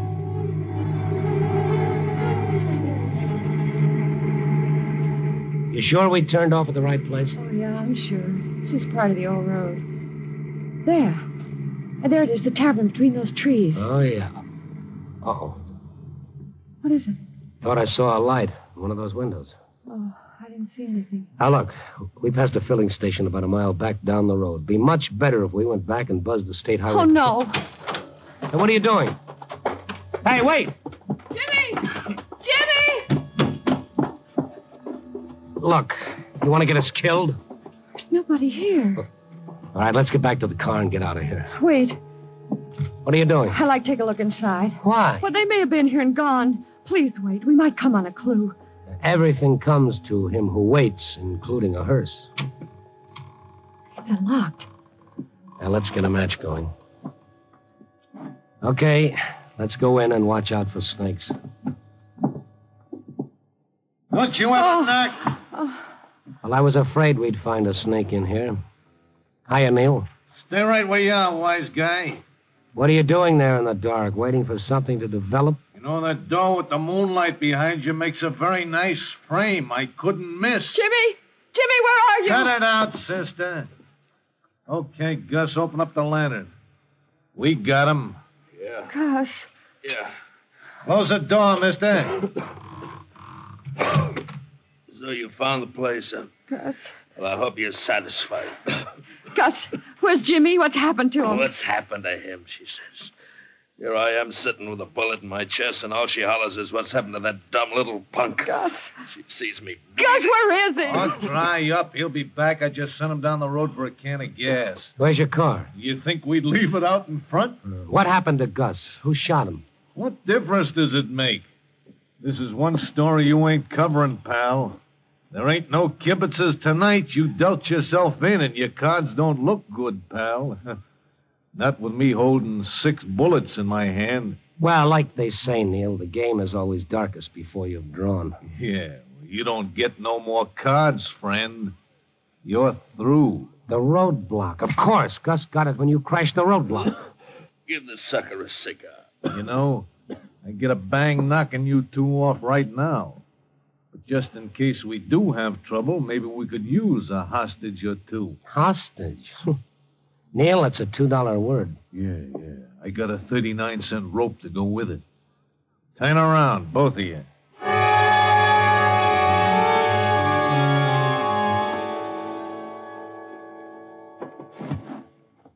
Well, I guess that'll hold you for a while. Keep him covered, Gus. As soon as the kid gets back, he can come upstairs and stand watch at the window while I come down and take over. Give you a chance to sleep. Yeah. And if they try anything, let them have it. I can handle them. Go on. Gus, I don't care what you do to me, but your son, your own flesh and blood. Shut up. Gus, please. Yapping, always Listen, yapping. Gus, all this time I've been saving, hoping to have enough to send him to college someday, and then you come back. College?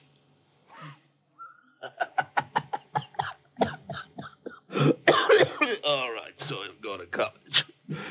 I got some deals coming. Look, you help me get out of this spot, and then we'll have enough dough. The Gold Coast servants College, huh? So I'll send him to college. But you can send him to college, Gus, now. What? What are you talking You're worth $5,000. Dead or alive. Reward for me? $5,000. Look, let Ann turn you in. Let her, Gus. She'll get the reward. Just cut us loose. What kind of a sucker do you think I am, you lying? All right, then. All I gotta say is you better see a doctor before morning if you expect to live. Shut up! I'll dance on your grave, you creep. What's the use of kidding yourself? You're dying. You're just sitting there dying. Your only chance is a doctor now, before it's too late. I don't have to tell you, Gus. That bullet's in your lungs. And when you start to go, it'll be fast. Nothing will save you. Go ahead and die, why don't you, now? No. Now, look. Someone's coming. Huh? Jimmy! Ma! Ma, how'd you get here? Oh, Jimmy. Pa, did you have to tie her up? Hey, punk! Neil! Hey, why'd you have to tie her up? Seen you come up the road with that can of gas. Where is it? Outside. Well, get it in the car. You hear? Make it snappy. Yeah. And when you're through, come on up here. Okay. Ma! It's all right, Jimmy. Jimmy, Neil will kill your mother. You've got to cut us loose. Oh, no. No, he won't. Everything will be all right, Ma. I gotta get to a doctor. You haven't got much time, Gus. I gotta get out of here. Jeepers, Pop, we can't. Maybe if I can get Neil to let me go for a doctor. A doctor won't do him any good here. He's got to get to a hospital. Yeah. But, Pop... But I'm dying. I can't lay here and just die. But, Pop, Neil said all the Neil roads... be hanged. He can burn for all I care. It's your only chance, Gus. Not only for yourself, but for your wife and Jimmy. The reward will help. Reward? What difference does that make to me? Look, I gotta get to a hospital. Look, I'll cut you loose. You gotta help me. Roll over. Right. Close enough? Yeah. Make a sound, you little rat, and I'll blast. Gus, he won't. There. Now your hands are loose. Give me that gun and the knife. Okay, Mrs. Reed. Oh. And now your ankles. Oh. There you are. Okay. You stand right where you are. Neil. Yeah, your partner. Neil Ramsey stood at the head of the stairs at the other end of the big room. I could barely make him out in the dim gloom, but you didn't have to spotlight his .45 to know that it was looking down at us. Drop the rod, journalist. He came down, crossed the floor, his face twisted in the kind of grin you see pictured on labels over the word poison. So you want to go to a hospital, eh, Gus?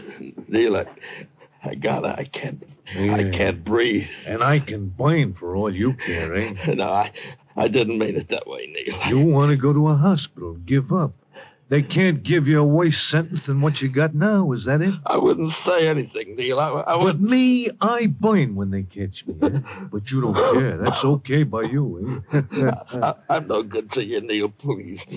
Please, Neil, don't do it. I wouldn't double-cross you, I swear I wouldn't. Yeah, you swear. I'm just looking at you, Gus. I'm wondering why an operator like me, who's supposed to have a few brains, ever tied up with a cheap, yellow... My Pop's not yellow. What's the matter, punk? Does it suit height? Well, he'll tell you so himself. Go on. Tell him, Gus.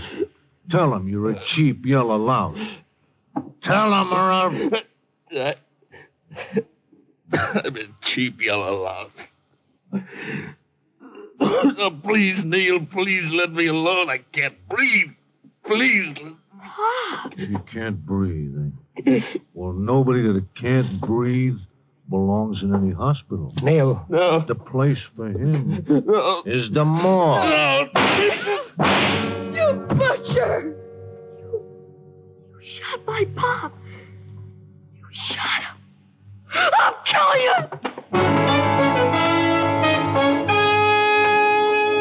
The kid flew at him, and as he wheeled to shoot, I put everything I had into a right that struck behind his ear with a shock that jarred me to my toes. Neil lay at our feet, sprawled out as cold as a witch's kiss. Jimmy stared down at him, the frenzy draining from his face. And something else went out of him, too. He turned slowly, and he stared at Gus's dead face for half a minute. did he do it? Why did Bob do it? To what, Jimmy? What, dear? They're yellow. Yellow! He turned yellow! Look, Jimmy, I know he was your pop and it's tough, but without his gun, he was nothing. Nate would have turned yellow, too, if Gus had hit the drop on him. Without their guns, without having that advantage, they're all yellow, Jimmy, all of them. Begging for their lives and licking your boots and asking for mercy that they themselves would never give. People like that aren't heroes, kiddo. Takes a lot more than a gun to make a hero. A lot more. Jimmy. And you know what, Jimmy? You can be different. I think you have what it takes. Jimmy, dear. He'll be all right, given half a break. I'm sure of it.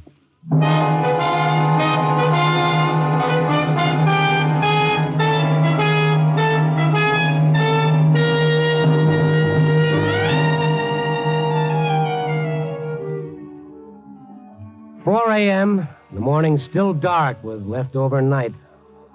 A few hours from now, Mrs. Reed will find out that there is no reward for Gus, that I lied trying to trick him into letting us go. But she'll feel better about it, maybe, when she finds out there is one for Neil and $5,000 worth. So maybe Jimmy will have his chance for an education after all.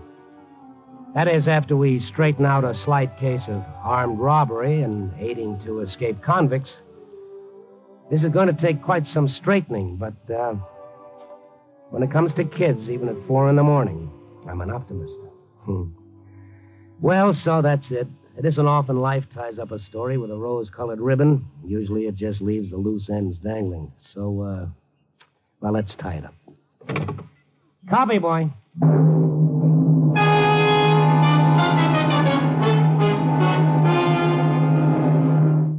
You are listening to Night Beat on the Wheaties. It was one of those half-spring, half-winter nights. Tried to convince myself that the tingling in my toes was youth on the march, but it was only the stone corpuscle slowing up. So I'd almost decided to go back to the office and do a human interest story on the H-bomb when I noticed where I was. It was on one of those streets lined with cheap tenements. In front of one of them, a taxi stood at the curb. The driver was shaking his finger under the nose of an old man who shivered in his shirt sleeves. I moved closer. I tell you ain't going no place, Pop. You run a bill of 6 bits. It's on the meter. But I will pay you as soon as I can. Sure.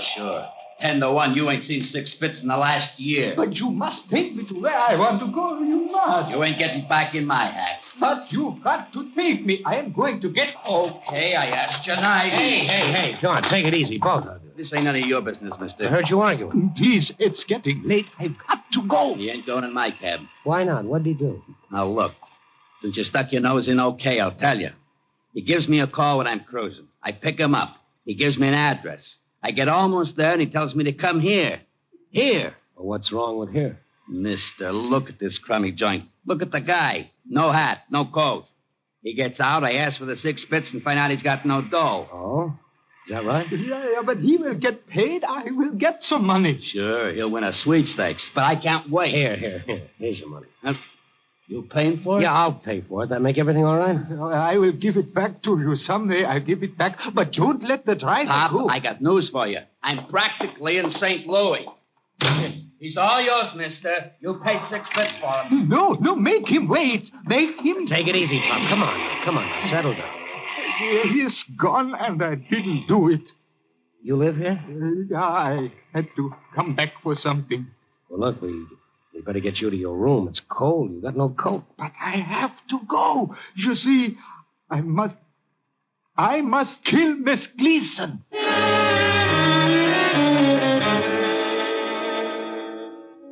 That's what he said. He had to kill Miss Gleason. But somehow I couldn't take him seriously. He looked too gentle and too human. Anyway, he let me take him up 4 flights to an attic room. He opened the door, he turned on the light. He hesitated for a moment, and then... I'm sorry, there's no chair. That is one you can use. Oh, forget it, Bob. My, you got a lot of stuff in here. Yeah. Paints, brushes, canvas, they're yours? Oh, yeah. You see, I paint. Oh, an artist. No, I'm afraid I'm not worthy of being called that. But you did all these paintings. Oh, yeah. Everyone? Mm-hmm. Ever sell any of them? No. Oh, I see. No, you don't. I didn't paint them to sell. Painting became the only way I could speak. The world is not a very nice place sometimes. But I could change that by a bit of color, the stroke of a brush, the... Go on. Yeah. I'm not mad, am I? Well, that depends on how we define madness, Mr. Wyman, Alfred Wyman. Spent a lot of money on all this, Mr. Wyman. Every penny. And you didn't have 75 cents for that cab? I would have paid him. He could have had a picture. Look, you take one. Here's one I finished just last night. Well, Do you like it? Well, I'm no judge of art. But you must be. You are the only person who has never laughed. Not like Miss Gleason. Oh, yes, Miss Gleason. You remember what you said downstairs? Yeah. I don't think you meant it. I did. Then, don't you see, Mr. Stone, Randy Stone. Oh. Go ahead. What were you going to say? I wanted to punish her. She had me discharged because I knew what she did. Only I knew it, Mr. Stone. And what did she do? She killed Vincent. What's that? I know she did. She killed him and put him in the basement. What are you talking about? That is why I wanted to kill her. Why didn't you go to the police? So one would take my word against hers. Look at me. Where is she now? Her home. I was going there. To kill her? Yeah. Where does she live? Why? Well, I'd like to talk to her. You don't believe me, do you? Well, I'd like to get a few things straight. No, please believe me. She killed Vincent. She'll say she didn't. But I know. All right, Pop, all right. Now, if I go to see her, you've got to promise me you'll stay here until I get back. Yeah. I will wait. All right, fine. Now, give me her address.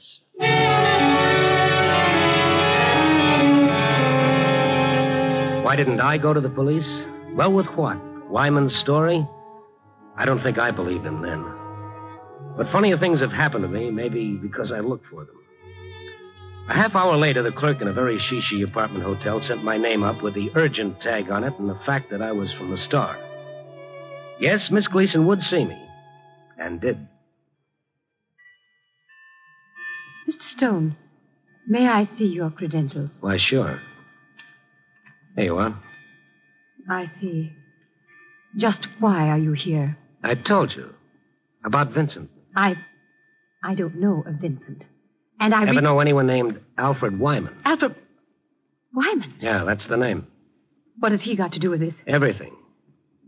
He told me about Vincent. Why, he's mad. A lunatic. Is he? Miss Gleason, when I first saw him, he was on his way here. Here? He was coming here? That's right. Now maybe you'd like to talk about Vincent? Suppose you talk about him, Mr. Stone. You seem to know all about it. Wyman told you, didn't he? You're a very cool person, Miss Gleason. Do I have any reason to become hysterical? Well, some people would think murder was reason enough. You said murder? Yeah. Just exactly what did Wyman tell you? That you killed Vincent. And did he tell you what became of Vincent? Yeah. You, put him in the basement. And now that you have all the facts, what do you intend to do about it? Oh, call the police. Oh, of course. That's the logical thing to do, isn't it? Well, Mr. Stone, there's the phone. Call the police. You seem very sure that I won't. Go ahead. Well, thank you. Oh, before you're connected. Yeah. Have you thought that all this may make you look ridiculous? Meaning what, Miss Gleason? Put down the phone, please, for a moment. Now what? Since you seem to have concerned yourself with this, you may as well continue. If you want to, that is. Do you? What's on your mind, Miss Gleason? I want you to come with me. Where? Are you afraid, Mr. Stone? Of what? Maybe of what you'll find out.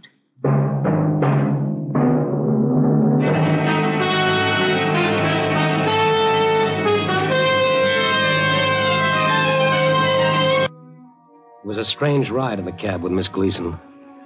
She watched me with a peculiar little smile on her face, as though she were amused at a joke. There was no concern at all, just an icy coldness and a confidence that disturbed me. Then the cab pulled up in front of the address Miss Gleason had given. We got out and walked up a flight of marble stairs. Surprised at coming here, Mr. Stone? Bender Art Galleries. There's a night bell there. Ring it. The Night Watchman will be here in a moment. Well, what do we do here? You want to see Vincent? Very well. Oh, here's the watchman. It's Miss Gleason, Charles. Open the door, please. You forgot something, Miss Gleason? No, Charles. Anything I can do, Miss Gleason? This gentleman and I are going to the basement. Basement? Yes. Please turn on the lights down there. Sure, Miss Gleason. They'll be on by the time you get there. Thank you. Oh, Charles. Yes, sir? As soon as you turn them on, come into the basement. Right away, Miss Gleason. Well, Mr. Stone? Coming? You first, Miss Gleason. Certainly. This way. Lights are on. Shall I go first, Mr. Stone? I insist, Miss Gleason. Everything all right, Miss Gleason? Yes, Charles. Quite all right. Come along, Mr. Stone. The stairs are kind of steep, mister. You're not used to them. You could fall. I'll sort of watch my step.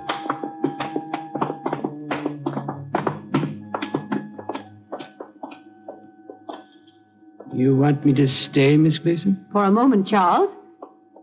Well, Mr. Stone, what do you see? The basement. Anything else? No, nothing. You're not looking in the right place, Mr. Stone. Over there to your left, on the floor. What is all this? Leaning against the wall. That picture? Go over and look at it. Can you read the signature on it? It's a print. A cheap print. But read the signature. Vincent Van Gogh. All right, Charles. That'll be all, thank you. Yes, sir. Miss Gleason. Now, Mr. Stone, do you realize how big a fool you'd have made of yourself if you'd called the police? This is Vincent? That is Vincent. Why didn't you tell me before? I wanted you to see it with your own eyes. You took Wyman's word against mine, believed him. I wanted to make you look and feel as ridiculous as this whole idiotic thing is. Now, good night, Mr. Stone. I don't think so. What? He said you had him discharged, did you? Yes. Why? What's this Van Gogh print got to do with it? He'd become a nuisance, an old fool. All I saw was a pathetic old man. Get out of here. First, tell me why Wyman was fired. He was a guard here. It was his job to see that people kept their hands off the paintings. But he'd become a nuisance. Yesterday, I happened to go into one of the rooms. Wyman was there, speaking to one of the customers. A thing he had absolutely no right to do. No, please don't buy it, Mr. Evans. It is not good. It is cheap and tawdry. Look at the tricks he uses.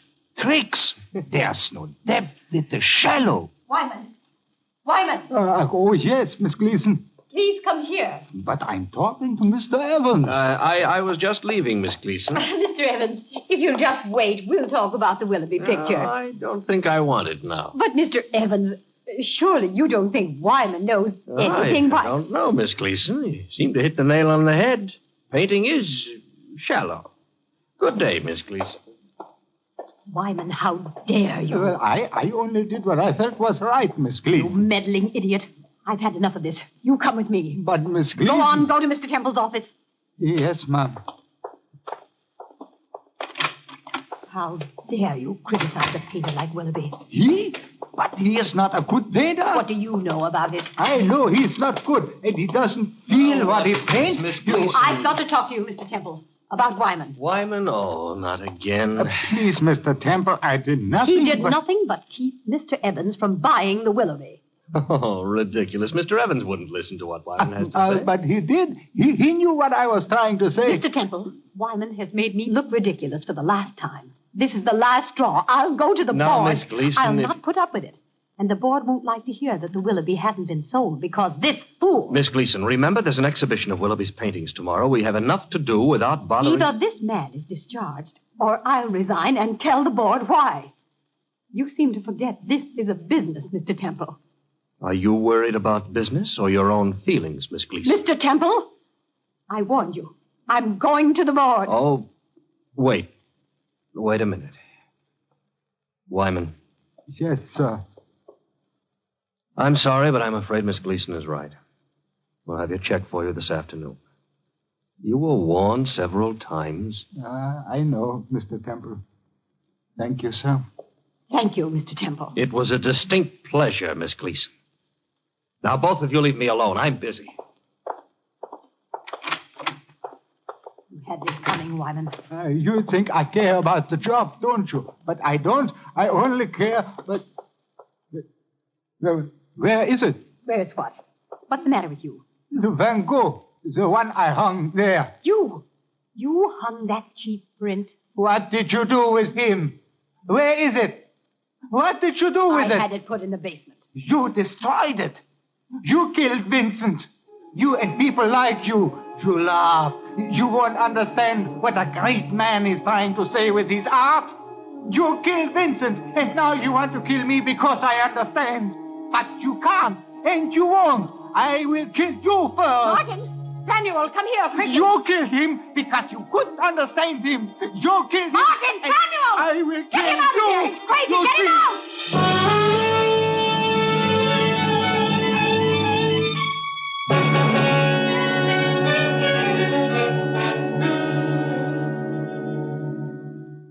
That's all there is to it, Mr. Stone. Mm-hmm. That's all, but what happens now? How do you mean? Well, to Wyman. You call him a lunatic, maybe he's not. Maybe he's just sick, but he can be cured by sympathy and understanding. Why don't you try those, Miss Gleason? I don't care to discuss it anymore. Now, just a minute. You know what he does? No, and I care less. He paints. He paints? Yes, every night. His room is filled with paintings he did because they made him feel good. Masterpieces. I don't know. I guess not, but that's not the point. What is the point, Mr. Stone? The point is he was lonely, and he made a world of his own, and he lived in it. He did those paintings because they were his only expression. They took him out of a bitter and unfeeling world that rushed past him too fast for him to share in it. And maybe he's right, Miss Gleason. Maybe we did kill men like Van Gogh because we didn't understand or didn't want to. Admit just once that you understand and like something different. You've set yourself apart. You're a curiosity. You're as mad as he is. Well, thank you, Miss Gleason. I think that's the nicest thing anyone ever said to me. Good night. Oh, sure, it did me a lot of good to tell Miss Gleason off. It did Alfred Wyman a lot of good, too, but not much. I had to go back to his rooming house to tell him that he was mad and the rest of us was sane. I went up the stairs, but when I knocked at his door... You're looking for Wyman? Yes, I am. He's here, isn't he? Not much he ain't. I put him out. You what? Put him out. When? Oh, about an hour ago. You a friend of his? Yes, I am. Why did you put him out? I'll show you. Nearly burned down my house, he did. Look at this room. I ain't going to get the smell out for days. He burned everything. Like as not, he'd have had us all roasted in our beds if I didn't smell the stink this stuff was making. All of his brushes, his paints, his canvases. Why? Did he say why? Mister, if you're a friend of his, you'll go after him with a rope. I asked you why he did this. Did he say? Sure. He said it was a joke. That it was going to be a big joke. And then I chased him out. Joke? What did he mean? Could you understand what he meant? Yeah, it's 2 in the morning. Even if it wasn't, I couldn't make out what that loony was talking about. Which way did he go? Oh, up the street. He took something with him. Never mind that. Do you know where he might be? You know, Miss Gleason? Gleason, yes. Why? Well, he might have gone to see her. Because he said the joke was going to be on her. I got to a telephone fast, found Miss Gleason's number, and called it.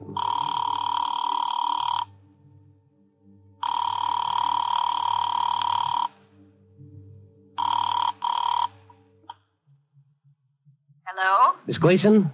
Yes? Who's that? Stone, Randy Stone. What? Mr. Stone, I'd like to know... Just a moment, listen to me. Are you all right? Beyond the fact that I'm rapidly growing to hate you, I am all right, yes. Now, will you please... Please listen to me. I can't find Wyman. Isn't that too bad? I'm trying to tell you he might be on his way to see you. See me?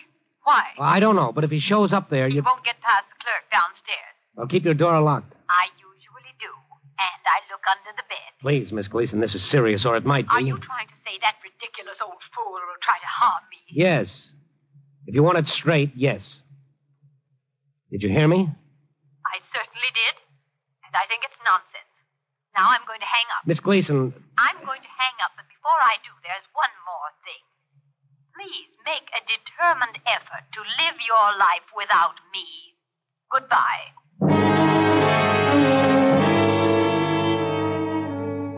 that click in the receiver was very final, and it made me feel a little foolish. After all, what could Alfred Wyman do?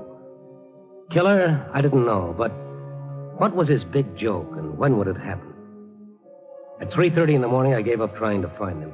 I went home, I fell asleep at 5:30, and I didn't wake up until after 11. And with daylight, it all seemed a little silly.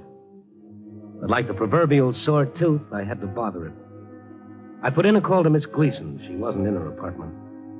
So I headed for the one place I hated to go to, the Bender Art Galleries. I had a funny feeling I'd learned something I didn't want to learn. There was a strange excitement there. People milled around, pushed together in little groups. I looked around for Miss Gleason. She wasn't there. And then I saw Charles, the night watchman. I went to him. Charles? Yes, sir? Oh, you're the man. Yes, that's right, last night. Look, where's Miss Gleason? Why? Where is she?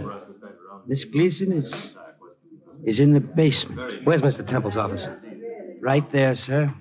That door. Thank you. Of course. We're doing all we can now, and I'll let you know. Well, goodbye. Mr. Temple. Yes? Oh, who are you? Randy Stone, Chicago Star. Well, there's nothing I can tell you now, so please wait outside with the other newspaper men. Why, what's happened? Well, where were you? Well, where's Miss Gleason? Where is... Mr. Temple, You! Oh, Miss Gleason, I never thought I'd be glad to see you, but I am. Now, what the devil is going on? Miss Gleason, did you... Yes. The Willoughby painting was in the basement. Someone took it there. In the basement? The Willoughby? Mr. Temple... Thank goodness it's been found. If it had been stolen, well, who on earth put it in the basement? If I tell you, will you tell me what's happened around here? Don't you know? What's happened here? Well, we were to exhibit Willoughby's latest painting. But when I pulled aside the drapes... just a moment. This was in its place. Instead of the Willoughby, this painting was hanging, unsigned. Mr. Stone, you seem to know more about this than we do. Yes, I do. Mr. Temple, a man named Alfred Wyman played a joke on you. He painted this. Wyman? Yeah. That miserable... Of course. He had a key. He could get in the back way before anyone... It was a joke on you, Miss Gleason. Willoughby in the basement... Where is he now? Where's Wyman? I don't know. I left word to call me in case he's located. But his painting... It's a harmless joke. A joke? Yes. He burned everything else he had. He left this for you. Oh, excuse me. Hello? What? Oh, yes. Yes, for you, Mr. Stone. Oh, thank you. Hello. Yeah? What? Oh, all right. Thank you. What is it, Mr. Stone? That idiotic old man has made us a laughingstock with his daubing. He's got to be confined. I wouldn't worry about that, Miss Gleason. He's dead. Dead? He killed himself. His body was found in the park this morning.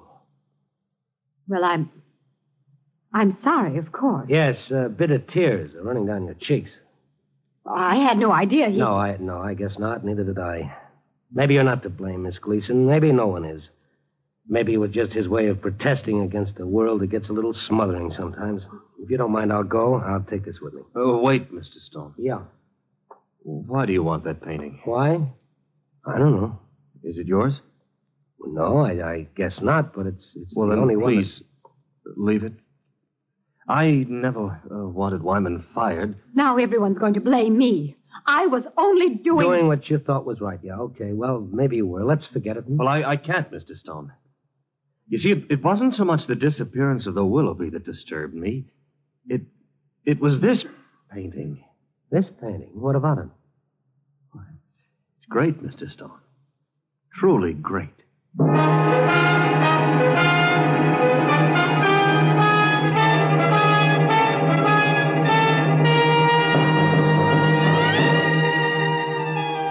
Well, it was a big joke, all right. But on whom? Was it on Wyman himself? I think not. On us? Well, isn't it always? It's a joke that's been going on for years and years and will never stop. It's played 1,000 times and we never learn to dodge the gag. We never see it coming. The joke that we never appreciate the sane people until it's too late. Copy, boy.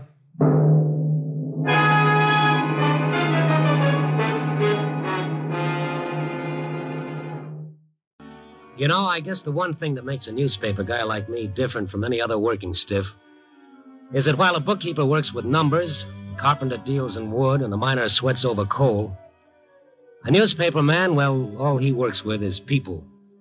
What makes them laugh and dance in the street, what makes them cry in the night. But just the same, like most kinds of work, this has its occupational hazards, too. Being a newspaper man doesn't give you painter's colic or housemaid's knee. But sometimes it can sure do some lousy things to your heart. It was my night off. I had a date with a little blonde at the information desk. You know, the girl who tells you where to go after you tell her what you're looking for. I finally talked her into going dancing. I was supposed to pick her up at 9 o'clock. Only here it was 8:30, and I was still trying to find a flower shop to buy her a corsage. I'd walked to the edge of Skid Row when I finally spotted this place, a little florist shop in the center of a shabby office building. Looking through the window, I saw a gray-haired old lady pinning a boutonniere on the lapel of a chunky fellow in a shiny blue serge. As I came through the front door, the fellow spun around like he was expecting the worst. Will you hold still so I can get this flower in place? I'm sorry, Mrs. Dunlap. I'm expecting somebody. I thought maybe this fellow might be the one. All right. Now, you just stay quiet. I'll be with you in a moment, sir. All right, there's no hurry at all. There now. Isn't that beautiful? My husband set it aside especially for you. Tell your husband thanks. I don't know, no matter how punk I feel, if I get a fresh flower in my lapel, it picks me up better than a shot of raw gin. How much do I owe you? 50 cents. Here you are. I'll pick it up. You seem upset tonight. This person you're going to meet must be quite important. Yeah, he sure is. He's the man who's going to put me out of my misery. What? Sure. Tell your husband next time I need a flower, he better make it a nice white lily. Goodbye. That fella's sure upset. Oh, poor Tom Paxton. I've seen him like this before. He's just had a wee bit too much to drink, I'm afraid. Tom Paxton? No. Huh? The rose in his lapel used to be his trademark. Oh, do you know Tom? Well, if he's the same one, I was never that lucky. Best I could do was worship him from a distance. Worship Tom? Yeah, that sounds crazy, doesn't it? 10 years ago, when I was in college, Tom Paxton was the greatest football star we'd ever had. He was one of the greatest in the country. He was a legend. Oh, well, it can't be the same man. I don't know. Once you get over the shock, the resemblance is there, and that rose in the lapel. I don't know, lady, but I'm going to find out.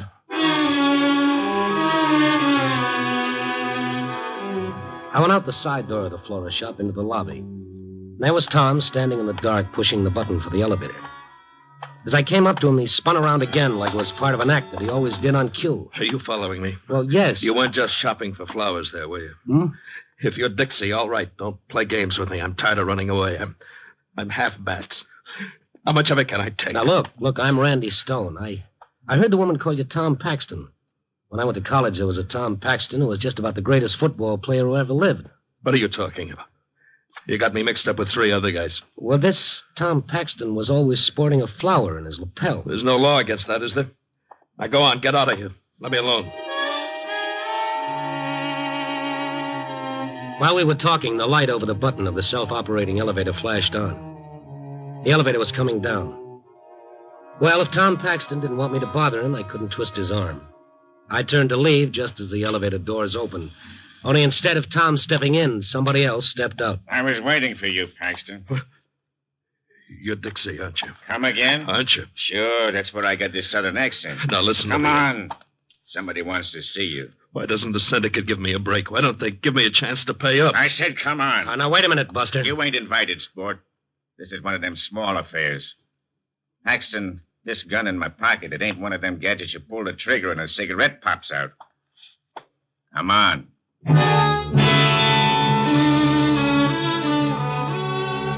Tom and the mug went out to a small black sedan parked at the curb. As the car raced down the street, I ran across the lobby into Dunlop's flower shop and called the police. When the squad car arrived, I told the boys what little I knew. We found Tom's office on the 4th floor. It told me more about his life since he left college than a 600-page biography. A battered couch, a filing cabinet with nothing filed away except a half-empty bottle of gin, and a beaten-up desk that gave up a couple of old racing forms. And then on the wall behind the desk, I saw something that really grabbed my heart. A picture of the college football team, with Tom right in front with a pigskin in his arms, smiling defiantly like nothing bad could ever happen to him. I hung around after the police left. The picture made me feel low. I wondered how many beatings you had to take to go from All-American to Skid Row to maybe the county morgue. Then the office door opened, and Tom was standing in the doorway. Only he looked different.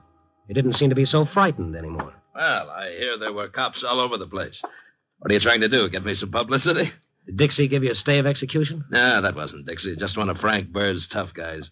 Burr, the big-shot Politico? Yeah, that's right. Had a little assignment for yours truly. Oh, yeah? How many times do you have to vote for him? No, it's nothing like that. I'm going to conduct a little investigation. Ah, so you remembered the old halfback, huh? I thought you didn't know what I was talking about. Oh, well, I had a lot on my mind downstairs. Wasn't in any mood to chew the fat. Yeah, what are you doing these days? I work on a newspaper. Oh, is that so? Oh. Well, me, like you see, I went into the investigating game. It's not much of an office, but if big shots like Burr come to me, I guess it's not so bad, huh? No, I guess not. Say, this fella Dixie I mentioned, I don't want you to get any funny ideas about him. I just gambled a little over my head, you know, like anybody does now and then. Well, I owe the Syndicate a few $1,000, so they think they can scare me by putting their hatchet men on my trail. Only if you remember Tom Paxton, no, he don't scare so easy. Right? That's right. Yep.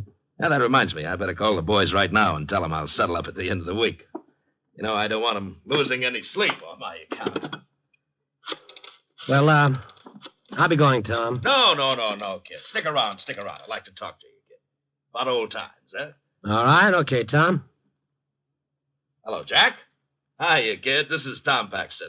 Say, look, baby, I got some good news for you. I'll be able to settle with you boys at the end of the week. Well, I know I have, but this time it's on the level. Well, now, wait a minute, Jack. Don't hang up on me. Well, now, give me a break, baby. 3 days? Oh, but I can't do the job in 3 days. No, wait, please, don't hang up. Okay. 3 days. Only tell Dixie to lay off. Yeah. Thanks, Jack. Thanks a lot. 3 days. How am I going to find him in 3 days? Tom, if there's anything I can do. What? Oh, yeah.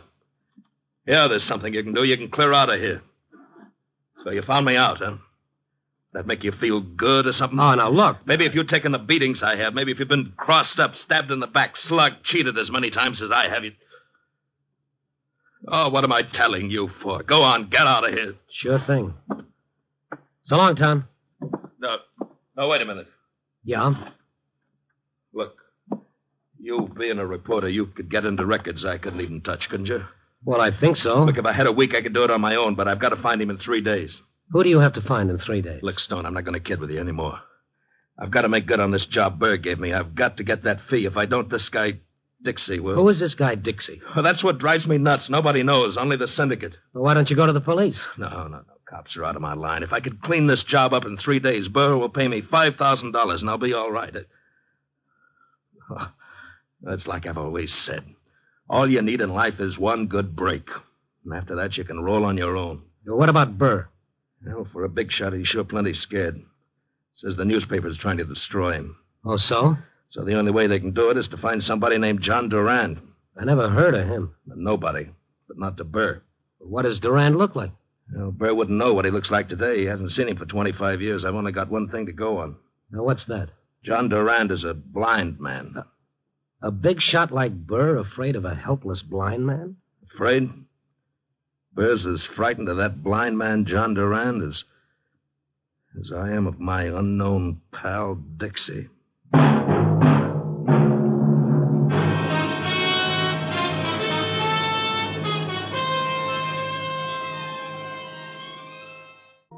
Tom and I started work the next morning, right after he picked up a fresh, sweet-smelling rose from Mr. and Mrs. Dunlop's florist shop in the lobby. It's funny, but for Tom, a flower in his lapel was like a shot of Benzedrine. After that, we split up. I went down to the paper to have a talk with the political editor. Yes, everyone interested in clean government was trying to wash that Burr right out of their hair. But so far, nothing definite had turned up against him. Only a funny blank space in Burr's biography, a blank space that happened 25 years ago. And I got that ever-loving jackpot feeling. 25 years ago, that's when John Durand, the blind man, entered the picture. Tom and I had to find that blind man, and we had 3 days. Randy, I'm calling from City Hall. I've checked all the city directories. No John Durand. Oh, that's great. I visited every agency that helps the blind. Nobody's ever heard of it. Well, what are we going to do, Randy? What else can we do? We keep looking. He's not on any credit report. His name's never appeared on any police blotter. Well, we're running out of time. Well, nothing to do but keep looking. I've been going through the records over at the county building. I can't find a trace. We've got only 1 day left, Randy. The syndicate gave me till midnight tomorrow. What are we going to do? What we've been doing right along. Keep looking.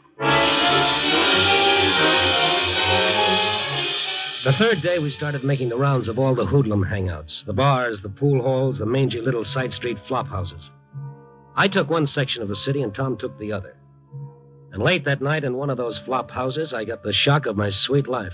No, nobody named John Durand ever stopped here. Well, I thought he might have stayed here under a phony name. He's a blind guy, and he has... I know all about him, mister. You what? What did this poor sucker do anyhow? Every hoodlum I know is looking for him. What are you talking about? Just what I said. Every guy in town who'll cut a throat to earn a buck is looking for John Durand.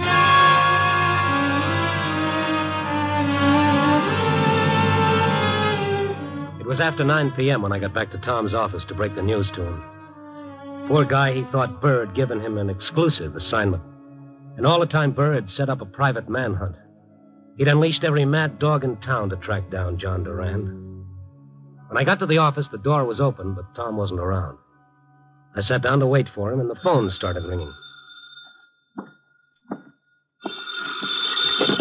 Hello? I'd like to speak to Mr. Paxton. Well, he's not around right now. Any message? Yes, this is Frank Burr calling. Oh, yes. You can tell Mr. Paxton that he can stop his search for John Durand as of now. Does that mean you found him? Oh, you know about it, eh? Oh, yes, I'm helping Paxton. Did you find Durand? No. I know where I can find him when I want to. I see. Well, then I guess that winds things up. Yes. Tell Mr. Paxton, will you please? Yeah, look, as long as it's all over with. Why have you been so anxious to catch Durand? After all, he's only a blind man, and I... Mm-hmm. I'll ask a silly question. You get a silly answer. I had just hung up the phone thinking, poor Tom, now there's no way out for him. His 3 days were just about all washed up. Now there was nobody left but his friend Dixie. And then, like I'd said a magic word or something, the door to Tom's office started slowly opening. Tom came in leading a little old guy with smoked glasses and a white cane. Tom, you found him. You found Durand. I should be so lucky. No, this is Mr. Graham, one of the directors of the Institute for the Blind. Hello. How do you do? I'm going batty, banging my head against walls. I figured maybe Mr. Graham might give us a lead. Oh, Mr. Graham, this is Randy Stone. How do you do, sir? I hope I can be of service. Oh, thank you, but I'm afraid it's too late, Mr. Graham. Too late? What do you mean? Well, Bird just called. He's found Durand. You can forget that $5,000 fee. You're fired. And Dixie comes into the picture again. The syndicate gave me only until tonight. Yeah, excuse me while I make a call. Who are you calling? About 2,000 cops. Hang up the phone, Randy. What are you talking about? You need them now. Hang it up. Don't be nuts. All right, I'll hang it up for you. Now, what's that for? Call in the cops. Big deal. Maybe it would delay my trip to the morgue, but if that's the best I can get, it's no soap. The cops would protect you? Sure, for a week, 2 weeks, maybe even a month. But then what? Dixie'd still be waiting. He's never missed an appointment. They'd pick him up before he reached you. There's a couple of small laws about killing people. How would they pick him up? They wouldn't even know who to look for. Gentlemen, I seem to be intruding. If one of you will lead me to the elevator, Oh. You lead him, Randy. Then you get on the elevator right with him. Thanks for the try. Oh, now, wait a minute. Beat it, will you? I'm expecting a guest. Now, Mr. Graham, before we leave, for my own amazement, I want to ask you something. Yes? Can you think of any reason why a powerful man like Burr should be afraid of a helpless blind man? Well, of course, that's hard to say. Randy, will you get out of here, the both of you? Unless, of course, the man saw something just before he went blind that would incriminate Mr. Burr. Hmm? Yes, you see, the blind never forget the last thing they see before they go blind. It stays alive in their mind until the moment they die. Well, then, if Durand had been a witness to a crime Burr committed and then went blind... That would indeed make him the greatest possible menace to Burr. Well, then that's it. Hooray for our side. A lot of good it does me now. I can tell you how it was when I went blind. It happened quite suddenly, as the doctor said it would. I was out in the country with my family. Wildflowers everywhere. Now that my blindness has made me so overly sensitive to the lovely scent of flowers, the picture is even more real. You know, it's a strange thing about flowers. The blind man kept talking softly, more to himself than to us. Tom had spun his swivel chair around so that he was looking out of the window. The back of his shirt collar was soaking wet. I knew the pressure was building up inside him like steam in a boiler. Absently, he'd been taking the ever-present flower from his lapel, and he was tearing it apart with nervous fingers. And then Tom's back stiffened. He was staring through the window down at the dark street. I looked over his shoulder. A big car had stopped a short way down the street. A heavy-set, well-dressed man had stepped out. As he passed under the street lamp in front of the flower shop, I recognized him from his pictures. Burr. It's Frank Burr. Tom's voice sounded cockeyed. I looked at him. His face was falling to pieces like an overripe melon. He was looking at the flower he'd taken from his lapel. Mrs. Dunlop, she won't like what I'm doing to her flower. Always so proud because her husband could select sweet-scented flowers. Graham, what did you say before? Now that my blindness has made me sensitive to the scent of flowers. Yes, Mr. Dunlop, the florist. I never had a good look at him. He was always puttering around and back. You think... I know. John Durand was always just downstairs in the lobby. And there's still time for me, Randy. There's still time.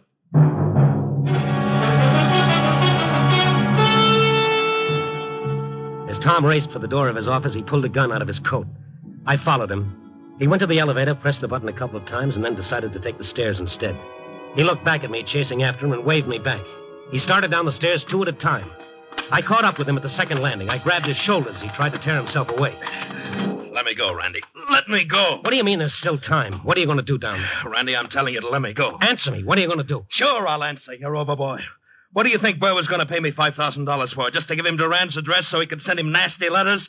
No, there was one other little item I didn't tell you about. I not only had to find Durand, I had to make sure nobody else found him. I had to kill him. Oh, Tom, you're kidding. A helpless blind man? Oh, Burr thinks I'm the man for the job. He told me I was the ideal choice. Tom, you're not that kind of a man. Who says so? You think this is still the old football team with a lot of nice rules so nobody gets hurt too bad? This is the jungle, Rover Boy. It's dog eat dog all the way down the line. Now let me go. No. I said let me go. He broke away and took off the stairs again. But Tom had put on a lot of fat since college days, and walking the night beat had kept me lean. I caught up with him just as we reached the lobby. Randy, I'm telling you to lay off of me. Now leave me alone. You're going to listen to reason. All you need is one good break. Well, this is mine, and I'm going to take it. Now let me go. You're crazy. I can't let you do it. You'll have to let me do it, Randy. You're just going to have to let me do it. Tom brought the gun barrel down on my head. My knees turned to ginger beer. I reached for the wall to keep from falling, but the wall fell right with me. I tried to cry out, but all I could manage was a wheeze. Helplessly, I watched Tom, with the gun still in his hand, go through the lobby entrance into the florist shop. Oh, Tom. What on earth are you doing with that gun? At that moment, the front door opened, too, and Mr. Burr came into the shop, also carrying a gun. Don't do that. What a spot for a chorus of Auld Lang Syne. What's going on? Mr. Paxton, what is this? Is the job still mine? A smug little smile crossed Burr's face as he put his own gun away. Sure, why not, Paxton? A deal's a deal. He's in back working on his flowers. But it'll have to be her, too. Oh. Okay. No! Please! Tom! Tom raised his gun as old lady Duran started running for her husband. And then Tom seemed to hesitate, like something was going through his mind. Go on. What are you waiting for? Maybe Tom was thinking about his last 10 years on Skid Row when he'd never done one decent thing. And maybe he thought it was time to start. Go ahead and get it over with, Paxton. Suddenly, Tom swung the gun away from the cowering Durans and began shooting. There wasn't even time for that smug smile to leave Burr's face as Burr slowly crumbled to the floor. After that, everything started getting foggy for me. By the time the police arrived and splashed cold water on my face, Tom had gotten away, disappeared into the night. Burr was dead, and now John Durand wasn't afraid to talk. 25 years before, Burr had been a punk in the rackets. There'd been a bombing. One man killed, John Durand blinded. And the picture Durand carried in his mind, the last thing he saw before the lights went out forever, was Burr throwing that bomb. After that, Durand was afraid Burr had tried to finish the job, so he changed his name and went into hiding. I told the cops about the gambling syndicate that had been hounding Tom, and they went after the boys. And all in all, it was quite an evening. Then around 3:30 in the morning, while I was sitting up in my office trying to bat out my night beat story, my telephone started ringing. Yeah. Randy, this is Tom. Tom, hey, where are you? Never mind, I'm okay. I just wanted to let you know you were pretty good to me, kid. Listen, every cop in the city's looking for you. Well, they can look until Christmas. It won't do them any good. I've got a hideout that they couldn't find with radar. How come? It's like I've always said, all you need is one good break. I got mine right out of a clear blue sky. Hmm? Yeah, real square. Met him at a bar. Didn't know where to turn. This guy buys me a drink. Says I look like I can stand a good meal and a place to sleep. He thinks I just blew into town and I'm down and out. Now he says I can stay here as long as I like. He's in the next room, so I gotta make this call short. Tom, I tell you, you're crazy for hiding out. The police will give you a break. Now, says who? I'm telling you they will. And even if they did, what about the syndicate? What about Dixie? There isn't any more syndicate. Most of those hoodlums are already sitting in jail. What? Dixie, too? No, but they'll have him soon enough. Now they've got a description of him. They know who to look for. Look, I gotta hang up. This guy's liable to pop in any second, but just for the records, what does Dixie look like? He's an ordinary fella. He wears glasses, even. He's got gray hair. Looks more like an insurance man than a hoodlum. Dixie looks like that. The only two distinguishing marks, according to the police, is that thumb is missing from his left hand. Randy, has he got a white scar under his eye? How did you know that? Look, Randy, the guy that took me to this hideout, the guy that gave me the break, he's Dixie. What? Where are you? Quick, tell me. Oh, he's coming, Randy. Tom. No. Tom. Tom. Operator. Yeah. Like Tom always said, all you need is one good break.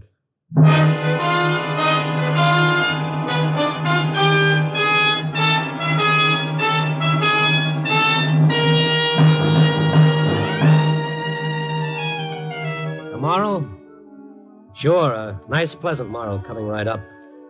Well, maybe not so pleasant. Tom had been dead a long time before Dixie caught up with him. Tom had died when he found out he wasn't always going to be a hero, the guy on top of the heap. What is there about people that they've got to be number one or they won't play? What's so bad about being number 2 or number 3? Why does life have to be one great victory after another? What's so fancy about us that we can't afford to fall on our face every so often? The fellow who said, "God, give me the strength to fail," really had something. And besides, not making the top of the heap has its compensations, too. It's a lot less lonely down here among us also, Rand. Copy, boy.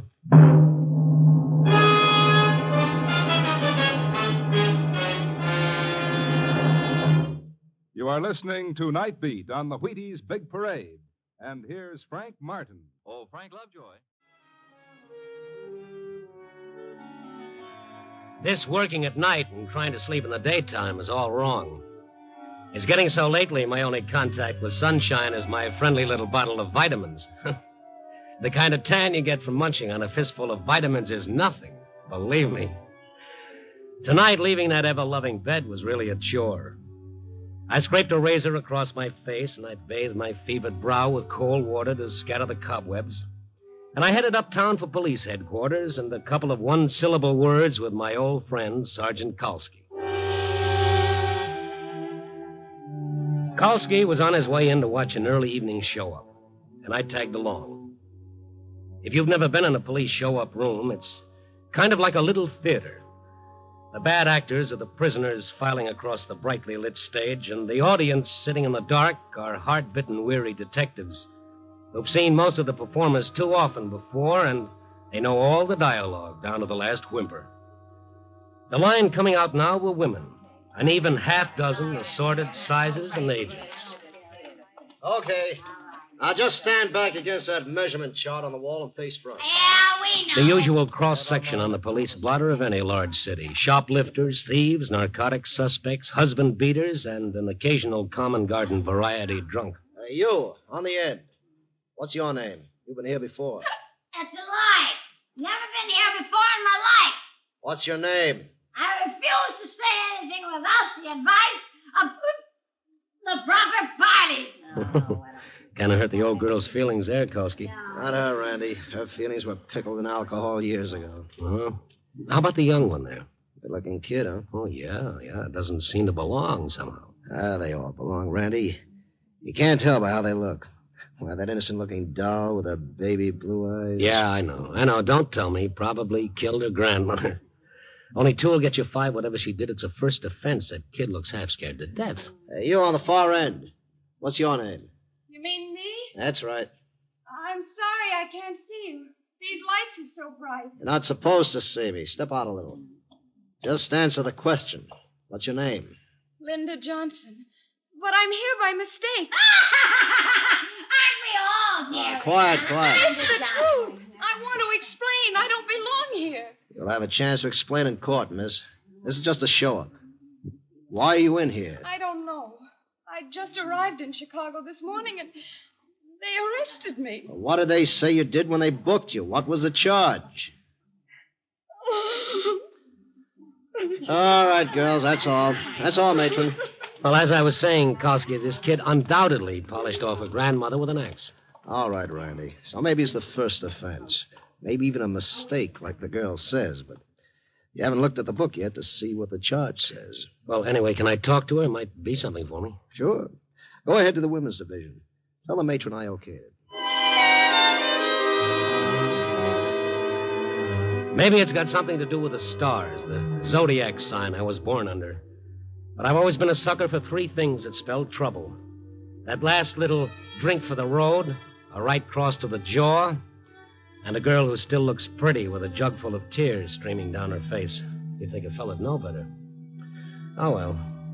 I went around to the women's division for a close-up of the kid with the misty eyes. There was a lady cop at the desk. When I asked her about Linda Johnson, she gave me a funny smile. You're a little late, Randy. She's being released. I just saw her at the show-up. That's right, but she's made bail since. They'll be bringing her out in a minute. What was she in on? Grand theft, I think. Let me see. Yeah, that's right. Any details? Swiped a fellow's wallet in a bar. Arresting officer found it in her purse. Ooh, nice kid. Oh, here she comes now. Would you mind holding my watch while I talk to her? Better wait till she's released, Randy. Then we won't be responsible.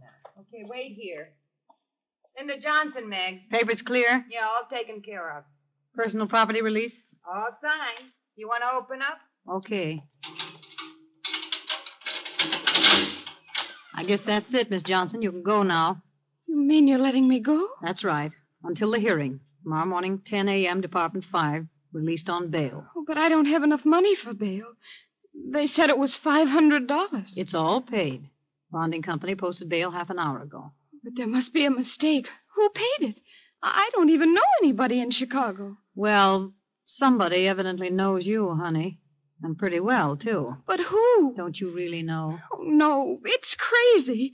First I'm arrested and I don't know why, and now I'm bailed out and you won't tell me who put up the money. I'm sorry, Miss Johnson. We don't have any way of knowing that. You can check with the bonding company in the morning. Probably a friend. Or maybe your folks. Oh, no. No, they don't even know where I am. They mustn't ever know. This kid was scared, but good. Her eyes had the bewildered expression of a little girl that's been whipped for something she didn't do and can't understand why. Up close, she was even more beautiful than she'd looked under those glaring white lights in the show-up.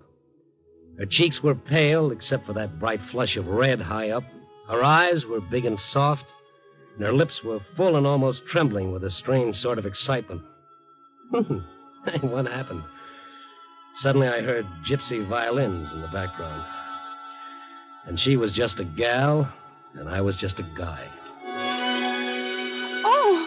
It was as though she'd heard my thoughts. Suddenly she swung around and looked straight at me, only then realizing that I was there. Oh, Her face turned a gorgeous red, and then she turned quickly and hurried out of the building. Careful. She'll get more than your watch, Randy. Yeah. I'll be seeing you. I followed the girl out the front door and down the steps to the street. It was raining. She hesitated a moment, looked around as if she weren't sure which way to go, and then turned towards the corner. I ran and caught up with her. Excuse me. what is it? What do you want? Miss Johnson? They told me I could go. Yeah, that's right. Then why are you following me? Oh, don't be frightened. I wanted to talk to you. Are you a detective? Are you supposed to follow me? Is that it? No, it's nothing like that. I just want to talk to you. I don't know you. I don't want to talk to anyone. Look, you're a stranger in Chicago. I just thought I might be able to help you. No, you can't. Oh, now, come on. Get under this awning. You're getting yourself all wet. Don't touch me. Leave me alone or I'll call a... You call a cop? Oh. Come on, you better get under the awning. I was in the show-up back there a while ago. It seems like they're not exactly inclined to believe your stories. Then you are a detective. No. Well, who are you? What do you want? It's been like a nightmare since I got off the train this morning. First that man, then the police, and now you. What's happening to me? Well, I can't answer for the first two, but the number 3 boy is a reporter fellow named Randy Stone. A newspaper reporter. No, don't say it that way. It's better than selling dope. I should have known you wouldn't understand. Where are you going? Let me alone. Come back here, you little fool. Wait a minute. You're going through a red light. She stepped off the curb against the signal. A big green sedan gunned up the street, throttle wide open, and raced through the intersection. Linda, look out! Get back to the curb. You want to get killed? That car. Did it hit you? No, but the man at the wheel. He was the man whose wallet they said. Now, look, lady, look, I'm a real simple fellow. When things come too fast, I get all mixed up. Now, what do you say we start at the beginning? And in that doorway so that we don't get soaked. I'm sorry. My name is... Yeah, I got that. It's Linda Johnson, and you just arrived in Chicago this morning. Where from? Molina, Kansas. Did you come here alone? Of course I came alone. All right, don't get sore. I just asked a question. But the way you asked it. You said you didn't know anybody in Chicago. A kid like you shouldn't be running around alone. I am not a kid. Well, I meant you're kind of young. Girl your age floating around a big city on the loose. For your information, Mr. Stone, I am old enough to go wherever I please. Yeah, but not old enough to stay out of trouble, it seems. What about this guy in the green car, this wallet guy? I met him last night on the train. Didn't your mother ever tell you about talking to strange men on trains? My mother has nothing to do with it. If she had her way, I'd never have left Molina. That might not have been a bad idea. Oh, if she hears about this, it'll kill her. You won't put anything in the papers, will you? Oh, so that's it. You ran away from home. I didn't run away. I just couldn't stand living in that narrow little town any longer with nothing to do, no place to go, nobody to talk to. Day after day being around nothing but... Nothing but people who love you? Yeah, that gets a little boring, doesn't it? All right, so you didn't run away. You left home, and then you met this man on the train. He was pleasant to me. We had a drink together in the club car, that was all. Today I met him again in the lobby of my hotel, and he drove me out to this place, the Rainbow Club. But then I didn't like the way he was acting, and I wanted to leave. But he wouldn't let me. What do you mean he wouldn't let you? He just wouldn't let me. And then a policeman came in, and I started to call the policeman, but before I could, Mr. Blake called him and said I'd stolen his wallet. Wasn't there anybody else around? Just the bartender. Well, what did he say? He said he saw me take it out of Mr. Blake's pocket when we were at the bar. And then the policeman found the wallet in your purse. Yes, but I didn't take it. I didn't. Why would anybody want to frame you on a thing like that? Oh, you don't believe me, do you? You don't believe me either. Well, I don't know. The whole thing's a little strange. If you're telling the truth, why don't kids like you stay home where they belong? Oh, let me alone. Just let me alone. Look, Linda, whether you like it or not, I'm taking you to your hotel. If the driver of that car is the guy you say he is, he's the one that might have gotten you bailed out of the clink. But he had me arrested. Why would he have me bailed out? To get you outside where he could kill you. What? Oh, sister, you're really not old enough to be out in the rain. Yeah, like King Solomon once said, latch onto a pretty girl and you latch onto trouble. And this kid, Linda Johnson, wasn't just pretty. She was beautiful. A genuine 14-carat trouble doll. All in one day, she's arrested, bailed out, and almost killed. So, just like the Chamber of Commerce would want me to, I escorted the fair visitor to our city to the safety of her own hotel room. A middle-class business hotel in the Loop. Now that we were in off the street, she seemed a little more relaxed. She shook the rain out of her hair, she turned on the radio, and we sat down on the couch. That, Frank Blake you met on the train. You ever seen him before? No. He was a complete stranger. Why would a complete stranger want to kill you? No. Maybe I just imagined that was Frank driving the car. And anyway, it was my fault for walking against the signal. Uh-huh. All right, now let's see. You met him in a club car on the train, and you talked with him a while. And then what? Then we went back to our own cars. I said goodnight at his compartment, then went on through to my own car. Didn't he invite you in? Certainly not. He was traveling with someone else. A lady? No, a man. You sure about that? Of course. I saw him when Frank opened the door. But please, let's not talk about it anymore. Okay, let's talk about you. Can I turn this down a bit? Mm-hmm. Why'd you come to Chicago? Oh, usual reason, I guess. Why does any girl come to a big city? So that she can live a little. So that she can be on her own. Maybe you're not old enough to be on your own. That's what you keep saying, isn't it? Well, come here. What?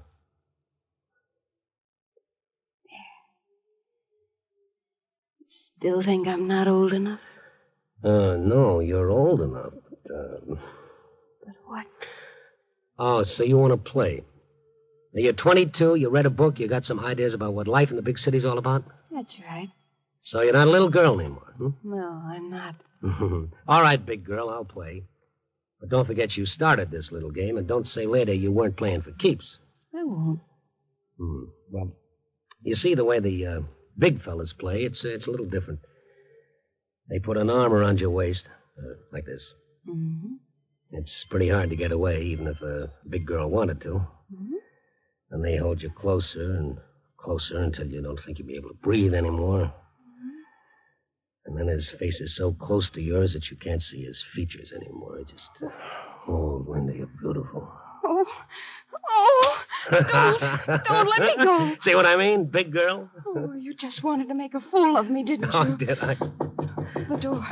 There's somebody at the door. Yeah, that's right. There's always somebody at the door. Open it. Oh, but you here, won't it look... Oh, certainly not. I'm a guest. You look perfectly respectable, very properly attired. The only thing you're not wearing is your dignity. Oh, now go on, open the door.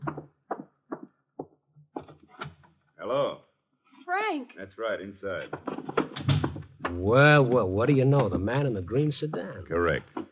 Also the man named Frank Blake. The same. Also the man with a gun. I see. So don't move, Oh, huh? please, Frank. Keep your voice down, Linda. All right, mister, what's it all about? Don't you know? No, I'm afraid I don't. Wait Oh, no. Don't tell me I fell for that one. It's not funny. Oh, let me see. This is the place where you say, I'm the lady's husband. Is that right? Yeah, that's right, wise guy. I'm the lady's husband. Oh, no, Randy, he's lying. Shut up, Linda. And then I'm supposed to ask how much it'll cost for the outraged husband to forget about the whole thing. Oh, no. You're pretty smart, mister. Oh, the Badger game, the oldest game in the world, and I fell for it. Wait till Kalski hears about Oh, this. he's lying, Randy, he's lying. I said shut up. Oh. Look out, Miss Lily. Drop it, drop it. Now get your gun. Come back here, you. When he dropped the gun, I kicked it across the room. As he scrambled for it, I scrambled for the door, and I made the street and nothing flat. I was traveling so fast, the night clerk in the lobby could have mistaken me for a flying saucer. And I was sore, not only at them, but myself for being taken for a sucker. From the cigar store in the corner, I telephoned Sergeant Kalski. In less than 10 minutes, police were posted at every entrance to the hotel, and Kalski and I were on our way back up to Linda Johnson's room. All right, go ahead, Kalski. Say it. I got it coming. Well, anybody can make a mistake, Randy. Like I say, you can't always tell by a pretty face. Oh, but that Badger game, it's the oldest racket in the world, and I fall for it hook, line, and sinker. And here I am giving her lectures to go home to her mother. Hey, quiet now. How far down the hall? It's the third door. Stay close to the wall. That's it. It's the next one. Stand back. You may shoot. I'm back. Open up, Blake. It's the police. Come out, Blake, with your hands up. Blake, Miss Johnson. Okay, Randy, we're going in. What? It's open. Come on. Well, there's no one here. Oh, yes, there is. Look, behind the bed. Linda. With a pillow over her head. Ooh, drenched in chloroform. Get rid of it. Here, give me a hand with her, Randy. Let me get a window open first. There. Now she's breathing. Linda, come on, Linda. Come on, wake up. Come on, girl, take a deep breath. Oh, brother, how stupid can a guy get? The kid was on the level. We almost let her get herself bumped off. What do you mean, we? Oh, don't. Linda, it's all right. It's Randy Stone. Oh, where is he? Frank. He tried to kill me. It's all right, Linda. The police are here. You're going to be okay now. Oh, you were right, Randy. He was trying to kill me. Okay. Let's have it straight now, miss. Why did he do it? But I don't know. I don't know. Was he your husband? Oh, no, of course not. Boyfriend who was jealous? No. Well, did you pull a job together? Were you holding out on him? Is that the reason? I told you I didn't even know him. And what have you got on him? What do you know? Nothing.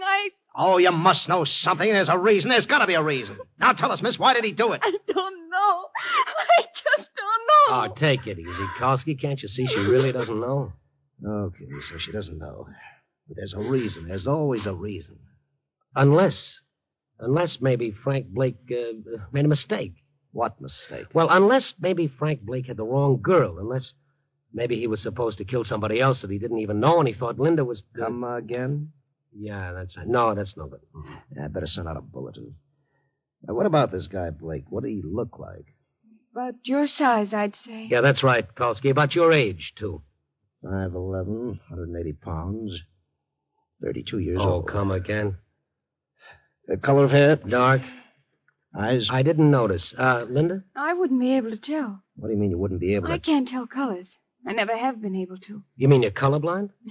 Isn't it stupid? Why, certainly not. It'd be much worse if we couldn't tell the color of your eyes. Thank you. Okay, Miss Johnson. I guess we'll have to take it back to headquarters again. To jail? Oh, now, wait a minute, Kalski. You can't take her back to jail again tonight. She's out on bail. Besides, don't you think enough things have happened to her already? But she's not safe here, Randy. It's just lucky we got here this time. It's for your own protection, miss. Oh, Randy, I'm frightened. You were right. I shouldn't have come to Chicago. Yeah, well, you're here now. Look, Kalski, I know we can't leave her here alone. How about my place? We can drop her off at my place. You'll be safe there, Linda. We left Linda safely locked in my apartment, and then I went back to headquarters with Sergeant Kalski. For the next 2 hours, we looked at pictures, full views and profiles of every mobster who had ever been mugged in the state of Illinois. And then I stopped. There he was, staring right up at me off a card. Frank Blake, only here he was called Frankie Bolano. Recognize him? Oh, yes, that's him. Who is he? Let's see the card. Part of the old Red Machete gang. Never heard of them. Now, wait a minute. Let me look up Machete. Mabel, Mason, Machete. Yeah. Now, do you remember? Yeah, Donald Machete, alias Red Machete, convicted murder, first degree, sentenced life July 1941, escaped June 1949. Shot by deputies while swimming across Des Plaines River. Drowned, body not recovered. Well, he's dead. That doesn't tie in. No. Unless the guy on the train, the guy in Blake's compartment. And they thought Linda had seen him. Well, say he didn't drown. Say he got away. They've been hiding him out for over a year. And now they were moving him. Let me see that card. Height 5'8", weight 160, age 42, hair red, eyes blue, identifying marks, bright red strawberry mark on left cheek. No wonder they thought Linda had spotted him. Only she couldn't have.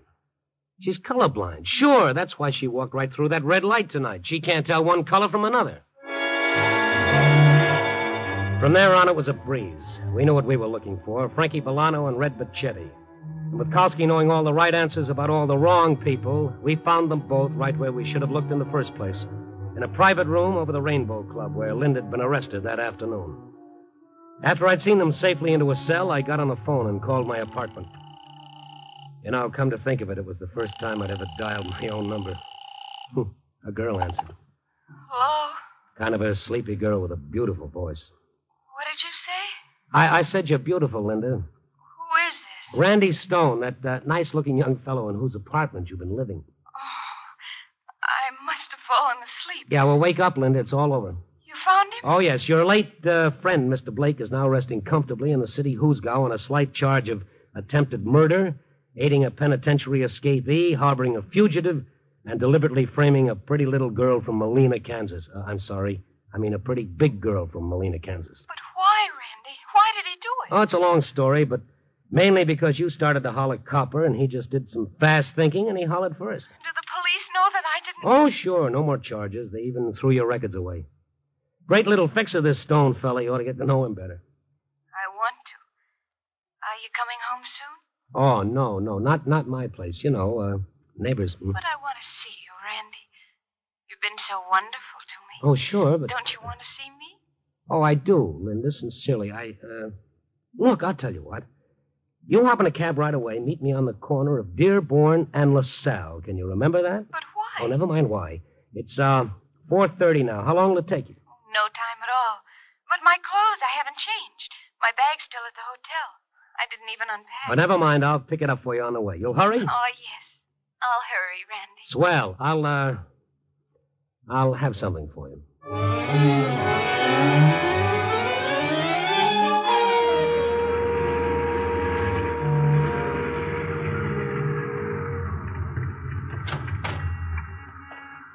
Hi, what kept you? What do you mean, what kept me?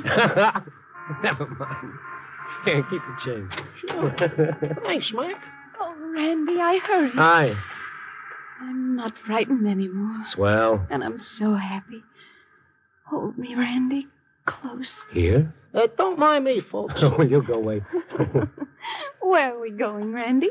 This is it. Right here. But this is a train station. Uh-huh. And you said you'd have something for me. Oh, yeah. Here. A ticket? One way. To Molina, Kansas.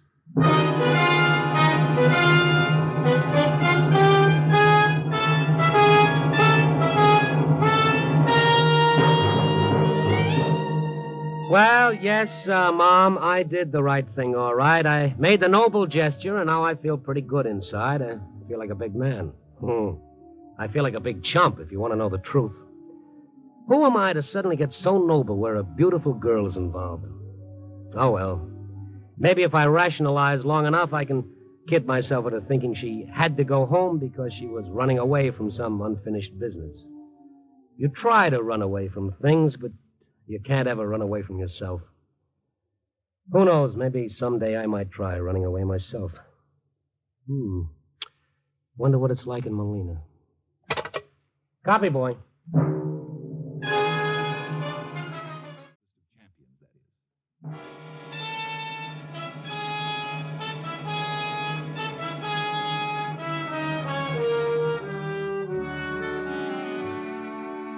You can't keep a finger on a city's pulse without having some of its sweat and tears rub off on you. But sometimes the difference between turning a corner or going straight ahead, opening a door or passing it by, is all that separates safety from danger, horror from happiness, or life from death. Tonight, the difference lay in whether I should or should not get a shave before starting on my nightly tour of duty. I decided on the shave.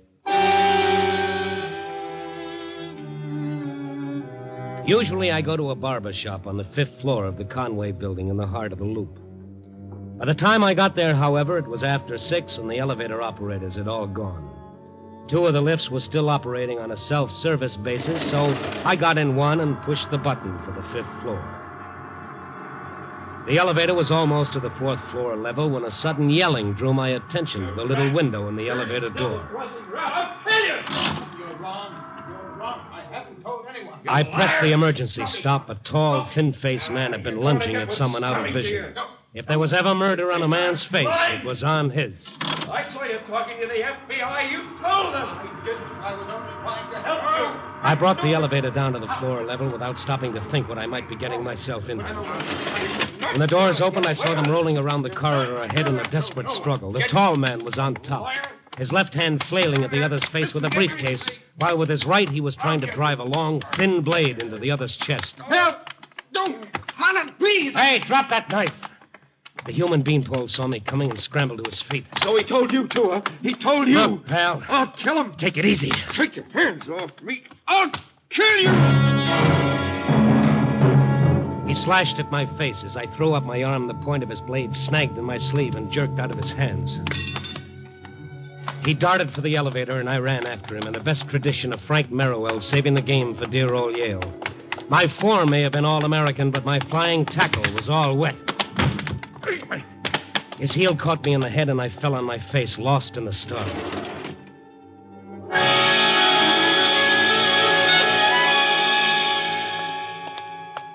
Are you hurt? Oh, no, I'm just stupid. Every time I try to borrow trouble, I always find my credit screwed. Here, let me help you up. I'm terribly sorry. Oh, thank you. I'm all right. How about you? No, he didn't hurt me. Well, he was sure trying. He a friend of yours? Will you come into my office and let me dress that bruise on your cheek? I'm Dr. Reichel. Well, I'm Randy Stone. You better give the police a ring right away. That fella's a maniac. Who is he, anyway? Oh, he's one of my patients. That's my office over there. One moment. Let's not forget our evidence. This knife he dropped. Well, it isn't a knife. It's a letter opener. He took it off my desk. A letter opener? Mm-hmm. Well, that's different. What was he trying to do? Open you with it? Oh, now, please, come in. I'll put something on that bruise and try to explain. Thank you. Let's see. A little methylate should fix that up. Yeah. I can't tell you how deeply I appreciate what you did. Oh, it was nothing. He was only trying to kill you. Will you hold still a moment? There. You see, the man is my patient. A disordered personality. Are you an alienist, Doctor? Yes, my field is psychiatry. Well, from what I saw, your patient is more than a disordered personality. He's a homicidal maniac. And Mr. Stone. Well, aren't you going to call the police? Or do I have to? Oh, please. No, what happened was just an accident. An accident? This hole in my sleeve wasn't made by Moz, Doctor. He tried to knife me, too, remember? Well, only because he identified you with me. Now, it's not too unusual in a case of this sort for a patient to transfer his persecution complexes against the doctor who is treating him. Oh, yes, but... But what happened tonight is entirely my fault. I was so encouraged over certain other developments that I overlooked the extent of his immediate hysteria. So, what happens if he comes back and kills you? Do you get a medal? No, he won't try. Not again. I can assure you. But all I ask is that you don't report this incident. To have him arrested would destroy my chances of curing the poor fellow. Now, you won't, will you? Well, okay, Doc. You probably know what you're doing, I hope. Who is he, anyway? What's his name? Now, Mr. Stone. Please. I'm sorry. Okay, Doc. They say a guy is only as big as the things that annoy him. And he's kind of tough when the annoyance is 6'4" and has a knife that makes him even bigger.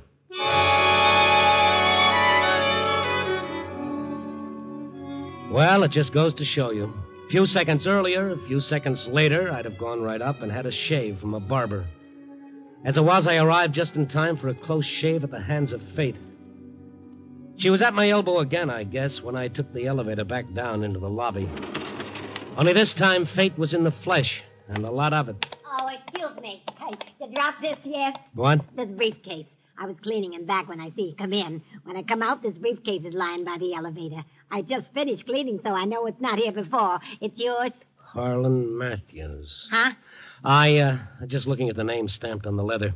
No, it isn't mine, but I know whose it is. It's one of Dr. Reichel's patients upstairs. I'll be glad to go up again and bring it to him. Oh, thank you. I'm late finishing here already.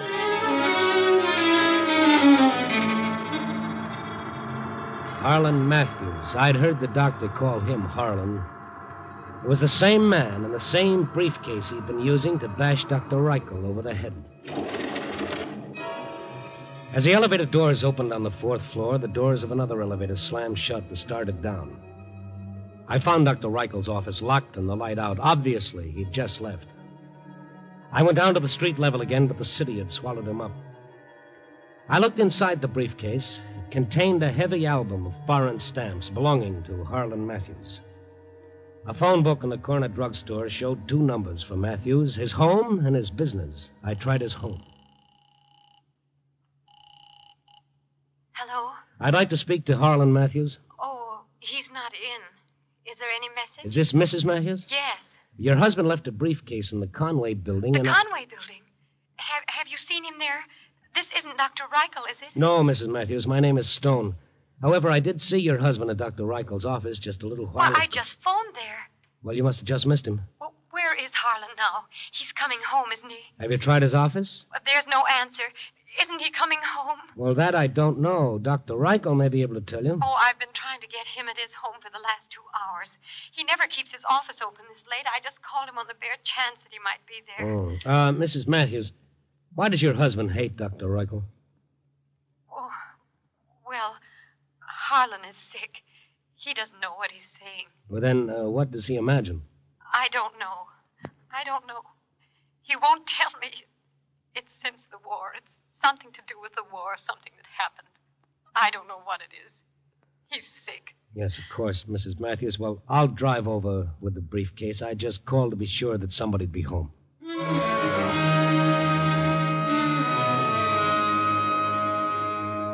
The Matthews lived in a small apartment on the north side.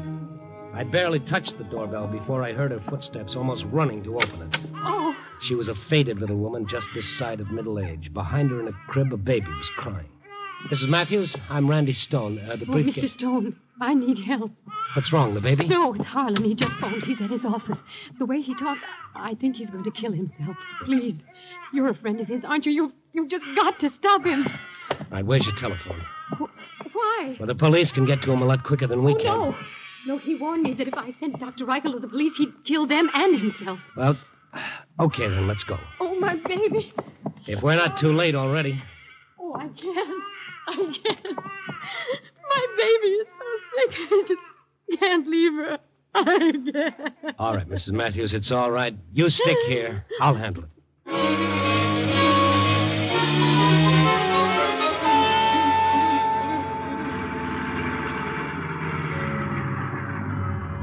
Harlan Matthews' business address was a third-floor shop in a third-class shopping district.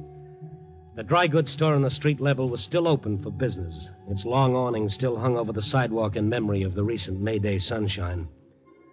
The windows above it were all dark, except one on the 3rd floor. The lettering on it read, H. Matthews, Stamps Bought and Sold. I climbed 2 flights to the 3rd-floor landing. The doors of the stamp emporium were half open. Inside, Harlan Matthews was seated at a desk, his thin, bloodless face seeming to stare straight at me. But the light was in his eyes, and I knew he couldn't see too much. Not until I got inside, anyway. Hello, Mr. Matthews. Yes, what is it? I found a briefcase with your name on it. Huh? Well, where is it? Your wife has it. I gave it to her. You came here just to tell me that? Well, not entirely. Oh, I see. She sent you here. Well, look, Mr. Matthews, you have a... Keep your hands on the desk. Don't do it. Drop it. Drop that gun. Let go! Let go, you fool! I'm using the gun on myself! You're not using it on anybody. Drop it! Drop it! I'll take that. Sorry I had to hurt you, Matthews, but you're a lot better off alive than dead, believe me. Why? So you can arrest me? Arrest you? What makes you think I'm a cop? Don't think I'm so blind that I didn't recognize you when you came in here. You tried to jump me at Reichel's office tonight. Waiting out in the corridor. You think I didn't know what was going on? That Reichel had ratted on me. You've got the doc all wrong. Oh, I have I? As if I couldn't see through this stupid act of yours. You and Dr. Reichel trying to help me, too, aren't you? All I have to do is talk, don't I? Just relax and talk. Well, what would you like to hear? Look, friend, you don't have to tell me a thing. Yes, why repeat what you know already? Dr. Reichel's already told you everything I ever confided in him. What do you want, a written confession that I shot Captain Claney in the back? Well, I did. Write it down. I'll sign it. Is that what you want? If you don't mind. Details? You like details? Look, May 6, 1943, 2 days before we took Tunis, out in patrol. Write it down. I hated him. He was a lousy dog, arrogant, insulting. All right, there it is. Motive, time, place, everything. You satisfied? No, I'm just tired. If you feel like talking, talk to the police, not me. I never saw either you or Dr. Reichel before tonight. My name is Stone. I'm with the Star. If you doubt it, pick up the phone and find out. The papers? Reichel told the papers? Well, you get this into your head and you'll have it in a nutshell. Reichel never told anybody. All I know is what you've just spouted. You sit here like a broken-down ham, dramatizing yourself, dreaming up things that never happened, making like a martyr, feeling sorry for yourself, leaving your wife at home worried sick about you. You got a family to think of. Now go on and get your coat. I'm taking you home. I guess maybe you're right. I've been acting like a fool, haven't I? I'm sorry. You'll feel lots better in the morning, Mr. Matthews. Now, come on, let's go. Yeah. I'll put things away first. May I have my gun? You better let me keep it for a while. Oh, you don't have to worry, Mr. Stone. Not anymore. This note on the table, I was writing it to my wife when you arrived, telling her goodbye. Well, I've changed my mind about dying. Well, we all have our bad days. Shall we go? Yeah. My gun, please. Oh, it's all right, really. Well, okay. Here, I've taken out the cartridges. Souvenirs, you know. Thank you. I'll put away these catalogs. Would you mind closing that window for me? I walked over to the big window facing the street. It was wide open from the bottom. I reached up to close it just as a soft footstep sounded close behind me. And Matthews pushed me over the sill toward the street below. Life, they say, is a continual process of getting used to things we hadn't expected. Like, for instance, getting pushed out of a guy's office window. I hadn't figured Harlan Matthews was that far off the beam, but that, of course, was my fault. From a character as neurotic as Matthews, I should have expected anything. I guess I was out more than a couple of minutes because when I came to, a cop had evidently just arrived on the scene. Voices crowded through my head against a backdrop of pain. I stared up at the moon shining brightly through a huge rip in the awning, and I tried to push myself up to a sitting position. The cop bent over me. Easy now, easy. I'll call an ambulance. Wait a minute. Get Matthews. Who? Harlan Matthews, stamp dealer, 3rd floor. He pushed me. Matthews, eh? Just wait here.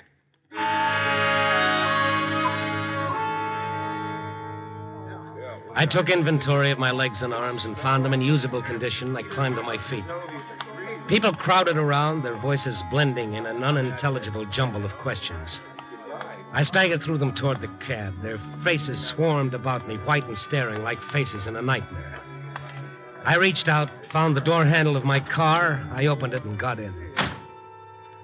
I sat there for a while, trying to reassemble my wits. My head throbbed with pain and my mouth was dry. I wanted a cold drink more than anything I could think of. So I found my keys and drove to the first drugstore I came to. It was the sight of the phone that made me remember Mrs. Matthews. She'd be anxious to know what happened. I had to tell her something. I rang her number. Hello? Mrs. Matthews, it's Randy Stone. What happened? He didn't... No. I got there in time. Oh, thank God. Where is he? Well, I thought he'd be home by now. But he isn't. When did he leave? But not long ago. Well, when you left him, was he all right? Oh, yeah, he was just swell. You ought to see me.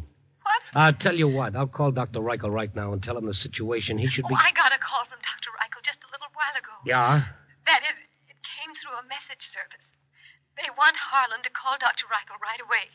I called the doctor's office to find out why, but the doctor's not there. He's not at home either. Well, why does Reichel want to see him? Didn't they tell you? No. The message just said that it was very important.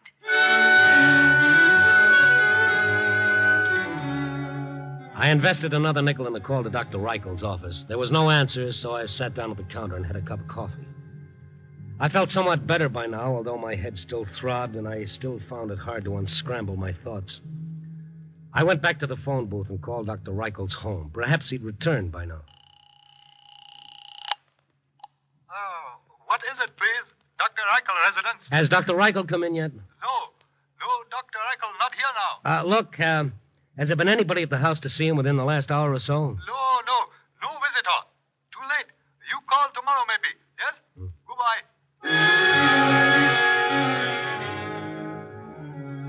I checked with Mrs. Matthews once again to see if Matthews had returned yet. He was still missing. However, since my last call, the police had dropped in. They wanted to talk to him about pushing someone out of a window. Someone who'd driven away from the scene without leaving his name, address, or license number. You were with him, Mr. Stone. He couldn't have done it. Oh, yes. Utterly fantastic. You'd better try to get some sleep, Mrs. Matthews. I'll ring you if I locate him. Good night.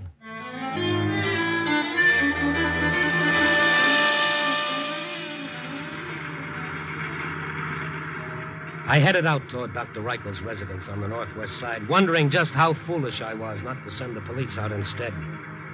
Matthews did more than just pass from mania to depression. He'd made the round trip. The doc had been looking for him, but now he could be looking for the doc. I stepped on the gas.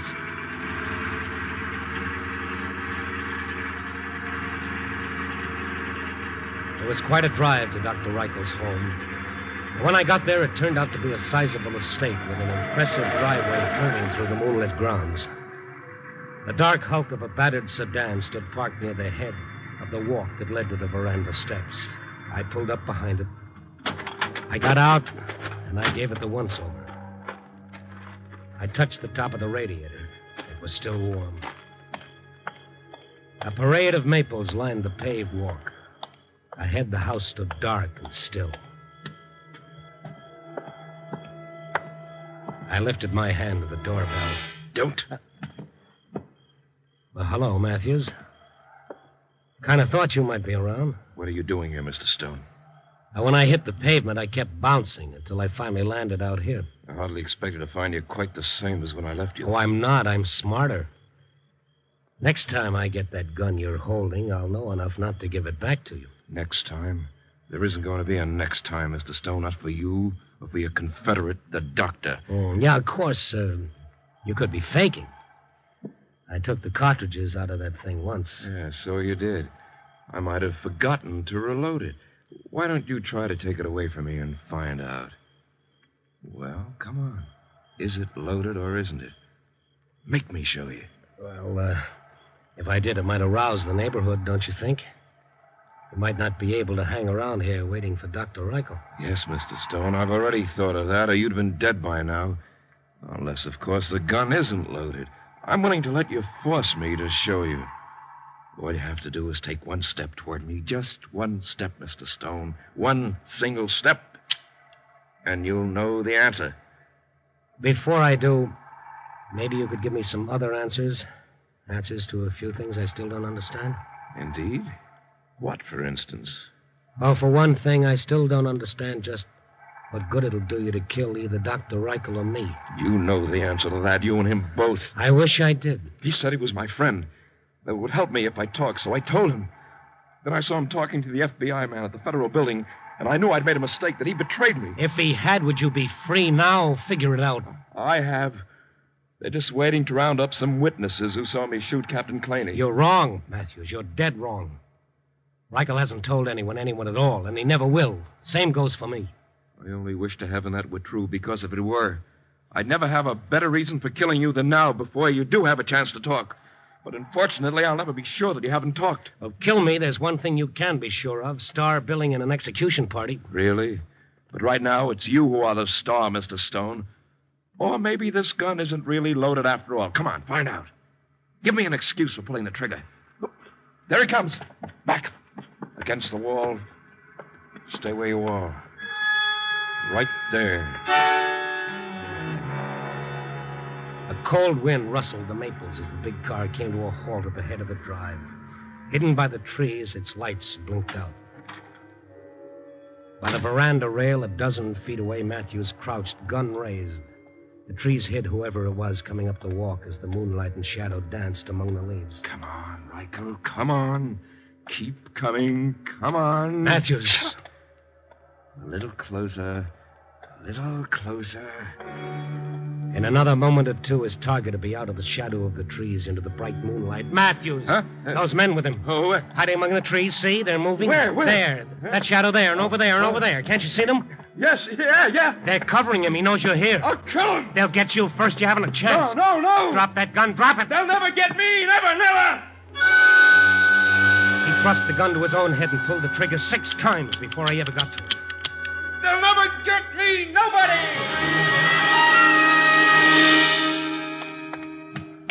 But, Mr. Stone, you mean he was trying to ambush me with an empty gun? Yes, Doctor. Then he tried to blow out his brains with it. Oh, poor fellow. Looks to me like he's gone off his trolley, but for good. Look at him lying there, groveling in the dirt as though he were trying to hide. Or dig himself in. Yes, he's living a moment of the war all over again. Harlan, stop it. Stop it. Denusia, May 6, 1943. Well, how did you know? He told me. I guess Captain Claney got his revenge after all. What do you mean? Well, he shot Claney in the back and thought he got away with it, but look at him now. Oh, Mr. Stone. This whole nightmare in the poor fellow's mind started when he observed me making an inquiry at Army Information Headquarters here. I was trying to locate the one man who could cure him. Who? Captain Willard Claney, of course. What's that? But the reason I arrived here so late is that I've been wandering about looking for Matthews. I wanted to tell him that I finally succeeded. I found Claney. You mean that... The man's alive and well, working in a bank in Spokane. I spoke to him tonight on long distance. Well, that's one for the book. Matthews must have just wounded him and then thought that he... Matthews didn't even hit him. He didn't hit him? Doctor. Wait a minute. Harlan. I think he's aware. Harlan, do you hear me? Dr. Reichel. Did you hear what I said? Captain Claney is alive. You didn't kill him. Do you understand? You did not kill him. You're lying. No, I can prove it to you. Now, we can call him up. You can speak to him yourself. He's alive. No, I shot him. You thought you shot him, Harlan, but you missed. You missed. No, I saw him drop. I saw him, and he dropped. Oh, yes. Claney dropped all right, but not from your bullet. No. When I spoke to him on the phone tonight, he said that the only wound he received was a shell splinter in the chest. Why, he doesn't even remember a sergeant named Harlan Matthews. What? You're joking. No, Harlan, it's the truth. I didn't kill him.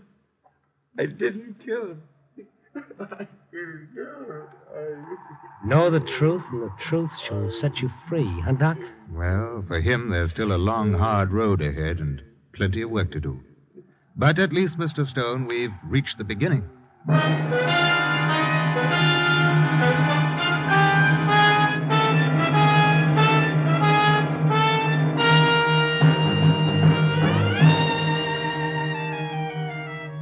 Well, dawn is just around the corner, and the city lights are going out street by street, like the lights in some people's minds. Yes, they say the truth is a great mental healer. And I guess it is, if you can bear to face it. Okay, so let's face it. Copy, boy.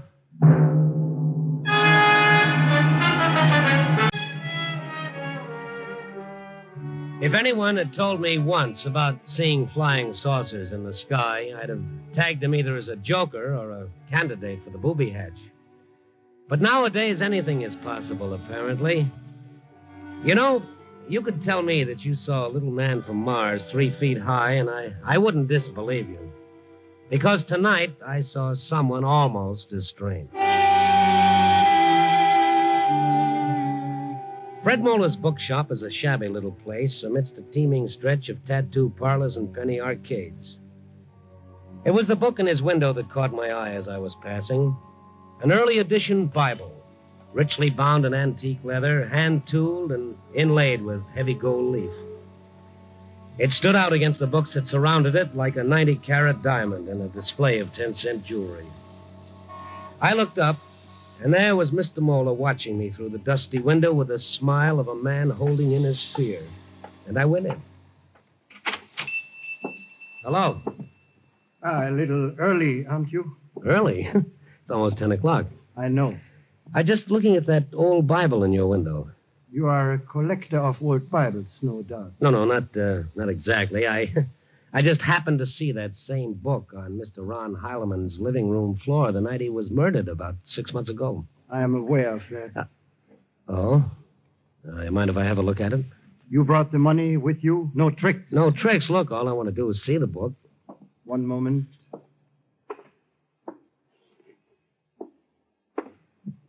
How much do you want for it? The price is still $50,000. 50? Are you kidding? I said no tricks. We've already agreed on the price. Oh, you've got your wires crossed. I haven't agreed to anything. Who do you think I am, anyway? Aren't you the man? The name is Stone, Randy Stone of the Chicago Star. Oh, a newspaper reporter. I'm sorry, Mr. Stone. I thought you were a messenger from one of my customers.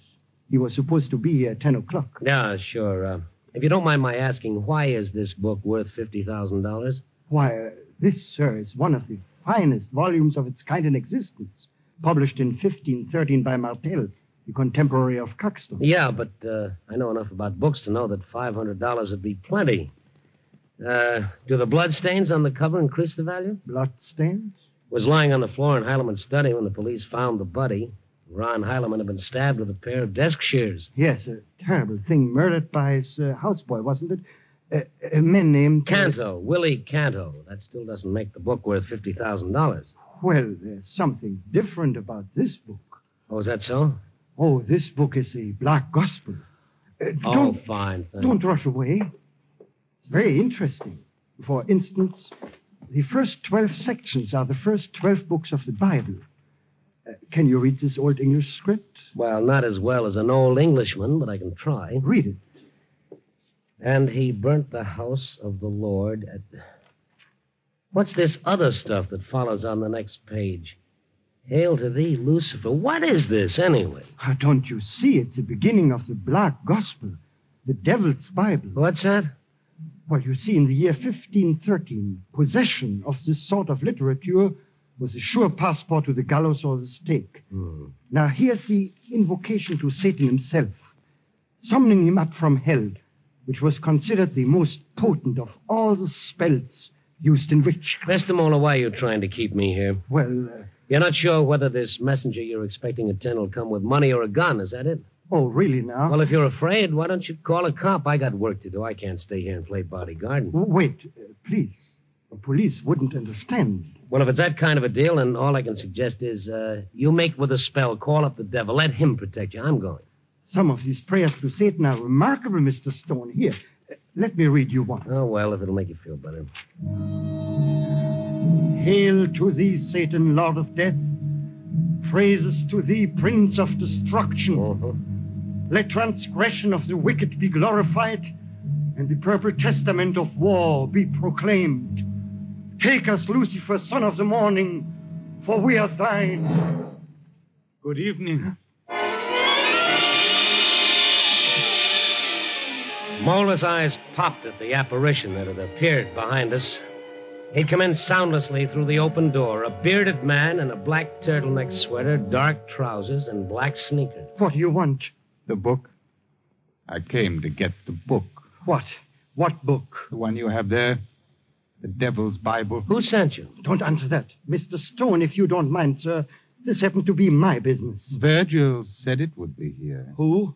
Virgil, my guy. Who are you? Mr. Stone, I'm going to close in a few minutes if you don't mind. Good night. Oh, so this is your messenger. Now it's time to get rid of me. Is that it, Mr. Mola? What's your name, pal? Dante. Dante. Did you bring the money? Money? What money? Well, this doesn't look like your $50,000 to me, Mr. Mola. I need no money. Get out of here. Now, wait a minute. Dante, what's your last name? I am Dante Alighieri. The 14th century Italian poet who wrote the Divine Comedy. Now, he's a madman. Yeah, but he writes like a dream. It was Virgil who took me to purgatory. My Beatrice led me through paradise. We walked with the angel. First it's a newspaper reporter, now it's a lunatic. Princes of hell, Zamiel, Asmodeus, and Apollyon, they are powerless before me. Their testament is mine. Now give it to me. Get out of here. I tell you it's mine. Mine. Take your hands off it. Easy, Danny. Let go. That's better. Now, get out! The fawn in the turtleneck sweater left reluctantly, looking back over his shoulder as he eased out the door and slipped off into the night. And as I watched him go, I had a funny feeling that somewhere, sometime, I'd seen that strange, thin face with the high cheekbones and the pointed ears before. I headed for the garage to pick up my car. I wondered where he'd gone and where he'd come from. And then suddenly, there across the street, leaning against a lamppost, staring back at the light still shining in the bookshop window a block away, I spotted him. I stepped off the sidewalk and hurried toward him. He turned abruptly, and I called, "Hey, Daddy, wait!" But he fled into the darkness.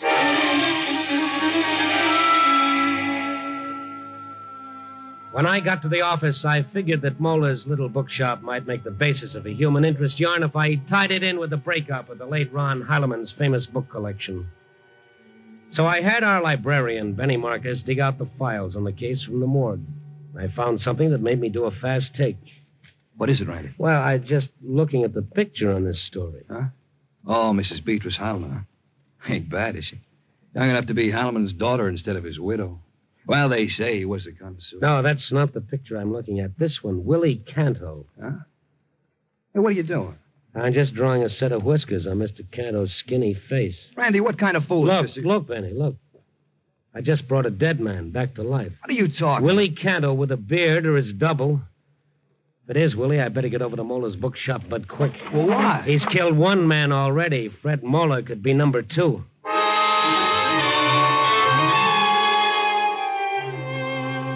I'd have called the police if I hadn't been afraid of raising a false alarm, which proves that silence is sometimes a poor substitute for brains.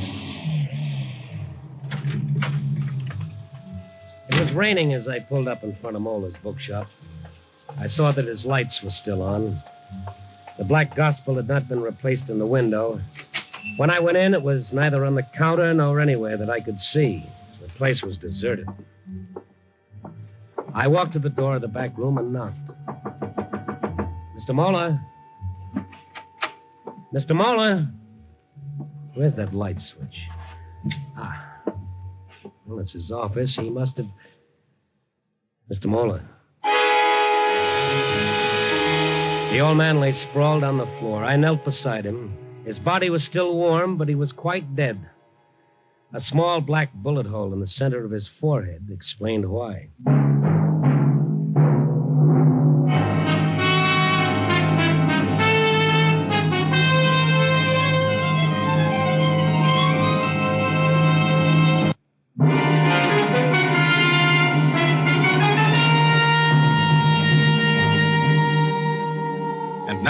Back to Night Beat and Randy Stone. When Willie Canto showed up at Old Man Mola's bookshop, I didn't recognize him at first. After all, he was supposed to have drowned himself after he killed his boss, Ron Heileman. I hurried back to the bookshop and found that Mr. Mola was dead, a bullet through his head, and the book he'd been trying to sell for $50,000 gone. I reached for the phone. The phone is dead. You must have cut the wire. Yes, I did. Oh. Willie Canto. My name is Dante Alighieri. Oh, yes, I remember that. You've been standing behind the door all this time pointing that gun at me? Yes. Now, look, Dante. Don't come any closer. I must kill you. Why? You usually kill your friends? You're no friend. But I am. Oh, then why did you plot to harm my Beatrice? Beatrice? Oh, yes, Dante and Beatrice. I forgot. You've made spells against my Beatrice, but you are finished. You must die. The book can't save you now. Now, wait a minute. Let's talk some more, Dante, old boy. So you've got the book, huh? No. Virgil has taken it. Virgil? Oh, sure, Virgil, of course, your guide through hell and purgatory. Where is he now, on the Chinatown at night run? That's enough of talk. It makes my head hurt. Yeah. You must die. You don't want to kill me, Daddy Chum. If you killed me, you'd be a murderer. No. You'd never see paradise with Beatrice. You'd go to hell. No. Give me the gun, Canto. No. We stood facing each other about 12 feet apart while he struggled with himself. I couldn't afford to wait. A little pressure on that trigger, and I'd be featured in the obituary column. I tensed for a spring, and then... Willie Canto's gun hand fell to his side, and his dark eyes were suddenly filled with tears. I stepped forward and took the automatic from his long fingers. I should kill you, but I cannot. I cannot. Oh, don't feel too bad about it. I don't. Now, let's get on out of here and go for a little drive. The fresh air will do us both good.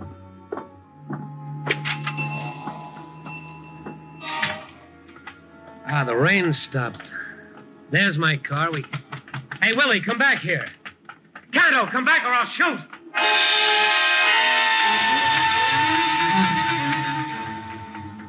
I wasn't going to, of course, but on the bare chance it might give him pause, I pointed the gun to the sky. The shot seemed to give him jet propulsion. He dived into an alley and vanished. I turned around, headed back toward my car. I got there just as a couple of prowl cars pulled up behind mine. Down. Oh? Well, Sergeant Black. No, it was you who called the police. Why didn't he give you a name? You bashful or something? I haven't had a chance to call anybody yet. Well, somebody called. He said that some guy just killed the fellow who runs this bookshop. What are you doing with that gun? Oh, don't look at me like that, Buzz. It belongs to a fellow who was found dead in the river 3 months ago. Well, who gave it to you? He did. Huh? What are you talking about? Willie Canto, the fellow who killed Ron Harlan. He's as big as life, and he's twice as crazy. You're the one who's crazy. Everybody in the Harlan household identified Canto's body. His wife, his secretary, John Talbot, the butler, the gardener. So they made a mistake. Then we better go out and have a talk with Mrs. Beatrice Harlan. If Canto's on the loose, he may be planning to call on her. Mind if I come along? The Harlan estate featured a lot of formal gardens, 2 or 3 guest cottages, and a mansion about the size of Mount Vernon. The only thing that could have made the interior more early American was a stuffed Indian over the mantelpiece. Tears shimmered in Beatrice Harlan's lovely violet eyes as Sergeant Black told her what had happened. Oh, poor Willie. I guess I was wrong when I identified that body as his. But even John Talbot, my husband's secretary, thought it was he. I don't want to alarm you, Mrs. Harlan, but there's a chance Canto may show up here. Oh, but Willie wouldn't harm me. Why, he was always devoted to me. He was devoted to your husband, too, but look what happened. I still can't believe it. My husband was so kind to him, so gentle.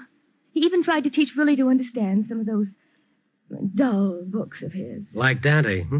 Dante? Why, that was my husband's nickname for Willie. How did you know? Willie thinks he is Dante. Oh? Ron was always giving people the names of characters in his books. Sometimes I don't think they were very complimentary. But I was never too sure. Who was Virgil? Virgil? Yeah. Well, I don't know. Wait a minute. That's what he called his secretary. John Talbot? Yes, Mr. Talbot. John Talbot, Virgil. I suppose he doesn't work here anymore. Well, yes. I've needed him to help me wind up my husband's estate. There were so many things to be done. Why? Does he live here on the premises? Yes, but he isn't in town now. Poor man's been working so hard cataloging the rest of those books that I told him to take a week off. He left yesterday. I see. Where'd he go? He mentioned something about fishing in Minnesota. Well, thanks, Mrs. Harlan. Homicide will probably talk to you about this further, but in the meantime, keep your doors and windows locked, just in case. Oh, I'll be careful. Thank you.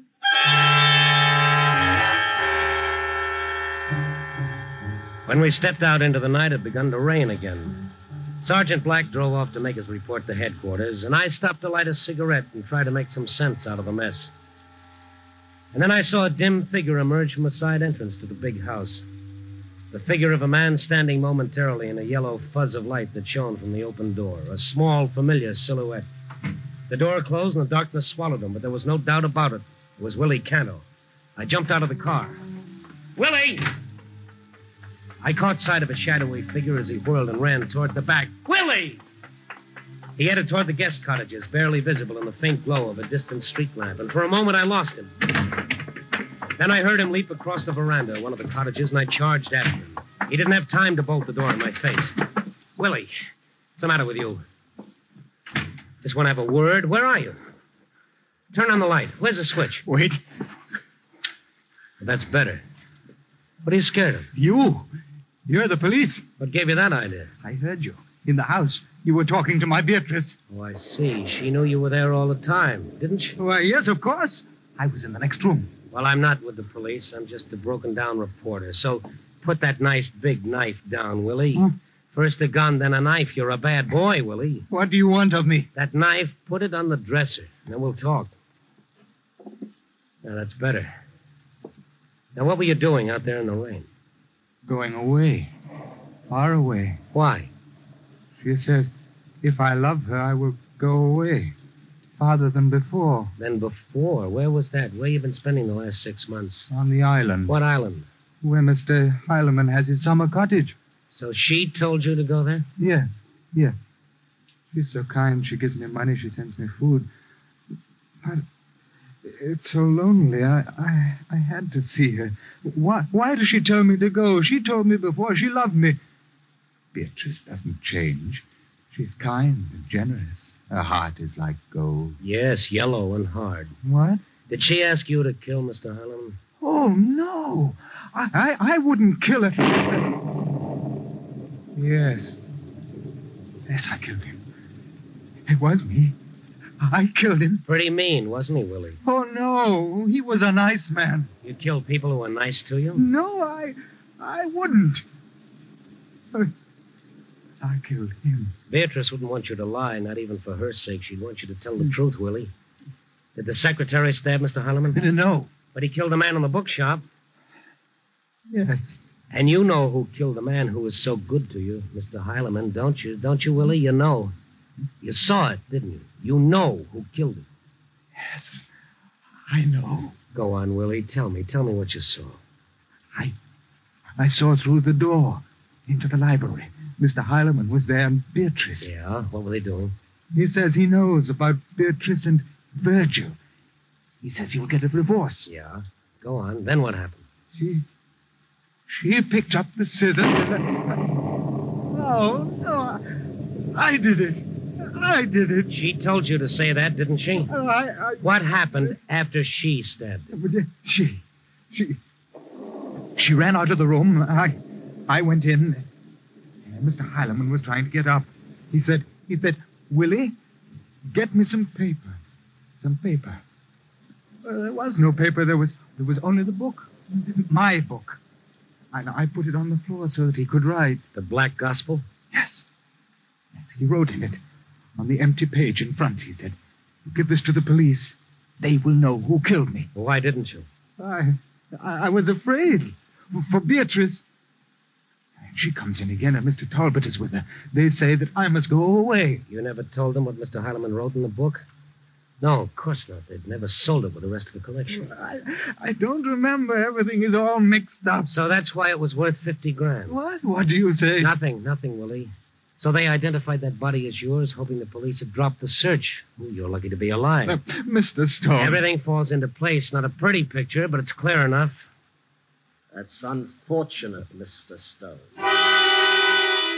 It was our old pal, John Talbot, the secretary. He stood in the open door of the next room, framed against the darkness.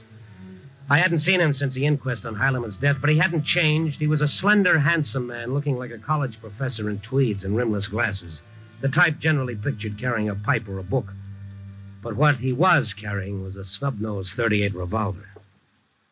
A touching little tale, Willie. Virgil. Does that gun mean I should have knocked before entering? Opportunity is always welcome, Mr. Stone, whether it knocks or not. Opportunity for what? To dispose of an unforeseen problem. Oh, meaning me, I suppose. Meaning both of you. It's Beatrice. Her footsteps. John, it's all right. They've gone. I've been waiting for you. Oh, Mr. Stone. Willie. Beatrice, I was going away, but Mr. Shut Stone... the door. John, what is this? Why the gun? It seems that your faithful Dante has been talking to this newspaper fellow. What? Rather extensively, I'm afraid. Willie, have you gone crazy? Oh, Mr. Stone wouldn't harm you, Beatrice. You wouldn't touch her, would you, Mr. Stone? Not without gloves. What did he tell you, Mr. Stone? That lunatic. And you believe him? John, is that why you're holding a gun? You fool. What does it matter what Willie said about me? There's no proof. You consider yourself safe just because I destroyed that wretched book. Oh, no, my dear. That's not enough. I've got to silence them. Throw away that gun! Let go of me, you little fool. This fellow knows too much. I can't stand anymore.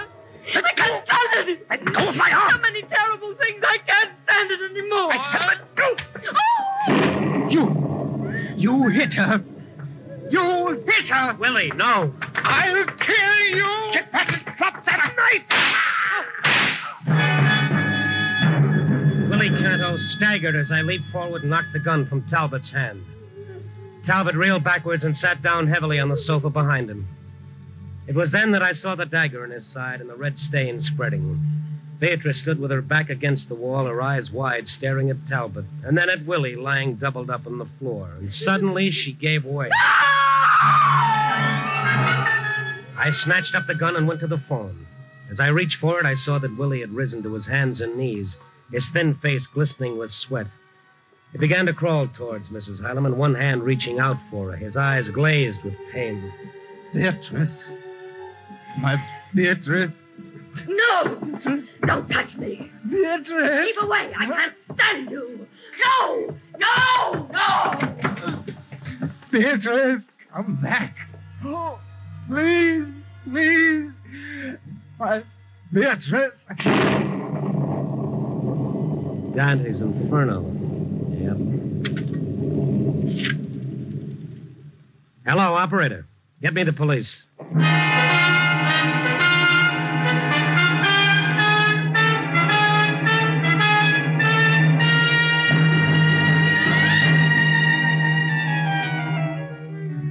Well, the clock hands are converging on 4, pinching out the last hours of the night. The rain has stopped and a new moon is out. No lover's moon, but thin and curving. Like a knife or a dagger. The curved dagger that Willie Canto used. Poor Willie. He wasn't the first who was betrayed by what he thought was love. Love is like eating mushrooms. You don't know whether it's the real thing until it's too late. Oh, well. Copy, boy.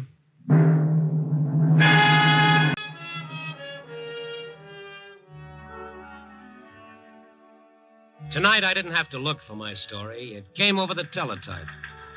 A few lines of cold, impersonal print that told that a man had died. Charles Keller died today in the state penitentiary. Keller served 14 years of a 20-year sentence for armed robbery.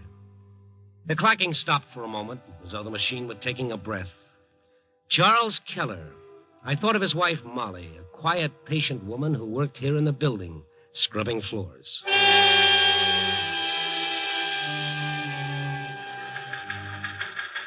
Then the teletype started up again, writing a finish to a man's life. Keller died, still denying any knowledge of the $65,000 payroll robbery, a sensation of 14 years ago. Keller's death deepens the mystery of the money, which was never recovered. Well, that was all about Charles Keller. The teletype faded as I walked from the room to the elevator and down to the lobby. Tim, the night watchman, came toward me. Evening, Mr. Stone. How are you, Tim? You're starting out kind of early, ain't you? I guess so. Where's Molly? I know. When I come on tonight, she wasn't here. Why? Her husband died today. Yeah, I heard it. Who's going to scrub the floors if she don't show up? Who'll scrub the floors? Well, there's the sanitary viewpoint. She didn't send word, sick, or anything like that? Not that I know of. She just ain't here, that's all. Okay. You know where she lives, don't you? Sure. Now, the first night she's missed in 14 years.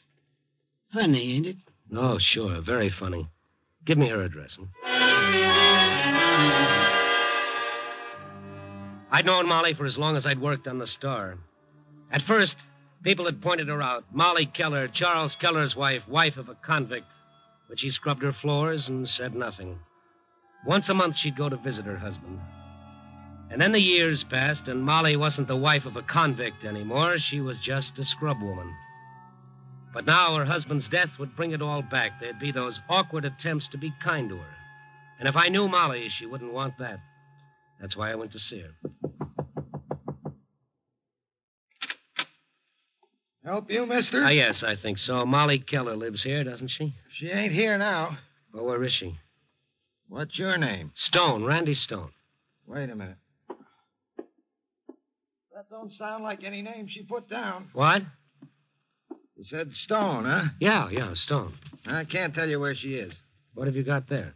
Oh, nothing you want. Now you go away. I gotta get some sleep. Yeah, in a minute. Look, I'm Randy Stone, Chicago Star. Here's my press card. I don't care about that. Molly gave me $50. She did what? Mister, you ain't one of the names, so I can't tell you where she is. But I'm a friend of hers, and I've got to see her. Her husband died today, and I... Oh. I didn't know that. Well, you do now. Tell me where Molly is. Well, Molly, know about her husband? I don't know. Oh. Okay, but when you see her, don't tell her it was me that told you. All right. Where is she? Lake Drive Hotel. Who? The Lake Drive? Are you sure? You asked me, I told you. Now, that's all. The Lake Drive Hotel, swank and plush. Visiting royalty had to show their crowns before they could get in. So I went there. I walked through the lobby, past the diamonds and the furs, and up to the desk where a clerk with a Harvard accent and a Vassar personality looked me over. May I help you, sir? Yes, I think so. I'm looking for a woman named Molly Keller. Is she registered here, sir? I don't think so. Molly Keller is, she's a scrub lady. I beg your pardon? A scrub lady, one of the great army of working people. I suggest you try the servants' entrance. You forgot the sir. If you'll excuse me. Yes, this is important. I want to find Molly Keller. The servants' entrance? You're wasting the springtime of your youth repeating that. Now, all you have to do is go to the phone and check with the employees department, find out if there's a Molly Keller working there. Very well. One moment, please. Thank you. Hello. This is the desk. Is there a scrub woman working here named Molly Keller? Thank you. Well? There's no one here by that name. Maybe she used the name Mrs. Charles Keller. Sir? Mrs. Charles Keller. But we have a Mrs. Charles Keller registered here. Registered? Certainly. In the Royal Suite. The Royal Suite? When did she check in? Really, sir, I cannot give out information about our guests. Yes, all right. Will you call her, tell her I'd like to see her? One moment. I must check something first. I hate to see you patter back and forth on your delicate little feet. What's up now? Your name, sir? Stone, Randy Stone. Well, I'm sorry, sir. That is not one of the names Mrs. Keller gave me. She gave you a list of names, too? No one but these three men were to be shown up under any circumstances. Well, ask her if she'll see me, Randy Stone. She knows me. Very well, sir. One moment. The clerk went to the desk phone. I told myself the woman in the Royal Suite couldn't be Molly Keller, not at $100 a day plus tips. I half expected the clerk to come back and tell me Mrs. Charles Keller didn't know me. Mrs. Keller, there's a gentleman here to see you. No, not one of the three. But he says his name is Randy Stone. Yes, Mrs. Keller, I'll send him up. Mrs. Keller will see you, Mr. Stone. The Royal Suite is 4A. The elevators are in the alcove to your right. Thank you. The elevators are... Oh, thank you. I'll walk up. The air might clear my head.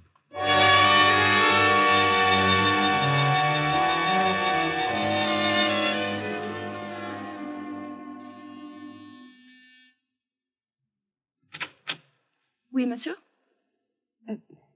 Oui, monsieur? Oh, I'm sorry. I'm Randy Stone. Mrs. Keller? Oui, Monsieur Stone. You will please come in. Thank you. I will tell Madame Keller you are here. All right, Colette. I heard him. Oui, madame. In there, monsieur. The sitting room. Thank you again. Hello, Randy. Hello, Molly. Will madame wish me any more? No, I'll call the service desk when I need you. Merci, madame. How'd you find me, Randy? Did I? But you're here. Yeah, I know. I'm here, but are you? What do you mean? What do you think I mean, Molly?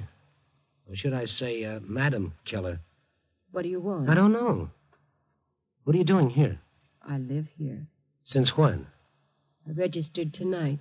Uh-huh. That clears up the whole thing. You just walked in here and registered at $100 a day plus a French maid. What is all this? Please go, will you? Yeah, in a minute. This came over the teletype about an hour ago. Charles? Yeah. They notified me. You're not going up there? Charles is dead.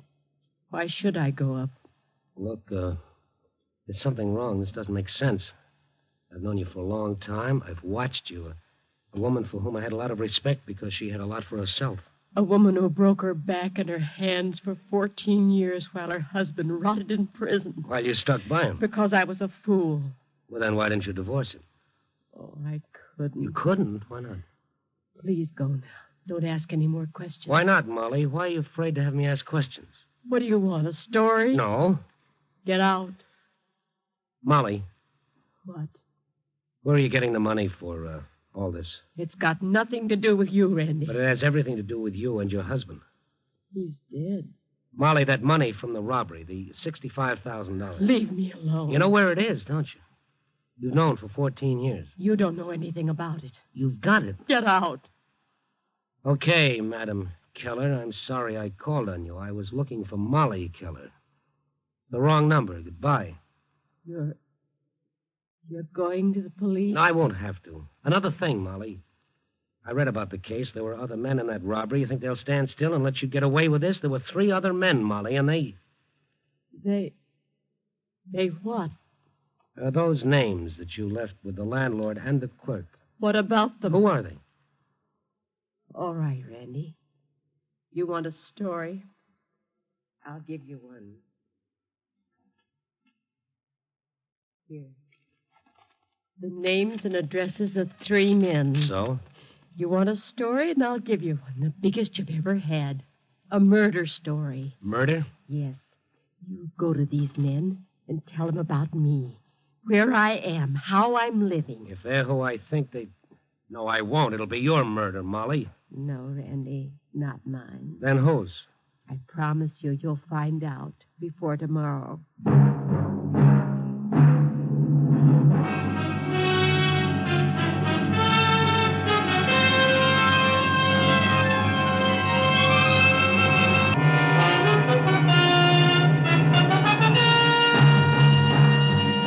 And now back to Night Beat and Randy Stone. That was all I got from Molly, a piece of paper with the names and addresses of 3 men written on it. I left her, I headed for the street, and I walked around thinking. A couple of times I started to toss away that paper, but it stuck to my fingers. A couple of times I headed for the precinct police station and stopped. What did I have? 0. What could I get? A story, she said. Okay, Molly, let's see. The first address took me to a Harry Campbell, a gimlet-eyed pool hall tout. I interrupted his game. Newspaper, huh? Well, what gives? Let's get away from the table. Say it here, Mr. Stone, ain't it? Uh-huh. Okay.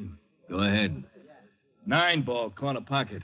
This is about $65,000 and Charles Keller. You missed the shot, Harry. It was an easy one. Yeah.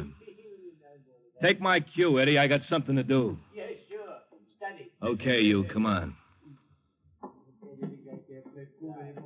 Now, what was that you said? $65,000. Keep going. 14 years ago, there was a payroll robbery. The money from it was never recovered. Somebody has it, Harry. Why tell me? I thought you'd like to know. Why? Charles Keller said he didn't get the money. Oh, now, look, you come in here, give me a fast chorus about 65 G's I don't know nothing about. But you're interested. Anybody's interested in that much dough. That's what I mean. What's your angle, Stone? How come you found me? How come you knew where to find me? Molly Keller told me. You don't know her, huh? No. Well, I thought maybe you did. Anyway, I interviewed her at her suite at the Lake Drive, and Where? The Lake Drive Hotel. She's registered in the Royal Suite, French maid and all. Yesterday, she was scrubbing floors. You better go, Mr. Stone. Okay. I'll see you around, Harry. Yeah. I'll be waiting up for you.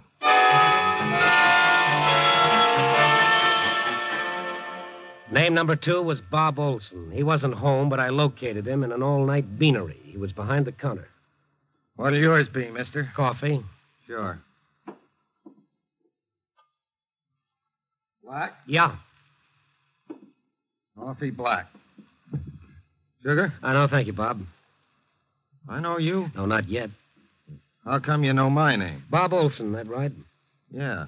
How'd you know? Oh, psychic, or maybe Molly Keller told me. Huh? I just come from Harry Campbell. I don't know him. Nor Molly Keller? Never heard of her. Uh-huh. You just don't know the right people, Bob, or you'd know all about $65,000. Bob Olson played it straight, too, but there was the same look in his eyes I saw in Campbell's, hard and nasty. I left him with the same information I'd given Campbell. And then I headed for the third name on the list, Jim Humphreys.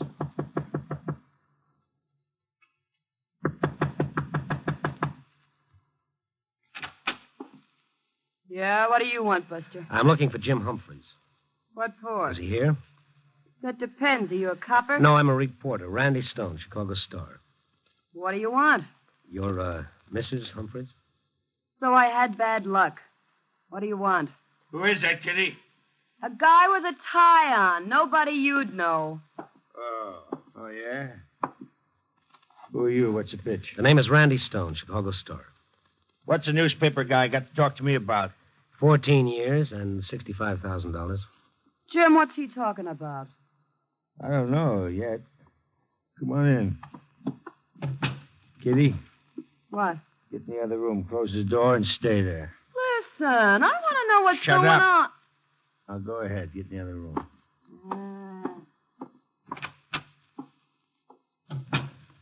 Now, what's with you, Stone? Charles Keller died in prison today. That mean anything? No, never heard of him. Never heard of his wife either, huh? No. Hey, what are you doing? Looking around. This isn't the best place in the world, is it, Jim? It's good enough. 1/4 of 65,000 is about 16,000. You didn't get anything, did you? I don't know what you're talking about. Oh, everybody is innocent. Olson, Campbell. You know them, Jim? No. Well, I guess Molly Keller sent me on a wild goose chase. Molly Keller? Yeah, she's living at the Lake Drive. For 14 years, she scrubbed floors while her husband was in prison, but now she's... Jim. Get back in there. I ain't. You heard what this guy says. The Lake Drive Hotel. She's living there. You flathead, shut your trap. I won't. Do you hear me? I'm telling you, get back in that room and stay in there. I've been living in this crumb joint. Look at me. Mister, you look at me. I am kidding. So I'm ugly, No, huh? not at all. No, I ain't. But I gotta live in this trap. Me, I could have had lots of things, but I ain't. I've been taking this guff because he tells me that someday... Keep it shut, I tell you. Keep it shut. I've been keeping quiet for long enough. For 5 years I've been keeping quiet because you told me that someday I told you. Now get out of here. Get in the other room. Now, wait a minute. Keep out of this, you. Kitty, you heard me. Just a bird in a cage. And not a gilded one. Mister, I don't want to hear nothing else from you. Now, you got a couple of seconds to get out of here before I slap you all over the neighborhood. Now, what do you say? Oh, it's clear. Okay, so long, Jim. Come back again, and I'll kill you. Well, there I had it. 3 men who knew about the robbery, who'd like to get their hands on the money, but who had to stay undercover and keep quiet until... Until what? The answer to that lay with Molly Keller, and I wanted the answer. 20 minutes later, I was back at the Lake Drive Hotel. This time, I didn't go to the desk. I slipped through the lobby, up the stairs, and down the carpeted hallway to Molly's suite.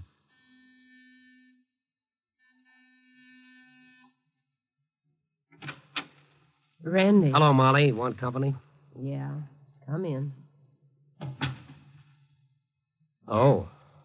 You've already got company. Take it easy, Stone. Yeah, guns forced me into a sort of composure, Olson. Molly. Thanks, Randy. Thanks for sending him here. Sit down again, Molly. Of course, Harry. Now, once more, where's the dough? You expect me to tell you, Bob? You will or else. Molly, if you got any sense at all, you'll tell them they can't get away. I know. You're crazy. Why did you let them in? I wanted to. Bob Olson and Harry Campbell and Jim Humphreys. Where's Jim? Never mind him. Now, listen, Molly. You ain't going to get hurt if you know where the money is. No. Molly. First one, then the other, like 2 jackals. I knew they'd come, Randy. Where is it, Molly? Not yet, Harry. There's still one more to come. Jim Humphreys. When he gets here, I'll tell you. You'll tell us now. No. And if you kill me, you'll never find out. Will you? You'll never find out. You had to make a deal with each other. Now wait and make one with Humphreys. Randy, What do you want? how long ago did you leave Jim? 20 minutes? He should be here by now. We ain't waiting, Molly. We ain't waiting. Campbell, you Stay sitting stone. Watch him, Bob. I am. Molly, we ain't kidding. We ain't kidding. All right, Molly. It's no use, Harry. You can do anything you want to do. You won't find out anything until Jim Humphreys gets here.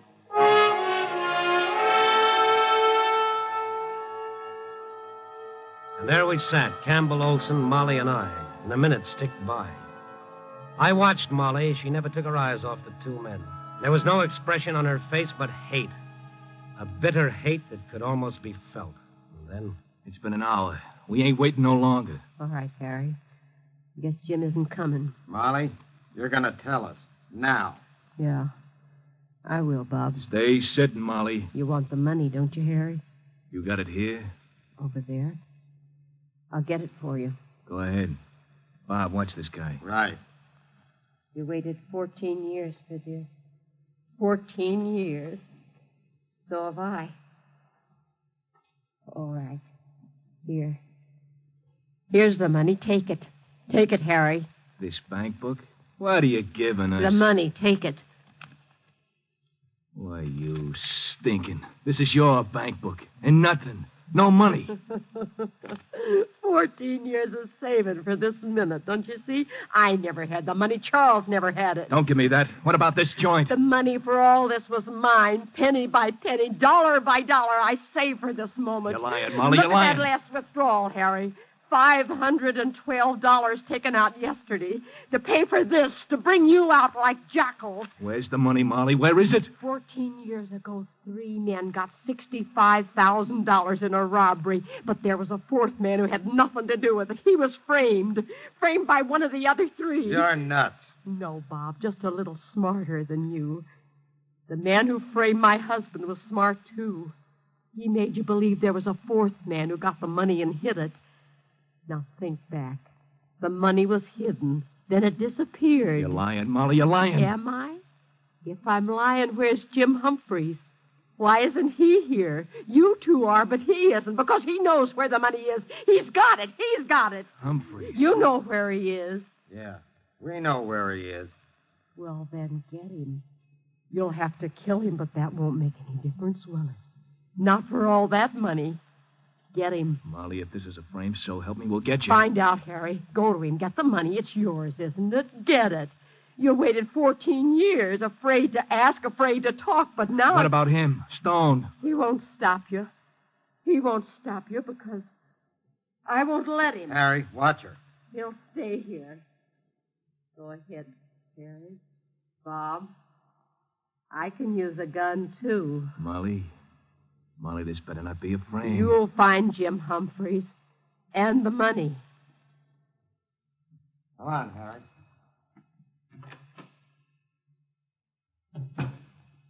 I guess you would shoot me, wouldn't you, Molly? If I have to. And this is my story? Yeah. Please don't get up, Randy. You're sending 2 men out to kill a third. Why? Because this is what can build up inside of a woman for 14 years. It'll help your husband, won't it? Don't come near me, Randy. So Jim Humphreys will be killed. What about you? You're as much a murderer as they'll be. And glad of it. Molly, give me that gun. Let me call the police. No. It's not too late. It's always too late. It was too late for Charles. He died. No one helped him because he had a record. No one believed him. It's not too late, Molly. Don't, Randy, don't. Killing will help, won't it? One man's death will bring back those 14 years, won't it? It'll make everything all right. Oh, sure, an eye for an eye.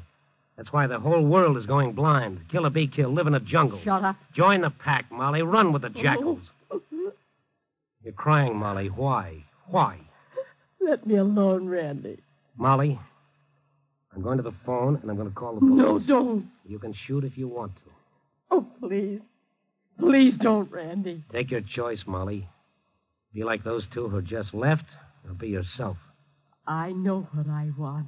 What I've waited for. Yes, 14 years you've waited. It's a long time, Molly, a long time to build up an act of violence. One that can't bring back a single day or change a minute that's gone past. You got what you want. Those 3 men live in fear and hatred, mistrust and suspicion. Now, tonight, you gave them in 1 hour the bitterest pill they could swallow, the realization that they've wasted 14 years. You didn't. You knew. That 1 hour is all you need. Go ahead and shoot if you want to, Molly. Hello, get me the police, quickly. All right, Randy. All right. Welcome back, Molly.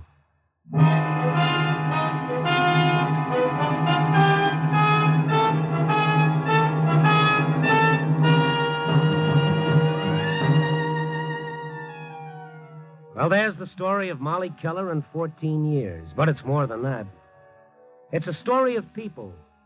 Mix them up all you want, put them in any situation. And what they do depends on what they are inside. You can't change that. Maybe it's all to the good.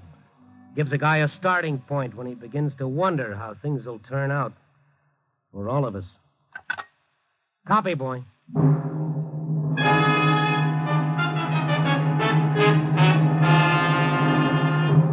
You are listening to Night Beat on the Wheaties Big Parade. And here's our star. The theatrical district at night is a river of light, flashing marquees, and gay crowds. But through it flows a deep current of hunger and disenchantment, illusion and hope. Yes, hope, forever dying, but never quite dead. There was hope, a strained, threadbare hope on old Max Saracen's face as I crossed Randolph Street and saw him buttonholing Charles Kelsey. Kelsey's a play producer, currently more famous for the frequency of his marriages than those of his stage hits. As I strolled up, Max had one hand on Kelsey's arm, his gaunt, bearded face eager and anxious. You should have notified me, Charles. I certainly would have appeared at the tryouts if I'd known they were being held. Surely it's not too late. I'm sorry, old boy. Oh, hello there, Randy. Hiya, Charlie. Hello, Max. Charles, listen. You know my work. Remember my performances in the Theatre Guild Shakespeare Festival. Me King Lear, me Richard III were acclaimed as the Max, greatest. yes, but that was over 20 years ago. And it was I who asked that grand old man of the theater, Frank Gaydosh, to take you on as an assistant. If it weren't for Can't me... you understand? Henry IV has already been cast. What do you do with a fellow like this, Randy? Henry IV? Don't tell me Shakespeare on Randolph Street. Why not? In modern dress and a few sensational innovations that I promise you, Randy, will make Chicago sit up and take notice. Well, maybe you got something, Kelsey. I promise you they will sit up and take notice, Charles, if I do King Henry for you. It cannot be too late. Oh, you said yourself it'll be... Max Saracen paid no attention to me. His haunted eyes were fixed on Charles Kelsey, and his tall, angular figure towered over us as he pleaded with the producer. The old actor had a single-track mind, sorry, Max. but I could see that as far as Kelsey was concerned, it was going in the wrong direction. It embarrassed me to hear him plead with Kelsey, for the old man had once been great. Shakespeare's kings from Priam to Claudius. I've said all I've got to say to you tonight, Max. Now, if you'll kindly remove your hand from my arm... I'm not asking for any major part, Charles. The part of the king is fairly minor in this play, but it was made for me. Max, for the last time... Charles, please, I need it. Oh, you relic, you. Do I have to use force? Oh, cut out the rough stuff, Kelsey. Don't! Move! Stay! Hold!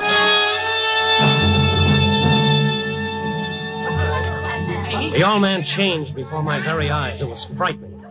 He was suddenly a giant, taller and broader than I'd ever seen him, the stoop in his back gone and rage blazing from a face of iron.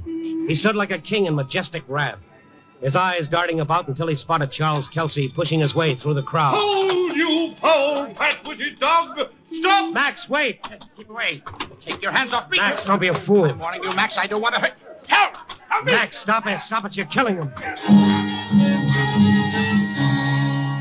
Max staggered back as I drove my shoulder into his chest, and Kelsey dropped to the pavement, still kicking. I hurried Max across the street where my car was parked and took off just as a cop showed up. When we got out of traffic, I headed out Sheridan Road along the lake.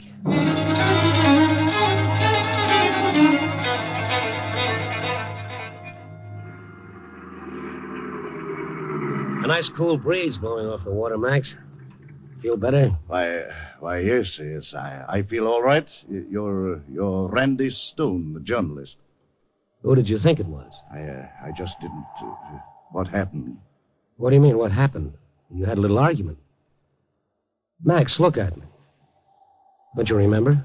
Oh, what time is it? Wait, it's nearly 8. Oh, I'm late. How could I have forgotten? What? I was going to see Mr. Kelsey, Charles Kelsey, you know, the producer. Oh, I see. He's opening with the production of Henry IV. You've probably heard about it. Yeah. Now, look, Max, why don't you join me in a bite to eat at Mr. Joe's? What do you say? Why, what time did you say it is? It's about 8. 8.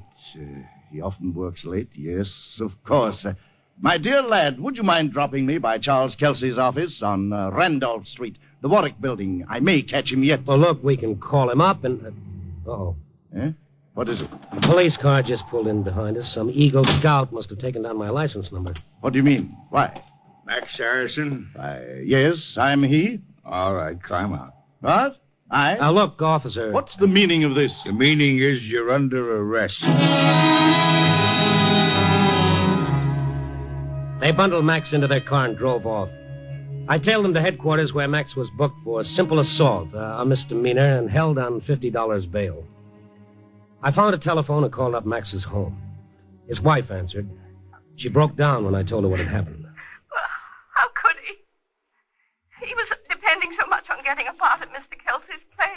It meant everything. Well, Max isn't well, Mrs. Saracen. The quicker you get him to a doctor, the better off he'll be. I can't. I haven't got $50.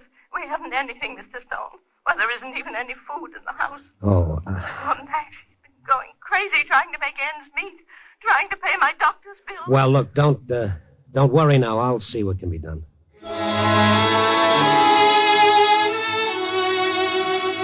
Well, what could I do? Not much. So I went to the office. I touched a few of the boys for a 5 here, a 10 there, until I had it.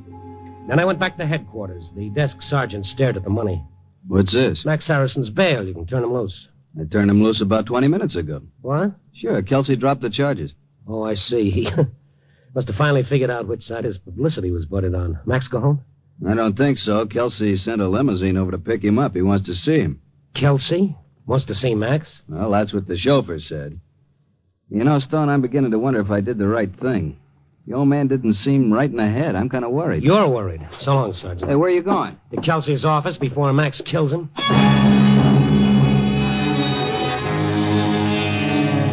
I couldn't imagine why Charles Kelsey would want to tempt fate by bringing Max to his office. But whatever the reason, I was too fond of the old actor to have him run the risk of killing a man. I rushed to the Warwick building, went up to the 10th floor where Kelsey maintained his offices. I was about to go in when the door jerked open. Max Saracen shuffled out, pushing past me blindly, and I grabbed his arm. Hey, Max. Eh? Oh, Randy. What is it? What happened? Huh? Oh, nothing. Why? What did Kelsey want to see you about? He offered me a job. A job. Max. Yes? What kind of a job? Playing a part. What kind of a part? I can't tell you.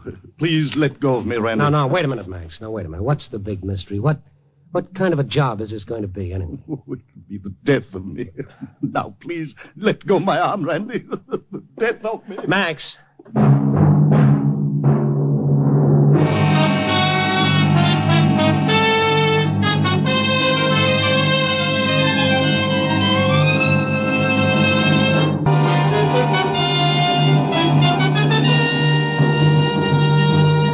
And now, back to Night Beat and Randy Stone.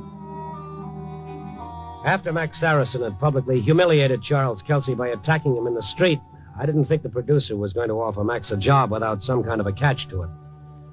And when Max emerged from Kelsey's office, I could see by his face that I was right. The old actor was crushed. I barged into Kelsey's office to find out for myself and to warn him that he was playing with dynamite. Mr. Stone, no man or woman, for that matter, can cross me with impunity. I keep books and I settle all accounts. Every slight, every blow, every insult. I keep a record of them all, Mr. Stone. I overlook nothing, and I repay with interest. What satisfactions they're getting even with someone who doesn't even know what he did to you? You expect me to believe that? Your mind is so narrow it squeezes right through the facts. I'll remember that. I wish you would. Max is a sick man. Now, what kind of a job did you give him? Now, let's have it. Take your hands off me. I asked you. Why is he so upset? Disappointment, what else? He wanted the part of King Henry. All I could give him was the job of understudy. Understudy? Then why the secrecy? The old ham fancies himself another Barrymore. He doesn't want it known that he's had to accept the part of a mere understudy. It's quite obvious, isn't it? Just when is this show going to open? Oh, in 3 or 4 months, I imagine. You satisfied? Now get out. Yes, I'll be happy to, just as soon as you tell me who's going to play financial angel to your Shakespearean clam bake now that your wife has separated her bankroll from it. My wife and I have suffered long enough from the malicious lies of scandalmongers like you, Mr. Stone. Oh, yes, I know. What about that well-known scandal sheet, the court record? That separation suit was faked, I suppose. Mrs. Kelsey has reconsidered since then. Oh, well, congratulations. You stay married to her long enough, you too can be in the social register. The social register. I'd express an opinion on that point, Stone, but not to you. My wife's passion for blue blood is a foible outside the realm of this discussion. However, if it helps convince you that we've solved our differences, you might note that we're entertaining tonight with a little reception in honor of Count Raphael de Guidio. Oh, where did Max go when he left here? How do I know? Now will you get out of here? Yes, with pleasure. I need a little fresh air.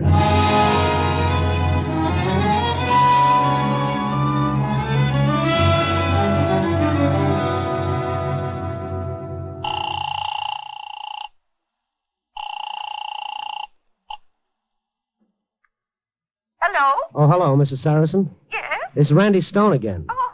Has Max gotten home yet? No, he'll be home late. He's dining out. What's that? He called up a little while ago. I guess you know what happened, don't you? It was awfully generous of Mr. Kelsey. The whole thing was a mistake. He never meant to have Max arrested. But I do appreciate your concern for Max. It was good of you to call me. Look, who is Max dining with? Well, with Mr. Kelsey at his home. He wants to discuss a part with Max for his Henry IV. It's a wonderful break. Just what we've been hoping for. Max was all choked up with emotion when he told me about it. It's about time. Poor darling.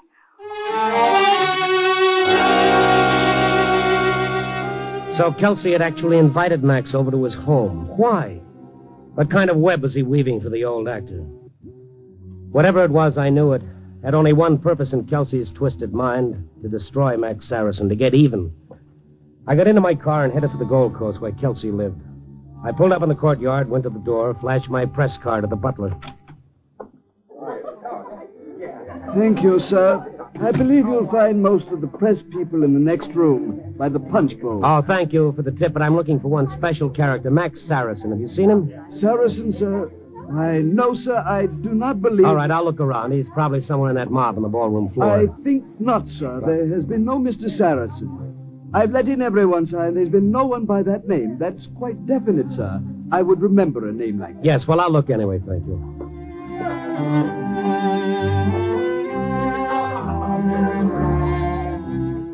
I shouldered my way through all that soup and fish, feeling as conspicuous in my everyday clothes as a burglar at a policeman's convention. Where was Max? I glanced from one face to another. There must have been nearly 300 of them there. Was he in another part of the house? Had he come in by another entrance? I couldn't be sure. Kelsey was nowhere to be seen either. If he was alone with Max, there was no telling what would happen. I spotted Mrs. Kelsey over with a group of females clustered about the guest of honor. I was heading in her direction for information when a voice behind me brought me up short. Stone! Well, what are you doing here? I'm slumming, Kelsey. Where's Max? I know he was coming here. Charles. Well, it's about time you were arriving. Whatever's been keeping you? I've been tied up at the office, and then I had to get dressed. Oh, Edith, this is Mr. Stone, the Chicago Star. My wife. How do you do? How do you do? Charles, the Count has been here for quite some time now. Come on and meet him. Hurry. Kelsey, as soon as you're through, I'd like a word with you. Mr. Stone, you really should meet the Count Raphael de Guidio yourself. He's just arrived from Barcelona, and he's truly one of the most delightful and charming gentlemen I've ever met. A true aristocrat. Yes, it'll be a pleasure, I'm sure. This way. Oh, poor man. Just look at him over there behind those palms. Where? I don't see him. Over there, in the midst of all those women. They're simply devouring him. Oh, Count Raphael. We'd better go round. Here he is. Oh, Count Guidio. Signora Kelsey. I am... Oh. The Count de Guidio stood staring at me. A red ribbon of honor, 3 medals decorating his magnificent dress coat. In fact, any way you looked at him, he was a magnificent figure of a man with a magnificent snow-white Van Dyke beard, every inch an aristocrat. Except, of course, he wasn't the Count de Guidio at all. He was Max Saracen. My husband, Charles, Your Highness. It is indeed a pleasure, Mr. Kelsey. I have been looking forward to this for a long time, Count. Yes, indeed. And Mr. Stone. Randolph Stone, Esquire. Oh, yes, I'm sorry. The Count d'Egidio. Mr. Stone is a journalist. Well met, Mr. Stone. Well met. I have always admired the gentlemen of the Fourth Estate. To hold a mirror to our life and times is a profession requiring discretion, understanding, and perhaps the ability to say less than one knows. Why, Count Raphael, you're a philosopher. Yes, I see what you mean, Your Highness. Silence, even for a journalist, can be golden, Mr. Stone. Yes, golden. It can also be yellow. Oh, I see Commodore and Mrs. Dwight Vredenberg have just arrived. Will you excuse me, please? I'll bring them over. All right, what goes on here? What's the idea? Randy, please. I'm paying him well for this.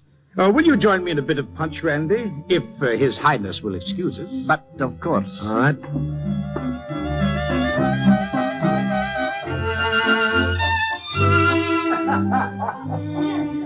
Come on, have a glass of punch, Stone. It isn't too bad. You won't get away with it, not after the morning edition. After tonight, Stone, the more you expose me, the better I like it. You know, it occurs to me that I should have invited you here in the first place. Your present fits you very nicely. What are you trying to do? Teach my wife a lesson. Come on, I do say. Have some punch. No, thank you. I've already tasted it. My dear blue-blooded wife will get the lesson of her life. Kelsey, why don't you see a psychiatrist? You do need a drink, old boy. Yeah. Is there a real Count d'Egidio? I suppose there must be. Naturally. He was due to be here tonight, but I received a wire at my office saying that his plane was grounded en route from Miami, Lisbon, and Point Cease. So, not wishing my dear wife to be disappointed... Oh, Charles. Yes? Oh, I'm afraid the Count isn't feeling very well. Oh, dear, I suppose it has been an awfully hard trip. He has to leave. Oh, that's too bad. I'm sorry. Where is he? In the hall. I've had Perkins bring him his things. Oh, it really is too bad with the evening so young.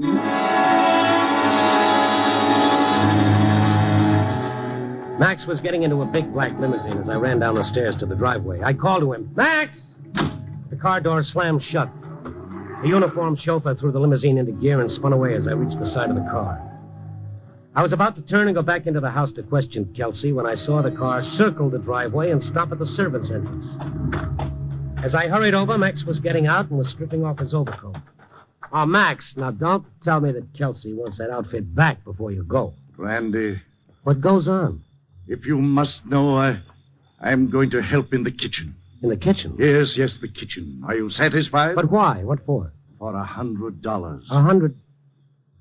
How much did you get for playing the Count? Also $100. But I don't get it until I earn the second $100. But why? Why would he pay $100 for a dishwasher? I don't know, but I've got to do it, Randy. I need the money. You might as well know it.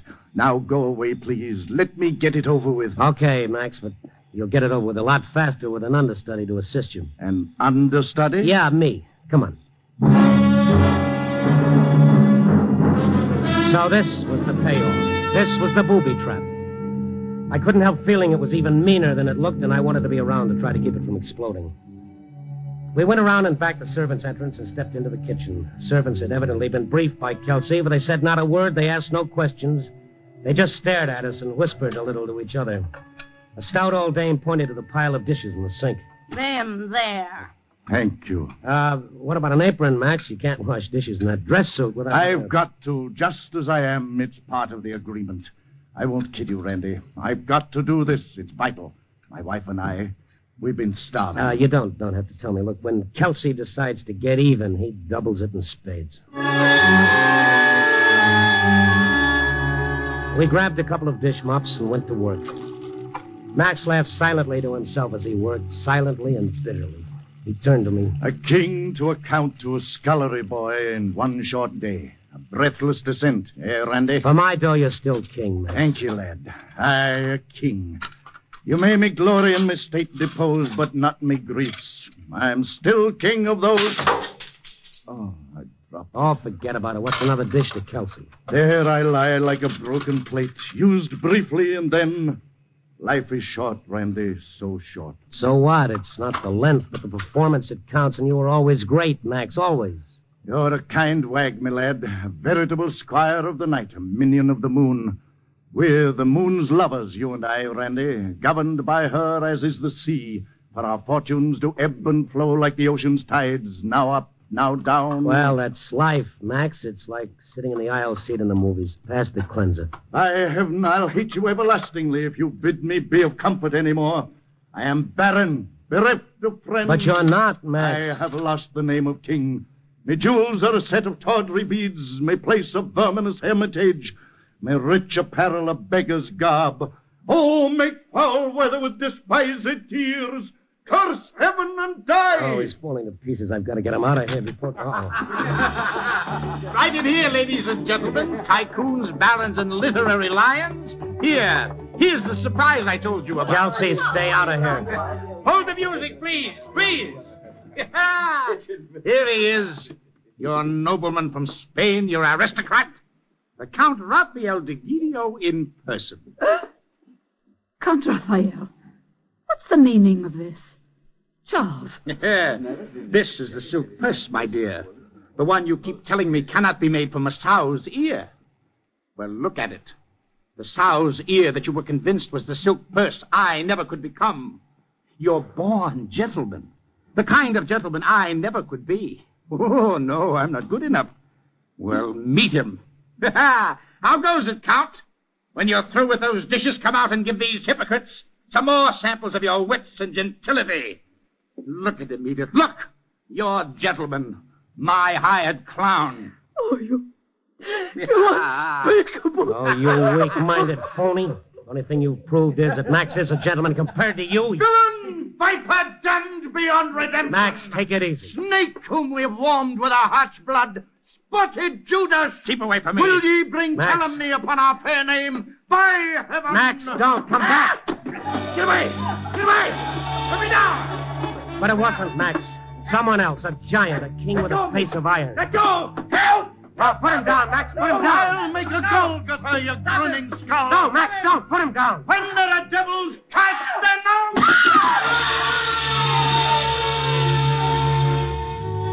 Max had lifted him over his head and hurled him through the window to the street below. I clutched his arm and half dragged, half pushed him out of the door and down the stairs to the street. I got him into my car and we drove about for a while. He sat beside me, staring ahead lifelessly, as he had once before that night. The power and the majesty had gone out of him. He was just a tired old man once more, talking to himself without making a sound. I stopped in front of a drugstore. I got out and found a telephone. I dialed the Kelsey residence.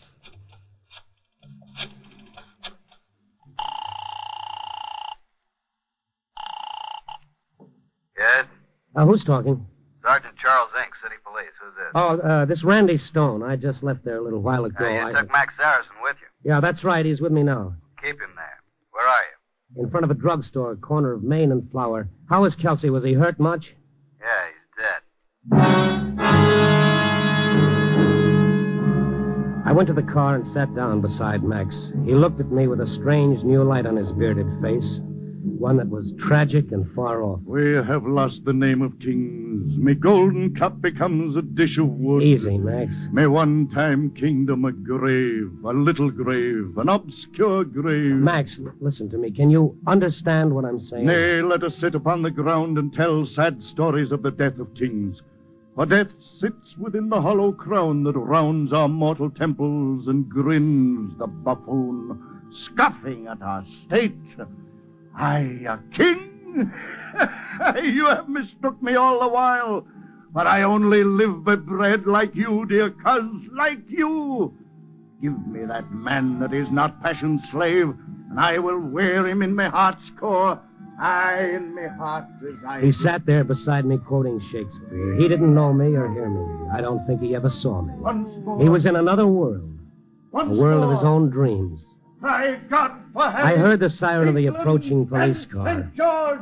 And I know that though his body still lived, Max was gone. The king was dead.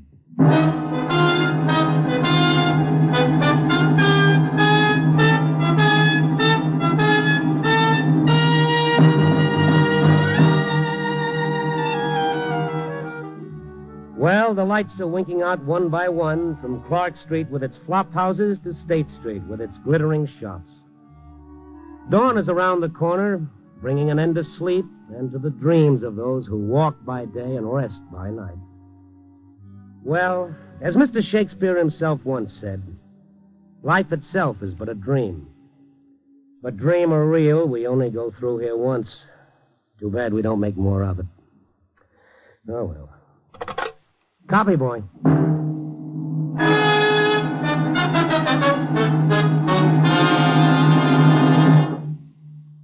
And here he is.